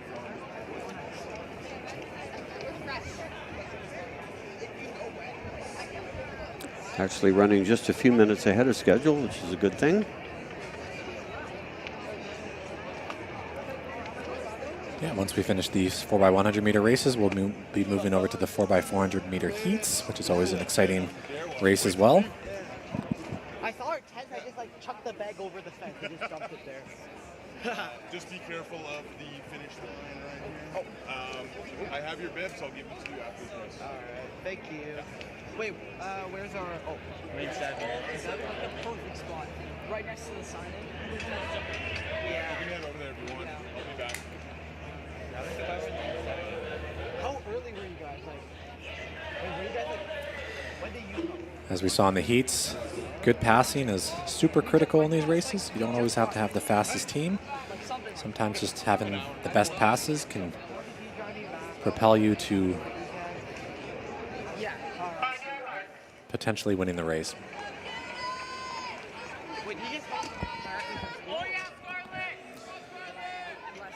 So here we are, the junior women's 4x100 meter provincial final. We're gonna be here for a while, bro. Our sign-in is 5:55. Actually? This has actually been Delayed? going pretty quick though. I mean, that's like the regular standard delay. It's actually been moving faster. It's not the worst thing ever. Yeah, it's good.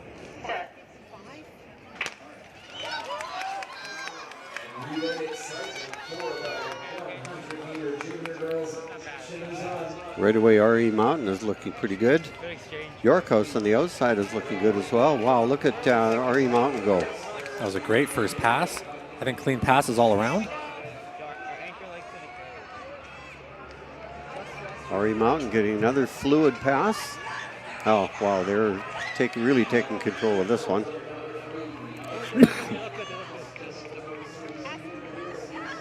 So Crofton House pretty close in lane 6. Oh, RE Burnaby Mountain. North in 7, Wow. but RE Mountain looks to have the lead. Quite commanding with about 50 to go.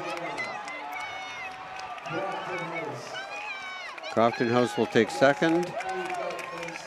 And out in 7, Burnaby North will take third. So it's going to be RE Mountain, Crofton House, and Burnaby North. Let's see what their time is. As far as passing goes, it doesn't get much better than that. 49 flat. So they have broken the record again.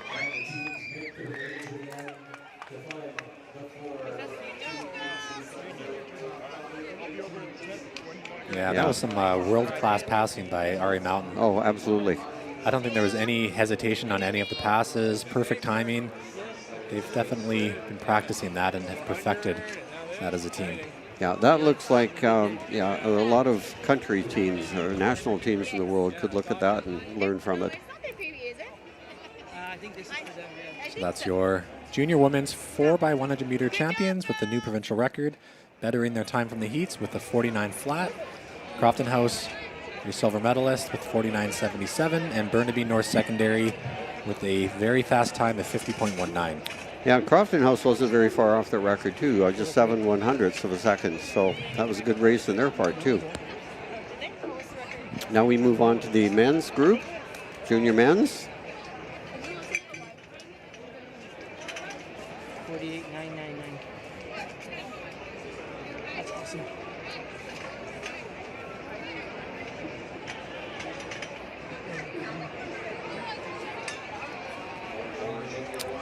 New record in this race was set last year by WJ Mowat Secondary with a 43.21. Previous record was held by St. Thomas More, 43.62 back in 2022. So a couple teams in the past couple years have bettered that record. Saw some very fast times in the heats. St. Andrews Regional High, I believe, had the fastest time in the prelims with a 44.52. But at this point, it's anyone's race.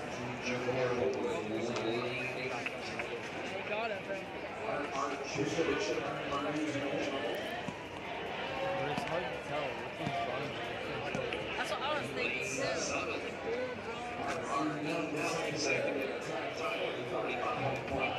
too. We'll just wait a moment to do introductions.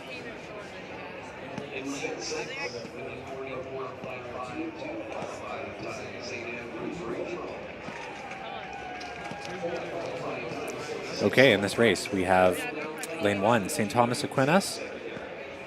Lane 2, Burnaby South Secondary. Lane 3, St. George's. Lane 4, Robert Bateman Secondary. Lane 5, GW Graham Secondary. Lane 6, St. Andrews Regional High. Lane 7, RE Mountain Secondary. And in lane 8, Archbishop Kearney. Rounding out the field out in lane 8. So this is your junior men's 4x100 meter provincial final. The record here is held by St. Thomas More. Oh, sorry, WJ Mowat at 43.21.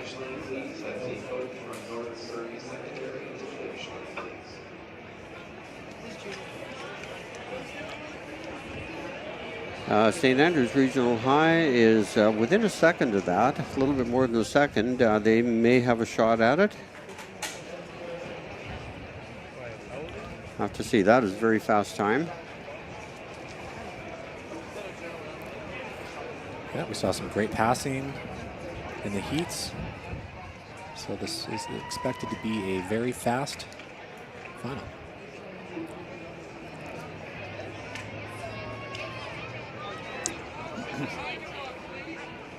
Yeah, RE Mountain girls in that last race, they've got that down to a science. We also have Ari Mountain on in the men's final here as well, so they'll be. Right, they had the second fastest time coming into the finals here.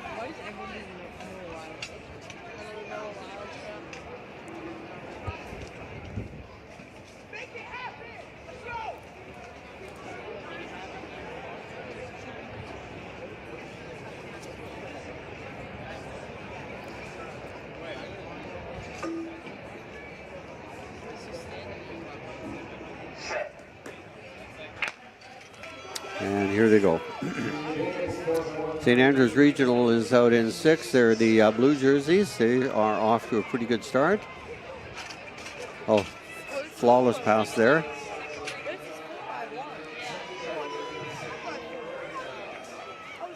Ari Mountain is right beside them. We have an underhand pass there. That looked really strong. And here they go. Wow, they're looking good.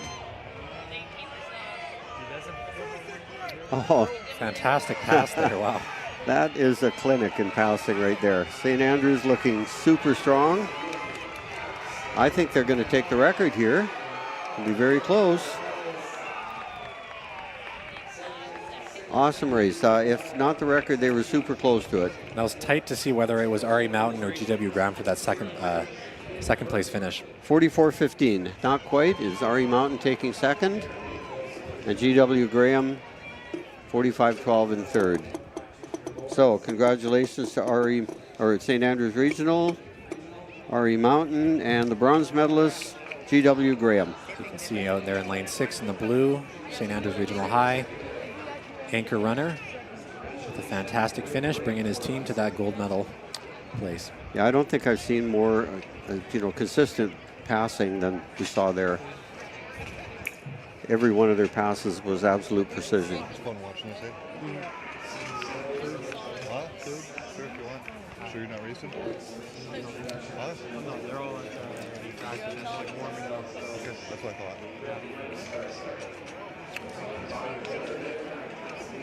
All 8 already teams ran 40s in the 45s or better. Stick around until they're done and then leave?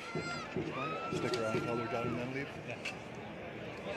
Wait, is there a pool or I thought better? I don't know. Concessions down. What? Yeah, most of the teams there, it seems like, had a personal best. Definitely an improvement from the heats. They were all very strong in the heats, too. Okay, now we move on to the senior finals. This is going to be a good one as well.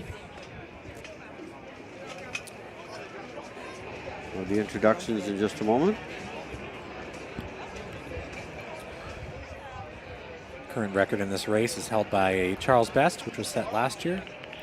We actually saw 4 teams break the previous record in last year's final, so it was quite the sight to see last year.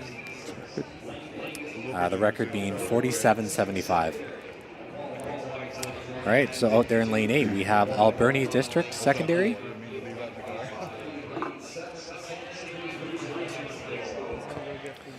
Lane 7, we have St. Andrews Regional High.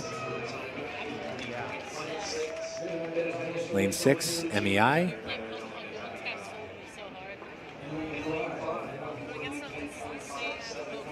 Lane 5, we have Holy Cross Regional High School. Lane 4, Claremont Secondary. Lane 3, Pacific Academy.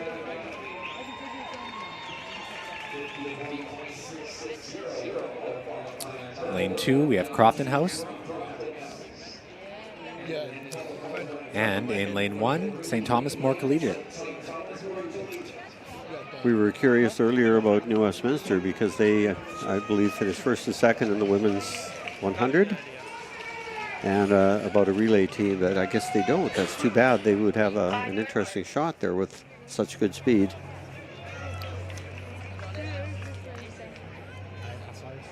Let's see. Holy Cross has a shot at that record. They ran 48.57 in the heats. That's less than a second off. Alberni District looking pretty strong as well. They came through with a 49.52, and Pacific Academy could be there. Who knows? Anything can happen in the finals. Team to watch, though, will be Holy Cross. Pacific Academy running well in lane 3. Holy Cross, a great pass there. Way out on the outside, Alberni District looks good too. Pacific Academy on the inside, though, is making up the stagger quite early. Yeah. Great pass. Holy Cross looking good. Another excellent pass.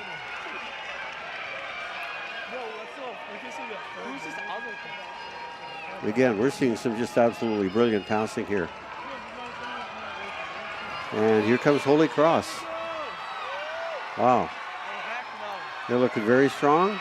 Pacific Academy looking strong as well. St. Andrews making Regional. a move. Is she going to catch her? Oh, wow. Holy cow. Pacific Academy. I don't know for sure, but I think she did. I never saw that coming. 48-80, Holy Cross just hanging on. Wow. 48-80, 48-82.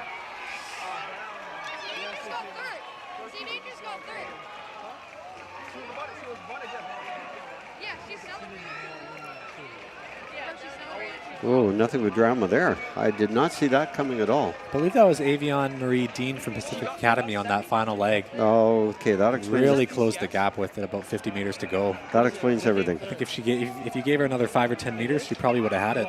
Yeah. Nonetheless, 2 very fast times. That was great. Yeah, another great race. Congratulations to Holy Cross, your provincial champions. Look pretty happy. Yeah. So Holy Cross, Pacific Academy in silver, and St. Andrews in the bronze position. Alberni District was very, very close in 4th place. Just 7/100ths of a second off. But it doesn't get much closer than that. 2/100ths of a second.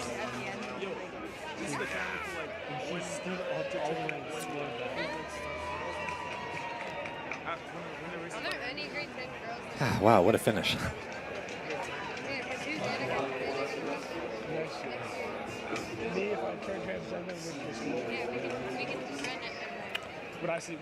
And now this brings us to the final 4x100 race, senior men's.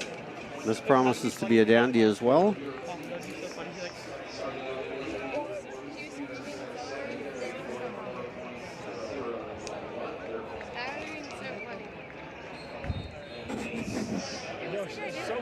St. Andrews did so good.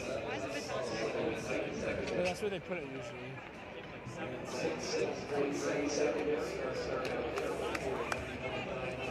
Meet record in this race is held by Vancouver College with a 42-14, set back in 2017.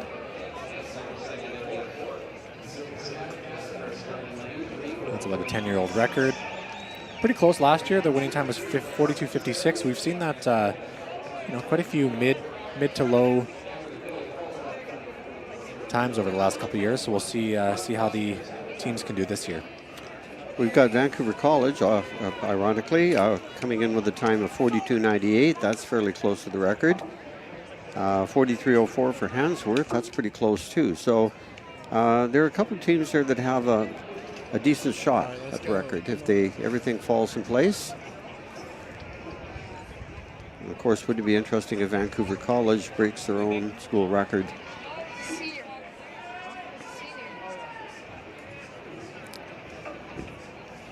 Where's Ricky? Shouldn't he be warming up? Papa, shouldn't Ricky be warming up? Where is he? Who's Ricky? For what? 4x4. Okay, so here are the introductions. White Rock Christian in lane 1, New West in 2, Pacific Academy in 3, Hansworth in 4, Vancouver College in 5, Point Grey in 6, Sullivan Heights in 7, and Lord Tweedsmuir in 8. I don't know why Tassie took his spikes off. Approximately 1 second and change between the top 8 teams.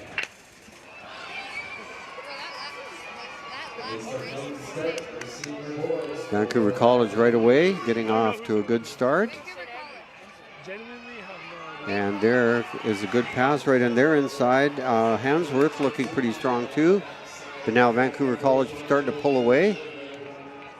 Great pass there again.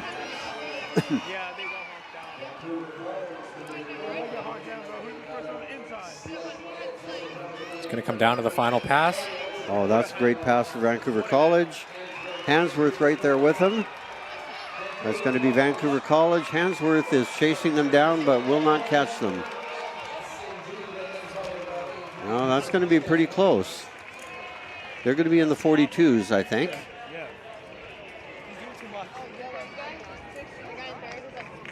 All right, yes. Let's head back. 42-52. Hansworth also in the 42s, 42-78. Great run by Pacific Academy. 43-30 as well. Van College, 42, down the low 42s as well, mid 42s, 42-50, I think. That was a great anchor leg by the Vancouver College athlete. Able to hold off Hansworth. That was closing in quite strong. So our medalists, Vancouver College with gold, Hansworth with silver, Pacific Academy third. 42-52, that is a very good run. Hansworth, also an excellent run, Pacific Academy. All three super jobs there.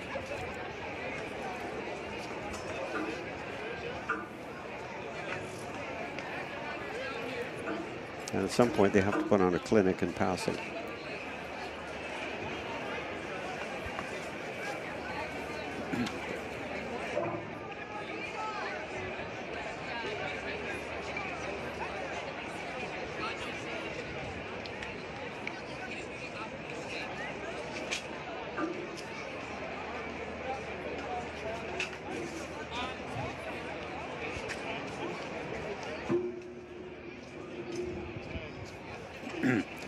And stepping on the track right away now, we begin the heats for the 4x400 meter relays. Coming up, first of all, we'll have the grade 8s. There are 3 sections. This is a time final. The junior and senior will be heats, and they will go on to a final that will be run at the end of the meet tomorrow. Very exciting way to finish off a track meet. But right now, we have the first of 3 sections. In the first grouping, we have Chilliwack Middle. In lane 1, Credo Christian. In 2, Cetos Lalem Tilt. In 3, Vetter Middle. In 4, AD Rundle Middle. In 5, Fleetwood Park. In 6, Chilliwack Middle. In 7, St. Thomas More Collegiate. In 8. AD Rundle Middle has a time coming in of 5:02.95, pretty fast time.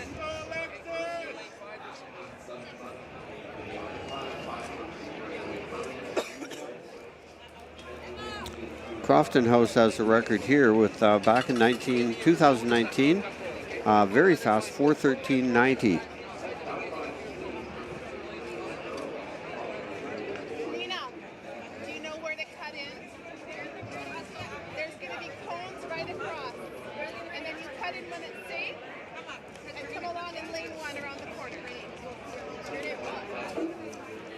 4x4? Or maybe just 4x4. Yeah, maybe. Wait. Where are you going?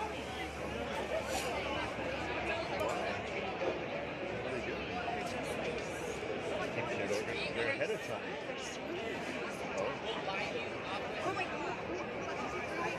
Yeah. Running ahead of time. They're early.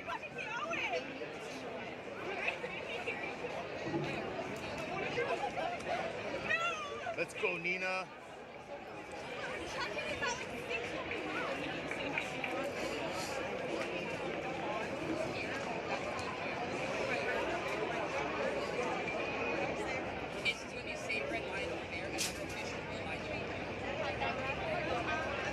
Pardon? Did they tell you to move the blocks? If no one moves the blocks, you jog up. Check. Don't move. Check.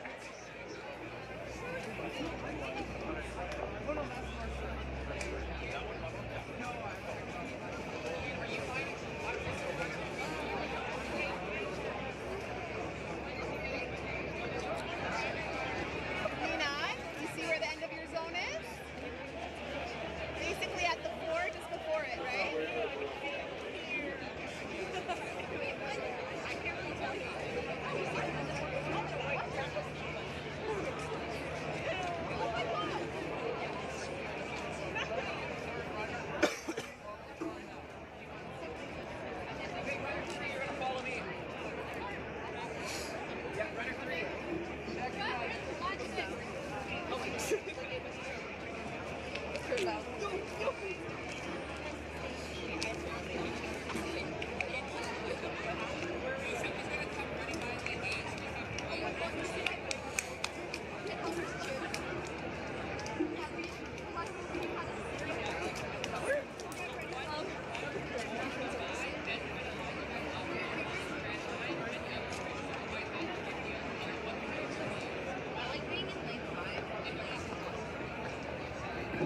Second runner, back to the finish line, please.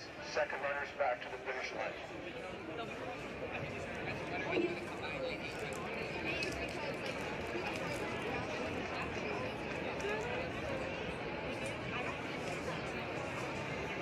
So we get our finals here in the grade 8 girls teams on the track.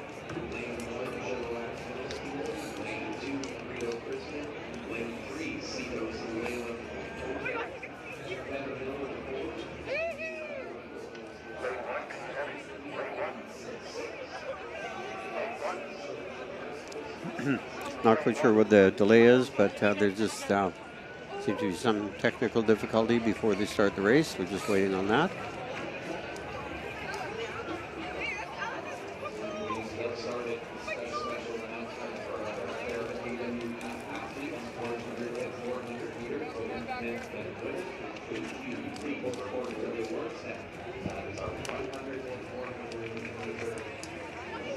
Okay, so second runners, make sure you know where the beginning of your zone is and the end. Right? Beginning is a line like that, a little hook on the inside, so that has to be behind you. And the end of the zone is 20 meters up. Second runners, you get the baton in your lane, you stay in your lane all straight across at the end of the curve. There will be some little markers this size. It may not be this color, I'm not sure what color they are. It could be orange or green. And make sure you go past these markers and you cut into lane 1. Go up and stand inside your extend zone now. Right. No, don't worry about the blocks. Volunteers do all that. You just run.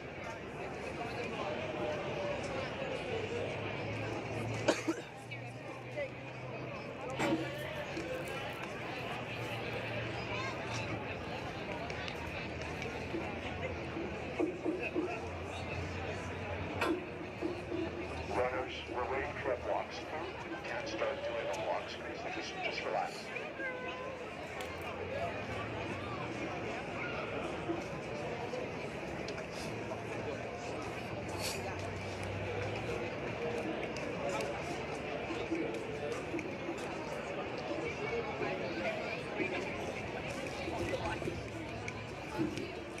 One for start line, please. We want one for 3. That's one for start line.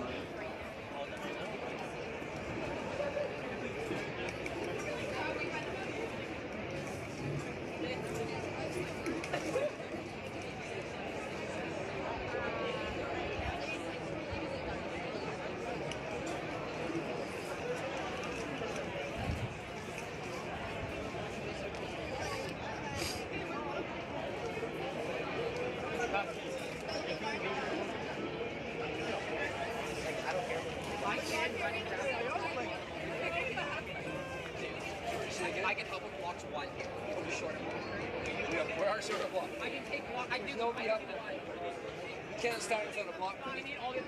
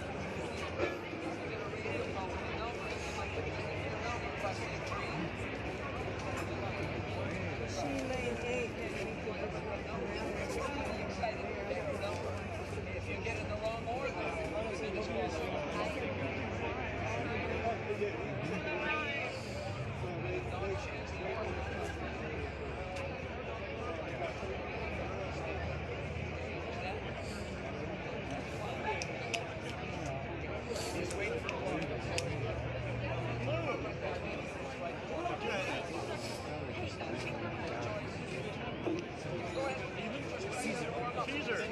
Boy, that's a first for me, buddy. I like it. Be shy. like it.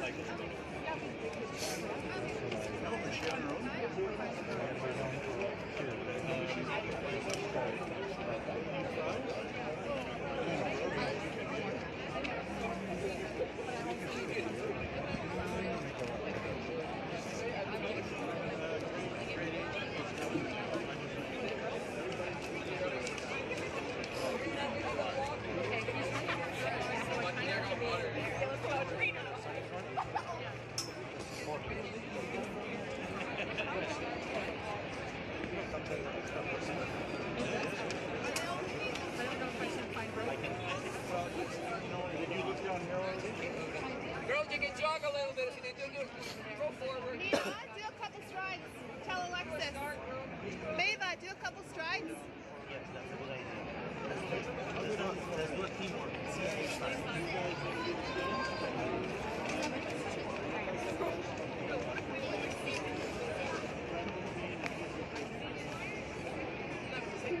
Could we please let our block crew to the start finish line, please? Our block crew to the start finish line, please.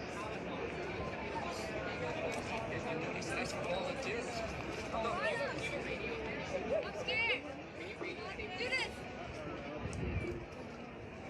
Protect Braylon's behind you. What? Protect Braylon's behind you. What's the name? Oh my god. Don't pretend if you don't run, he's gonna do this. Yeah, if you're able. Okay, Ian, do one more. Thank you so much. We are looking for anyone who would be available to assist with the block crew. Please come down to the start finish line. We're leaving Mr. Hands. If you could help us with the block removal after the start of the race, we would be grateful. Please step down to our race officials by the start finish line. Hey, Bryn. I love that they helped them to get organized so quickly. It was so important to get out so fast. Actually, yeah, sure. They're already on the first day of race yelling at them to get lined up too. Yep. I already told my boys, like, there's lots of yelling, just stay calm. It's not at you. They're frustrated with their voices right now, and that's it.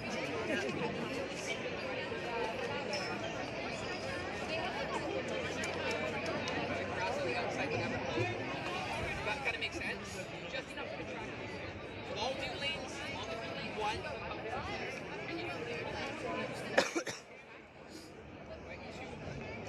You 2 and 3, 4 and 5, and 7 and 8. Okay, got it? I'm 1. Perfect. Okay, Ian, we're good. You go.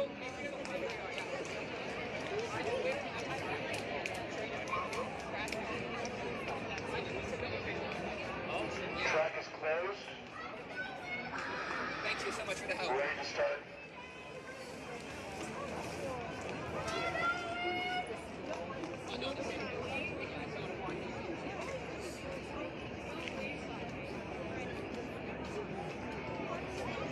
Ongoing marks.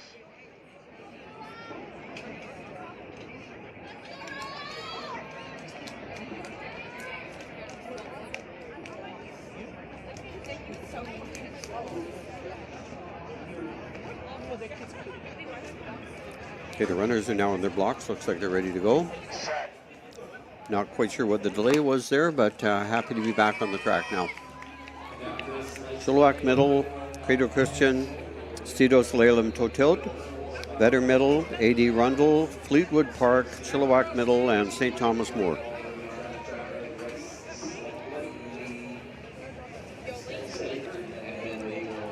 The first runners must run the entire lap in their lanes. Second runners receive batons in the lanes and stay in their lanes till they round the far corner, and then they can start cutting in. The rest of the race is run on the inside. So it's a little deceiving. It's not like a normal stagger when they come around to pass the baton.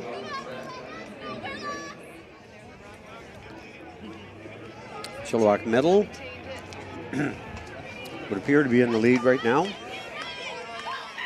And they will no doubt get the baton off first.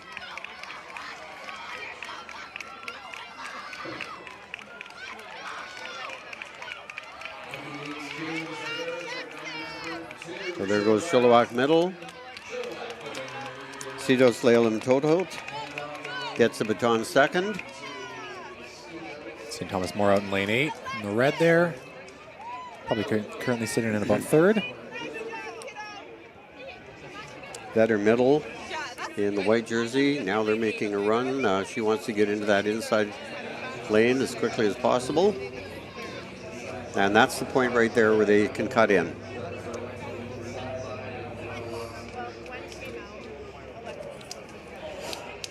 That's St. Thomas More athletes still running on the outside. Okay, now she's moved in. I didn't get a chance to tell them before they went. I didn't.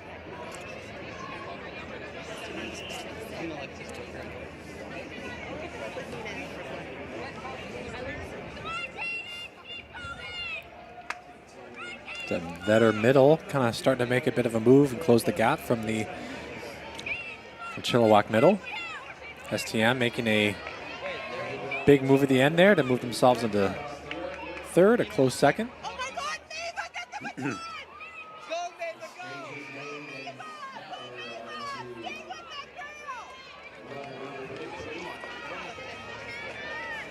it's because that's where they have to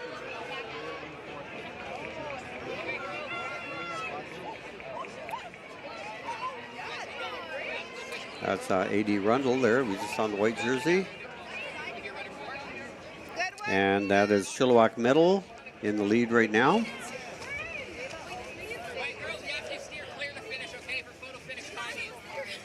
you guys got runner 4? If you're not runner 4, you have to come in.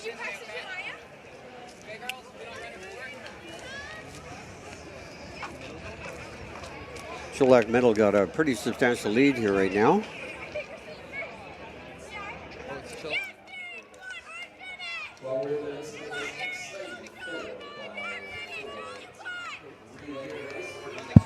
That is Vetter Middle.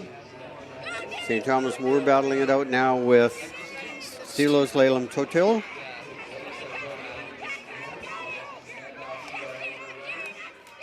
Chilliwack Middle in that final exchange. Still with about a 50-meter gap. But Vetter Middle making a bit of a strong push to try to close that gap. She's got a lot to make up, and you want to go after her too early. Good battle for third still with Stodotis, Lalem Tolit, and STM. Currently sitting in third and fourth. Yeah, Chilliwack Middle still has about a 40-meter lead.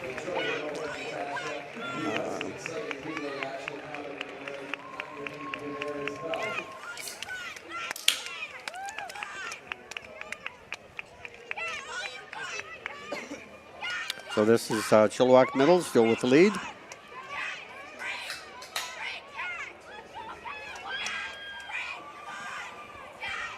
Vetter Middle.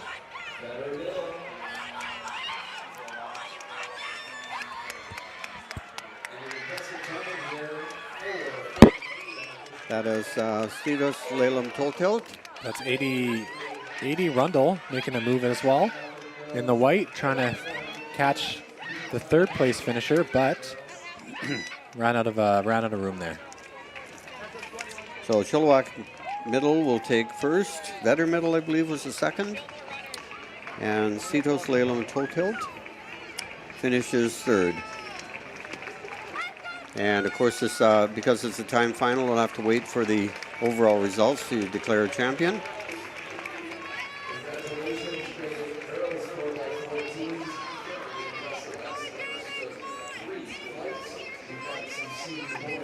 And just on the screen there, we're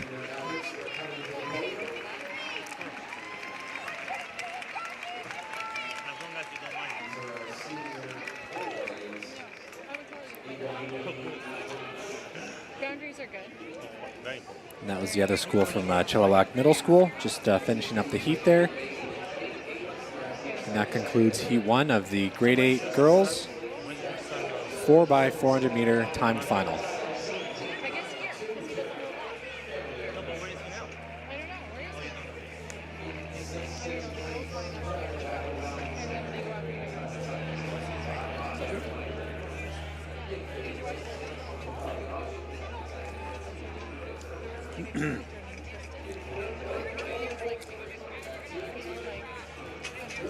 Okay, now stepping onto the track, we have the second heat.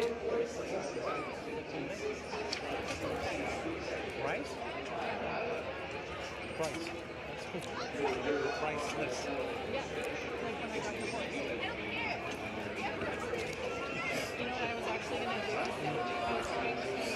We have, let's see, North Delta in lane 1, Point Grey in 2, Pacific Academy in 3, Revelstoke in 4, St. John Paul Academy in 5, St. Thomas More in 6, Handsworth in 7, and Rosedale Traditional Community in 8.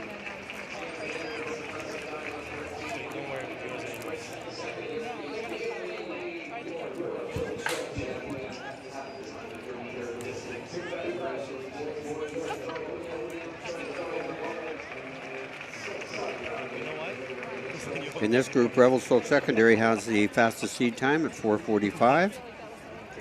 A number of other schools in there are 40, 4:47, 48, and 49.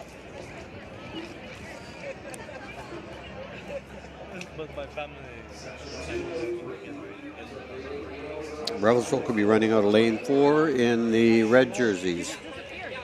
Well, not exactly red, maroon, I guess you could call it.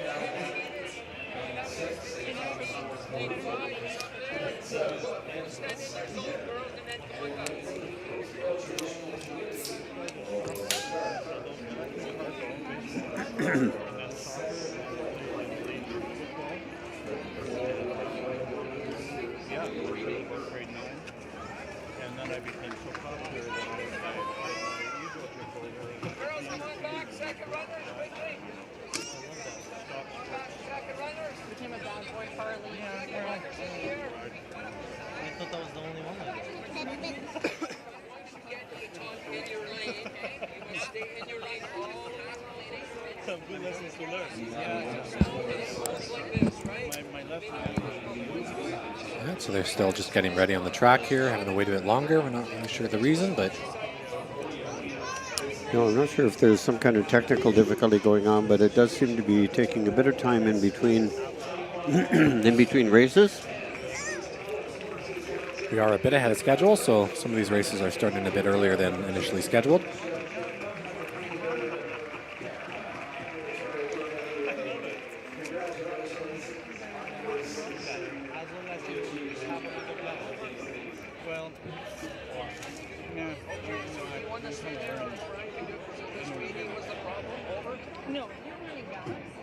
I'm learning to Okay, I'm gonna leave both of you there if you could call the numbers, please.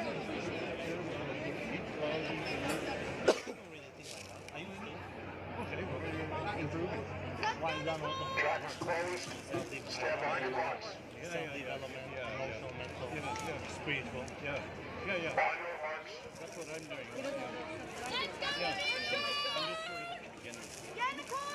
Ever since Ken became a clinical psychologist, I sort of thought I better clean my act up. And she doesn't, she'll tell me, if I'm being an idiot or I just, whatever. Feels like that straight up? No. Not straight up. She says it nicely. Now my wife says it straight up. Set. I live with two screws. Okay, the runners are off now. We have North Delta, Point Grey, Pacific Academy, Revelstoke, St. John Paul, St. Thomas More, Handsworth, and Rosedale Traditional Community School.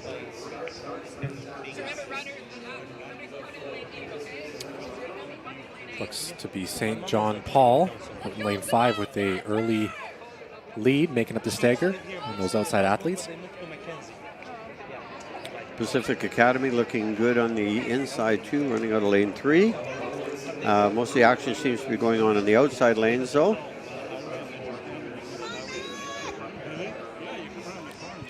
These athletes will stay in their lane for this first lap, and then when they pass to the second leg athletes, they will merge in. That is St. John Paul. St. Thomas More, Hansworth. Now moving up on the inside, it is Pacific Academy. Revelstoke now making a move.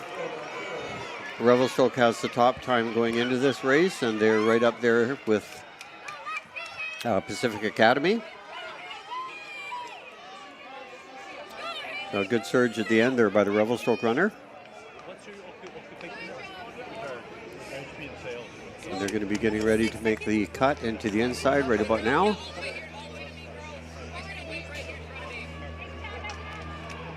And as they do, it is Pacific Academy, Revelstoke right on her shoulder.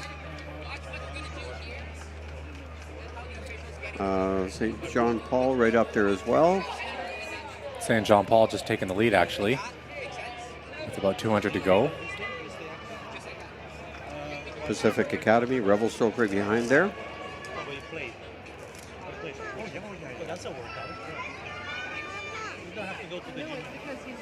And that's Rosedale Traditional Community making a move as well with 100 to go. And Revelstoke still hanging in there. Pacific Academy moving up.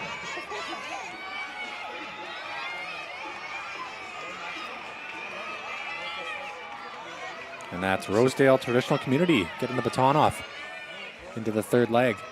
Right, where did they come from?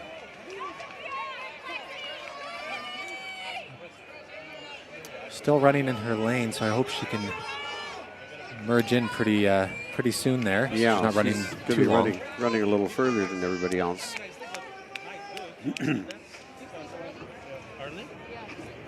St. John Paul takes the lead again. Rosedale still hanging in there. Pacific Academy in third.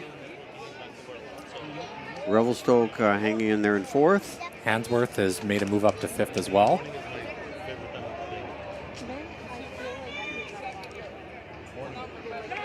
Looks like St. Thomas More now making a move. STM, yeah. So we have five. St. John Paul, St. Thomas More, Rosedale Traditional not going away. They're in fact moving up into second place now. Looking pretty strong. Revelstoke in fourth. They head into the last lap here.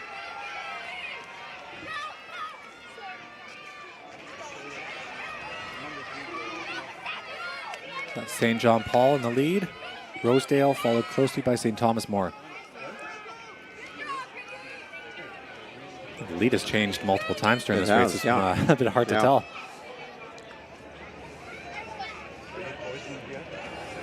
Oh, now we've got a surge. Looks like it is St. Thomas More moving into second, and looks like they're eyeing a challenge for first. Hansworth making a move at 200 to go, moving into fourth place.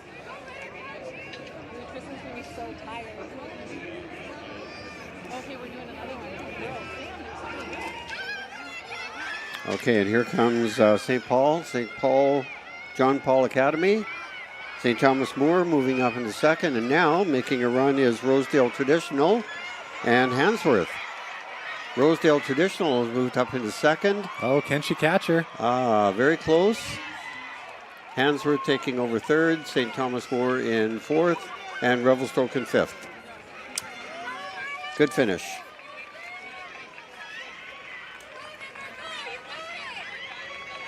The winning time from St. John Paul, 4:36, which is faster than the winning time in the first heat, so those are your current leaders.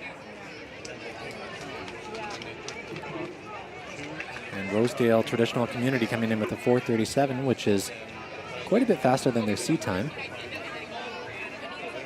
So I do wonder if that's a personal best this season.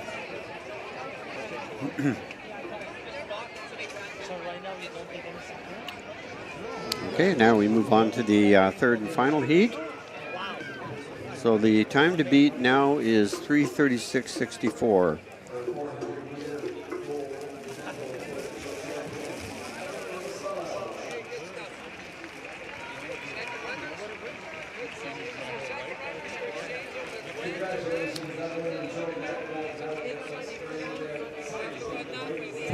I'm apologizing here. 4:36. That would be really a time to beat, wouldn't it? Yeah. Okay. So the record is held by Crofton House, 4:13. And I'm not thinking that's going to be threatened today. That is a very fast record. Yeah, set back in 2019, so it's a bit of a long-standing record. Yeah, this is the last. It's like where they, what is it going to be like third and fourth, I guess. The second. Yeah, the grade 8 records tend to fall more often just because they haven't been around as long. The switch to including grade 8 runners in the meet, I can't remember, it was made about 15 years ago, I believe, something like that. Yep, around 2012, 2013. Yeah.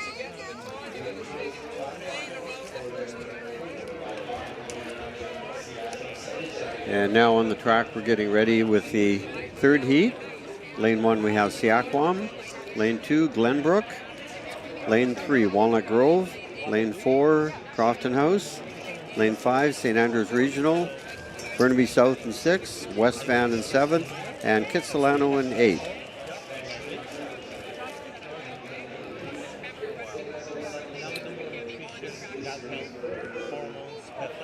Fastest seed time in this race is Crofton House with a 4:36 seed time.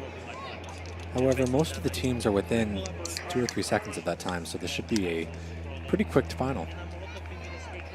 Once again, these are time finals, so they'll be racing the times from the previous heats, and they will not be racing tomorrow, so this will be the final race for these grade 8 4x400s. That's right.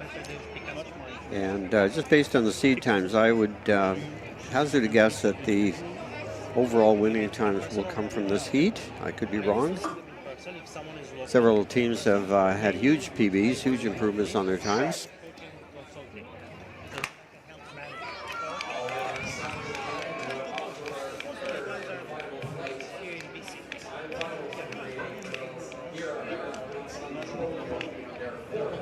Lane 3, Walnut Grove moving very well.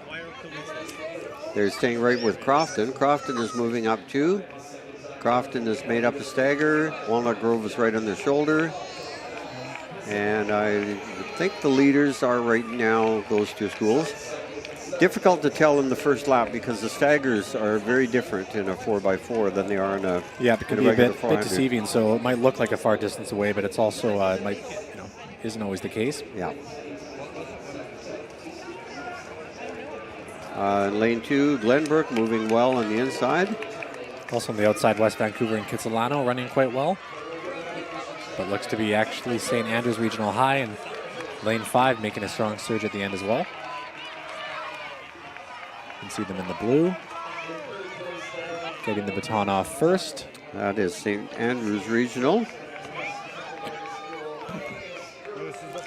And when they get around the corner, they'll be able to cut in.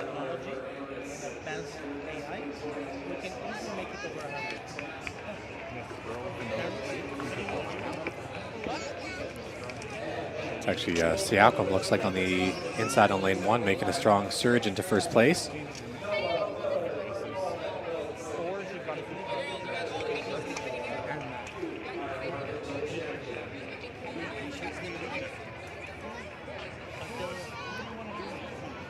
Siaquam, Walnut Grove, and in between them, I believe, is Glenbrook. It was West Vancouver, but looks like, West Vancouver currently sitting in third. Walnut Grove, Siaquam, West Van.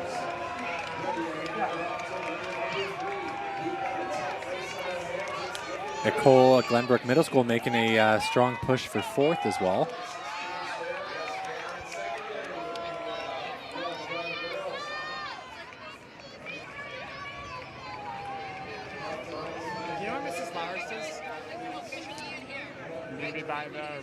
Is that Walnut Grove still?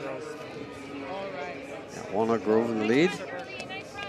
Very strong. It kind of confused me there. They've changed the color of their uniforms. They've gone from their black, signature black, to green. Yeah, new uniforms look nice. Siaquam in second. St. Andrews Regional in third.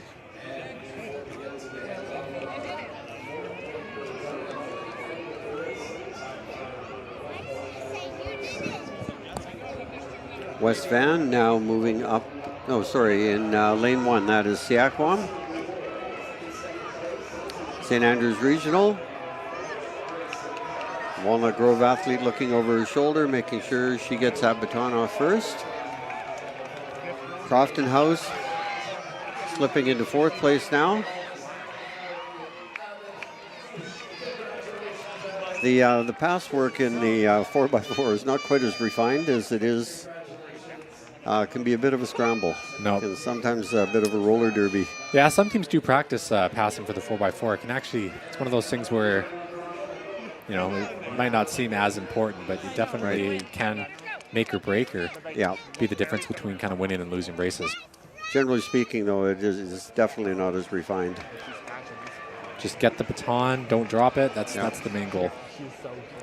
Often at the passing zone, there's a lot of confusion about, you know, when your team just gets passed or your team just passes somebody, then sometimes teams scramble to switch positions and things get crossed up. So this is St. Andrews Regional, looking pretty strong. As they finish, St. Andrews Regional, Walnut Grove, Crofton House, Glenbrook,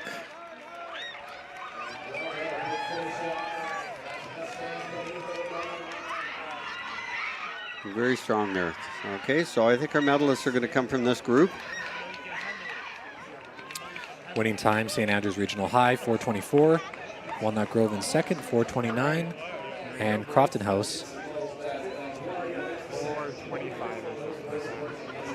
with a 3rd place finish of 4:31 flat. Right, so our gold, silver, and bronze medalists all come from that group.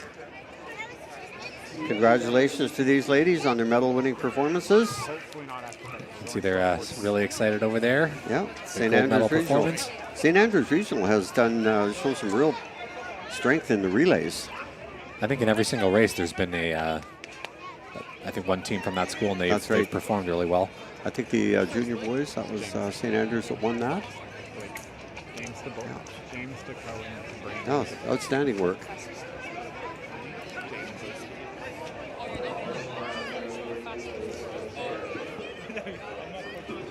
I don't know. Different people do differently. Typically, you're not sure. Okay, now we move on to the grade 8 boys. This is again time finals, 3 heats.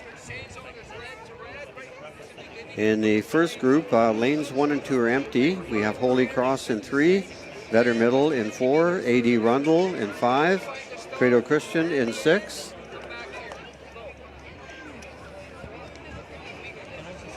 AR McNeil, secondary in 7, and Chilliwack Middle in 8.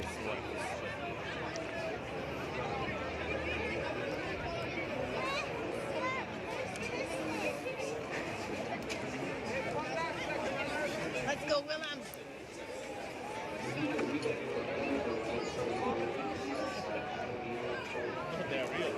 We're so anxiety in a race like this.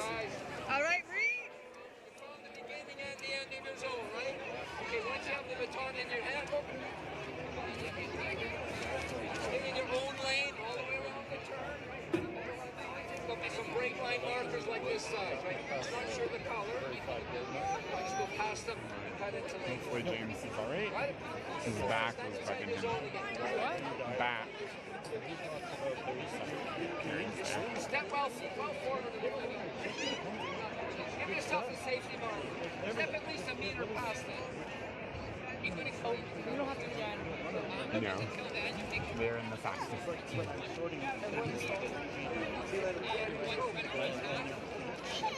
We're ranked. Originally we were ranked 21st. I think. What do you think we should get?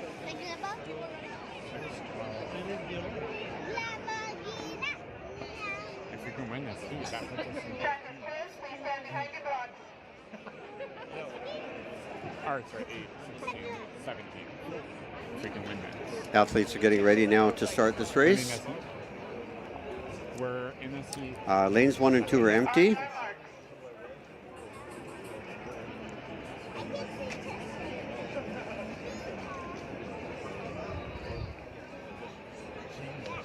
we want to be better in lane 4. They're going, it's like a second time, ranking for second in this week. But sure, they don't. Good shot of the starter. All right, they're off. Heat 1, grade 8 men's 4x400 meter time final. Pretty even so far, nobody making a move. They're still pretty much as equally spaced as they were when they started.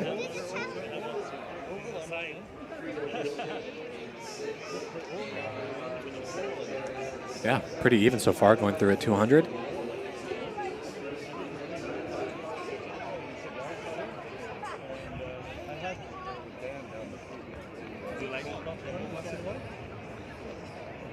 Let's go, James!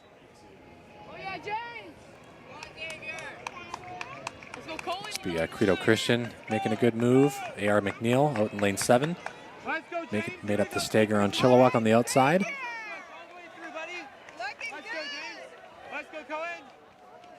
Vetter Middle School, though. Lane 4 getting the baton off first or second, but it looks to be AR McNeil out in lane 7. Nice work, James! Getting the baton off first and widening the gap by quite a bit. Bit of an edge when it comes to moving into the inside. Nobody in their way, so they settle into a pretty comfortable lead right now. Let's go, Cohen! AR McNeil was the fastest time posted in the grouping here. It's Holy Cross Regional out in the red, currently sitting in second place.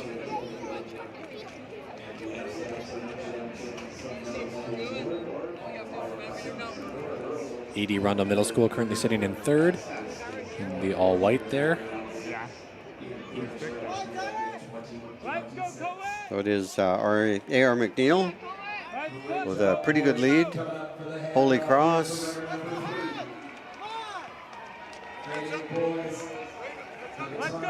I think that's, not quite sure they're handing off in third, but it is Holy Cross in second and AR McNeil in first. We'll get a reading on it when they come around the corners. So that is AR McNeil. He's got quite a lead there to work with. It's Chilliwack Middle School actually currently sitting in second place. And Credo's Christian in third. However, that was, I think, A.D. Rundle making a move into second now. I think so, yeah. Making a strong push with about 150 to go.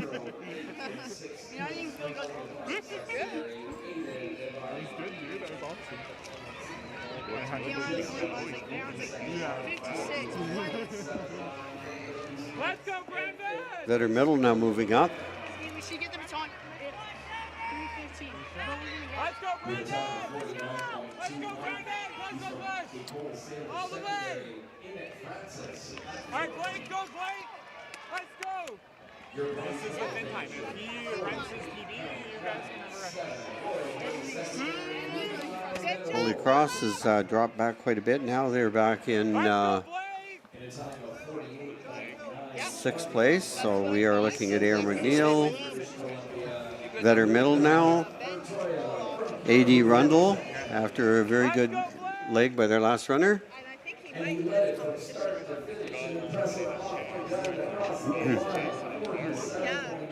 Chilliwack Middle. And here they come. They are over the record. The straightaway. This is the final. Now they're going to have a challenge here. Oh, Vetter Middle making a strong push, closing the gap for AR McNeil. Can he catch him? Oh, AR McNeil responding. Is he going to be able to hold him off? Whoa. I think he heard footsteps.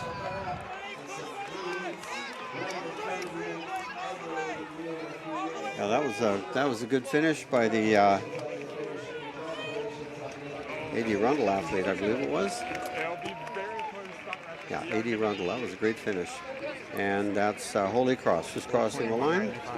Great battle for Chilliwack and A.D. Rundle for that third place position. But that is AR McNeil with the winning time of 4:13. The current time to beat. You got Diane calling you. It's a great record. It is. That's the record. Very cool.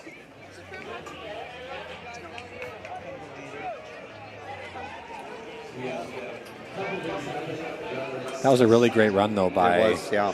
Vetter Middle School. You're I'd love to showing- see the split time for that runner. Yeah. Because he made up, closed that gap quite a bit.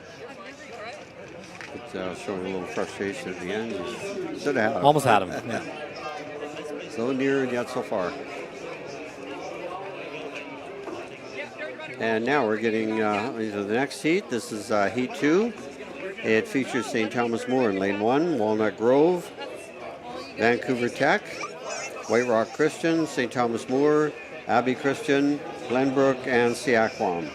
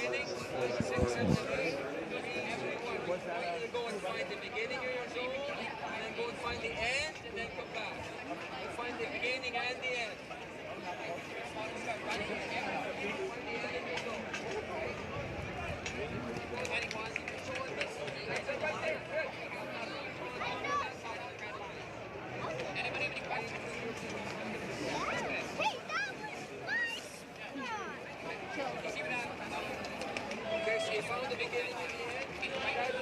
You have the baton in your hand, right? You stay in your own lane. Cross there on pointing on a little break line mark. I'm not sure what color they are. That size. You go past them and you cut into lane 1. Got it? Stand inside your zone.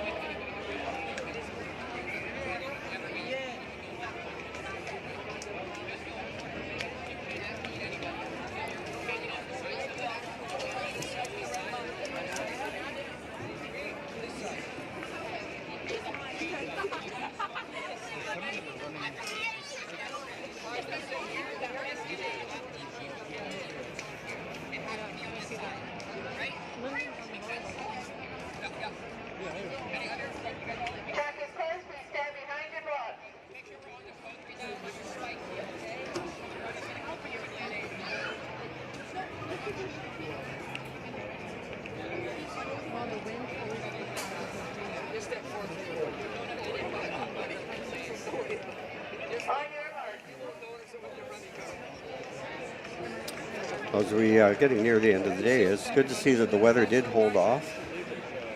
It could have been a whole lot worse. A bit of a nuisance rain at times there, but not really enough to soak anybody. Yeah, it was quite cold this morning. We were quite very surprised cold. to see as many fast Yeah. times as we did today, but Yeah. we'll have to see tomorrow if it's... Forecast is for rain tomorrow, but forecast was for rain today, so you never know. Typically pretty lucky at this meet. The weather seems to hold off just enough for us to get through the meet, and then... So I guess 2 days out of 3 is okay. That's right. All right, they're in the blocks, getting ready. This is Heat 2, Grade 8 men's 4x400 meter, and this is a timed final. So the time to beat from the previous heat is 4:13. The record here is set by KLO Middle in Kelowna, 3:49. That is fast. I believe they set the 4x100 meter record that year as well, so they must have had a really strong team. That's right. Out of the entire group, there's just one team that has dipped under the 4-minute mark, and that would be MEI. We'll see them coming up in the next heat. Pretty even so far.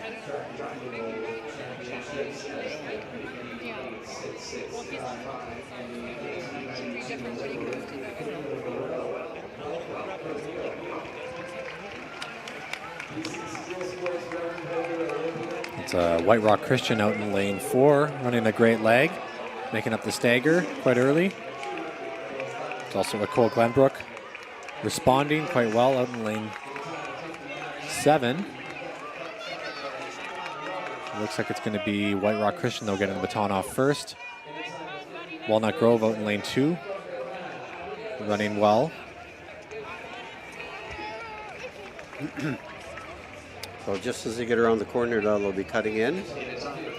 And it looks like White Rock Christian will get that early advantage with the inside lane.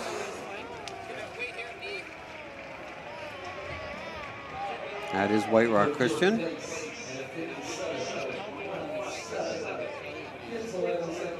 Vancouver Tech holding down second place, now third.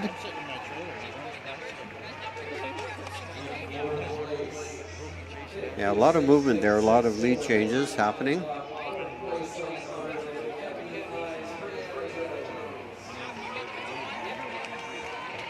Siakwam now moving up. Abbotsford Christian settling into third. Glenbrook Middle now making a move.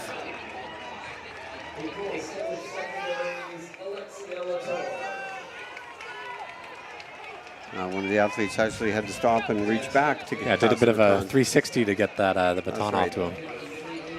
Hopefully that didn't slow them down too much here, but he was able to recover pretty quickly.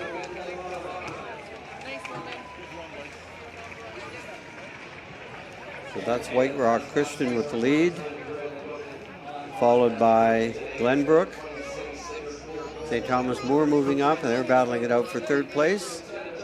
Abbotsford Christian currently sitting in second as well there. That's right, sorry.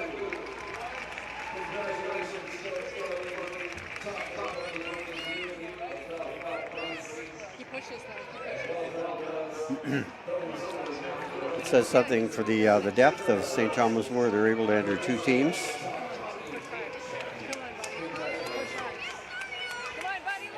And that is White Rock Christian, Abbey Christian, Siakwam, I think, kicking in the third.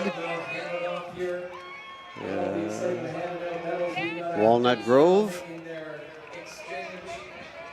St. Thomas More now moving up, trying to move up a position. Well, we've got a good race going on in the backstretch there now. That's White Rock Christian and Abbotsford Christian. Kind of going back and forth, jostling between that first and second place. 180 meters to go. This is going to be a close finish. I have a feeling the medalists are going to come from this round. It's White Rock Christian, and they're not only holding on to their lead, but expanding on it. White Rock Christian, Abbotsford Christian, and Siakwam taking third.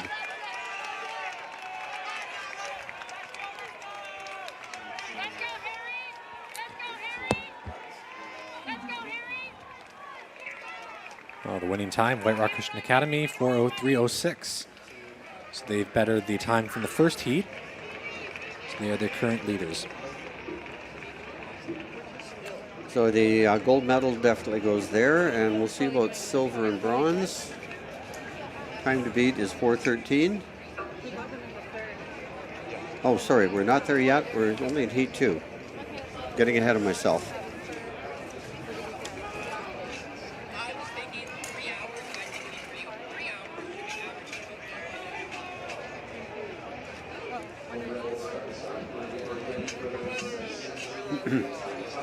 .403, 407, 404, 407. Top 3 there.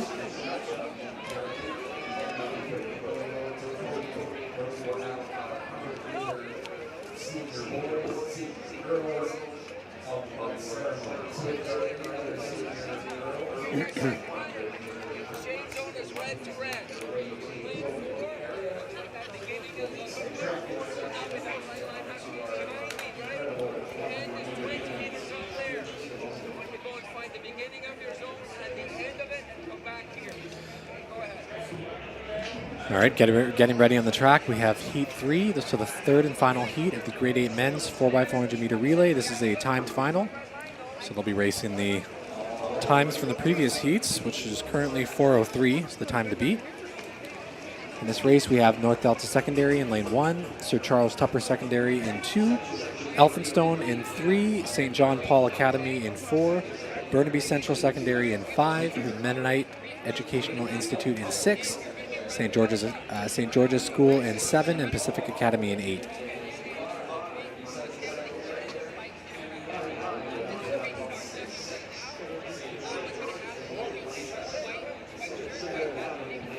We saw MEI with the fastest seat time of 3:55.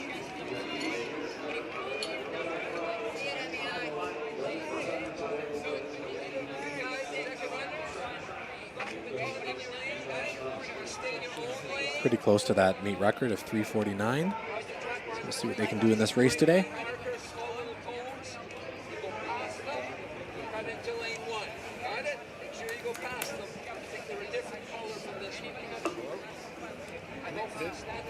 Sorry, did everything just get moved up by one?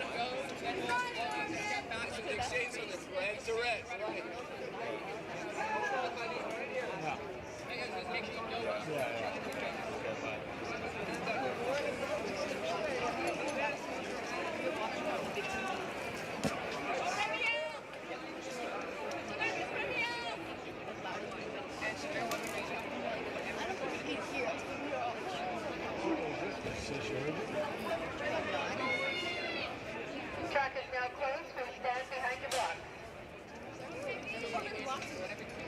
Some other bus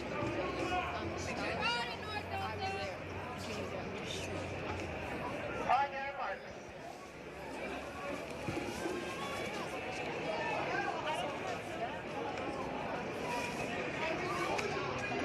Fingers off the line, lane 3.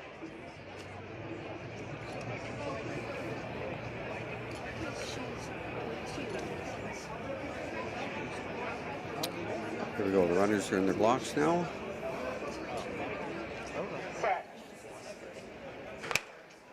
North Delta, Tupper, Elphinstone, St. John Paul, Burnaby Central, MEI, St. George's, and Pacific.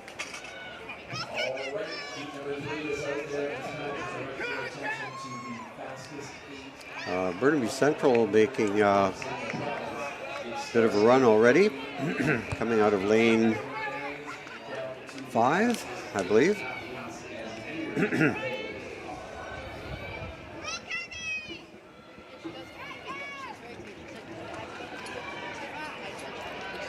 MEI out in lane 6. Definitely seems to have the lead right now. Yeah, MEI looking very strong, getting a good first leg. St. George is trying to respond, trying to close that gap a bit more. It's the athlete in the red out in lane 7. So it looks like it's MEI, St. George's, St. John Paul in 4, getting it out as well. Elphinstone in lane 3, currently sitting in 4th.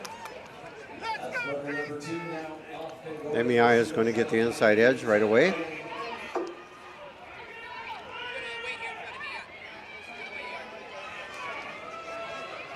So it is looking like MEI very strong. St. George's in red in 2nd place.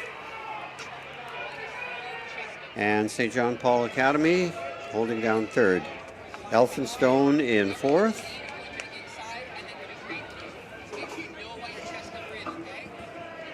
MEI building up quite a lead here now.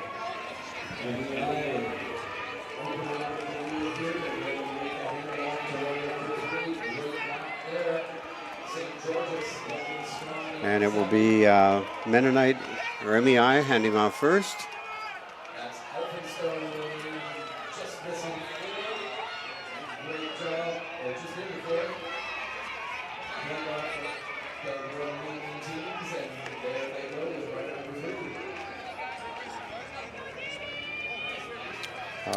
According to heat times, MEI is the only group that has gone under the 4-minute mark. Look at Elphinstone go, though. They've just moved themselves from 4th into 2nd. Hoping he's left some in the tank for that last 150.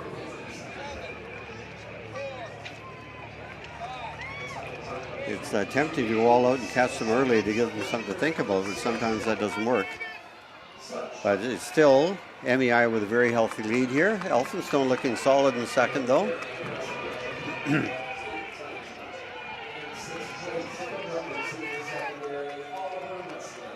Elphinstone hanging on to that second spot. It is MEI with the first exchange. Burnaby Central has moved into fourth. And that's North Delta as well, moving their team up.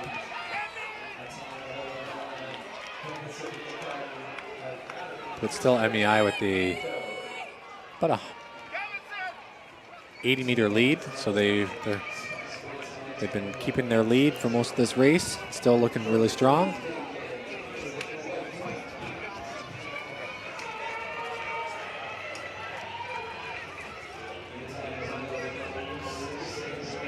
Let's see what they have to do to break that record.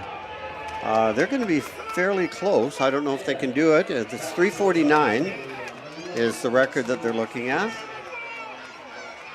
3:49, 3:47. No, not very quite. Close. Yeah. And that is North Delta, I believe. Elphinstone. Is that Elphinstone still? St. John Paul and Burnaby. Did not see the number. Central coming through in fourth there. Yep, good race. Very close to a record. So MEI's winning time, 3:53. Elphinstone with that second place finish of 4:03.72. And St. John Paul in 4:04. So the winning time in the previous heat was actually 4:03. So we'll have to see if Elphinstone's 4:03 bettered the previous heat winner. Yeah, it'll be very close. It's a second separating them, give or take. Okay, now getting ready on the track, we have the junior girls. Now we have 4 heats going on here, and the top team in each heat will advance to the finals, and then the next 4 fastest times.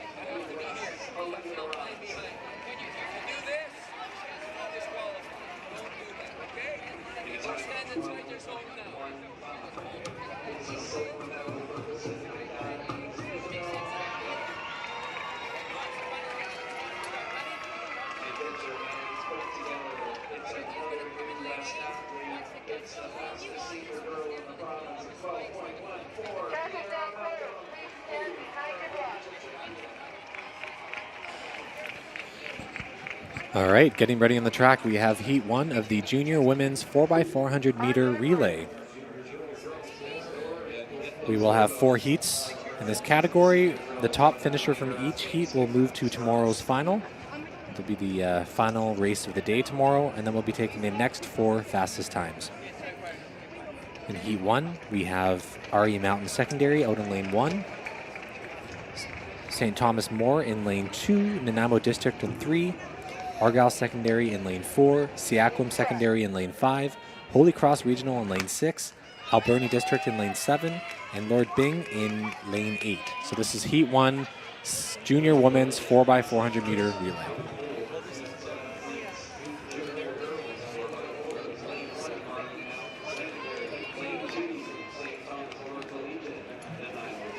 Taking it out strong so far is out in lane 7, Alberni District. Making up the stagger quite early on, establishing an early lead.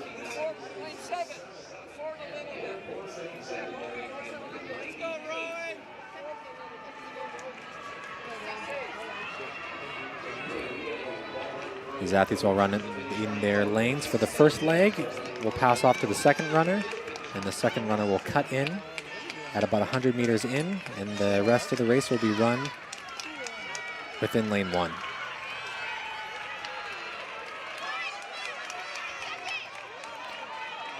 So it looks like it's going to be Alberni District getting the baton off in first, out in lane 7. Argyle Secondary out in lane 4, following closely behind. Nanaimo District in lane 3, sitting closely in third. Lord Byng out in lane 8 as well with a great first leg.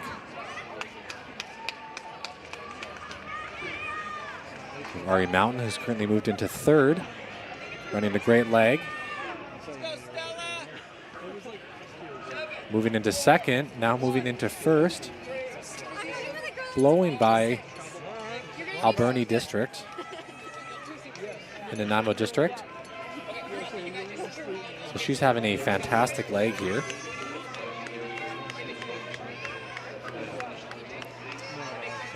And that's Ari Mountain, currently sitting in first, has pulled away with about a 50-meter lead.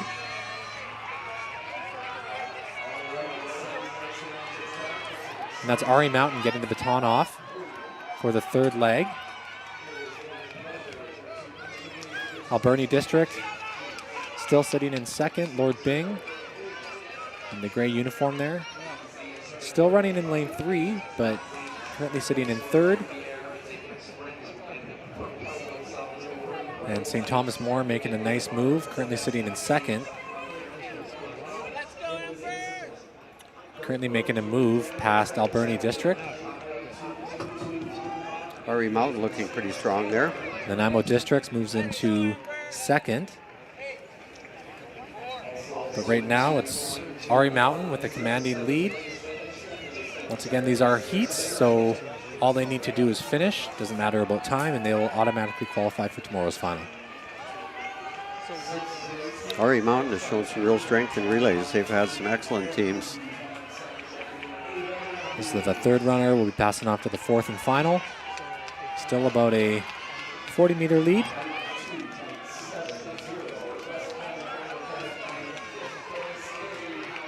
That's Nanaimo District getting the baton off in second.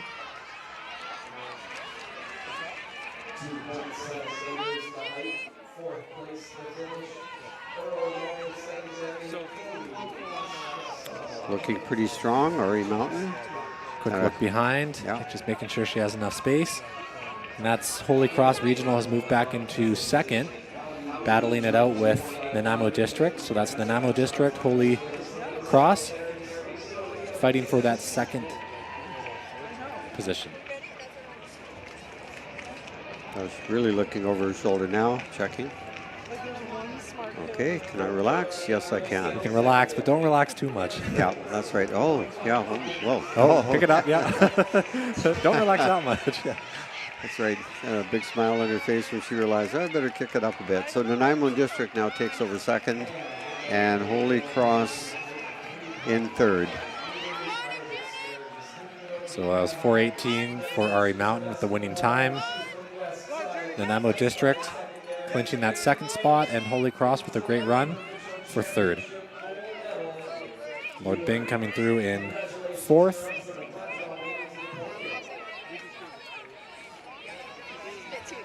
Argyle Secondary coming through in fifth as well, so a great run by them.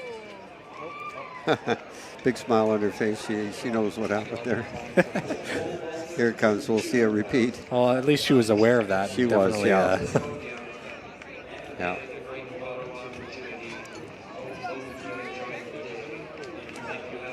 You know, I can recall a meet where somebody had a lead and they kind of backed off a little bit, and the PA announcer made a comment. It was somebody's closing fast, and they speeded it up, and the person who finished second was a little annoyed by that because why did you warn them? They might not have known we were coming.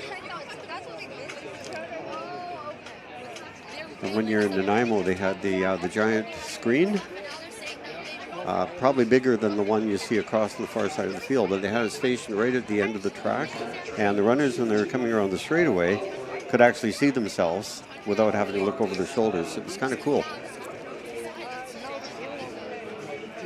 I was always taught to never look over my shoulder, never look left and right, just run your race. Yeah. Run every race as if, you know, it's the final. You never know who's coming up. That's right. Because as soon as you kind of take a look left or right, it does kind of change your momentum in a sense. That's right. So as long, I mean, if you're sure and you have the space, but the consensus would be just, you know, run through, treat every race like a final. Little history here. The most famous look over your shoulder was Roger Bannister and John Landy in the Miracle Mile in Vancouver in the Commonwealth Games. This goes back a few years, 1954. And there's still a statue in Vancouver showing John Landy looking over his shoulder. And he looked over his left shoulder, and he couldn't see Bannister coming over his right shoulder. So that's kind of the most famous of all. We now move on to the second heat. We have North Delta in lane 1, Oak Bay in 2, A.R. McNeil in 3, Credo Christian in 4, Archbishop Kearney in 5, Burnaby Central 6, Burnaby North 7, and Templeton in 8.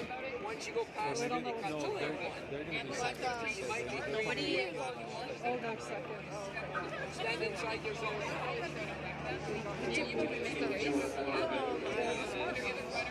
I didn't see them running. I only saw them running. Track is now closed. Please stand behind your block. Did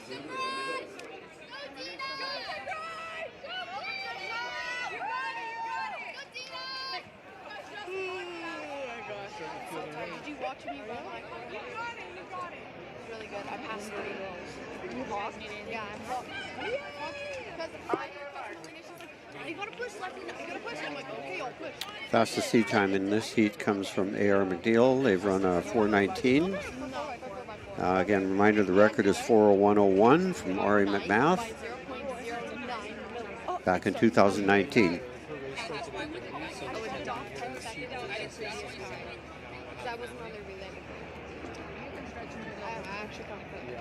So we'll probably be here to get 7:30.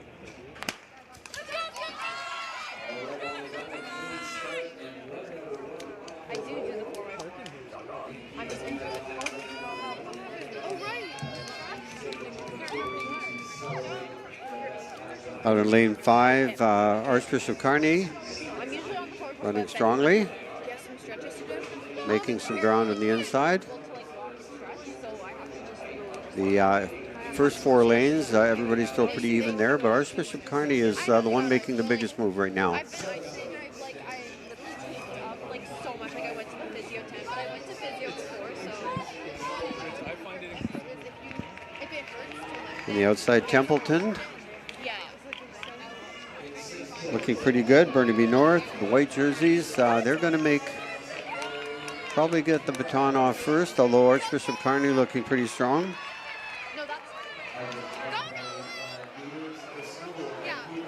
Oak Bay moving up on the inside. They're going to get a good pass off too. It is Kearney, Burnaby North, and Templeton.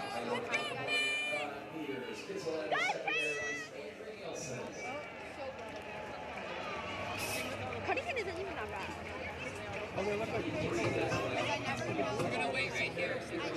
On the inside, it looks like North Delta, Burnaby North. Actually, Burnaby North settling into the lead, North Delta in second right at the moment.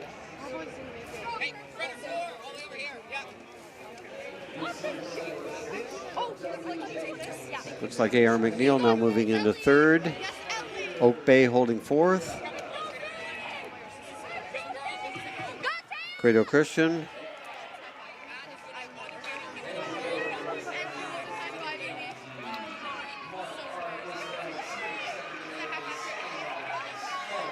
And that is Burnaby North and North Delta. Oak Bay.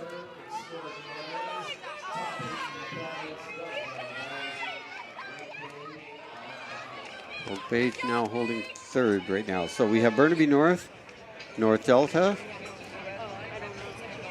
Great job. and they're kind of opening things up a little bit. Looks like Just like, oh no, I see the line here. North Delta hanging right in there. They're not letting them get too far ahead. Finish line for photo finish. Yeah, just a bit on this side. Then you're good here. Thanks. It's not trying down because I got the craziest cramps at 4, 6, 5, 8. Well done. It's still Burnaby North. They're heading into that final exchange.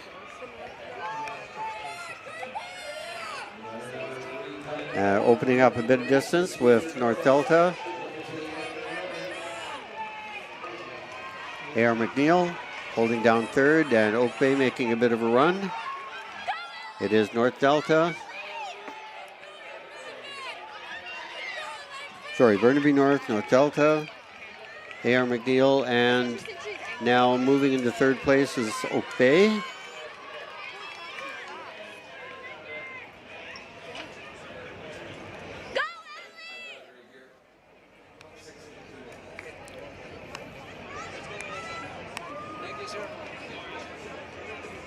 I don't think North Delta is going to be caught. Or sorry, Burnaby North. At least I had the north part right. That's Ellie Walton, Burnaby North, looks like. Running a really strong anchor leg. Yeah, and she can relax now. You don't have to push it. A.R. McNeil looks like has moved into second place. So great anchor leg from that athlete.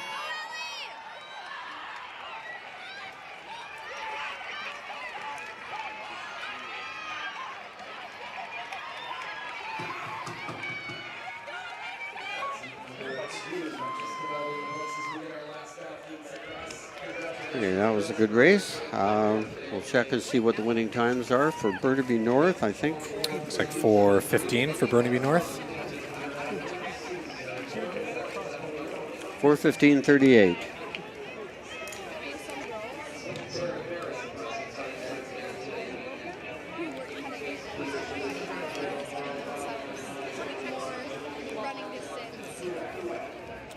So 4:20.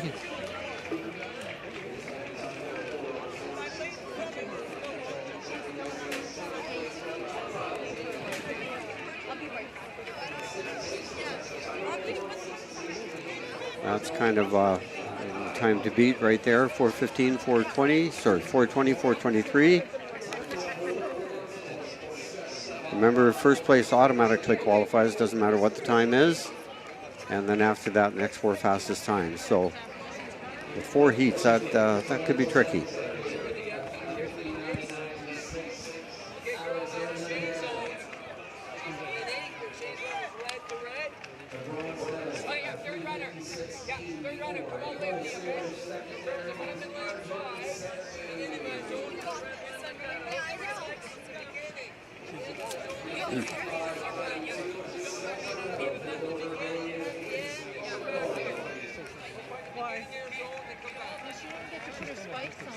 Oh, why? Well, she just came from long jump. She's long jumping and she's like in fourth place.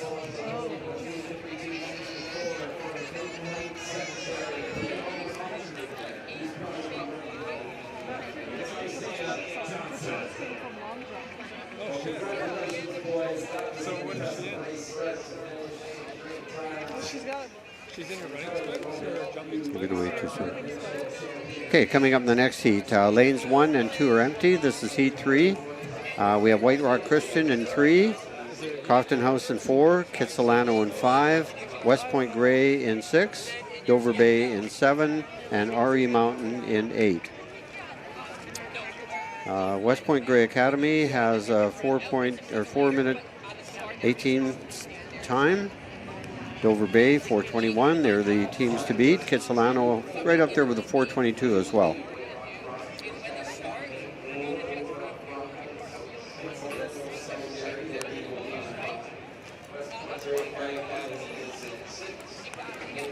Looks like lanes 1 and 2 are empty in this race. So there'll be 6 teams instead of 8 like the other heats.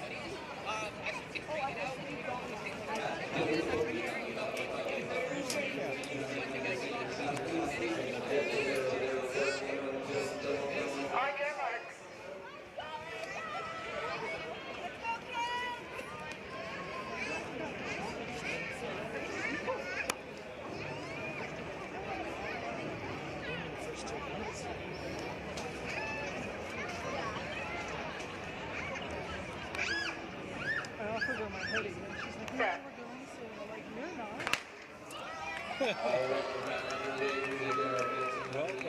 Looks like lane 4 is empty as well. No Crofton House.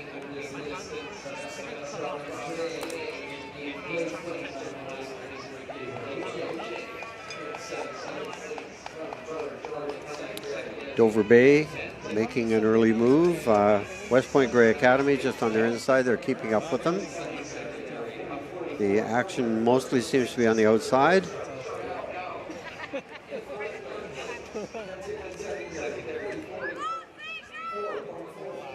So that's her, that's Beth and Sarah.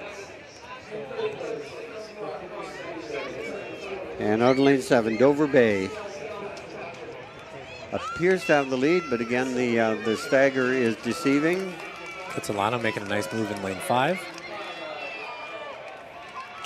And it looks like Kitsilano is going to get the baton off first. Out Great. lane 3, White Rock Christian also moving well. Lisa ran a good time. She's usually 109.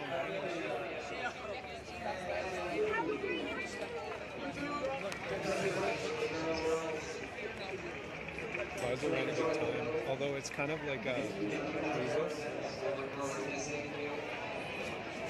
Got a nice little battle shaping up there with Kitsilano and I think West Point Grey.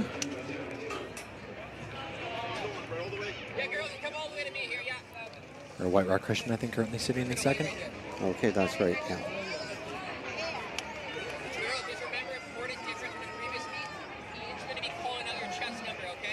Well, we have White Rock Christian now making a move. I think they're going to go move into second.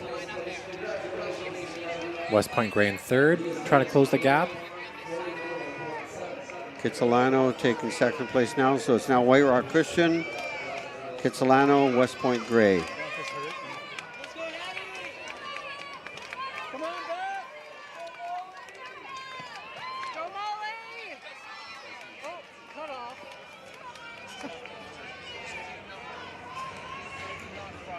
Poor Beth came straight from long jump, and she's in fourth.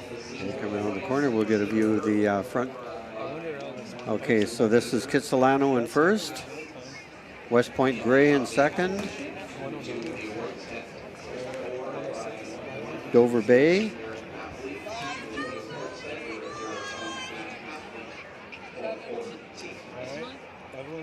Dover Bay, I believe, holding down third. So Evelyn's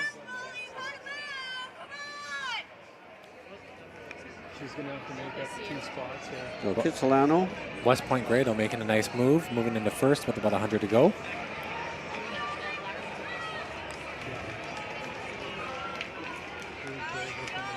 Kitsilano, White Rock Christian hanging on to,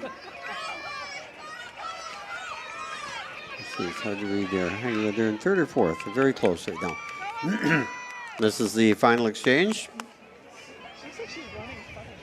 The winner will automatically qualify for tomorrow's final. The next 2 or 3 will have to rely on fastest time overall. Yeah. Okay, and this is now West Point Grey in the lead. Kitsilano holding down second.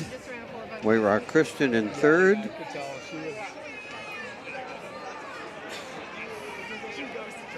Oh, she caught somebody. Okay, it's going to be a close finish. West Point Grey, Kitsilano, and they're making a move. West Point Grey is fighting them off. Got a good battle here. Remember, the first one qualifies automatically. Second may or may not qualify. And it is going to be West Point Grey, Kitsilano.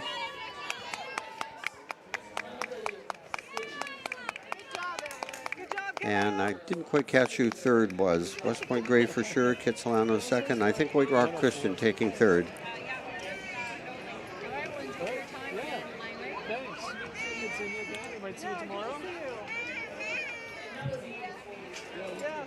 West Point Grey, a happy bunch there. Yeah, it was a great battle for that first position between Kitsilano and West Point Grey. Hopefully they can both move on because Kitsilano ran a very strong race there.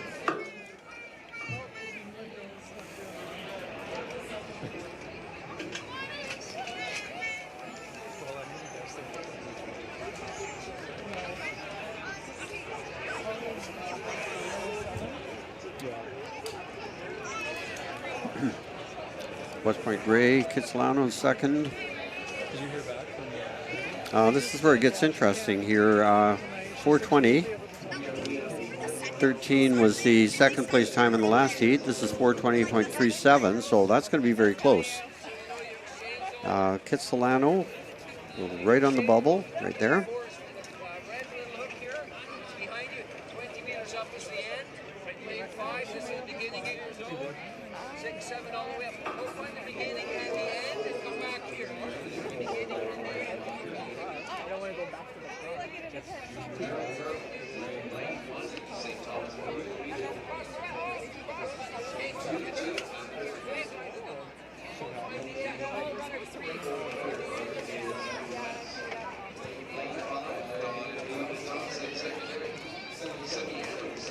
Okay, here's the lineup for the fourth heat out of 4. Lane 1, Thomas Moore, St. Thomas Moore. Lane 2, Abbotsford Christian. Lane 3 is empty. Lane 4, New West Secondary. Lane 5, David Thompson. Lane 6, Semiahmoo. Lane 7, Penticton. And Lane 8, Earl Marriott.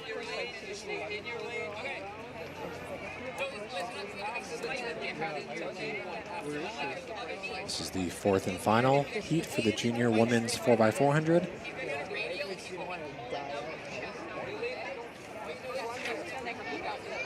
Go stand inside your zone now, girls. Go ahead. 7, 4, 5, whatever comes.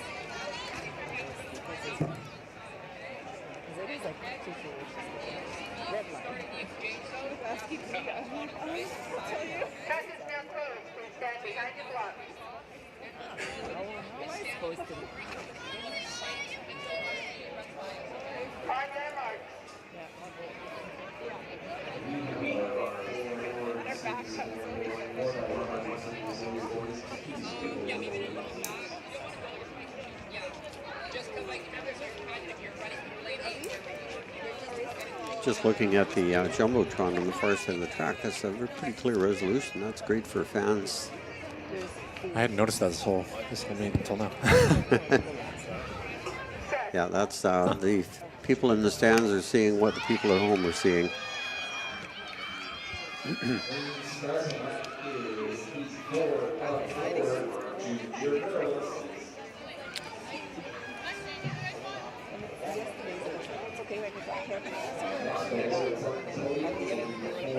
Semiahmoo running very well in the blue jerseys.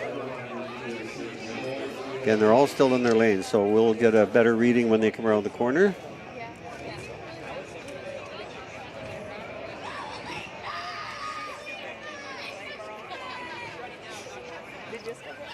It's David Thompson, secondary in lane 5, having a good first leg. Also on the outside, Earl Marriott. Semiahmoo in lane 6, making the big move as well.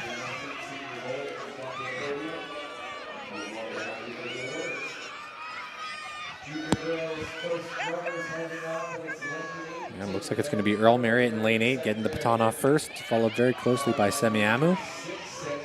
David Thompson followed closely behind.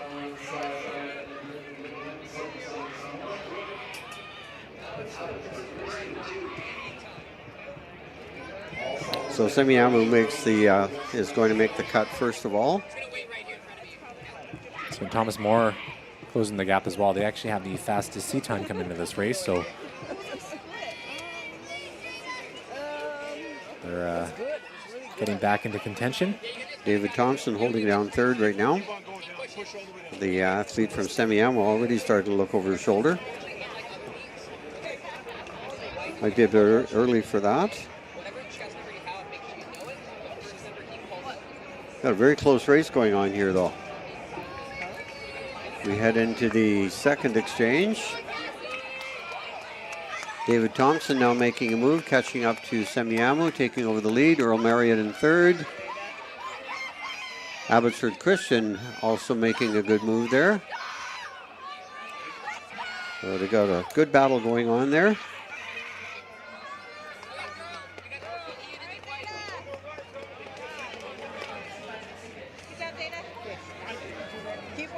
That's David Thompson, Semiamu.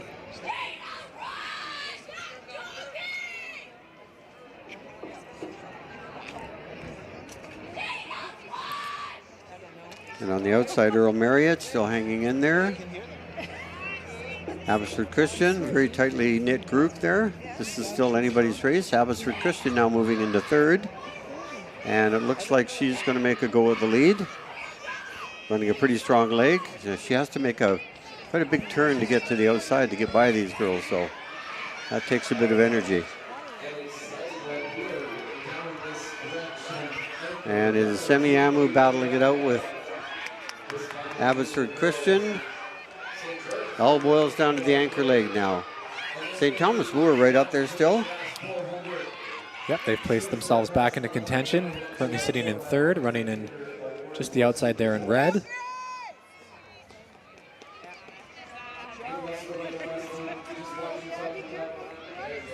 Semiamu still got a good race going. Oh, there goes St. Thomas More. Wow, she just went into second gear there. Rocketing into the lead. It is St. Thomas More now. Semiamu, Abbotsford Christian. Abbotsford Christian now moving into second. And that second place is going to be very crucial. She has to make sure she gets a good time. Abbotsford Christian, wow, is she going to catch her? I don't think so, but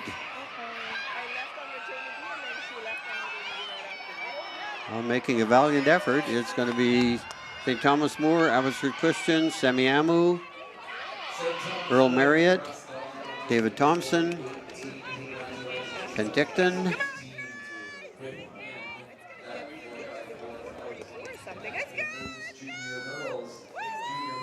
Oh, that was a good one. Yeah, lots of lead changes throughout the race. St. Thomas More had a couple great legs, bringing themselves up into that first place position, so they've automatically qualified for tomorrow, 4:17. Abbotsford Christian with their really fast 4:17 as well. That should be enough to get them. I think that'll get them in for sure. Yeah.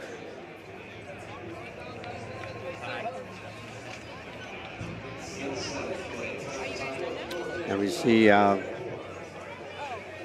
Abbotsford Christian making a good run there at the end. St. Thomas More just barely able to hold her off. Semiamu in third. Their 4:20, time of 4:20 might get them into the finals. Remember, it's top 4 times after first place. So that'll be very close.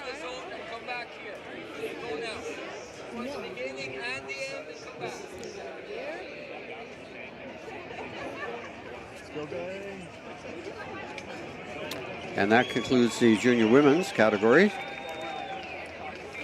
We now move on to the junior men.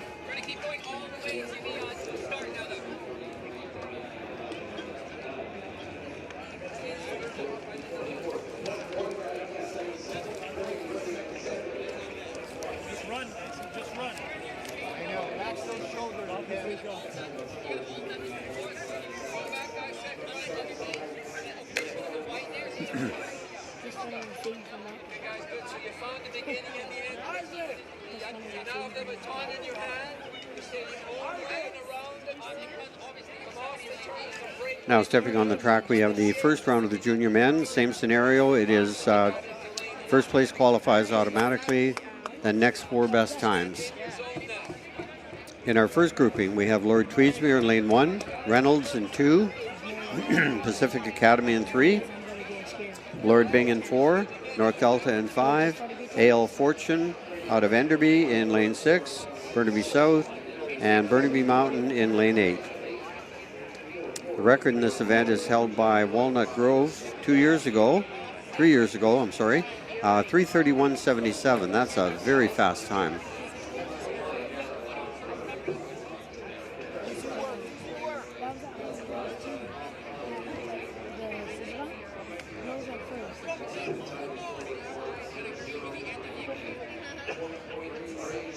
Marcus probably doesn't have to marshal it.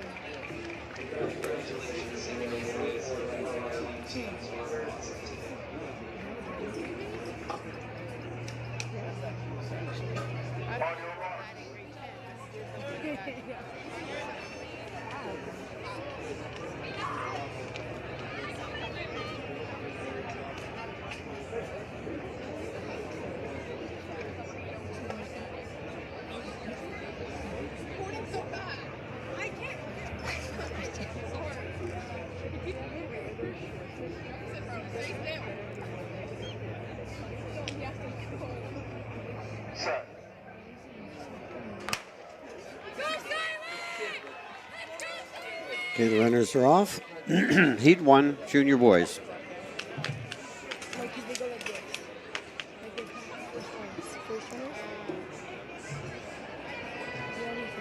Reynolds, secondary, the only team seeming to make a move. They're out of lane 2, really eating up the stagger.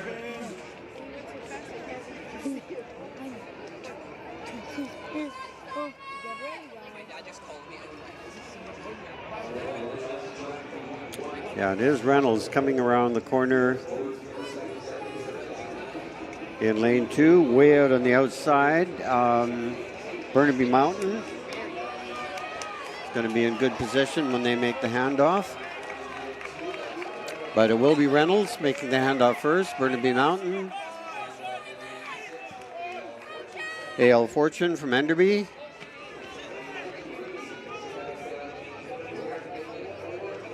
And looks like that'll be the order when they do the cut in, which is happening right about now.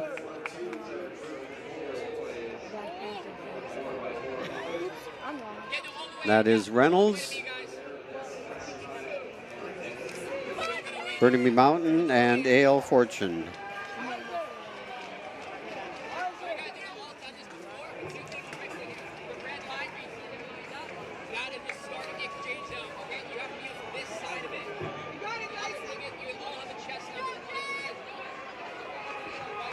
And Reynolds still with the lead. Burnaby Mountain chasing them down. A.L. Fortune, now North Delta, moving into third place.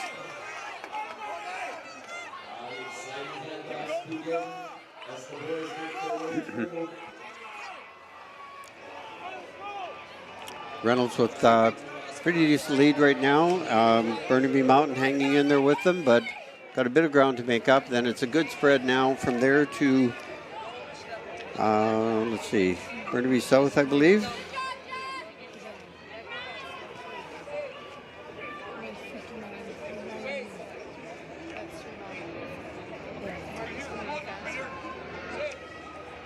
There we go. It is Reynolds.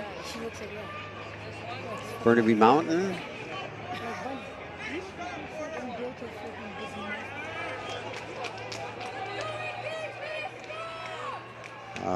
From there, it is North Delta.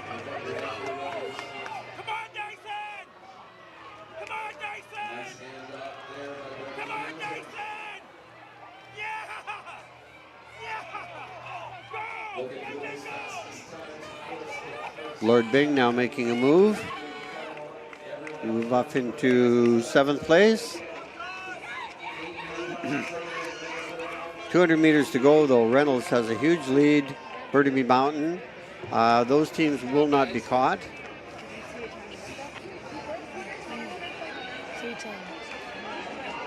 Reynolds way out in front, and they can relax now. Okay, nothing to prove. Let's just cruise in and finish first in my heat. Burnaby Mountain will take second.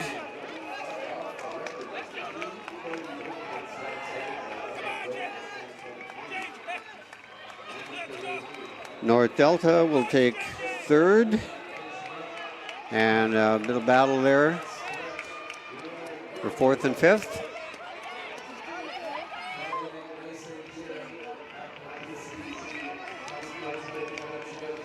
That is Peachmere crossing the line, Lord Byng and A.L. Fortune from Enderby.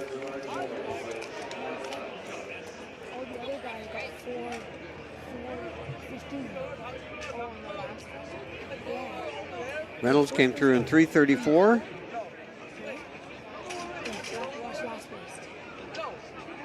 And that's a pretty good time. That's only 3 seconds off the record.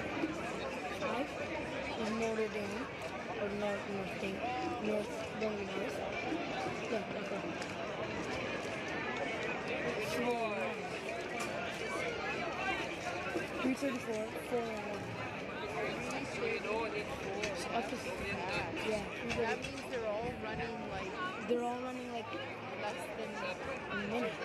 Less than 50 Okay, seconds. Zach, run hard, run fast, give it everything you got, okay? Stay in your lane till over there, okay? So heading into Heat 2 now, the winner automatically moves on. 3:41 and 3:46 are the times to beat to maintain a position in the final.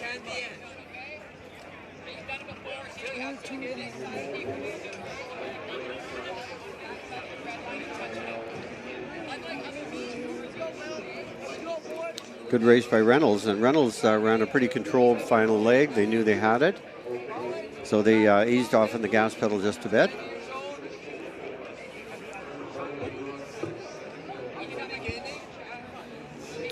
And now we move on to the second heat.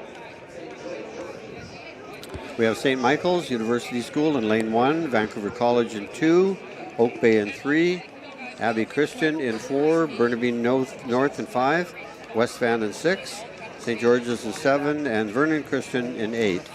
Right in front of your red line there.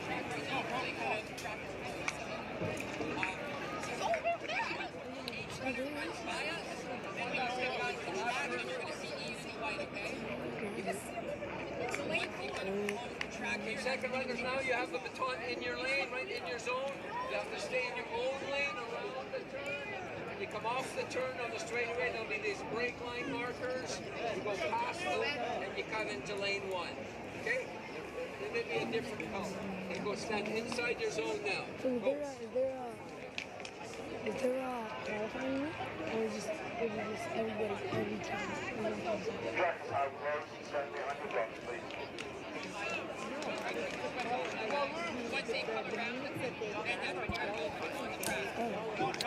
The fastest time from this group, 3:36, is Vancouver College, and that is could be flirting with the record. We had a very close call in the first heat. Winning time last year in this race was 3:34, so we had a pretty quick final last year.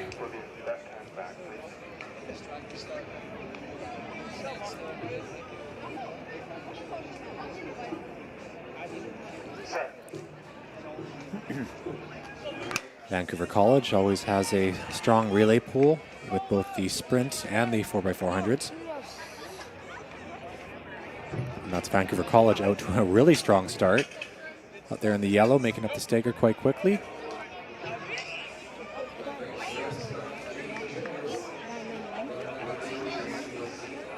Out of the outside, lane 6, West Van looking pretty strong as well. Officials are telling them to move in. No, because my team keeps standing in lane 3.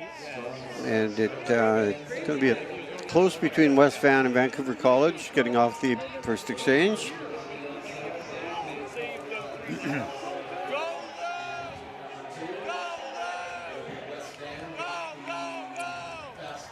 West Van fading just a little bit. Vancouver College will get off the exchange first. They'll have a pretty good lead to work with. And being on the inside, they won't have far to go to cut in. Abbotsford Christian up there as well. Burnaby North Secondary making a good move as well. And St. Michael's in lane 1. Now things are starting to get interesting back there. Not sure who that was, but there was a pretty good run going on by the St. Michael's University School, it looks like. The man in black. Trying to close the gap to Wow, Van College, he is flying.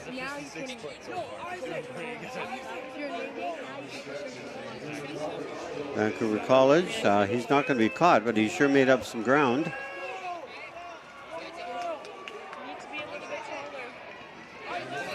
Great handoff by Vancouver College, still with a fairly commanding lead. St. Michael's and Abbotsford Christian in second and third still. St. George's currently sitting in fourth, trying to close the gap there as well. Be interesting to see what Van College does, whether they'll kind of ease off the gas pedal or kind of keep going at what looks like a record performance run.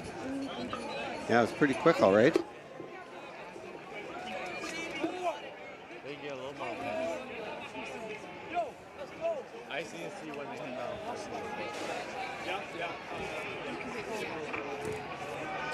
And we'll kind of get a gauge on what he needs to run. 42, 231. Yeah, I don't think we're going to see a record here. He's going to have to run very, very low 50s in order to break that record, possibly even in the 49s, but I don't think that's going to happen. Not with a lead like that. You don't want to risk it. Especially when there's the final tomorrow. I mean, that's right. The finals is what really counts. He's save a bit of a checking the clock up there. That's kind of neat. You go right down the backstretch and you can look at yourself on the big screen. It's a bit of an ego trip, eh? Now he's glancing over his shoulder to see where everybody is. He knows he's not going to have to push it.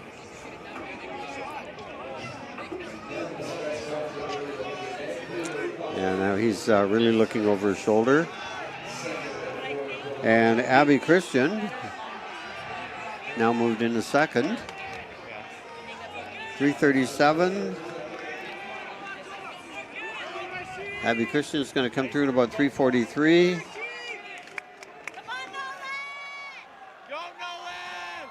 That's going to be close.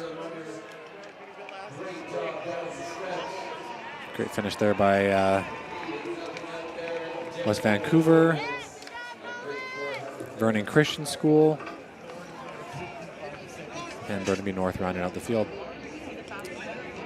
So it's Kai Carter from Vancouver College, bringing home his team to automatically qualify to tomorrow's final in a very fast time of 3:38. So right now the two of the times to beat are 3:41, 3:46. Those are second place times from the first two heats.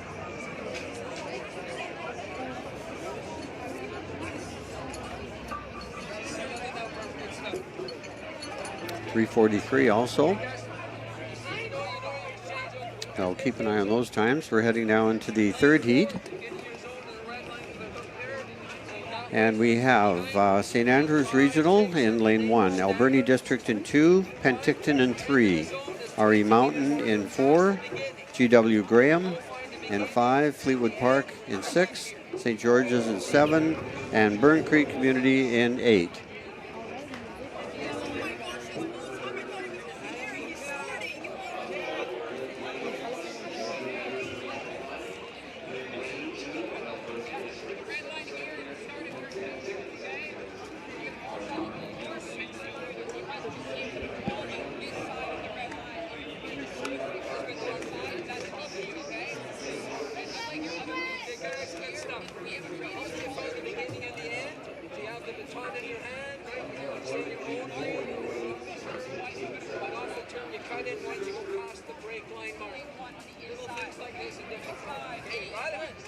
stand inside your zone now.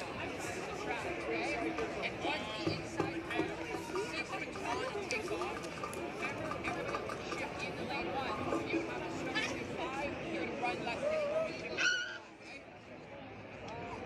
And the only other thing is, obviously there's somebody running lane 8 right now. When the race starts, all we're going to have to do on the concrete, just put like your heels down, your feet up to the Track is now closed. Stand behind your bus.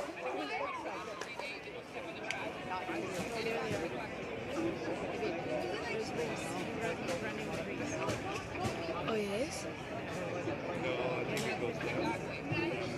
Yeah, you gotta use your hand.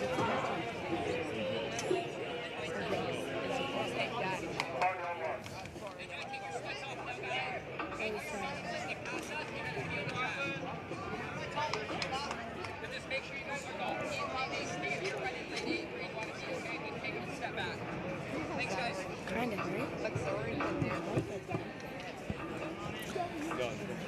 All right, heat 3 of the junior men's 4x400 meter heats. Top team will automatically qualify for tomorrow's final, when we'll be taking in the next 4 fastest times.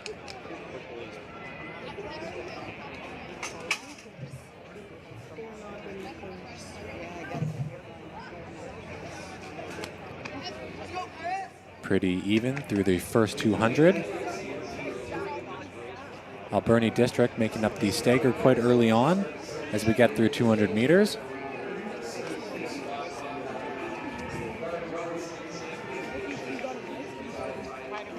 Fleetwood Park out in lane 6 having a great run.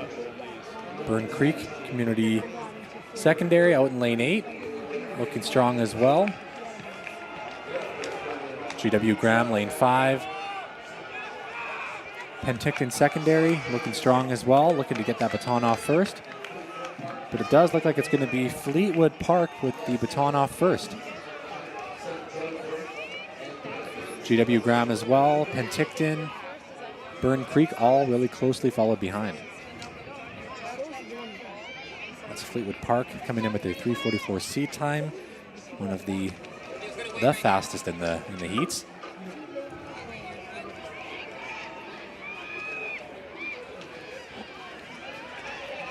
So Fleetwood Park coming through in 200 with the lead.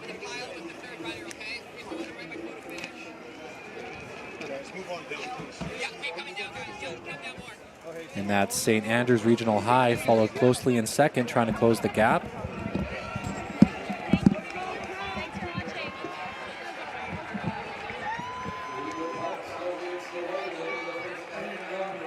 And third is anyone's race right now. So that's Fleetwood Park with the lead right now. St. George's, Penticton. And we'll have to check who is following closely in second.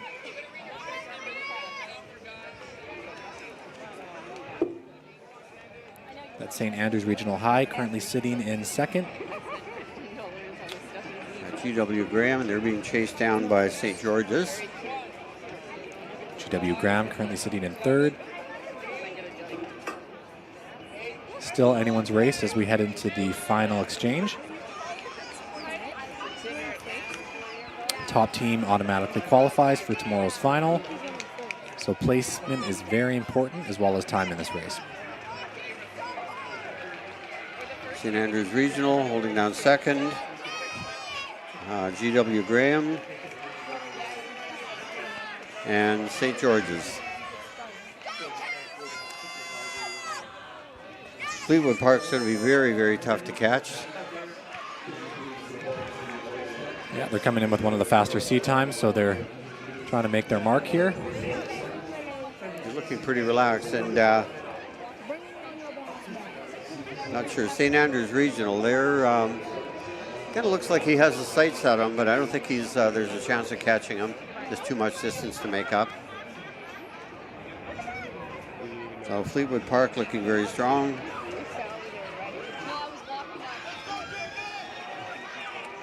St. Andrews Regional still sitting in second, but GW Graham and Penticton giving them a run for their money. GW Graham actually having a really strong third leg. Oh, wow, that was an incredible leg. GW Graham able to bring their team into second place.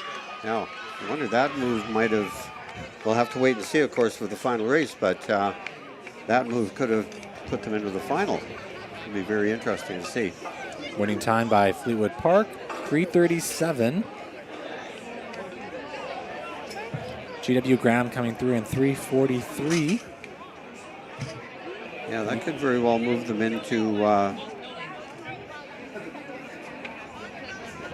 right up there into contention.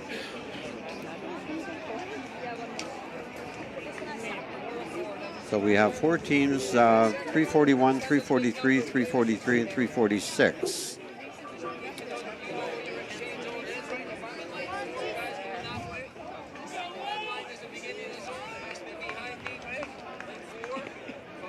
At this point, unofficially, those 4 times are the ones that are. Well, Anthony Andrews came through there at 344, so that one can slip in there. Okay, so second place in the final heat is going to have to be under 344 in order to get into the finals. So that's the challenge right now.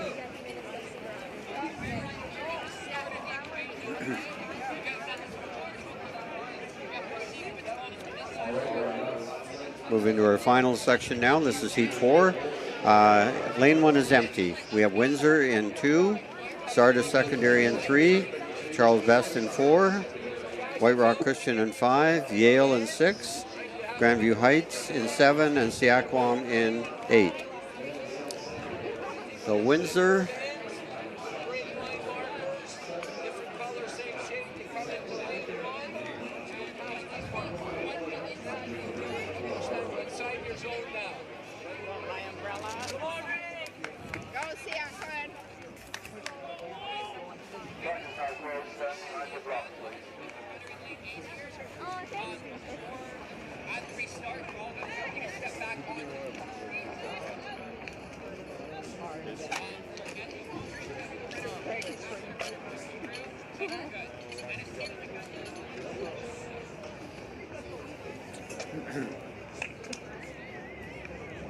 okay, fourth and final heat. Now this should be interesting. The top time in this group is 2 teams who run 345.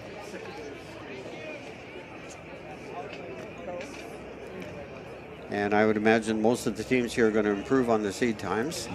A lot on the line here. That brings out the adrenaline. Yeah, we've been seeing that a lot over these last couple of races. We've seen some teams have, dropped 20, 30 seconds off their seed times. And then I guess their seed times are based on their qualifying times to get into this meet. And if they come from a really strong zone, they're going to have faster times, obviously. Coming from maybe perhaps a remote province or remote area of the province or a smaller zone, the qualifying times may not on the surface sound impressive, but once they get here, things crank up a lot. Yeah, competition brings out the best, especially in the 4x4. You also see a lot in just in general, a lot of split times. Yeah. You'll see people personal best by sometimes 1 to 2 seconds in these races. Right. Just because there's so much adrenaline, so much team camaraderie. You don't want to let anyone down. That's right. There is a lot of difference in terms of your regular 400 versus your actual split 400.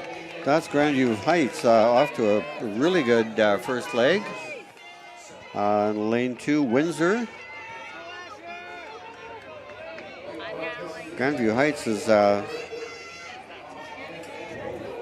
had a great first leg. A great first leg indeed. They're not one of the top ranked teams, but yeah, they're off to an extremely good start.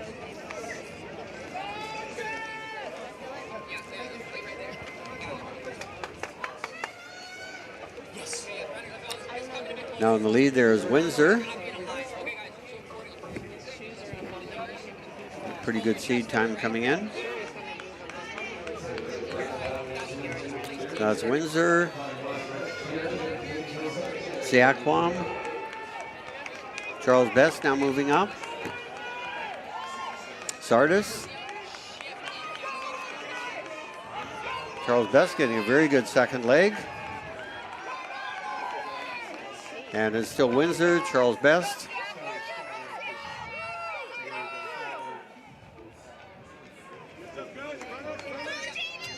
Well, Charles Best moving very well here now.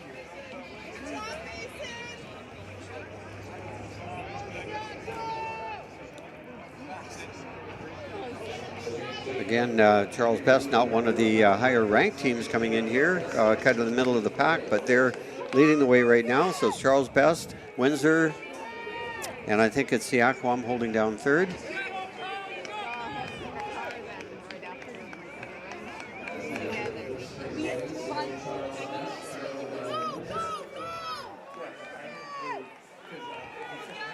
So Charles Best, Windsor, and Siakwam all battling it out for that 1, 2, and 3rd spot. Okay, so Windsor is now taking, very close there. Was that Wolves? Yes. Who is that? That's Windsor, I guess. Yeah, Windsor's in first right there. Windsor and Charles Best really battling it out there. We've got a good race going on. Siakwam settling into 3rd place. Siakwam, I don't think it's going to be able to catch them, but Windsor and Charles Best. Windsor looking very strong here.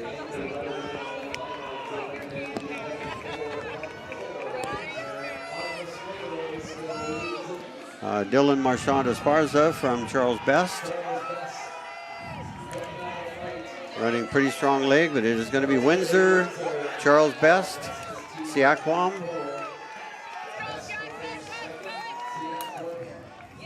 Now that time is going to be very important. We'll have to see here. Windsor's time was around 3:44:45. And if that's the case, then I doubt that Charles Best will be able to sneak into the final. Yeah, it looks like it was a 3:44 winning time for Windsor and a 3:45.5 for Charles Best. So yeah, just they'll have to see if that time was enough for the non-automatic qualifier. Yeah, just out of the edge, I think, just out of the fringe. Nonetheless, though, Charles Best ran their hearts out there. Lots of leading changes between them and Windsor throughout each of the legs, but they just couldn't hold on as Windsor was able to run away in that last 50 meters. It's Kyle Felderer from Windsor, the great last leg to bring his team into the final for tomorrow, automatically qualifying. Right, I haven't seen too many athletes from Windsor. Windsor has, in the past, had some pretty strong track and field people. And that completes the heats for the junior men. We now move on to the seniors. We have 8 races left in the day.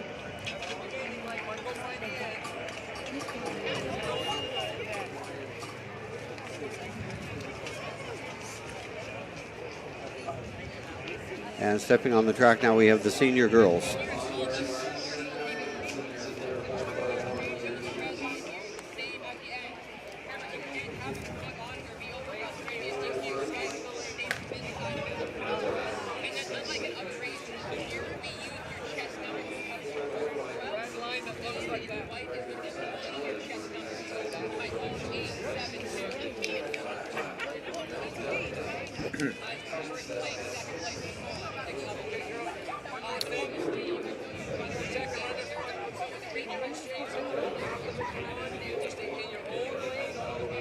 Now, coming up, we have the first heat. Again, the same situation. We have 4 heats. Winner in each heat automatically qualifies, plus next 4 fastest times. In our first heat, we have Oak Bay. In lane 2, we have St. Thomas More. Lane 3, Crofton House. Lane 4, Pacific Academy. Lane 5, Coraloo Secondary. Lane 6, Langley. Lane 7, Burnsview. And Lane 8, John Bardsby Community School. Now, the record in this one, get this. 3:54 flat, set back in 1976. That is one of the oldest records in the books. It's set by Mount Douglas. 50-year record. That's 50-year record. That's crazy. Wow. Yeah, that's right. Though last year we did see GW Graham run 3:55. I think when we were watching that race, we were on the edge of our seats thinking, could today be the day? But when you Yeah. put that into perspective, a 354 record, that's a 58.5 split per team member. And as we've seen in the 400-meter races today, a 58 could have won you in some of these races. So yeah, that was quite the team they had back there. The record prior to that was 355. A lot of 350s back in that day.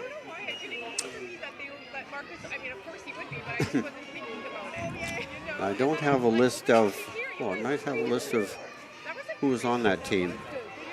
Just checking my. Gail Thompson, Terry Crocker, Wendy Davies, and Debbie Campbell. Debbie Campbell, of course, is a mother to Corey Fell, who won several BC high school championships and was a national team member. Wow. There's something to be said for genes, eh?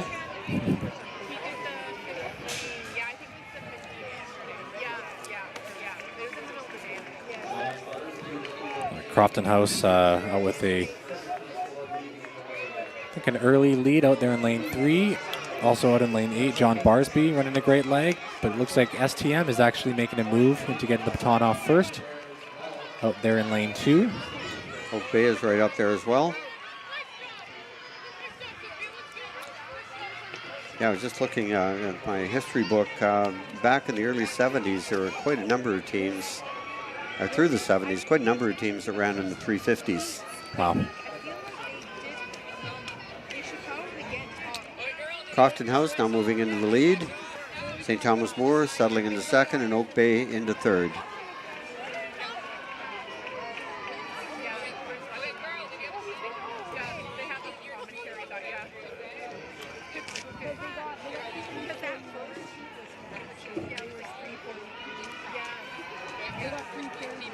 Yeah, Crofton House really opening it up now. St. Thomas More, good distance back. We'll have some making up to do. Oak Bay, looking like they're wanting to make a run at second place, and they do. So Oak Bay moving into second.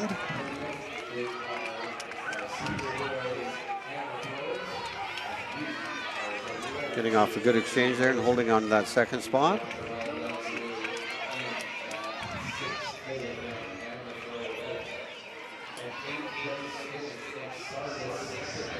It's Crofton with a pretty commanding lead right now.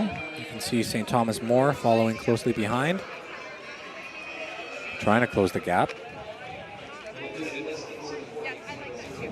Now, I'm kind of seeing them closing the distance a bit. They've got a long ways to make up, but this could get interesting here. St. Thomas More has got a lot of ground to make up, about 20 meters, but they're making a good go at it.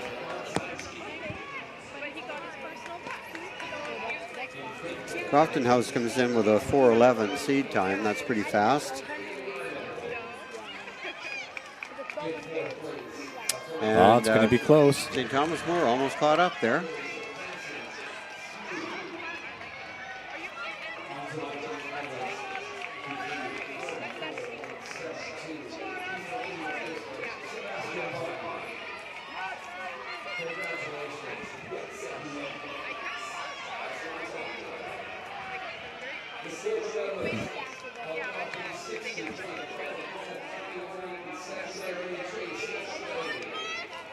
Crofton still maintaining their lead here. 200 meters to go. I think they're opening up the gap just a little bit from St. Thomas More. Let's see. Oak Bay still holding down third. And Crofton House is going to win this one easily. St. Thomas More and Oak Bay will take third.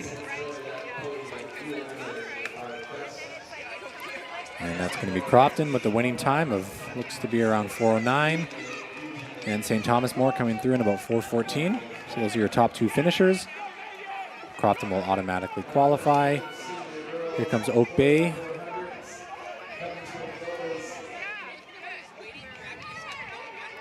Burnsview and John Sparsby coming through as well there. Pacific Academy, a great run as well. Yeah, coming into this grouping, Pacific Academy had the fastest seed time by several seconds. And perhaps maybe some injuries have hit them there.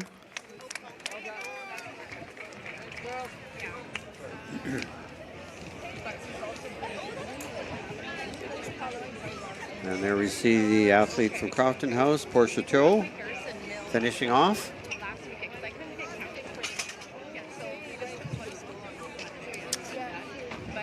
Good race for them. Also, St. Thomas More finishing strongly. So St. Thomas More's 4:13, 37.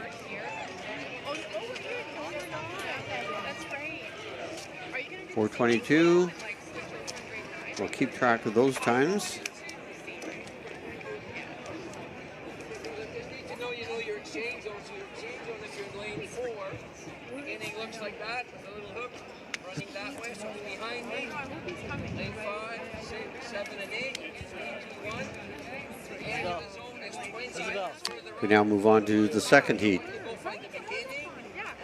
So getting ready on the track, we have in lane 1, Earl Marriott Secondary. Lane 2 will be empty. Lane 3 will be Dr. Charles Best. Lane 4 will be MEI. Lane 5, Kitsilano Secondary. Lane 6, Penticton Secondary. Lane 7, New West. And Lane 8, White Rock Christian.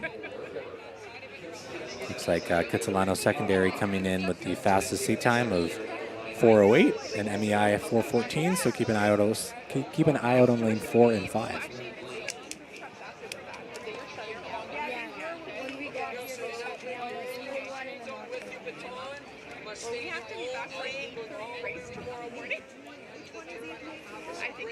Markers like this, maybe a different color. See, that's and you cut into lane 1 once you go past the marker. And you probably want to go here inside your zone now. So when the track race can actually start, yeah, the race is like have to step on our toes. Yes. Track is now closed. Please stand behind your block. If once they kind of get set, then you want something on the watch. But I'm trying to come by.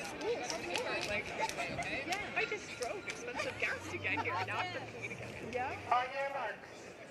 I guess this is the first time I had to pay for like a school thing. Usually you don't. You have to pay to watch these guys. Only at prime time. So, do you actually professional? All right, getting ready in the blocks. We can see that there is the bigger stagger there, so not your typical 400-meter start. If you look up at lane 8, they're almost halfway around the turn, so it can definitely be a bit deceiving in terms of figuring out who's actually in first and what places are who. But so this is heat 2, senior women's 4x400-meter heats.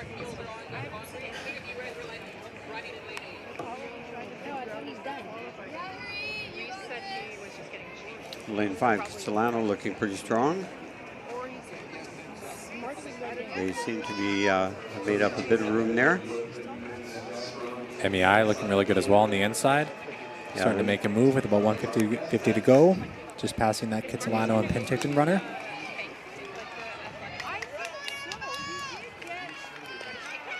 Yeah, MEI looking very strong in their first leg. They're going to get the baton off first.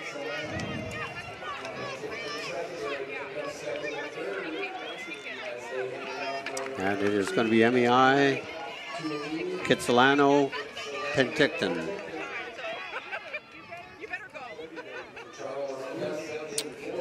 Penticton has got a couple of junior runners running with them.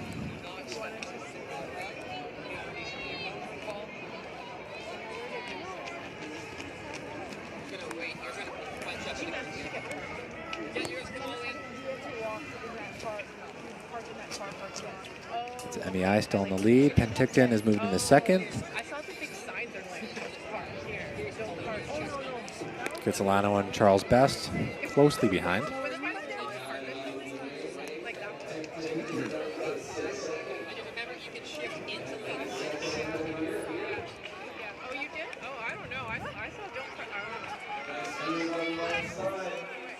Is that that's Penticton moving into first. MEI slipping back into second.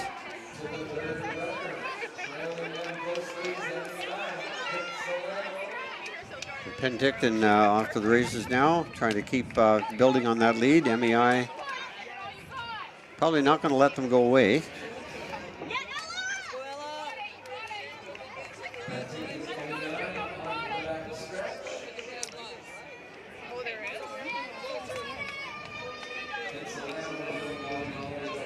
That's Penticton team is very, very young. They've got 2 grade 10s, a grade 11. So watch out for them next year, eh? Watch out for them now. Yeah. Yeah, they're running a great race so far. That's Presley Hickey. Now MEI moving back into the lead. Kitsilano starting to close in, trying to bring their team into contention as we move into this final leg. Yeah, we're going to have a good final here. We got 3 teams still in contention. Saw a bit of collision at the pass off there, where luckily we didn't see any casualties.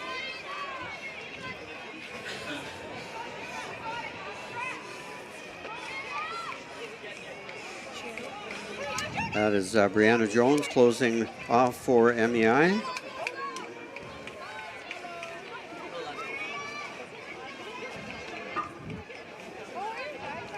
Sorry, Adriana Boutelar. Good person to have closing for you.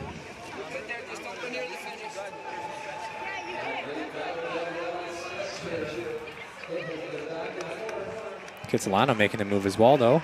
Oh, yes. Now, I think they're a challenge for first. This is going to be a good finish. Kitsilano now moving into first. MEI. Right there. And Penticton. A very fast heat, though. I think all 3 of those times should be enough to move them all through. I think so, yeah. Yeah, because the time to beat in there was 4:13, and all of those teams were well under that. So I think have at least 2 finalists, 2 extra finalists from that grouping. White Rock Christian coming through the line, followed closely by New West as well, so some great performances by them. And Earl Marriott coming through as well. Great run from them too. We still have 1 heat remaining though. Okay, let's, here we go, Kitsilano coming through. Automatic qualifier.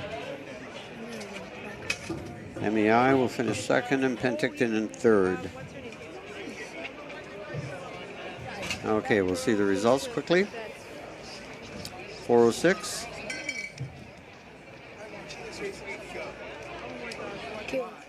Why? You have to go somewhere? Okay, well, you can go in the car. So 406 and 408. Jill is here. That puts them in a pretty good position. Next 2 times 413 and 422 from previous heats. We still have 2 heats remaining though. Got a ways to go.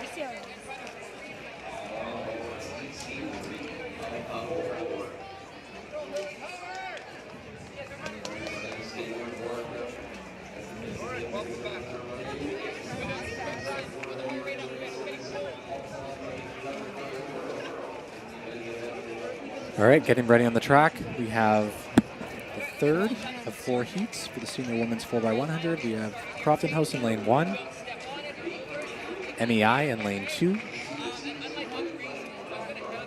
Oh, I'm just gonna quickly check my lanes here. Oh, no, it's Crofton in lane 1, West Point Gray in lane 2, WJ Mowat in lane 3, Oak Bay in lane 4, Holy Cross in lane 5, Centennial Secondary in lane 6, Penticton Secondary in lane 7, and King's Christian in lane 8. Right, so ignore what you just saw on the screen a moment ago. Sometimes we get different heat changes kind of last minute there. Darn AI. Now the seed times here, Holy Cross, holy cow, 408 is their seed time. Centennial comes in with a 415.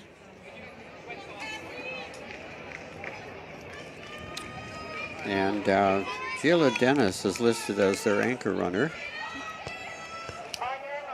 Have to see if For she's running in the Centennial, she's heats. a junior, yeah. But in order to get in the final, they would very much need her.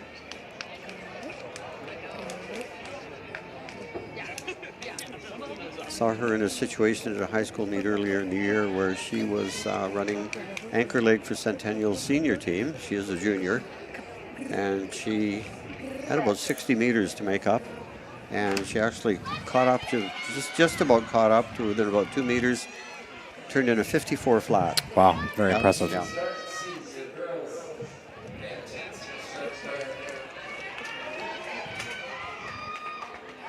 So that's Centennial taking the early lead, it looks like.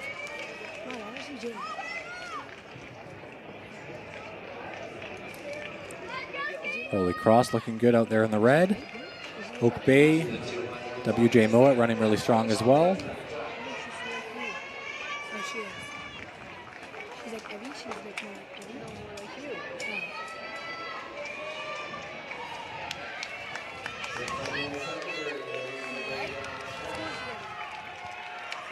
So that is Centennial.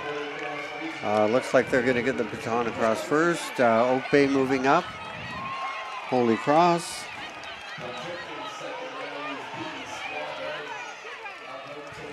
That's that Centennial and Oak Bay.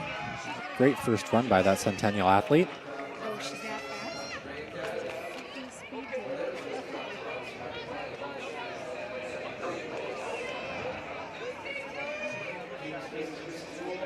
That is Titaleo Balogun from Centennial with the baton right now.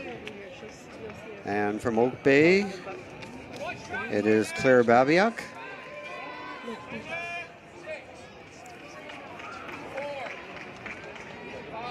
Holy Cross now trying to regain some position there. King's Christian right out there as well. Or sorry, WJ Mowat.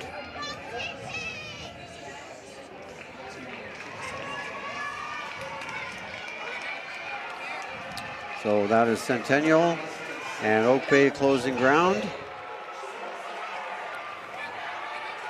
Oak Bay getting a really strong run there. And Centennial, that is so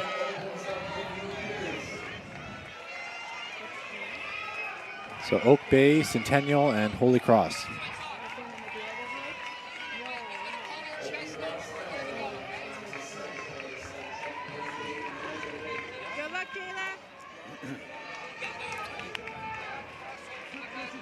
And we'll see Centennial if their anchor runner is wearing a long pink sock. That'll be Jayla Dennis. And yes, she is. So that will really make things interesting.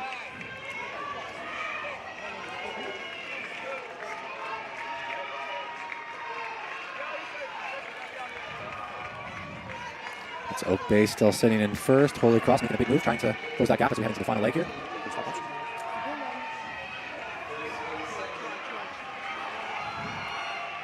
Yeah, she's going to have quite a bit of ground to make up here. But we got Oak Bay, Holy Cross, WJ Mowat, West Point Gray, Centennial.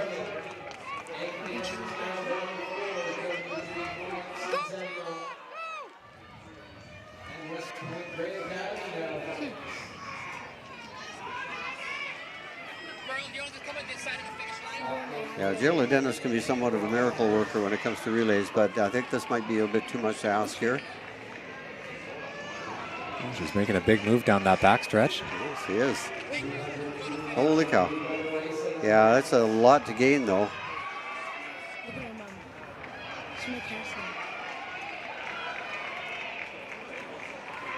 That is Holy Cross. Now look at her, though. She is really making up some ground here.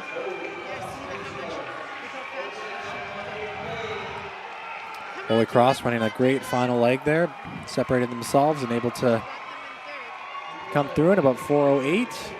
Oak Bay 4:10. Jayla Dennis bringing them into 4:14. Well, I don't know what her split time was there, but she made up a lot of ground. Yeah, it looked to be maybe around 54, 55. So quite a remarkable young girl. Fantastic leg there as well from her, trying to get her team back into contention there. May have done it too. I think they came in around 4:14 or so. Centennial 4:14.43. Winning time Holy Cross in 4:08. Oak Bay 4:10. That puts them back in contention. That is the fourth qualifying time right now. That is going to be the time to beat for the last heat.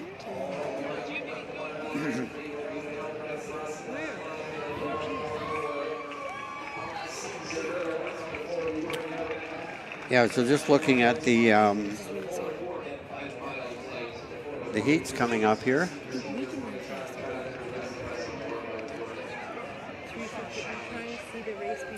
This is the final runner from King's Christian, rounding out this third heat, finishing strong for her team. It's a great showing from them as well.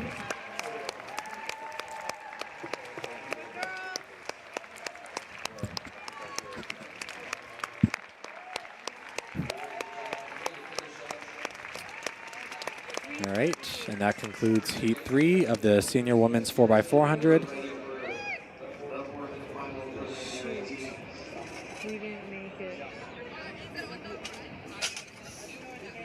There's a replay on the screen there of the Holy Cross runner kind of kicking it into second gear. At 150 to go, Oak Bay responding well.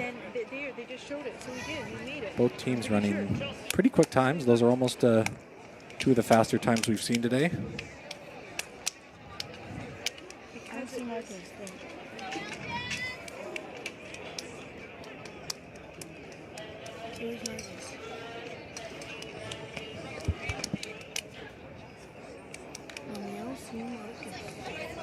So Centennial literally like just depended on doing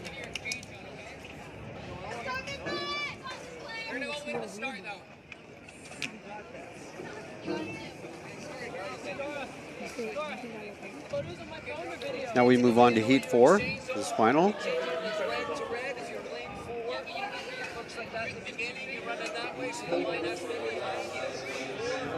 We have Ladysmith.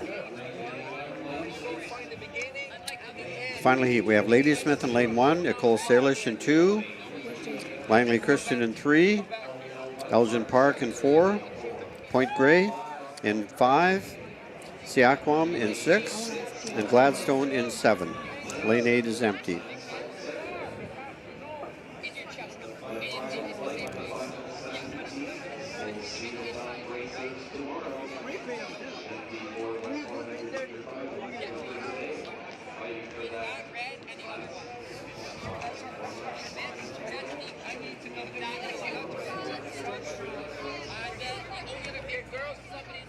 Okay, so now you have the baton inside your exchange zone. You must stay in your own lane around the turn and assume the track is So beyond the first place finisher here, who will automatically qualify, second place needs to beat, or third place for that matter could be, needs to beat 4:14.43. Centennial's time from the last heat.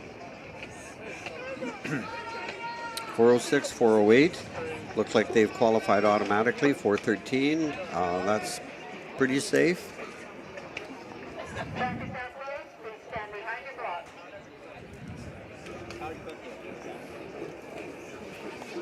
Nicole Salish has a very fast time of 4:08. Langley Christian at 4:16. Point Grey at 4:15. So those are all teams that could challenge that 4:14 mark.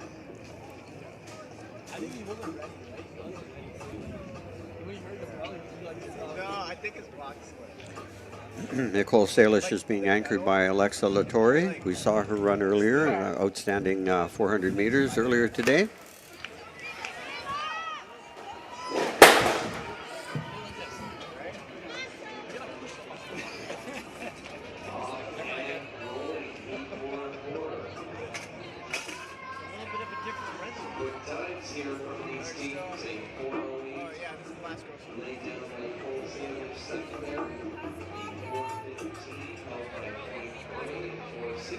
Out of lane 5, that is Point Grey secondary. With the lead on the stagger right now, but again, that is deceiving.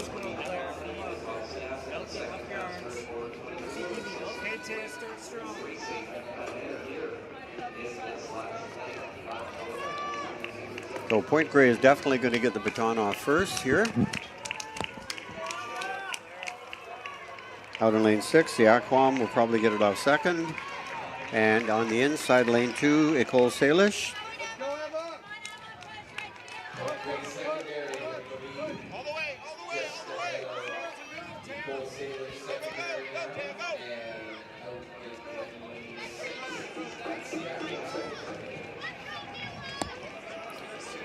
Pretty commanding lead so far by Point Grey. You see now the point at which they cut into the inside lane. Ecole Salish will nestle into second place. Okay, girls, we're just going to wait here and make sure you take your sweats off now, okay? She'll leave on the side together. That's how you keep it. Bro, it's like, I love the shit. So that's Point Grey. Got a pretty healthy lead right now.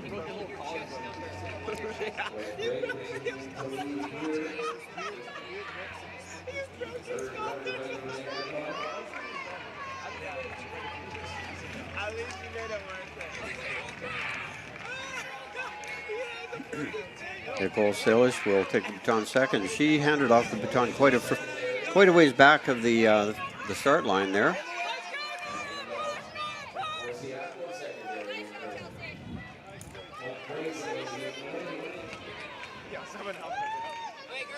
They're running at a pretty good pace right now. Nicole Salish needs to make up some ground here. I think they're capable. Their anchor runner, don't forget, is Alexa Latour. Very, very strong.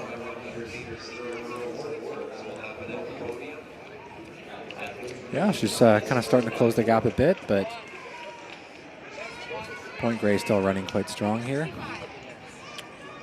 Yeah, Point Grey came in with a decent seed time of 4:15.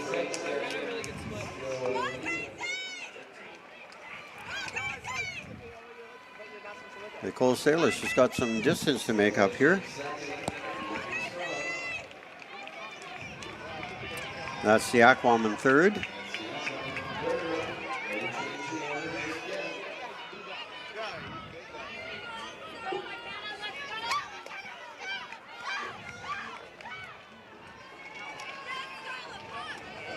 Let's go, Kate! Push, Kate! All the way! Get her, get her, get her! Question is, I saw you. here goes Alexa Latour chasing down Point Grey's anchor runner, Anita Needham-Cook.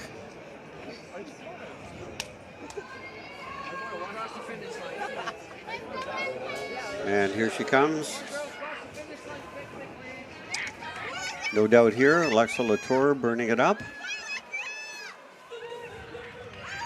And Point Grey's runner gonna have to watch the clock very closely.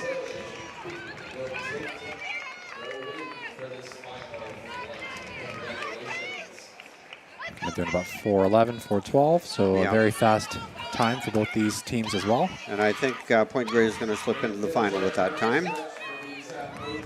That would eliminate Centennial.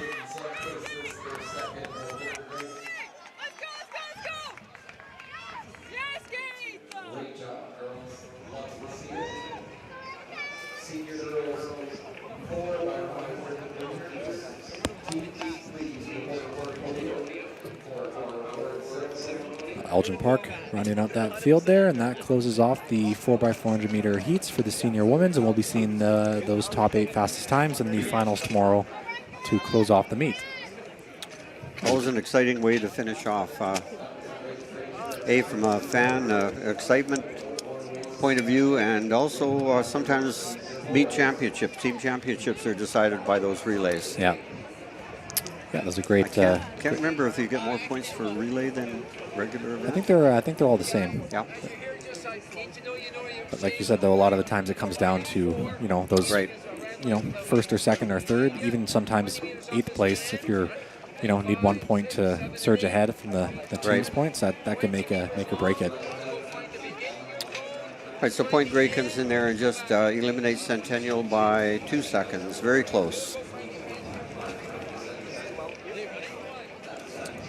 And now we head into the final series of events for today, the senior boys 4x4s.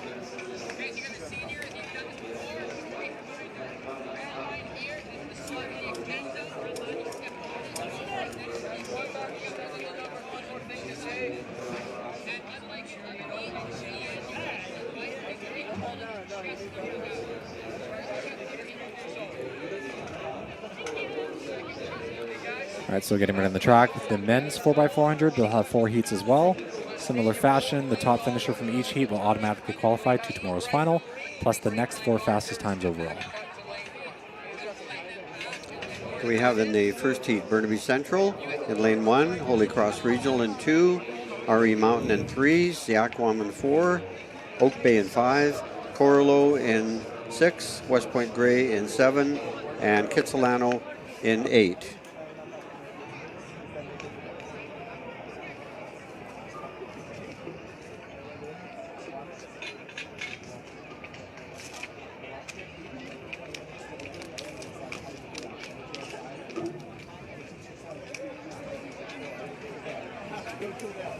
Coralo is in Quesnel in central BC.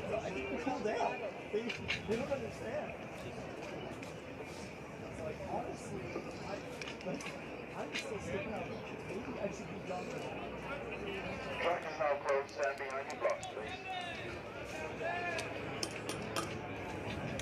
The record in this race is 3:20 flat.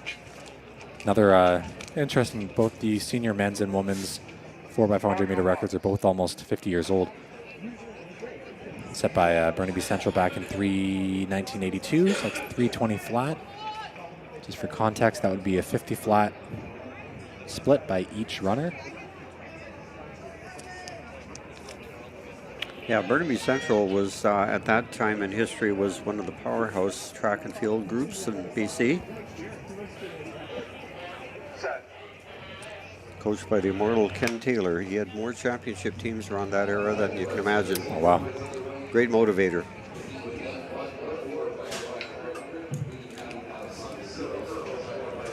It looks very even so far, but on the outside, West Point Grey gaining a little bit of an edge. Oak Bay moving up on the stagger, but by and large, pretty even. Kitsilano has the fastest seat time of 3:29, so I think one of the only few teams that have dipped under 3:30 flat this season.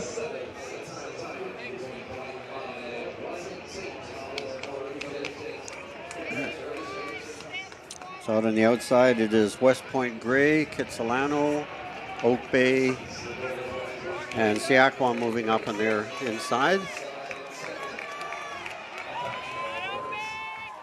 West Point Grey getting off the baton very quickly, along with Oak Bay and Siakwam.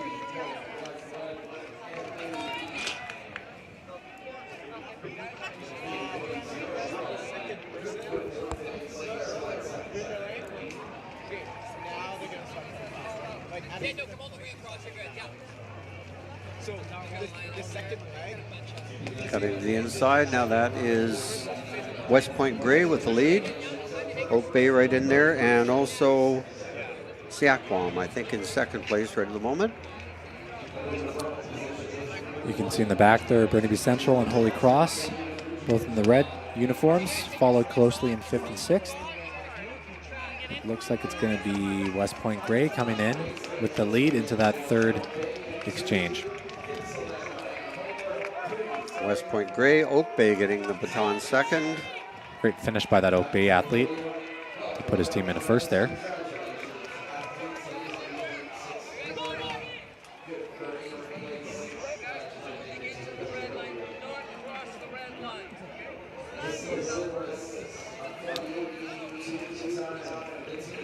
So it's Oak Bay, West Point Grey, Kitsilano,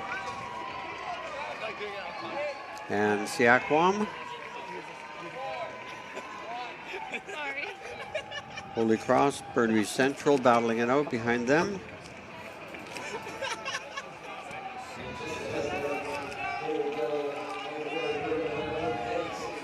Heading into the final exchange now, it is Oak Bay with the lead. Strong finish by Kitsilano, trying to close that gap as we head into the fourth exchange. And West Point Grey in third. Those three teams are well out in front. Oak Bay has a pretty solid lead, but it's not insurmountable.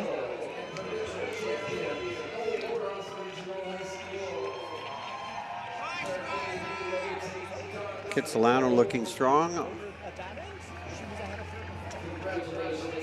Oh no, she did. Okay. I think we're possibly going to see a lead change here. Kitsilano runner is closing in on Oak Bay. Oak Bay kicking it into second gear. He's holding him off for now. Is he going to catch him? No, I don't think so. Oak Bay has managed to hold off Kitsilano, or West Point Gray and Kitsilano. So it will be Oak Bay taking that heat.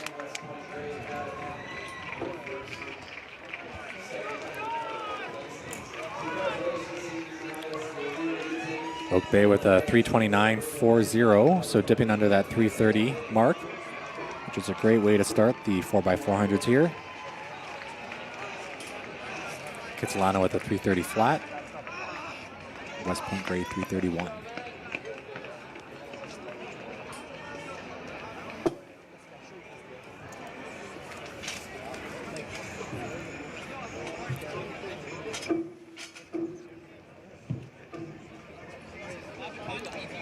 And 3:30, 3:31 will be the times to beat. Moving on for second place and third place finishers. Looks to be Nate Colby from Oak Bay with that strong finish from on that anchor leg to guarantee his team a spot in tomorrow's final.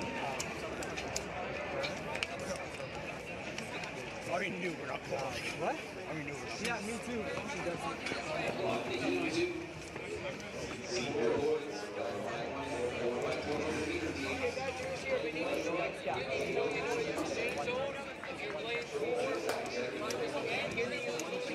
Now stepping on the track, we have the second heat.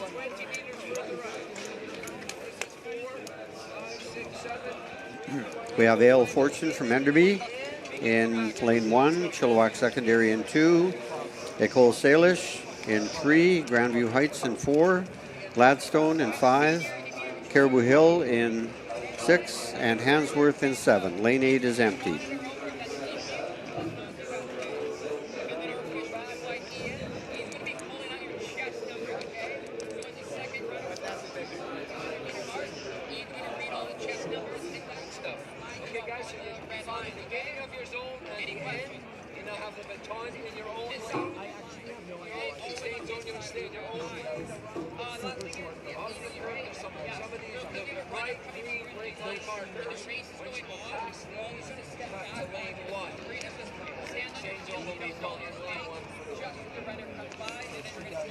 Once you hand off, you have to get out of the way of the runners.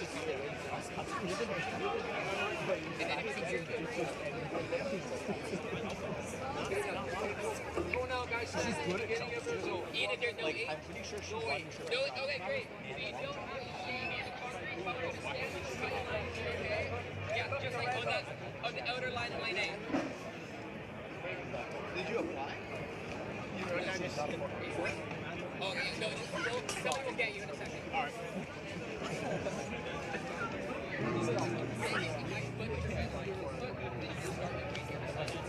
Right, yeah, right where the number 7. There we go. The runners are in there. We'll be getting ready into their blocks in just a moment.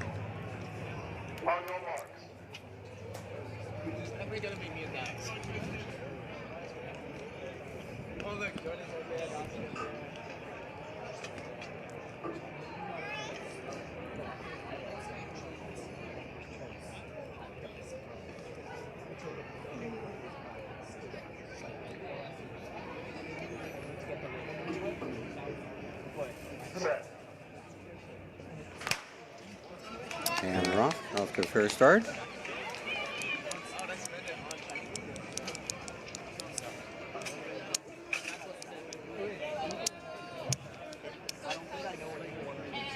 Handsworth on the outside making a really great start here.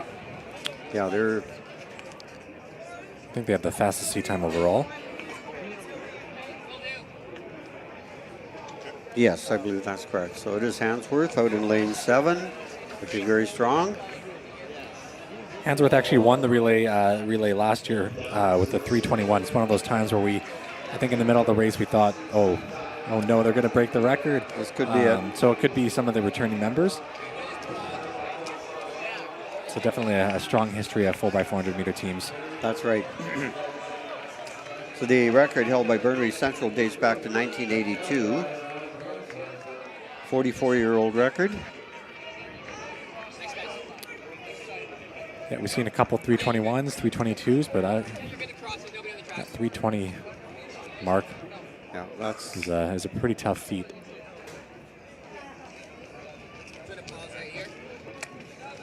You've got to have 4 really strong runners, good passing, and them all having a good day at the same time.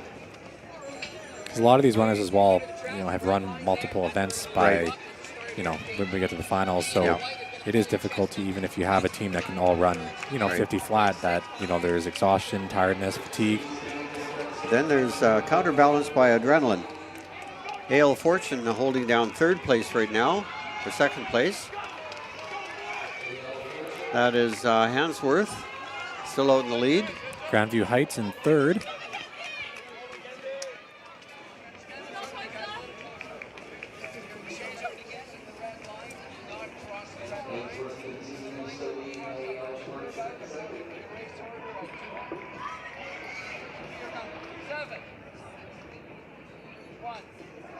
Nicole Salish moves into 3rd.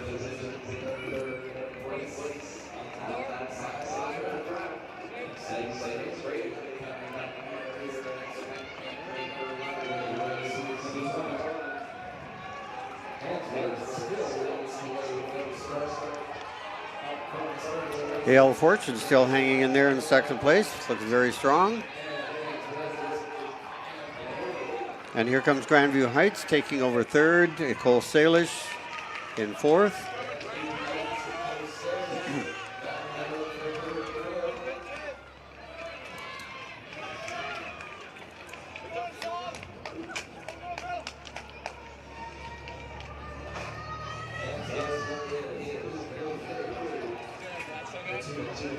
Nicole Salish and Grandview Heights chasing down A.L. Fortune.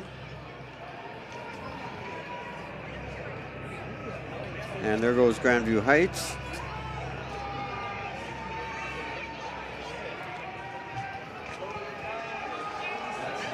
Hansworth, I think, taking it easy coming down that home stretch. I think realizing they have that guaranteed spot. Yeah, they are. And Grandview Heights, A.L. Fortune and Nicole Salish surging in.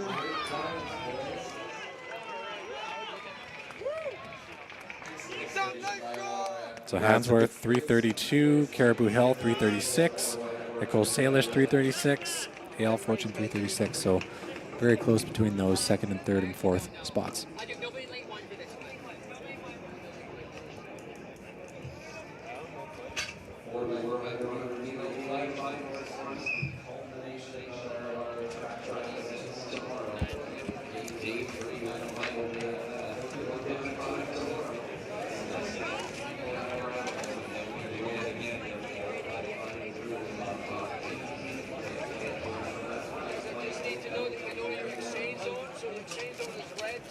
Let's go, Austin. Beginning of that little red, they call it a hook. The end is 20 meters further up.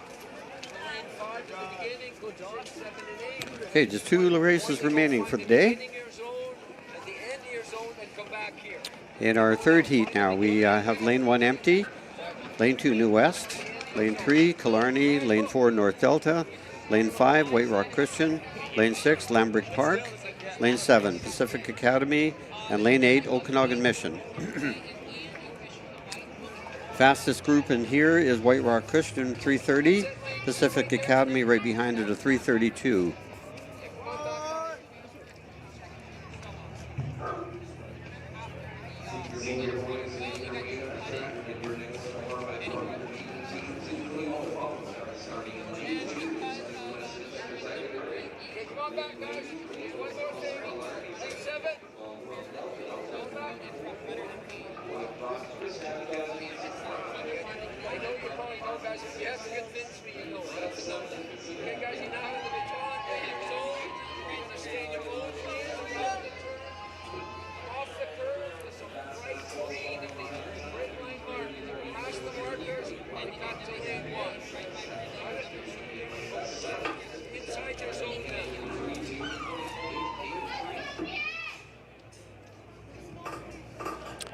So this is heat 3.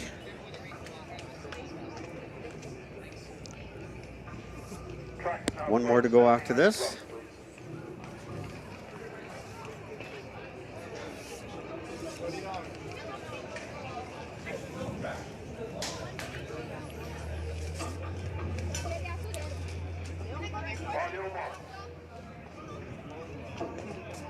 The time to beat, I think, is it 3:36 is the cutoff so far? Yeah, we have two teams that entered around 3:36, so I think that's going to change. I think those two are going to be broken. We've got a couple of teams in there that are under that time, so we'll see.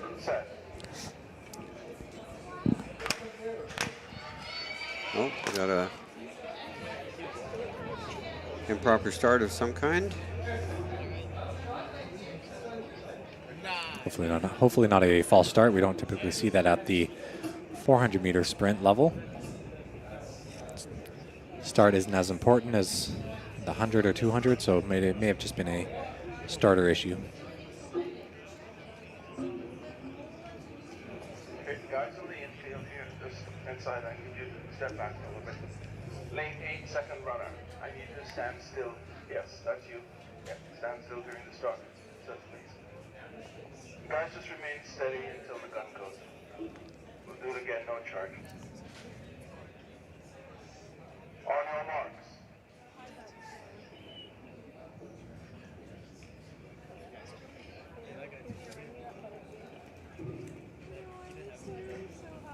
I cried when he saw me. But like just I literally thought it was fun. Set. Let's go, Jordan!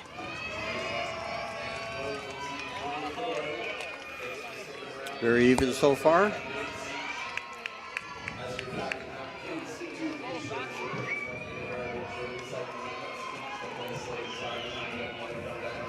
That looks like White Rock Christian Academy running very strongly there.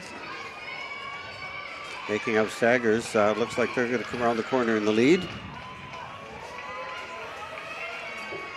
They're coming in with the fastest seed in this heat, so looking to make their mark.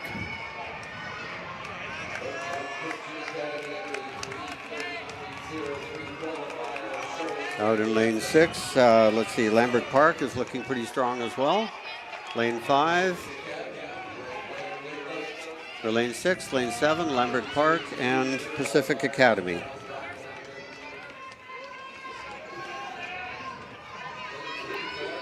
Pacific Academy also coming in with a 3:32 seed, so they're the second fastest seed time in this race. They're currently sitting in second place.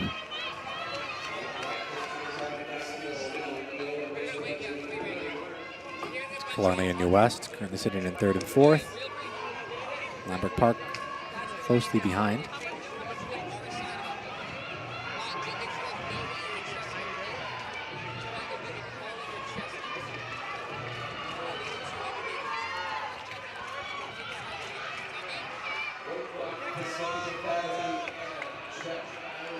New West now making a move. They've moved up into second.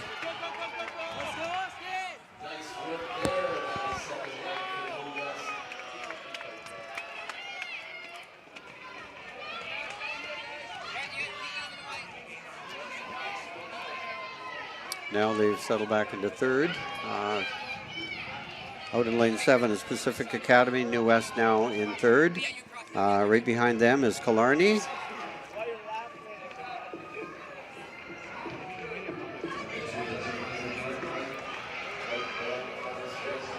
Looks like Pacific Academy is starting to close the gap a bit based off the big lead that White Rock Christian has been holding this whole race. See if he can narrow that down as we go into the fourth leg.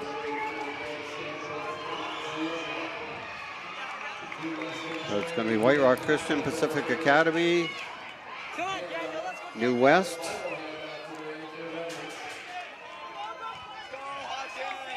Lambert Park, I think that is, or yeah, I can't tell who's.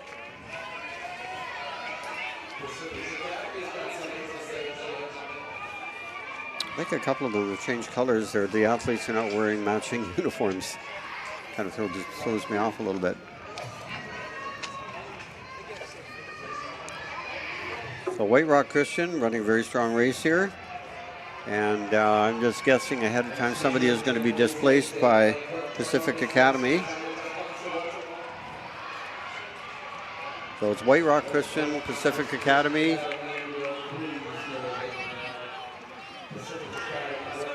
The White Rock Christian, Pacific Academy coming in at about 3:32.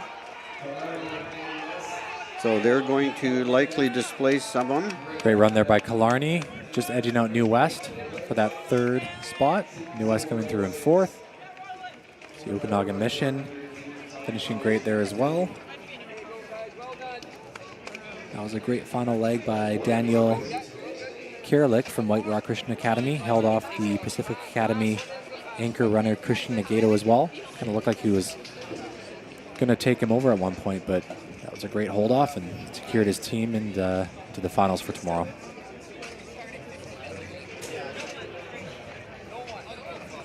So the winning time, 3:30 for White Rock Christian Academy and Pacific Academy with the 3:32.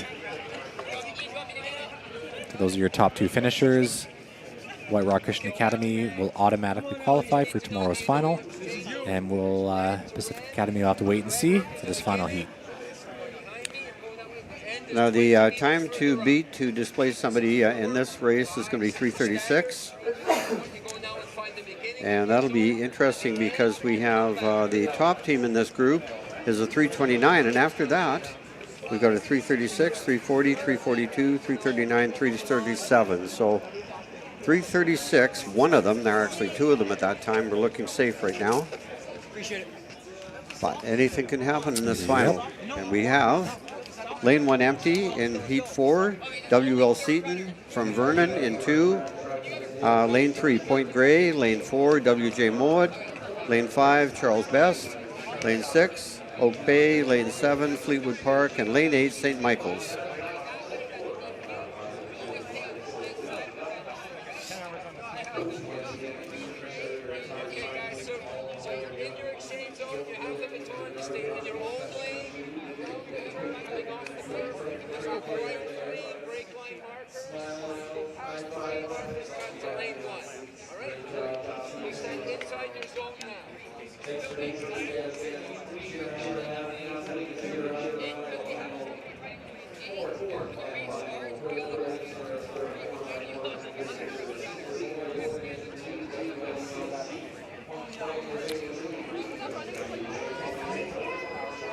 All right, so fourth and final heat.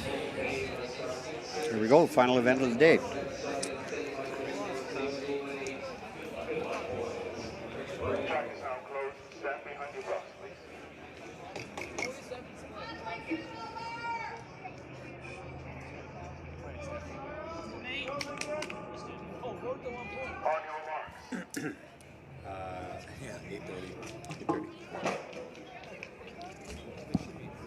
Here we go, the runners are in the blocks now.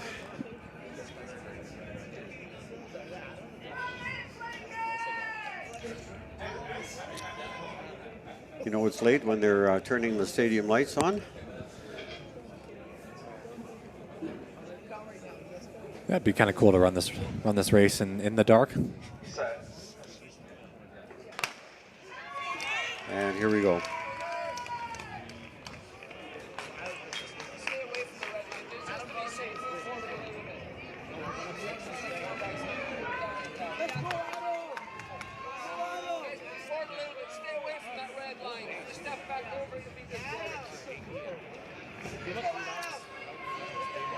Point Grey out in lane 3, running a great first leg, making up the stagger quite early on.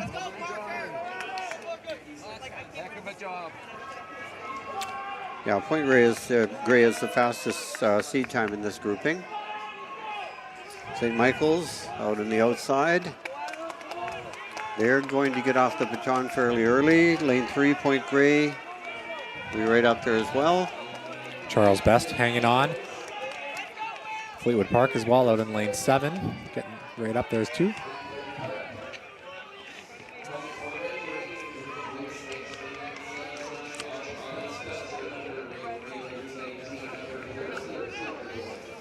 That's W.L. Seaton from Vernon, just handing off now.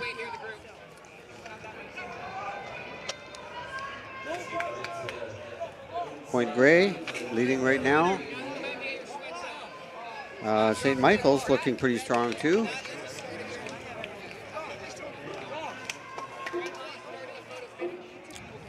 Point Grey athlete already starting to look over his shoulder. They have the fastest seed time in this grouping. St. Michael's right there with them. Point Grey, St. Michael's, Charles Best. Fleetwood Park, W.J. Mowat, and Oak Bay. Getting the batons off quite nicely as well.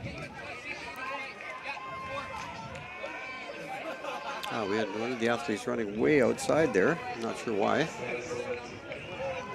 Oak Bay now moving into 5th place ahead of W.J. Mowat. So Point Grey and St. Michael's.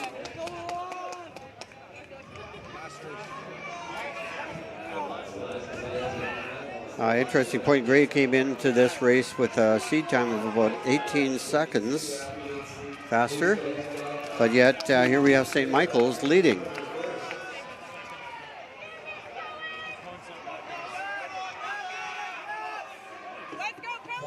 Pretty much neck and neck. It's going to come down to this final leg. Yeah, St. Michael's looking very much like they won a spot in that final. Took the lead there. Make sure that he has control of the race, but you can see that Point Grey is retaking the lead with 2:50 to go.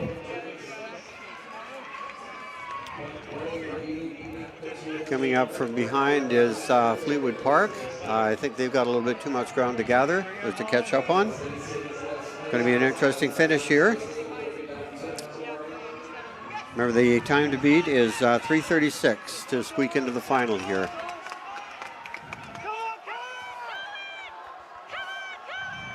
Looks like they're both going to come in around 3:30, so it should be enough for both of them.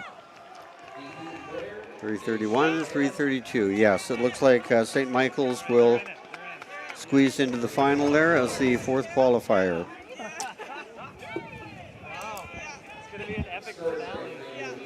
Okay, well that's a wrap for today. Andrew, it's a pleasure working with you again today. We're just wrapping up the final relay here.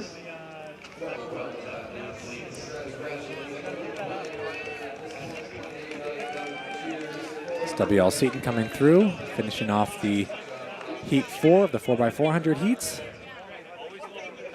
And that ends the final event of the day, just as the darkness is starting to fall.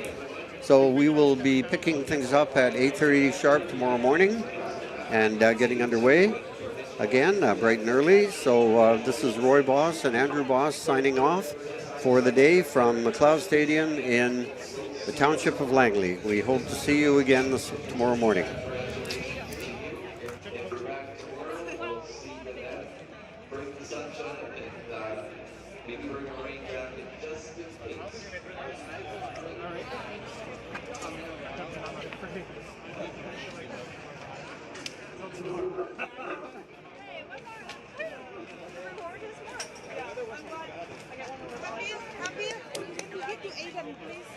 Can you tilt him? Yeah, okay. We're going to have some sort of a pizza party. All the awards that we're winning, we're just like to obviously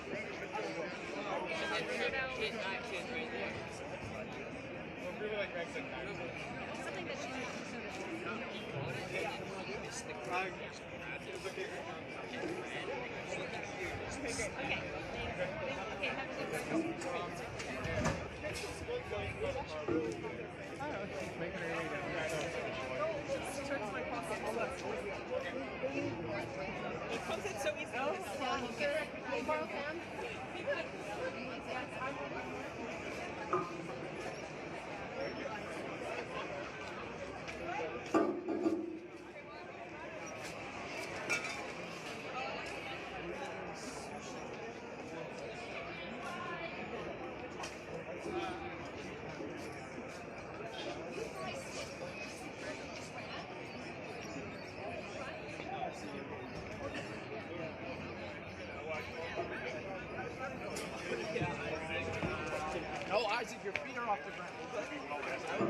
But anyways, yeah, that was a great run.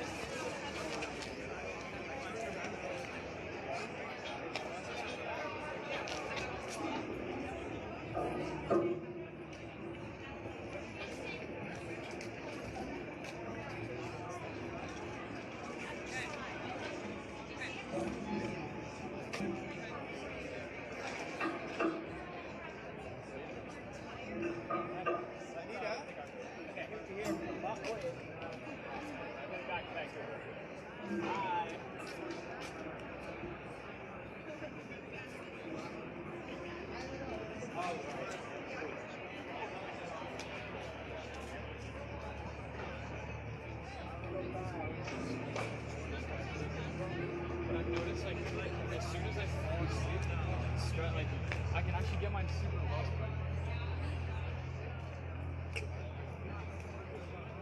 Right back.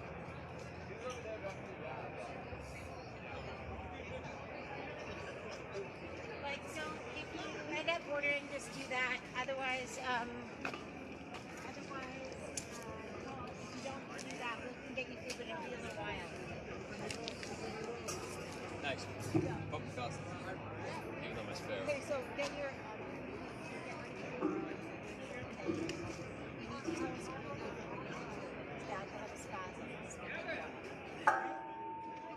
Bye. It's 7:41 and we have a reservation at 8. Okay, yeah. I have to make sure you didn't forget my chair. Oh, sorry.